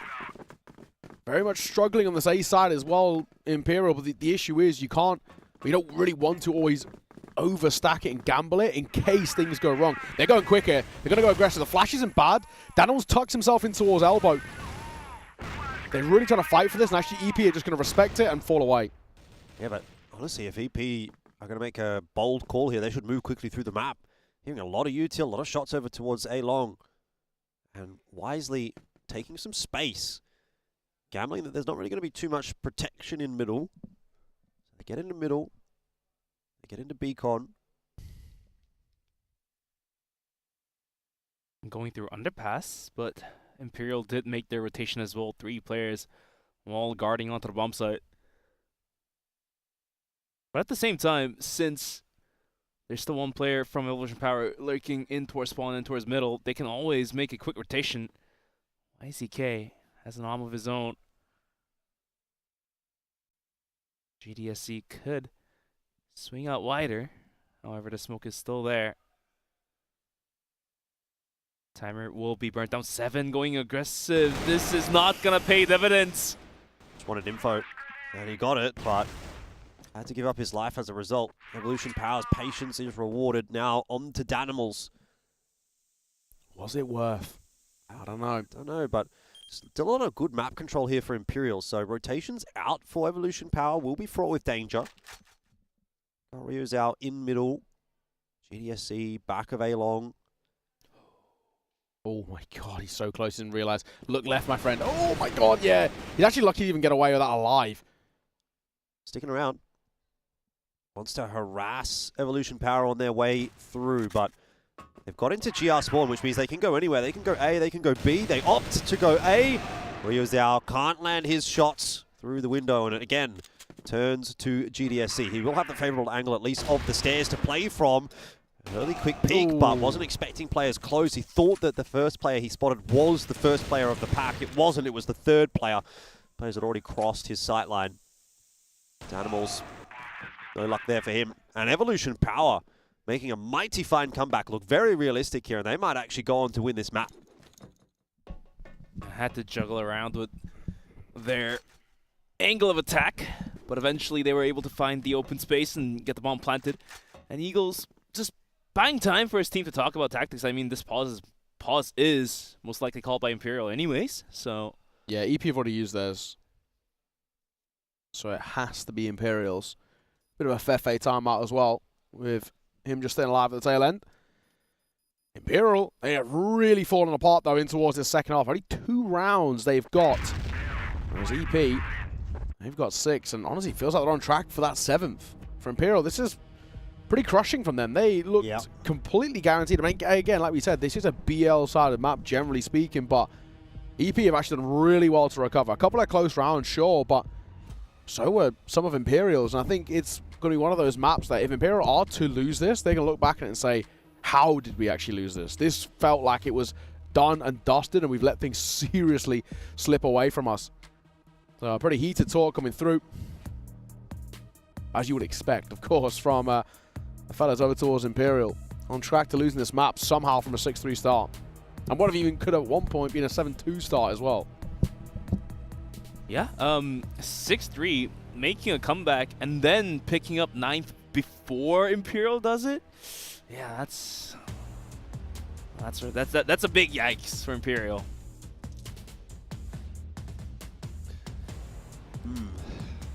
Well, it surprises me that they didn't call this timeout a little bit sooner. Yeah. Give themselves 2 rounds leeway. For them, they didn't want to call it in the back and forth because they're like, okay, you know, who cares about consistency? If we just keep this back and forth, we win out, you know, we get 10 before them just by the nature of having an extra round. And then the second they lost the consecutive round, like, oh, okay, this is actually, you know, it's sort of like, it's too late, but it's sort of all they could have done in a weird way. It's a dicey spot they're in, though. It feels like all the wind has gone out of their sails. Well, let's hope that that tack timeout helps them out. Evolution Power, once again, setting out closer out towards A, anticipating another aggressive push coming out. However, that's not going to be the case. Well, do or die round for Imperial. And already bleeding a little bit of util on both sides of the map. If Evolution Power's previous couple of rounds are anything to go by, this will just be a bit of a slower one. Got a player very, very, very deep in the blacklist spawn. XQQ basically hasn't moved since he spawned. And he's waiting to see if Imperial are going to get up into any funny business with a big long flank, but it's not happening, obviously. Well, we do have Danimals going aggressive, and he will eventually go down, and the same mistake continues for the side of Imperial. Just going for information plays not working out. They do damage, they just don't do enough. They don't get that final bullet over. In quite a few of these rounds, it's been the case where they're dropping them low EP, but they're just not seeing that kill on the board. It's not even a commit back towards B as well. They're once again just looking as a bit of a pack. Ball's got the Orm at range. The two start to make their way in towards second mid. Maybe dipping towards Hotel for Zay. Big fight here, but 7 has to win this. and he can't really even afford to fall away as well. They don't exactly know what that mid control was looking like. The first is great. The second is fantastic by 7. The damage he took to get away with that is really, really well done. You can't be losing that if you say that duel needed to be won. That trade needed to be picked up. Luckily for Evolution Power, they did have the bomb over toward the A side of the map. So if they get this clean entry onto Ryuzao, which based on the position of YH, they probably should. And they won't now because YZK has decided to check Vent instead. This all comes down to YH and what he could do from up there, but there's 15 seconds left. He needs to win this duel against Ryuzao, and then he needs to get the bomb plant down. He's got to go quick. He's found the kill, but I don't even know if he can get the plant. Can he jump up onto the side in time? It looks like he might just have gotten it. Yeah, just. By the barest of margins, and there was a duel one in the meanwhile, by the way, by XQQ off screen that has now put this into the 2v1. So this could be absolute heartbreak from Imperial. Evolution Power just staying a little bit cooler when it mattered. The pressure getting to Imperial, and Evolution Power take map 1.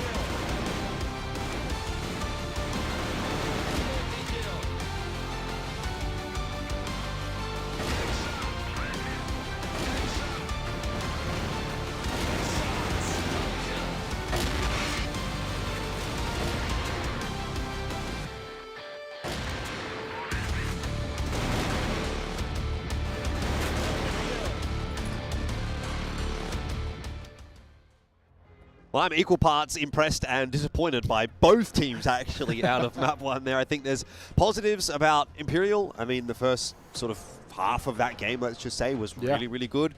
And then there's positives about Evolution Power, their tenacity, their ability to make that comeback happen. And you flip that around, obviously, Imperial fell apart a little bit in the second half. Evolution Power started really, really slow. So there's, pros and cons to both sides. But in the end, it is Evolution Power that walk away with the win, 10-8. And if nothing else, they walk away with the mental damage done to Imperial that gives them a bit of a boost going into match. Yeah, that's a colossal choke. There's no two ways about it. You're 6-3 up, and 6-3 is not the most outlandish scoreline for a BL side, but it's just the fact and the fashion in which it fell apart. It was a ridiculous fall from Grace, from the side, who looked like they were so comfortable. At one point, GDSC was looking incredible. Ryuzao was having his moments, both of which fall in that spot of being kind of negative overall in terms of the KD. On the flip side, YH looked great. XQQ started slow, but really picked it up, especially towards that second half. And yeah, I mean, a lot of mistakes made by Imperial, but in particular, they just completely fell off the face of the earth in those final 4 rounds, and there was just more or less a bit of a no-show. They looked so uncomfortable. I think all the credit was due to EB. I think, we use that buzzword of protocols, but I thought the calling was absolutely excellent. They read Imperial like a book. They didn't panic. They didn't get flustered by the scoreline at half-time, and they were able to pull off a really, really good resurgence. And yeah, you touched on it for Imperial. I think more than most, that's mentally going to have a big effect on them. And YH is going to take MVP, of course. But touching back upon the Evolution Power slow start, they're going to be able to walk away with the map pick of their own, but it was their pick. They should have been more confident, but losing 6 rounds in the first half definitely wasn't the best showing for Evolution Power. No, certainly not, but I think they've done enough to kind of build that confidence back up heading into map 2. Obviously, it being sub-base, we had our reservations about this one in the pre-match. We saw what Evolution Power looked like in their game earlier on, and it wasn't fantastic, but then again, I think a lot of that was predicated off of XQQ kind of having a bit of a stinker on that map, right? Yeah. And if he doesn't go completely missing, probably they win that. Probably we're not even thinking about that at this point in time. They 2-0 that series, we go, all right, Evolution Power's looking pretty damn good so far in the event.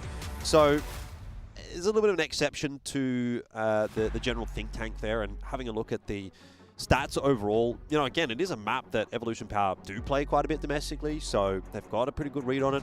You were mentioning you like Eagles on this map, but I don't know, he didn't really stand out too much there on Ankara, so maybe not his night. No, he didn't. I think as well, you know, kind of just back to your point, Bench, in terms of like it was a slow start. I think none of that matters anymore, right? Because who cares if it's a slow start if you finish that dominantly, right? I think all that really is going to be in the mind of Imperial is going to be, oh my god, what was that second half? How badly did that go? And now you've got kind of, you know, going into your map pick, sure, but EP get the choice of where they want to start. They're going to get the advantage in that sense. We're talking about actually where I'm in quite a worried state for Imperial. I mean, I came in, I even said this in the pre-show, I still expect this to go 3 maps. I did from the get-go. At one point, I thought it wasn't going to go that way, but I still feel like Imperial have the advantage on this map. Sub-base has been good for them. They play it domestically. They play it internationally to a pretty decent level as well. So it's all of these positives, but all of that kind of goes out the window when you lose your head in the way that Imperial did. They look super tilted. You can see the comms just completely broke down as well. That's never a good sign for a side. And, you know, for a region who are so emotionally invested in, you get the high highs, but you also get the low lows. And that second half was incredibly low to see. I have a strong feeling that there's a world in which that could bleed over in towards map number 2. I mean, even something as simple as if Evolution Power get the first 1 or 2 rounds, it could have a massive blow to the confidence of Imperial. Yeah, I think you're right, exactly, when you're saying, you know, the high highs from Imperial. It's definitely something we've seen from them as well, even this year. You know, back at Summer Championships, did really well in the group stage. They topped their group. They went into the playoffs. They 3-0'd 3BL. They then went down to All Gamers in the upper bracket final. Which is fair enough. Yeah. But from there, it was all downhill, right? And it sort of seems like when it's going well for Imperial, they can go up, up, up, up, up, up. And then as soon as that stops, it's like, boom, straight back down. Mental's in the bin. So a lot of work to be done by the support staff, I think, of Imperial right now in this break to kind of get their heads back in this game. Yeah, I mean, once the Brazilian teams start hitting rock bottom, they just can't climb out of it, is usually what we get to observe in the tournaments. But the sub base, just going back to the pick of sub base, I think I do have a feeling that the only valid reason for Imperial to pick sub base was observing Evolution Power just not being able to perform on the map. But one of the main reasons why Evolution Power fell behind was because XQQ was basically wall banked every single round, and now XQQ picking up the top frag of the team on Ankara. The story is going to be different for tonight. Yeah, a little bit of a different conversation, but I suppose we'll have to wait and see when we do get onto this map. I think the biggest obviously thing is Imperial need a mental reset. Evolution Power probably need a bit of a mental reset after that one as well. They'll be quite amped up after that. I think everyone just wants to chill out, cool down, come back into this map with a little bit of a calmer focus for map 2. Absolutely. I think as well for EP, one thing the coach is reeling over to them is probably something along the lines of, guys, if we actually get out of the gates a little bit quicker than they can, the knock-on effect is massive. You know, with Imperial and these sort of low lows we talk of, there's no sort of, you know, with other teams, especially like All Gamers is a good example, they can slowly peter out. We see kind of what Wolf Empire can do against them. It just, you know, slowly over time, gradually gets worse. That unfortunately isn't really the case for Imperial. It's like rather than just, you know, slowing down a little bit of bumper damage, is the brakes get cut and it's a full-on car crash. And that's sort of what we saw in those last 4 rounds. They fall apart, and that's where Evolution Power and probably the team, especially like Mino as well, is saying, guys, if we actually just don't allow them to build up, they've got nothing to climb up from, right? They don't have anything to fall back on. No foundations here for this side. We've got to start well. For XQQ, I mean, obviously he's been going to be the focal point for us in that head-to-head, but if Eagles isn't playing as well as we usually see from him, not where, you know, I think off the back of like day 2, he was like the 3rd highest rated player at the tournament, right? You know, it was like Douche, Wei, then him. So if we can get this XQ just even like 50% better than what we saw in their first outing onto a sub base, who knows, man? I think for him, he just needs to adapt a little bit. He relentlessly kept playing around wood and kept getting spammed and kept dying. He didn't change things up. I think a lot of that's probably got to come down to probably what I assume is, you know, demo reviewing and saying, right, just stop doing this, mate. If it's not working, give it up. You know what I mean? We can. There's other ways we can play around wood. But regardless, we're about to get way in towards map number 2. It's sub base coming up next. It's Imperial's map pick. Can they respond?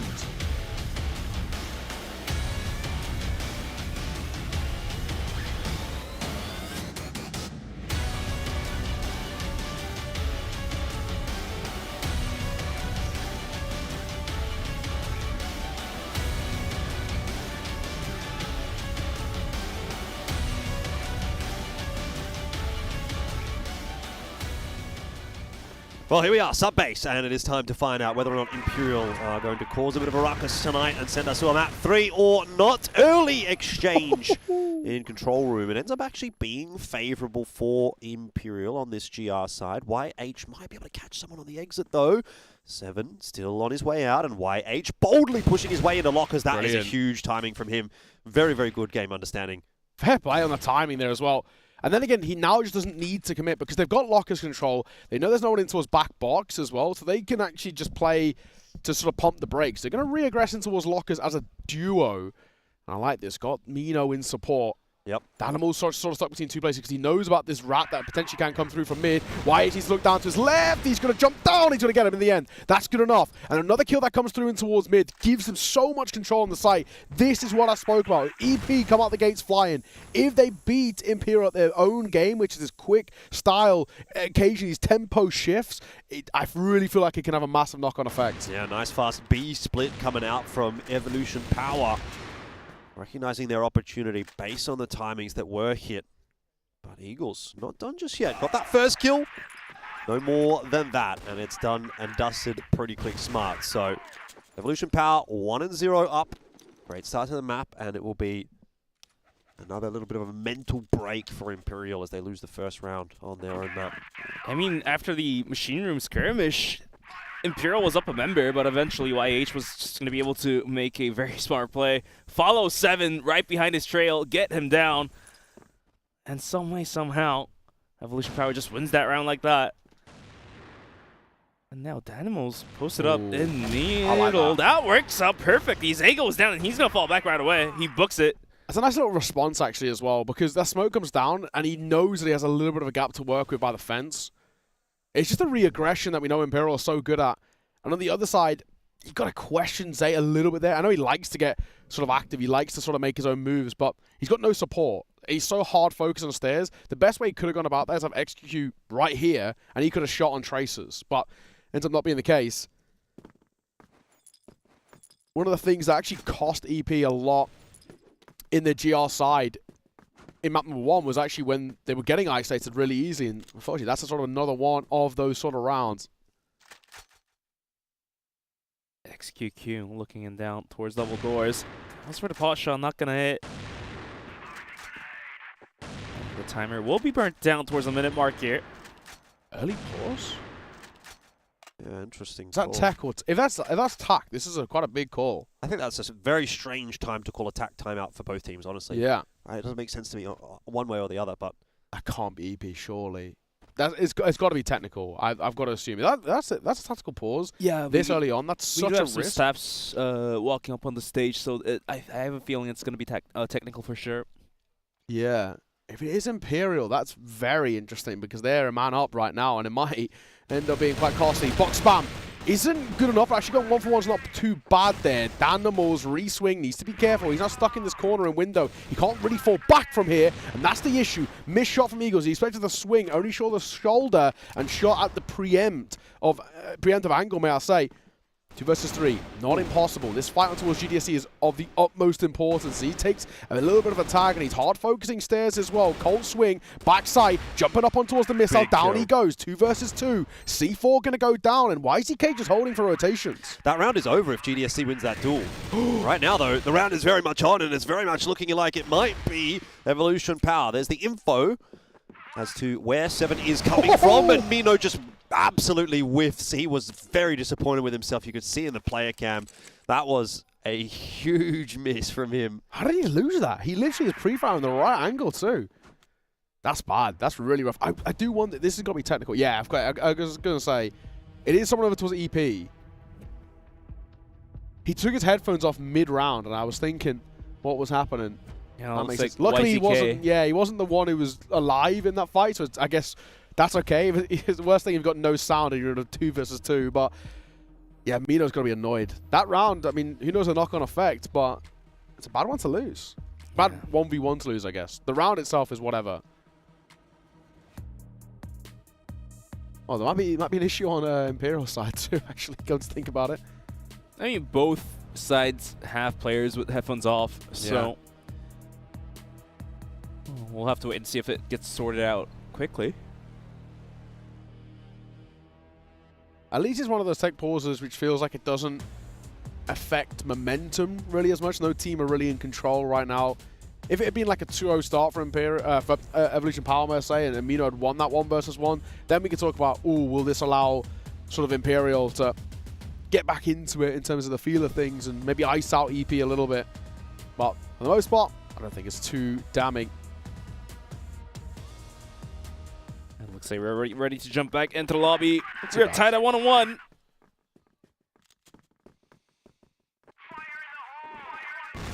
We can move here. IXQQ, he will eat a bit of a grenade, but he'll dip away. I mean, he had the first spawn. Yeah. For the Nook, made the run. Eventually gets nade stacked. It's quite nice that play because Eagle spots him but doesn't shoot, and he knows he has to be crossing towards there. So they double stack the nades, like you mentioned, on the timing of Eagle's call. Nice and simple. It doesn't do a lot of damage, but at least it's enough that potentially could have a knock-on effect later. Yeah, butterfly effect.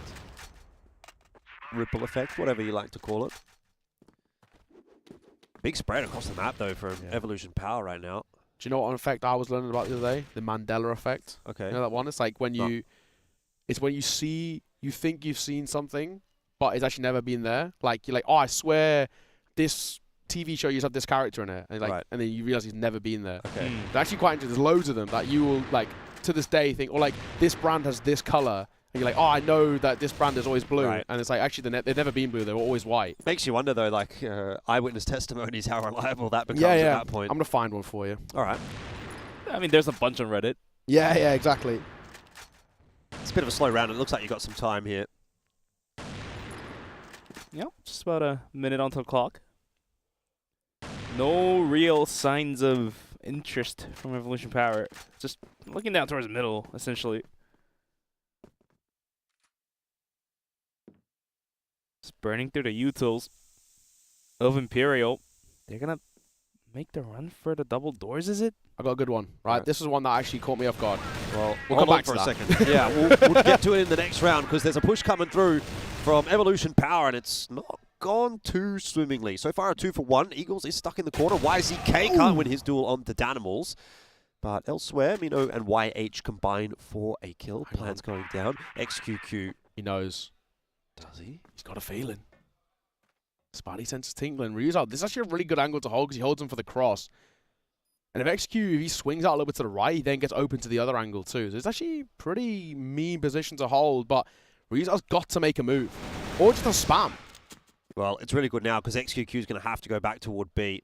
But he seems aware of Ryu's out. Not that it's going to matter. Shots connect. Pause on again. Is this now a tack timeout? We'll find out. That is a technical, for sure. Yeah, I think it is. You got stabs up on the board. It's got to be tech. On the stage, if it's a tack timeout, you'll see the stage change. The logo, yeah, exactly. All right, now's the perfect time for you to get to this little story. I got a good little Mandela effect for you. So this one actually is one that I always believed in. So you've all seen Star Wars, I'm assuming? Sure. Yeah. So you know when Darth Vader and Luke Skywalker are fighting and he's like, Luke, I am your father. Yeah. Yeah, he never says Luke. He says no. He says, no, I am your father. Yeah. That's a pretty popular one. Yeah. So that one for me, I was like, I always swear he said Luke, I am your father. You're not going to get me with this one. I'm too much of a nerd. I'll know it. Let me get another one for you. No, I am your father. That's kind of what it sounds like. And it's funny because, you know, it probably sounds normal to you, but in my headset, I do sound a little bit like Darth Vader. There's a bit of an audio I feel like warp experience Star Wars going on 3 in here. came out just about when I was in my 6th grade. Showing your age there. Yeah. Well, I'm not your age. About another 30. one. Yeah, that's a good one. You know, I forget what movie is this from? Snow White, right? All right. Snow White. Old Okay. Disney Snow White. The old OG one. So she says, mirror, mirror on the wall, who's the fairest of them all? Yeah. She doesn't. She says, magic mirror on the wall, who's the fairest of them all? That's another one. Just it's small things like that. And they're quite cool to look into. There's loads of them. Right. All right, give us another one. Give us another good one.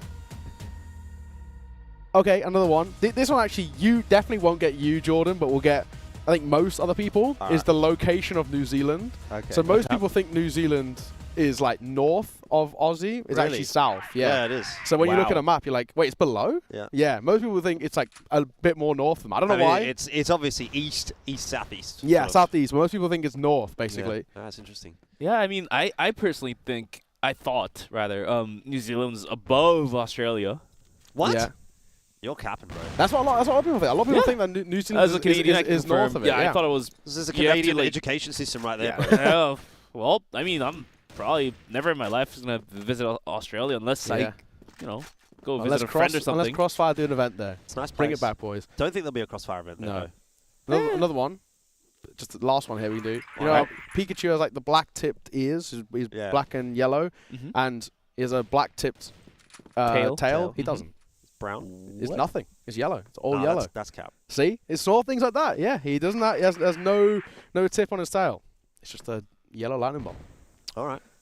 Don't know if I'll buy that one. Well, I got one. There you go. Imperial's going to win this one.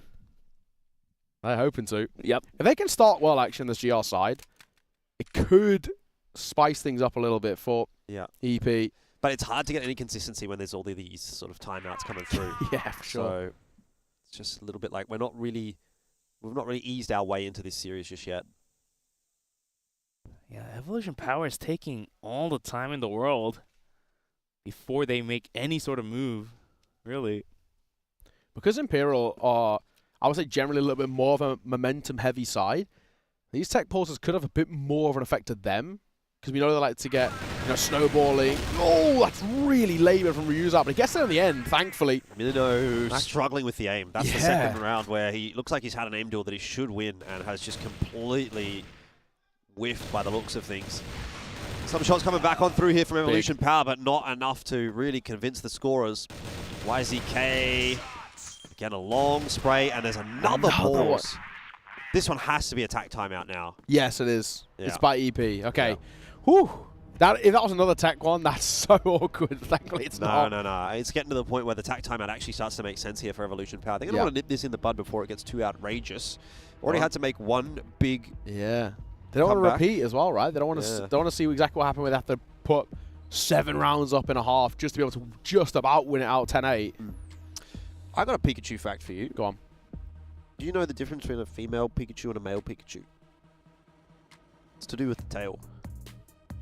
Is it how many zigzags are in the tail? Nah, it was close. The male Pikachu has a straight end to the tail, and the female Pikachu has like a heart shape. Oh, I didn't even know that. Yeah. One of the things I really haven't paid attention to the shape of the tails. Yeah. It's one of those like little facts you like. It's like one of those. You read it in like a magazine or something when you're a kid. Can that be counted as a Mandela effect? I mean, if you thought that they were all straight for whatever reason. I think so. Yeah. Yeah. But I feel like that's not a Mandela effect. That's just that you just didn't know. Yeah, exactly. It's a different thing to believing something that was not true, as opposed to just not knowing. True. First of all. One of the things I'm going to do while I'm here is they have like exclusive Pokemon gear. Okay. For like mice, like peripherals in general. Sure. You can only get them in China. I'm going to get them. Fair enough. Go off, King. When in China, as they say. I don't know if that's the way the saying goes. When in China, buy what the Chinese buy. I mean, they're going to take it to Machine Room for some aggression. Ruzao swings out, gets knocked out, and somehow Eagles with an M4 will pick up a double. That's going to be down to a 2v3. And looks like Evolution Powers continue on sending it, but Danimals will quickly spray down 2 on the top of the head, leaving YZK all alone, and coming right behind them is going to be 7 on a huge flank. This one feels done here. I think It YZK does. going to get caught on timing more than anything. And Seven he doesn't actually have to peek here. This angle's so smart. Because if he went a little bit further forward, he could catch them in rotation. The only issue is YZK's just slipped the net. They've both looked sort of in the wrong direction, so he's actually been given the luxury of getting out. However, they're going to realize that now. They've cleared in towards Machine Room. He's not here. The only place he could have gone is mid or through mid into wood and on towards A. I mean, I'm completely fine with this as well. Sticking together, I think it's the right way to 2v1 play it. trade retake is better than, holding the bomb site one-on-one, and then one guy goes down, and then now you're stuck in a 1v1 trying to and play against the Imperial, bomb as well, right? They know it because Seven's just swapped from the Orm to the rifle, so they actually know that as well. He had the Orm out there. Progression He will smoke. go in towards the M4, so I think they themselves know that sticking together is the way to play this. I almost would have preferred YZK to play up close behind that smoke. Sitting behind the box here. It's a bit of a open position. This feels like a one-and-done kind of position, whereas if you're behind that smoke, you might actually be able to multi-frag a little bit easier. So let's see, though. Ooh. First frag is a clean one, and he transitions back across to the box on the left. Shots through from 7. Ooh. The nade helps out. It was close. It was a good effort, but given the way that that round started, I have to say Evolution Power have let a pretty important round slip there. Probably should have been theirs. I agree. It should have been. It's, yeah, it is a little bit one and done there, unfortunately for him. Need a bit more out from Zay. 1 and 5 so far from him for a very important factor. 7, pop shot. They've been loving this double arm, actually. Imperial side, 7 and Eagles both picking it up. It's working. It's good to see. 7's looked pretty confident with it, and he also knows he has that ability to pick a rifle off one dropped. YH almost getting clapped there while crossing. However, he's going to stand there just fine. And in the meantime, XQQ has cleared out Machine Room. He doesn't want to overstep until he has some support from his teammates. And I like this from GDSC. He is crouch peeking in up top of the stairs. And he doesn't risk all that much because that angle doesn't get pre-fired all that often. Playing the time game once again. Evolution Power only have a single round. Yeah, I'm not hugely enjoying it so far from Evolution Power, I must say. I think they made a couple of pretty critical mishaps. They could actually quite easily be on 3 rounds if they would have converted the rounds they should have.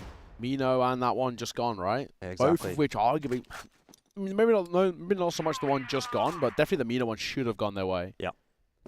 Either way, it makes a big difference, right? A 4-1 scoreline as opposed to, you know, maybe a 2-3 or a 3-2 even favoring you. Yeah. So a lot of coming back being required from Evolution Power right here. I think once again also showing the weaknesses of them on this map too. Hence why it was such a good punish pick. It's good entry though. GDSC down straight away, and this should be a pretty clean entry into the site from Evolution Power. They can take a lot of space. They can get that plant down. They've even got a couple of players still up by Wood to try and slow down the rotates of Imperial. XQQ nicely going to be able to get out of the corner as well. So must-win round from Evolution Power here. 5-on-4 retake. You've got to make sure you lock this one down. Oh, there's 2 bad fights though. One with the HE, one with the Orb. XQQ, he knows the flanking player. They saw Danimals earlier. He's just got to hit this shot, and he can't. Ryu's out. Also spamming. M4 good through that fence. He looks for a second on towards Eagles. Runs an ammo. The Colt pulled out as well. Given time for that reload as he wants to reposition as well. Danimals, they know where he is as he just got a kill over towards stairs. Gets the site sure. This kill on towards Mino is all the more important, and he can't get it. Mino tagged up. Finally wins out on that head-to-head. Finally, but man, that was a bit close.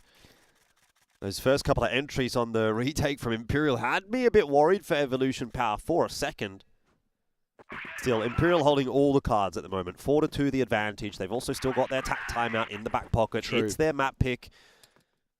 They're not too worried at the moment. Correct. Not worried at all for sure. If they get 5 first half, I'm actually pretty happy with this. Yeah? Yeah. Can get a lot of work done on the blacklist side of this map, so you're right. 4 is already pretty good for Imperial right here. It's also the fashion at which the 2 rounds have come through for EP. That one there, a little shaky. The first one as well. The first one a little bit better, but even still, it's not always replicable and not always that consistent either. What are the probabilities? Well, of course, like, Imperial's not going to go 0-2, but let's say by any chance, by like that slight 1% chance, Imperial drops this 0-2. Then what's the probability of the teams that proceed into the playoffs? Well, you said it was right against whoever wins this game basically plays all games. Maniac right? now has a shot, right? I can't remember who is it. Ubek against Imperial? Let me have a quick check. I think so. Yeah. It is. Yeah, because it would be because Ubek has a win on top of a Lotus. So Ubek would have to beat Imperial if Imperial lost here, but if Imperial got grouped, that'd be crazy. I mean, they're normally Imperial, one of the most consistent teams in group stage. That's always where they do their best work. Obviously, they have their problems in playoffs. And it's not even just Summer Championship, it's also the previous years as well. They've also pretty comfortably, smoothly made their way through groups. Normally not even dropping that many maps, never mind games. And playoffs, different story. So yeah, if they were then go into that Ubek game and be in a bit of trouble, that could be wild. EP, they're falling apart here though. YCK and XQQ for all to do, and some messy shots finally. Final bullet of the cult will see it off. 2 versus 3, not impossible. Daniel spotted crossing into his backside. This still feels very difficult. They're quite isolated here. They should honestly have just exited there. I think they had the opportunity. XQQ was already out lockers. YZK could have gone back out to middle. You could have rerouted quickly back over to the other side, but instead they try to stick around and fight, and inevitably it gives Imperial enough time to sort of send their troops back in and swing together. So Evolution Power, they pick one up, but instantly they drop one, and now they kind of need to win the half out for this to look a little bit safe and secure.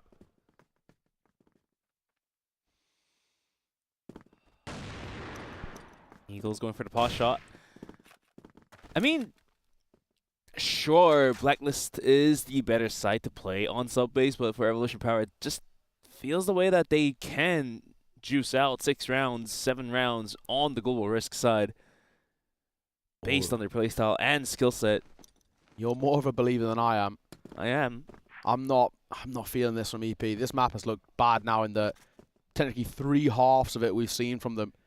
So, I mean, they lost it, sure, and I know it wasn't that bad of a loss, but it's just the fact that they shouldn't be losing that. I mean, are you feeling that it's getting cooked here for I think this is a go. I mean, I sort of thought this was going 3 from the get-go anyway, but I really already kind of feel like it's going 3 here. I mean, especially if Imperial, if they get a 6th, make it a 6-2, I think it's probably done in this one, if I had to be perfectly honest. I mean, 6-2, you're probably right, but if they got it to a 5-4, 5-4? 5-4 is alright to me. 5-4 is alright. Yeah. I just think if you get towards anything like a 6-3 scoreline or most definitely a 7-2 scoreline at the half, I think it's done there. Oh, 7-2. There's no doubt in that at all. 6-3, questionable, but one condition is given if you do pick up the round after switching. Yeah. Becomes 6-4, then it becomes very much more doable, but it looks like Evolution Power is going to send it down towards the Nook. GDSC has to hold this one down, and the screen is good for 1. Quickly on the headshot through the smoke, and now the flash is going to completely blind him. Swinging to the side of the Nook, not going to work out. And YZK, the timing is so good for him. Drops down from the vents and catches that off guard. And the bomb site is completely free for the bomb to be planted. That's really important, actually, the way in which they went about that. It's a little bit laboured there. Will actually be quite costly. Still, though, numbers advantage on this post plant. C4 already down as well, so time ticking. And I mean, Eagles and 7, they've just not got really a hell of a lot of information about what this setup's even looking like. They spotted 1 in towards back sight on the missile itself, but aside from that, they don't really know what the other 2 are. Give it a go. I know, with about 2 HP. that was a go. It was a go. They went straight out. And lucky for him, he dodged both nades. That was essentially right next to him. One more round left in this half, and Evolution Power can do quite a bit to make this look a little bit more doable for themselves by getting the 4th. But it's not started well. Big. That's a spawn-based peak as well for GDSC. Doesn't always pick up the Orm. He's at that front spawn, so he wants to say that fighting tools would, and it works.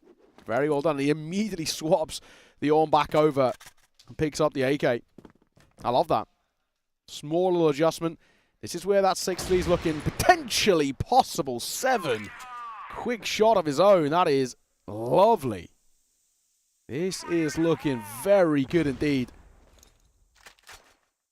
Oh, EP.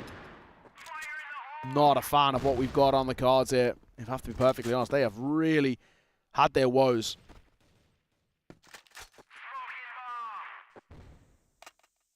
Yeah. Gone from bad to worse, really, this half for Evolution Power. They just haven't been able to find any consistency.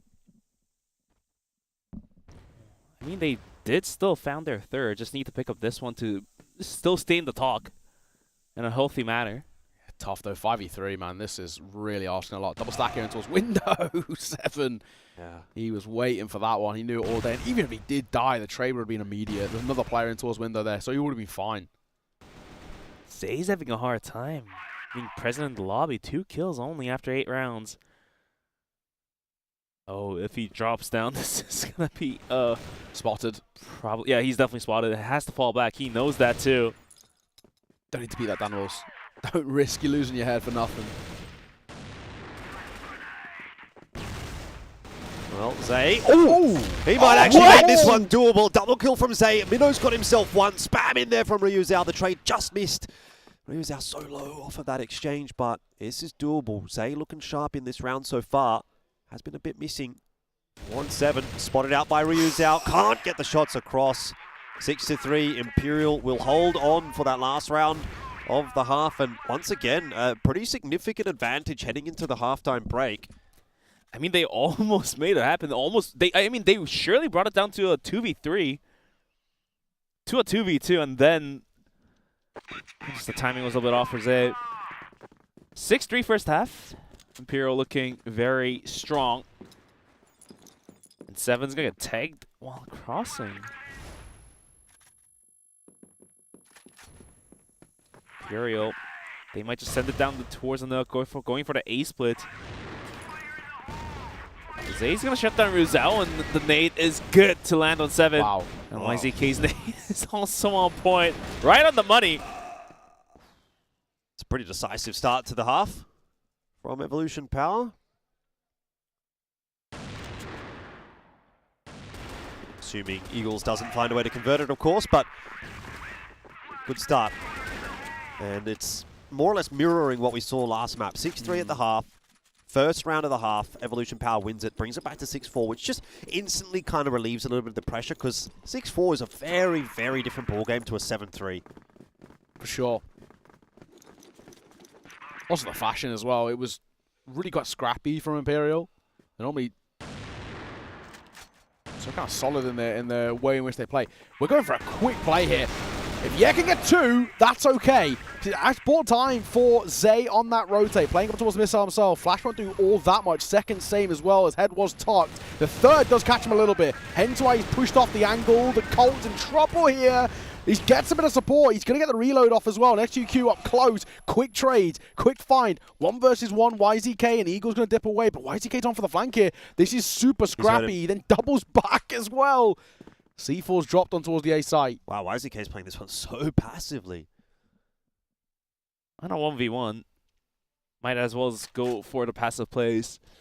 I don't know. I mean, you're allowing Eagles the chance to just walk in and get that C4. Now, YZK, I mean, he's gone on a mission. Does he know the C4's dropped? I don't think so. There were... I don't think he spotted them, though. Yeah, smokes and flashes all over. So... Someone had to have known, though. Yeah, but I think they probably just assumed it was just picked up. Is he coming from vent now? Yes, he is. Ooh, this is very quiet, though, isn't it?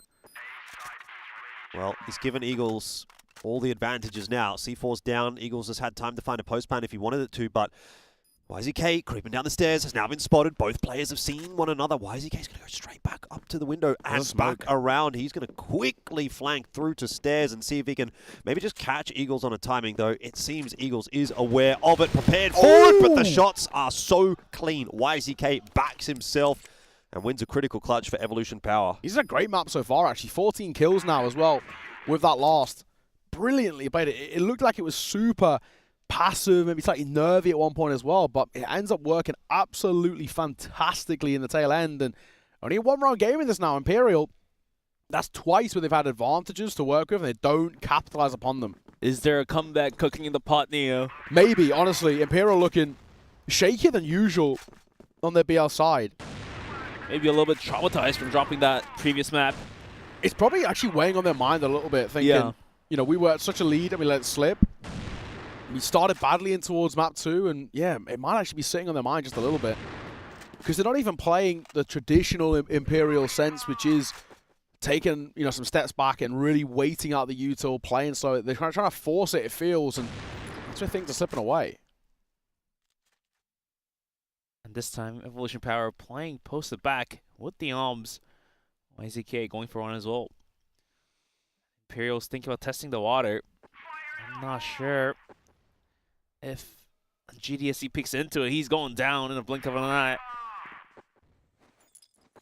They'll smoke connector. I mean, that's one way to cross, but looks like they'll just fall back out of this one.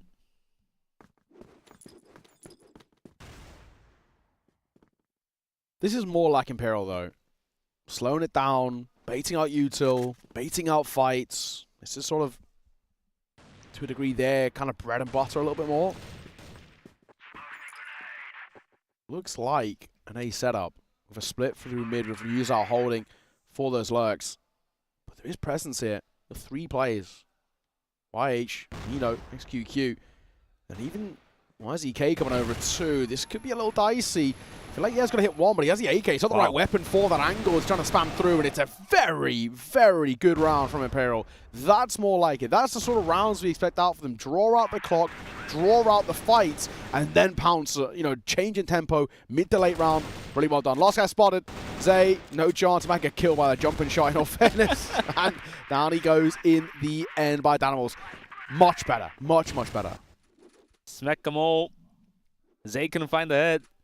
I mean, the round was cooked at the end of the day. He was down to about 20 HP in a 1v5, stuck in events. What more can you do? 7-5, the lead grows back to 2. Imperial looking to hang on this time, but it really feels like that is the storyline in this matchup. Imperial trying to hang on to the lead that they've cultivated in both of these maps. They were unable to do so on map 1, and Evolution Power are coming storming back here on map 2 as well. A couple of quick kills to start off round number 13, and it looks like it's a foregone conclusion. Imperial, no chance in this one. Yeah, this was done.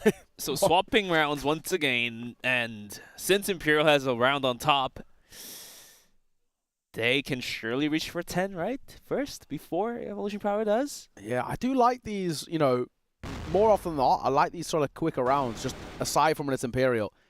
Imperial do their best work when they slow it down. Every time they've tried to go quick, they always fall flat. Evolution Power, they're doing a very good job against these kind of slightly more rush plays, and this is where I'm getting a little bit worried. YZK, good round from him. Just shy of 1.5k damage as well so far. Love and Life in the server at 14-9.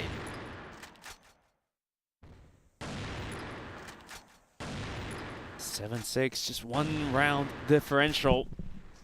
And this time Imperial also going for the slow play. Like you said, that's where they find most of their success from. But XQQ is going to be counter boosted up the vents. I don't think Imperial realizes that because they haven't sent a player into vents to see that there's an actually a player from Evolution Power being posted up there.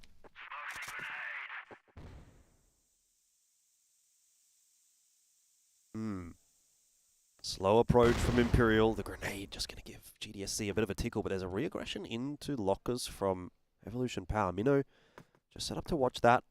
Does have Zay behind him.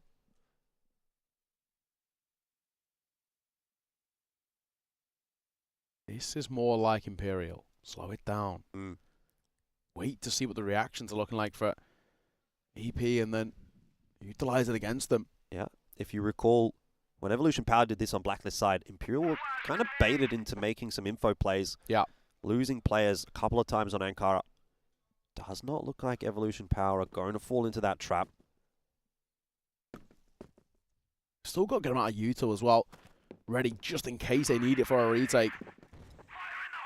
Imperial, same sort of situation with them. A few smokes and a flash. And flashes, may I say. So it's okay. 40 seconds, though. Got to start to make a move now. Double flash is going to be sent in as Danimals wants to try and lead the charge. No one close left, and now they can start wrapping in towards B. The first fight's very good as Ryuzao delivers well, but Zay will respond in kind. Trades benefiting Imperial here, and they're doubling it down as well as YZK and XQQ left with a lot to do. C4. It's not a bad shot, though, at all. Like you mentioned, C4 drop. Oh! Recollected! Compoed out! And XQQ's gone absolutely huge. They dip away. That could be enough. They could play time. C4, that's the first point of contention. They got to pick it up. And Eagles, he's even going to struggle to find a place to plant this. And he won't be given the luxury. That is so well played. XQQ, Yep. We've been missing him for a while, but he finds his form when it matters most. And that is the beauty of this game. One tiny little misstep for Imperial. They didn't have have the C4 on the site. They had to cross the C4. Yeah. You can see that in that microsecond, if you understand the game, that they have to cross the line of the sniper. And if he hits that shot, drops the C4, it becomes a winnable round for Evolution Power, and they've got that done. That is a huge round to pick up for the Chinese squad. And to put more whipping cream, he does go for the cold shots and he hits it, gets a double kill to make things even worse. And XQQ now, unlike yesterday, he's going to be able to go hit his own pot shots, and that's going to be Eagles cooked through the smoke, through the wall. Such a quick shot as well from XQQ. My God, that's more like it. You know, that's the XQQ that we missed when we saw Subbase the other day. But as a whole, if this round gets seen over the line, you again have to credit it to that sniper. They got a double arm to work with. I like this from YH2. They know they don't actually need to fight. Smoke gonna go down. Sort of expecting Imperial to be a little bit more passive in terms of their approach. Pop flash gonna come around. Won't do all that much in all fairness. They're so ready for this A hit. YH. He's in a bit of an off angle here. I kind of like this from him. YZK did miss that first shot, but YH will not make the same mistake. 2 for 1. And already Imperial down to just the 2 remaining players. It's a pause being called as well, surely by Imperial at this point. Nades over the top. Not going to harass GDSC all that much, but he has to come absolutely nuclear right here. 3 on 1 for him. Flank coming in from Mino. I don't know if I really like that, honestly. I think I'd rather just see all 3 Evolution players go together. Yeah, he's done though. But no way. Oh, he is absolutely cooked. Has not taken enough space. He needs to just hit some crazy shots. He has. Mino, once again, tasked with the one-on-one, and he missed his shots earlier in the last clutch. Can he do it? GDSC saves the day, and that is unreal. This is almost a celebration timeout now for Imperial rather than a desperation timeout. Oh, Mino in the 1v1s. But it's not even his fault though. True. Like, he shouldn't be in the 1v1 there. You know what I mean? Like, they have 3 players. Why are you not just sending 3 down the stairs, trade it out? Instead, you split your forces, and that opens up the opportunity for a really big play. But then again, who do you blame for that? The caller. Sure. Which is then, So, yeah, it's tough, losing on 2 fronts here. I mean, so well played. Had absolutely no right to win that. Some bad shots being had there by Evolution Power, but credit to Imperial. That's the sort of round, winning that alone, that could be all the momentum just completely taken out from EP. We thought he was just completely cooked, stuck by the silo, but eventually picks up 2 and then goes for that 1v1 duel, wins it. I mean, Imperial just keeps the dream alive, I guess. 8-7. I think the thing you have to be saying right here if you're Evolution Power is, look, guys, we got a little bit unlucky in that round. Yes, he's come up with a really big play. That hurts, that stings, but we've been the better team in this half. We've consistently been the better team. In that round, we got it to a 3v1. It should be our round. Let's just brush it off. We know we're the better team. Let's continue to be, and we'll still be able to close this one out. Yes. Don't let that affect us, because that's the reality, actually, is that Evolution Power, the way that they've been going, should be closing this map out with a win. Yeah. But for the fact that there's a big clutch coming through from Imperial. Yes, the job's a little bit harder, but Evolution Power have definitely looked better in this second half. No, without a doubt. And the pause being called by Imperial could be used by Evolution Power. They can utilize that to talk about the mistakes that happened on that last round. So, hopes up to a little bit more. In a way, I don't even know if there's that much you can talk about as well from in just that one clutch. You just got to be, you've essentially just got to say, my bad, really. Yeah. And, it's one of those days. It's one of those rounds. Hopefully one we can just forget about and continue things as the way they were. But at the same time, it's not an easy round to forget. I don't know if almost the timeout kind of works against Imperial there, because what else do you want in that kind of a situation as Evolution Power but the chance to reset? Yeah. And they get that. And it's thanks to Imperial kind of preemptively calling that timeout. This is what I was saying to Sneaky yesterday. My assumption is they can't call timeouts in the freeze time. No. Because you have to do it before the round ends. Yeah. So that they can pause it. Which is tough, right? Yeah, exactly. Which is tough for me in the sense of, like, obviously in hindsight, the last thing Imperial would want to do is have gone into a pause there. They don't want to... You can talk about letting you know, Evolution Power sort of sit on it and that kind of dwell to a degree. But I think you're right. It gives them a chance to reset, which is what you don't want to do. You don't want to allow these guys to go back into it. You want to have that 1v3 weighing on their minds as a round is live. Imperial's going to come in down towards middle, which is not being properly watched. Mino is now thinking about getting in there. Rather, it looks like they're just going to go for the 2-3 split, give up middle, and then just hold them to bomb sites. Is essentially what they're doing. Oh, Mino, he'll be tested here again, and this time does not get a shot off. Zay's going to drop off the rafters. This has gone horribly wrong. Zay has to save the day. He needs a multi-frag, and he'll get it. Oh! That is huge. Zay keeps the dream alive for Evolution Power. He'll eventually drop to Eagles, but it's allowed the rotate in from YZK. C4's dropped on the site. YH going to swing. He'll see Eagles in dark. YZK is going to get that information now, and YH pushing his way forward denies the plant. Evolution Power bring it back to 8, but ooh, that was scary. That is a huge round. If you don't see that 3K from Zay, it's round over. I can't just say, Zay, obviously, you know, we spoke about it multiple times that first half. He was non-existent in this map. What a time to come alive. My God, I mean, they needed him. That's almost equilibrium restored. You know, GDSC has had one big round. Zay's had one big round. Now we're back to even. Absolutely. I think you're spot on. 8-all. Anybody's game here. Oh my God, Imperial, that's going to hurt a little bit. Zay came out of the first half with like 3 kills, 4 kills. Something like that, yeah. Yeah, and now he's sitting on 11, comfortably, so clutching up for sure his team. And like you said, this could be anyone's game. I think we said this earlier on the previous map of Ankara.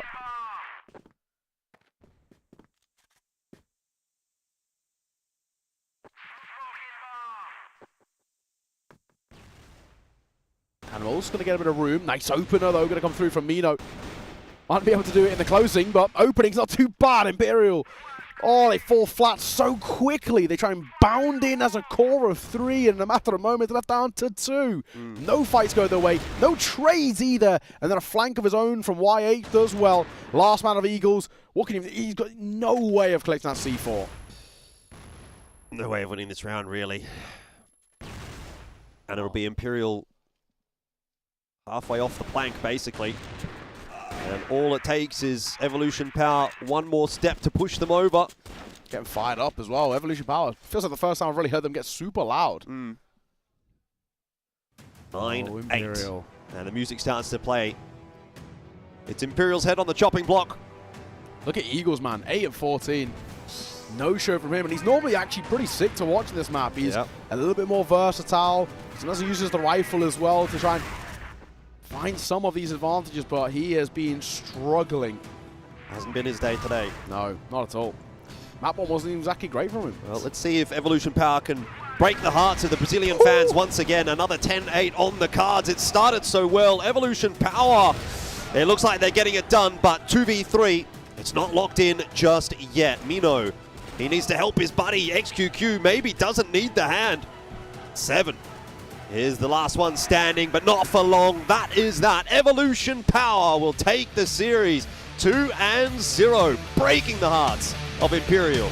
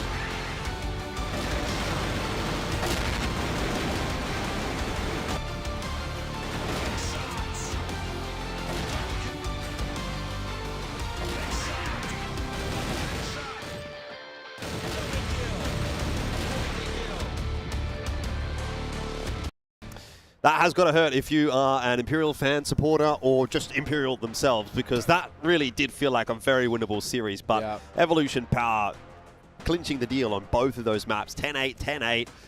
And honestly, Imperial were front-running on both of them as well, so massive, massive blunder from them. Does mean best case scenario now, they're making it out of this group as second seed rather than first seed. So not only does it sting in terms of just losing in close fashion, but also going forward in the tournament gets a little bit harder. Yeah, absolutely. I mean, oh man, it's not only losing, it's the way in which you've lost. You've lost because you completely fallen apart twice.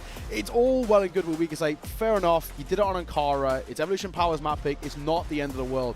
But you had this punish pick, a map in which you guys like, and you know Evolution Power have struggled on at this tournament, right?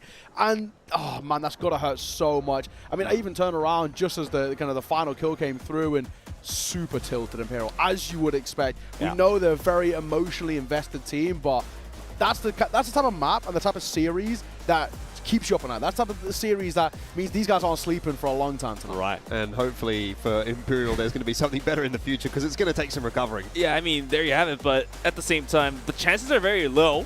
But here's the thing, if they do lose to Ubek, then no Imperial in playoffs would be wild.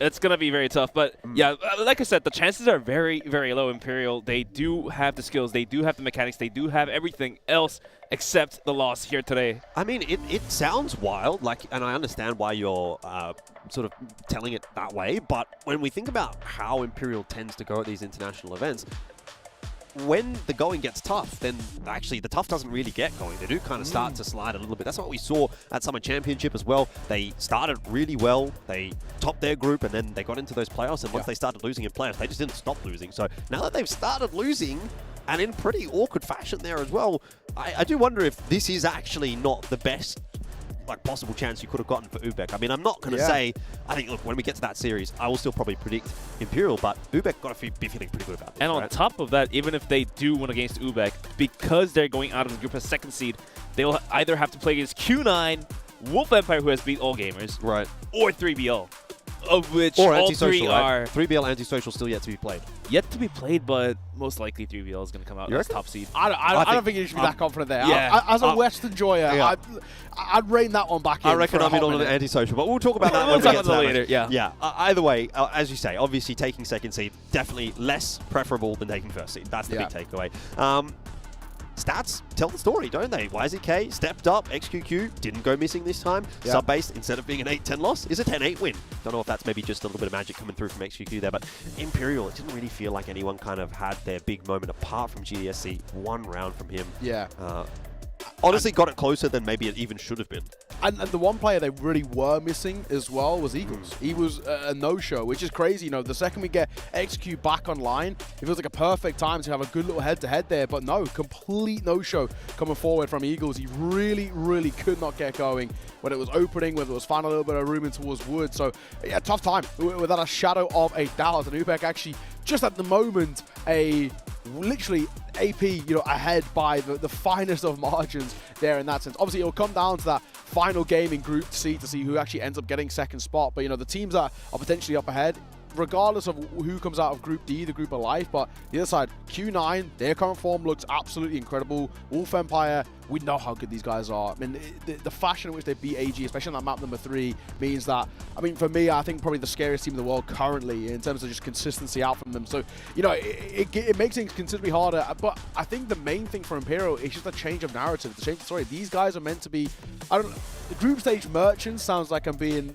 disingenuous to them, but they normally don't falter in group stage. They're normally super solid, always kind of finishing normally first, right? Doing a very, very good job of actually showing a level of consistency. And like you said, it's in the playoffs and they pick up losses, and then the losses start, they continue. The fact that it's come this early is never a good showing. And the fact that, on the other side, Ubek, we know they've got this slightly unorthodox style of play. That's, I don't know, man. I'm still obviously going to be rooting in a way that Imperial, or I'm favoring, I guess you could say, Imperial in that sense, but it definitely changes things massively for me. So yeah, I'm worried for them. I'm concerned without a shadow of a doubt. I think like the only time we've seen Imperial not come top of the group was it AG they were in against? Last year at this event, yeah, they played against AG in the group. They did, and AG finished top, right? Yeah, AG finished top. They lost to AG in the group stage, and then because of the way that the group, the sort of the playoffs draw actually played out, they actually then played AG in the playoffs as well. Yeah. And it was like, okay, so this is where I want to say, like, this actually could be a massive disaster for Imperial, right? Yeah. When you think about their last 3 international tournaments.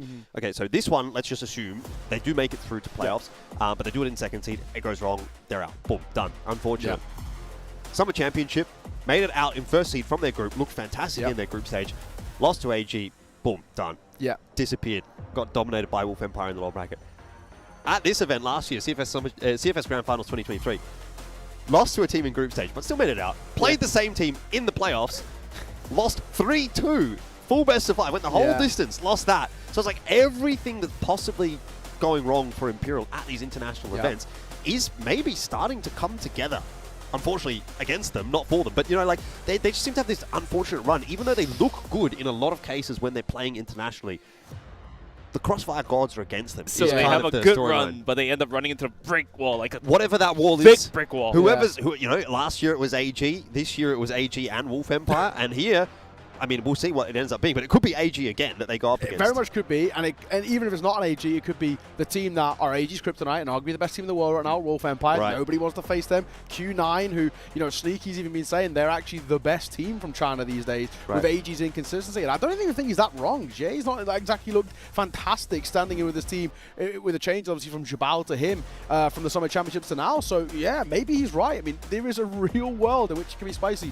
Or we could even get the potential for Brazilian derby. And granted, Imperial have Antisocial's number more often than not. That would actually be the only time in a long time they've got a blessing. Because it feels like, you know, when we talk about the luck of the draw, they've got anything but luck in those draws. So that could be huge. I mean, generally, this could be really heartbreaking stuff for them. Yeah, well, at least for Imperial, they've got a little bit more to play for. But for now, it is Evolution Power's moment. So we'll go back down to the stage and hear from the interview.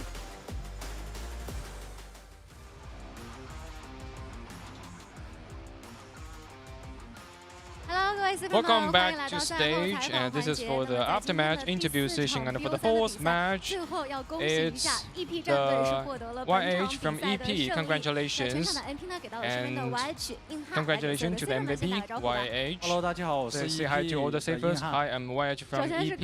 First, congratulations for winning this match, and this is a hard-won victory. And also, for the whole process, it's hard training. Can you share your feelings now?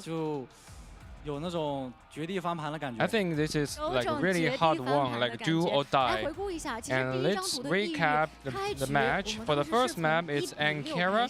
We start with 1 to 6. What was your mind when it was 1 to 6? And we thought that since when the going gets tough, the tough gets going.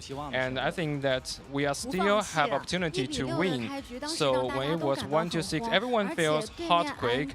And also IMP was doing well in their gun shoot skills. So where is the pressure? I think the strategy is very fast, and they are doing very good in their gun shoot and in the grenade and the flash. So we were in a panic in the first half of the game.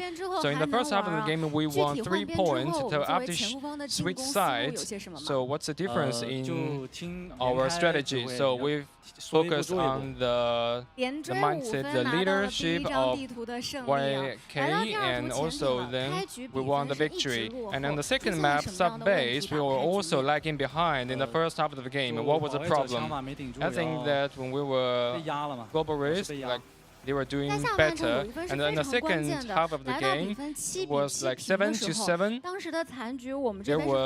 There was an end game. We were 3 versus 1, but then GDSC they got the victory. So what was the problem? I think it's that we got to the different, the wrong position, and then they got the opportunity to fight back. So like we didn't go simultaneously. So in the end game, we were doing not very good in the team communication. So we hope that we can avoid this in the following matches. And then we got 3 points consecutively and got the victory. And in this match, it seems that we have some new ideas in our grenade and flashes. Do we have any preparations? So before the match, we did a lot of preparation, and we found that in different regions they have different ideas. So we got a lot of preparations on how they use this grenade and the flashes. So that means we draw experiences from other teams in other regions and do some targeted measures. And in the following matches, it's very tight. And also, other teams, they are also improving their skills. So do you have anything to say in the following matches? Like we will work hard, we will redouble our efforts. And thanks again for the interview, YH from EP, and we hope that you can do better in the following matches.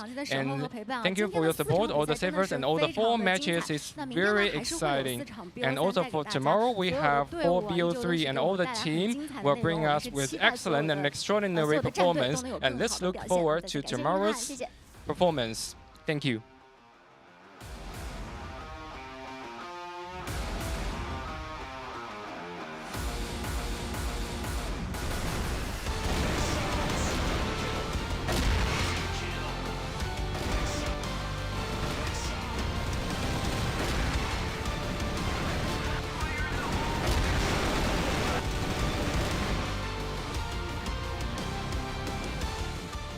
Well, fellas, I'm no English to Chinese or Chinese to English translator, but I do know what Jio means, and it means let's go. So I think they were pretty happy with the win there for Evolution Power. They're happy. They've got a share as well. You got a share. Well, mate, we're basically halfway there. Yeah, mate. Get that other guy off. We'll sort it out. We'll be fine. I think between the two of us, Brains Trust, we might actually be able to get half a competent interview out. But anyway, look, we've got to talk a lot about the situation here at the CFS Grand Finals for 2024. Update you through groups A to D right now. It's Q9 and Vasco looking pretty locked in for the group, but we'll still wait and see what happens with Vasco. If they maybe lose to ranking and if LCK can somehow beat Q9, could theoretically, still mathematically possible be a change up there, but I'd say it's probably Q9 and Vasco most likely locked in for Group A. Over in Group B, a very similar situation. Wolf Empire definitely locked in. Chengdu All Gamers just have to wait and see how the rest of their games go. And for UnKnights and Swamp, realistically, no chance at all for Swamp. Yeah. Most unlikely for UnKnights. So things are pretty much progressing as we've expected throughout Groups A and B.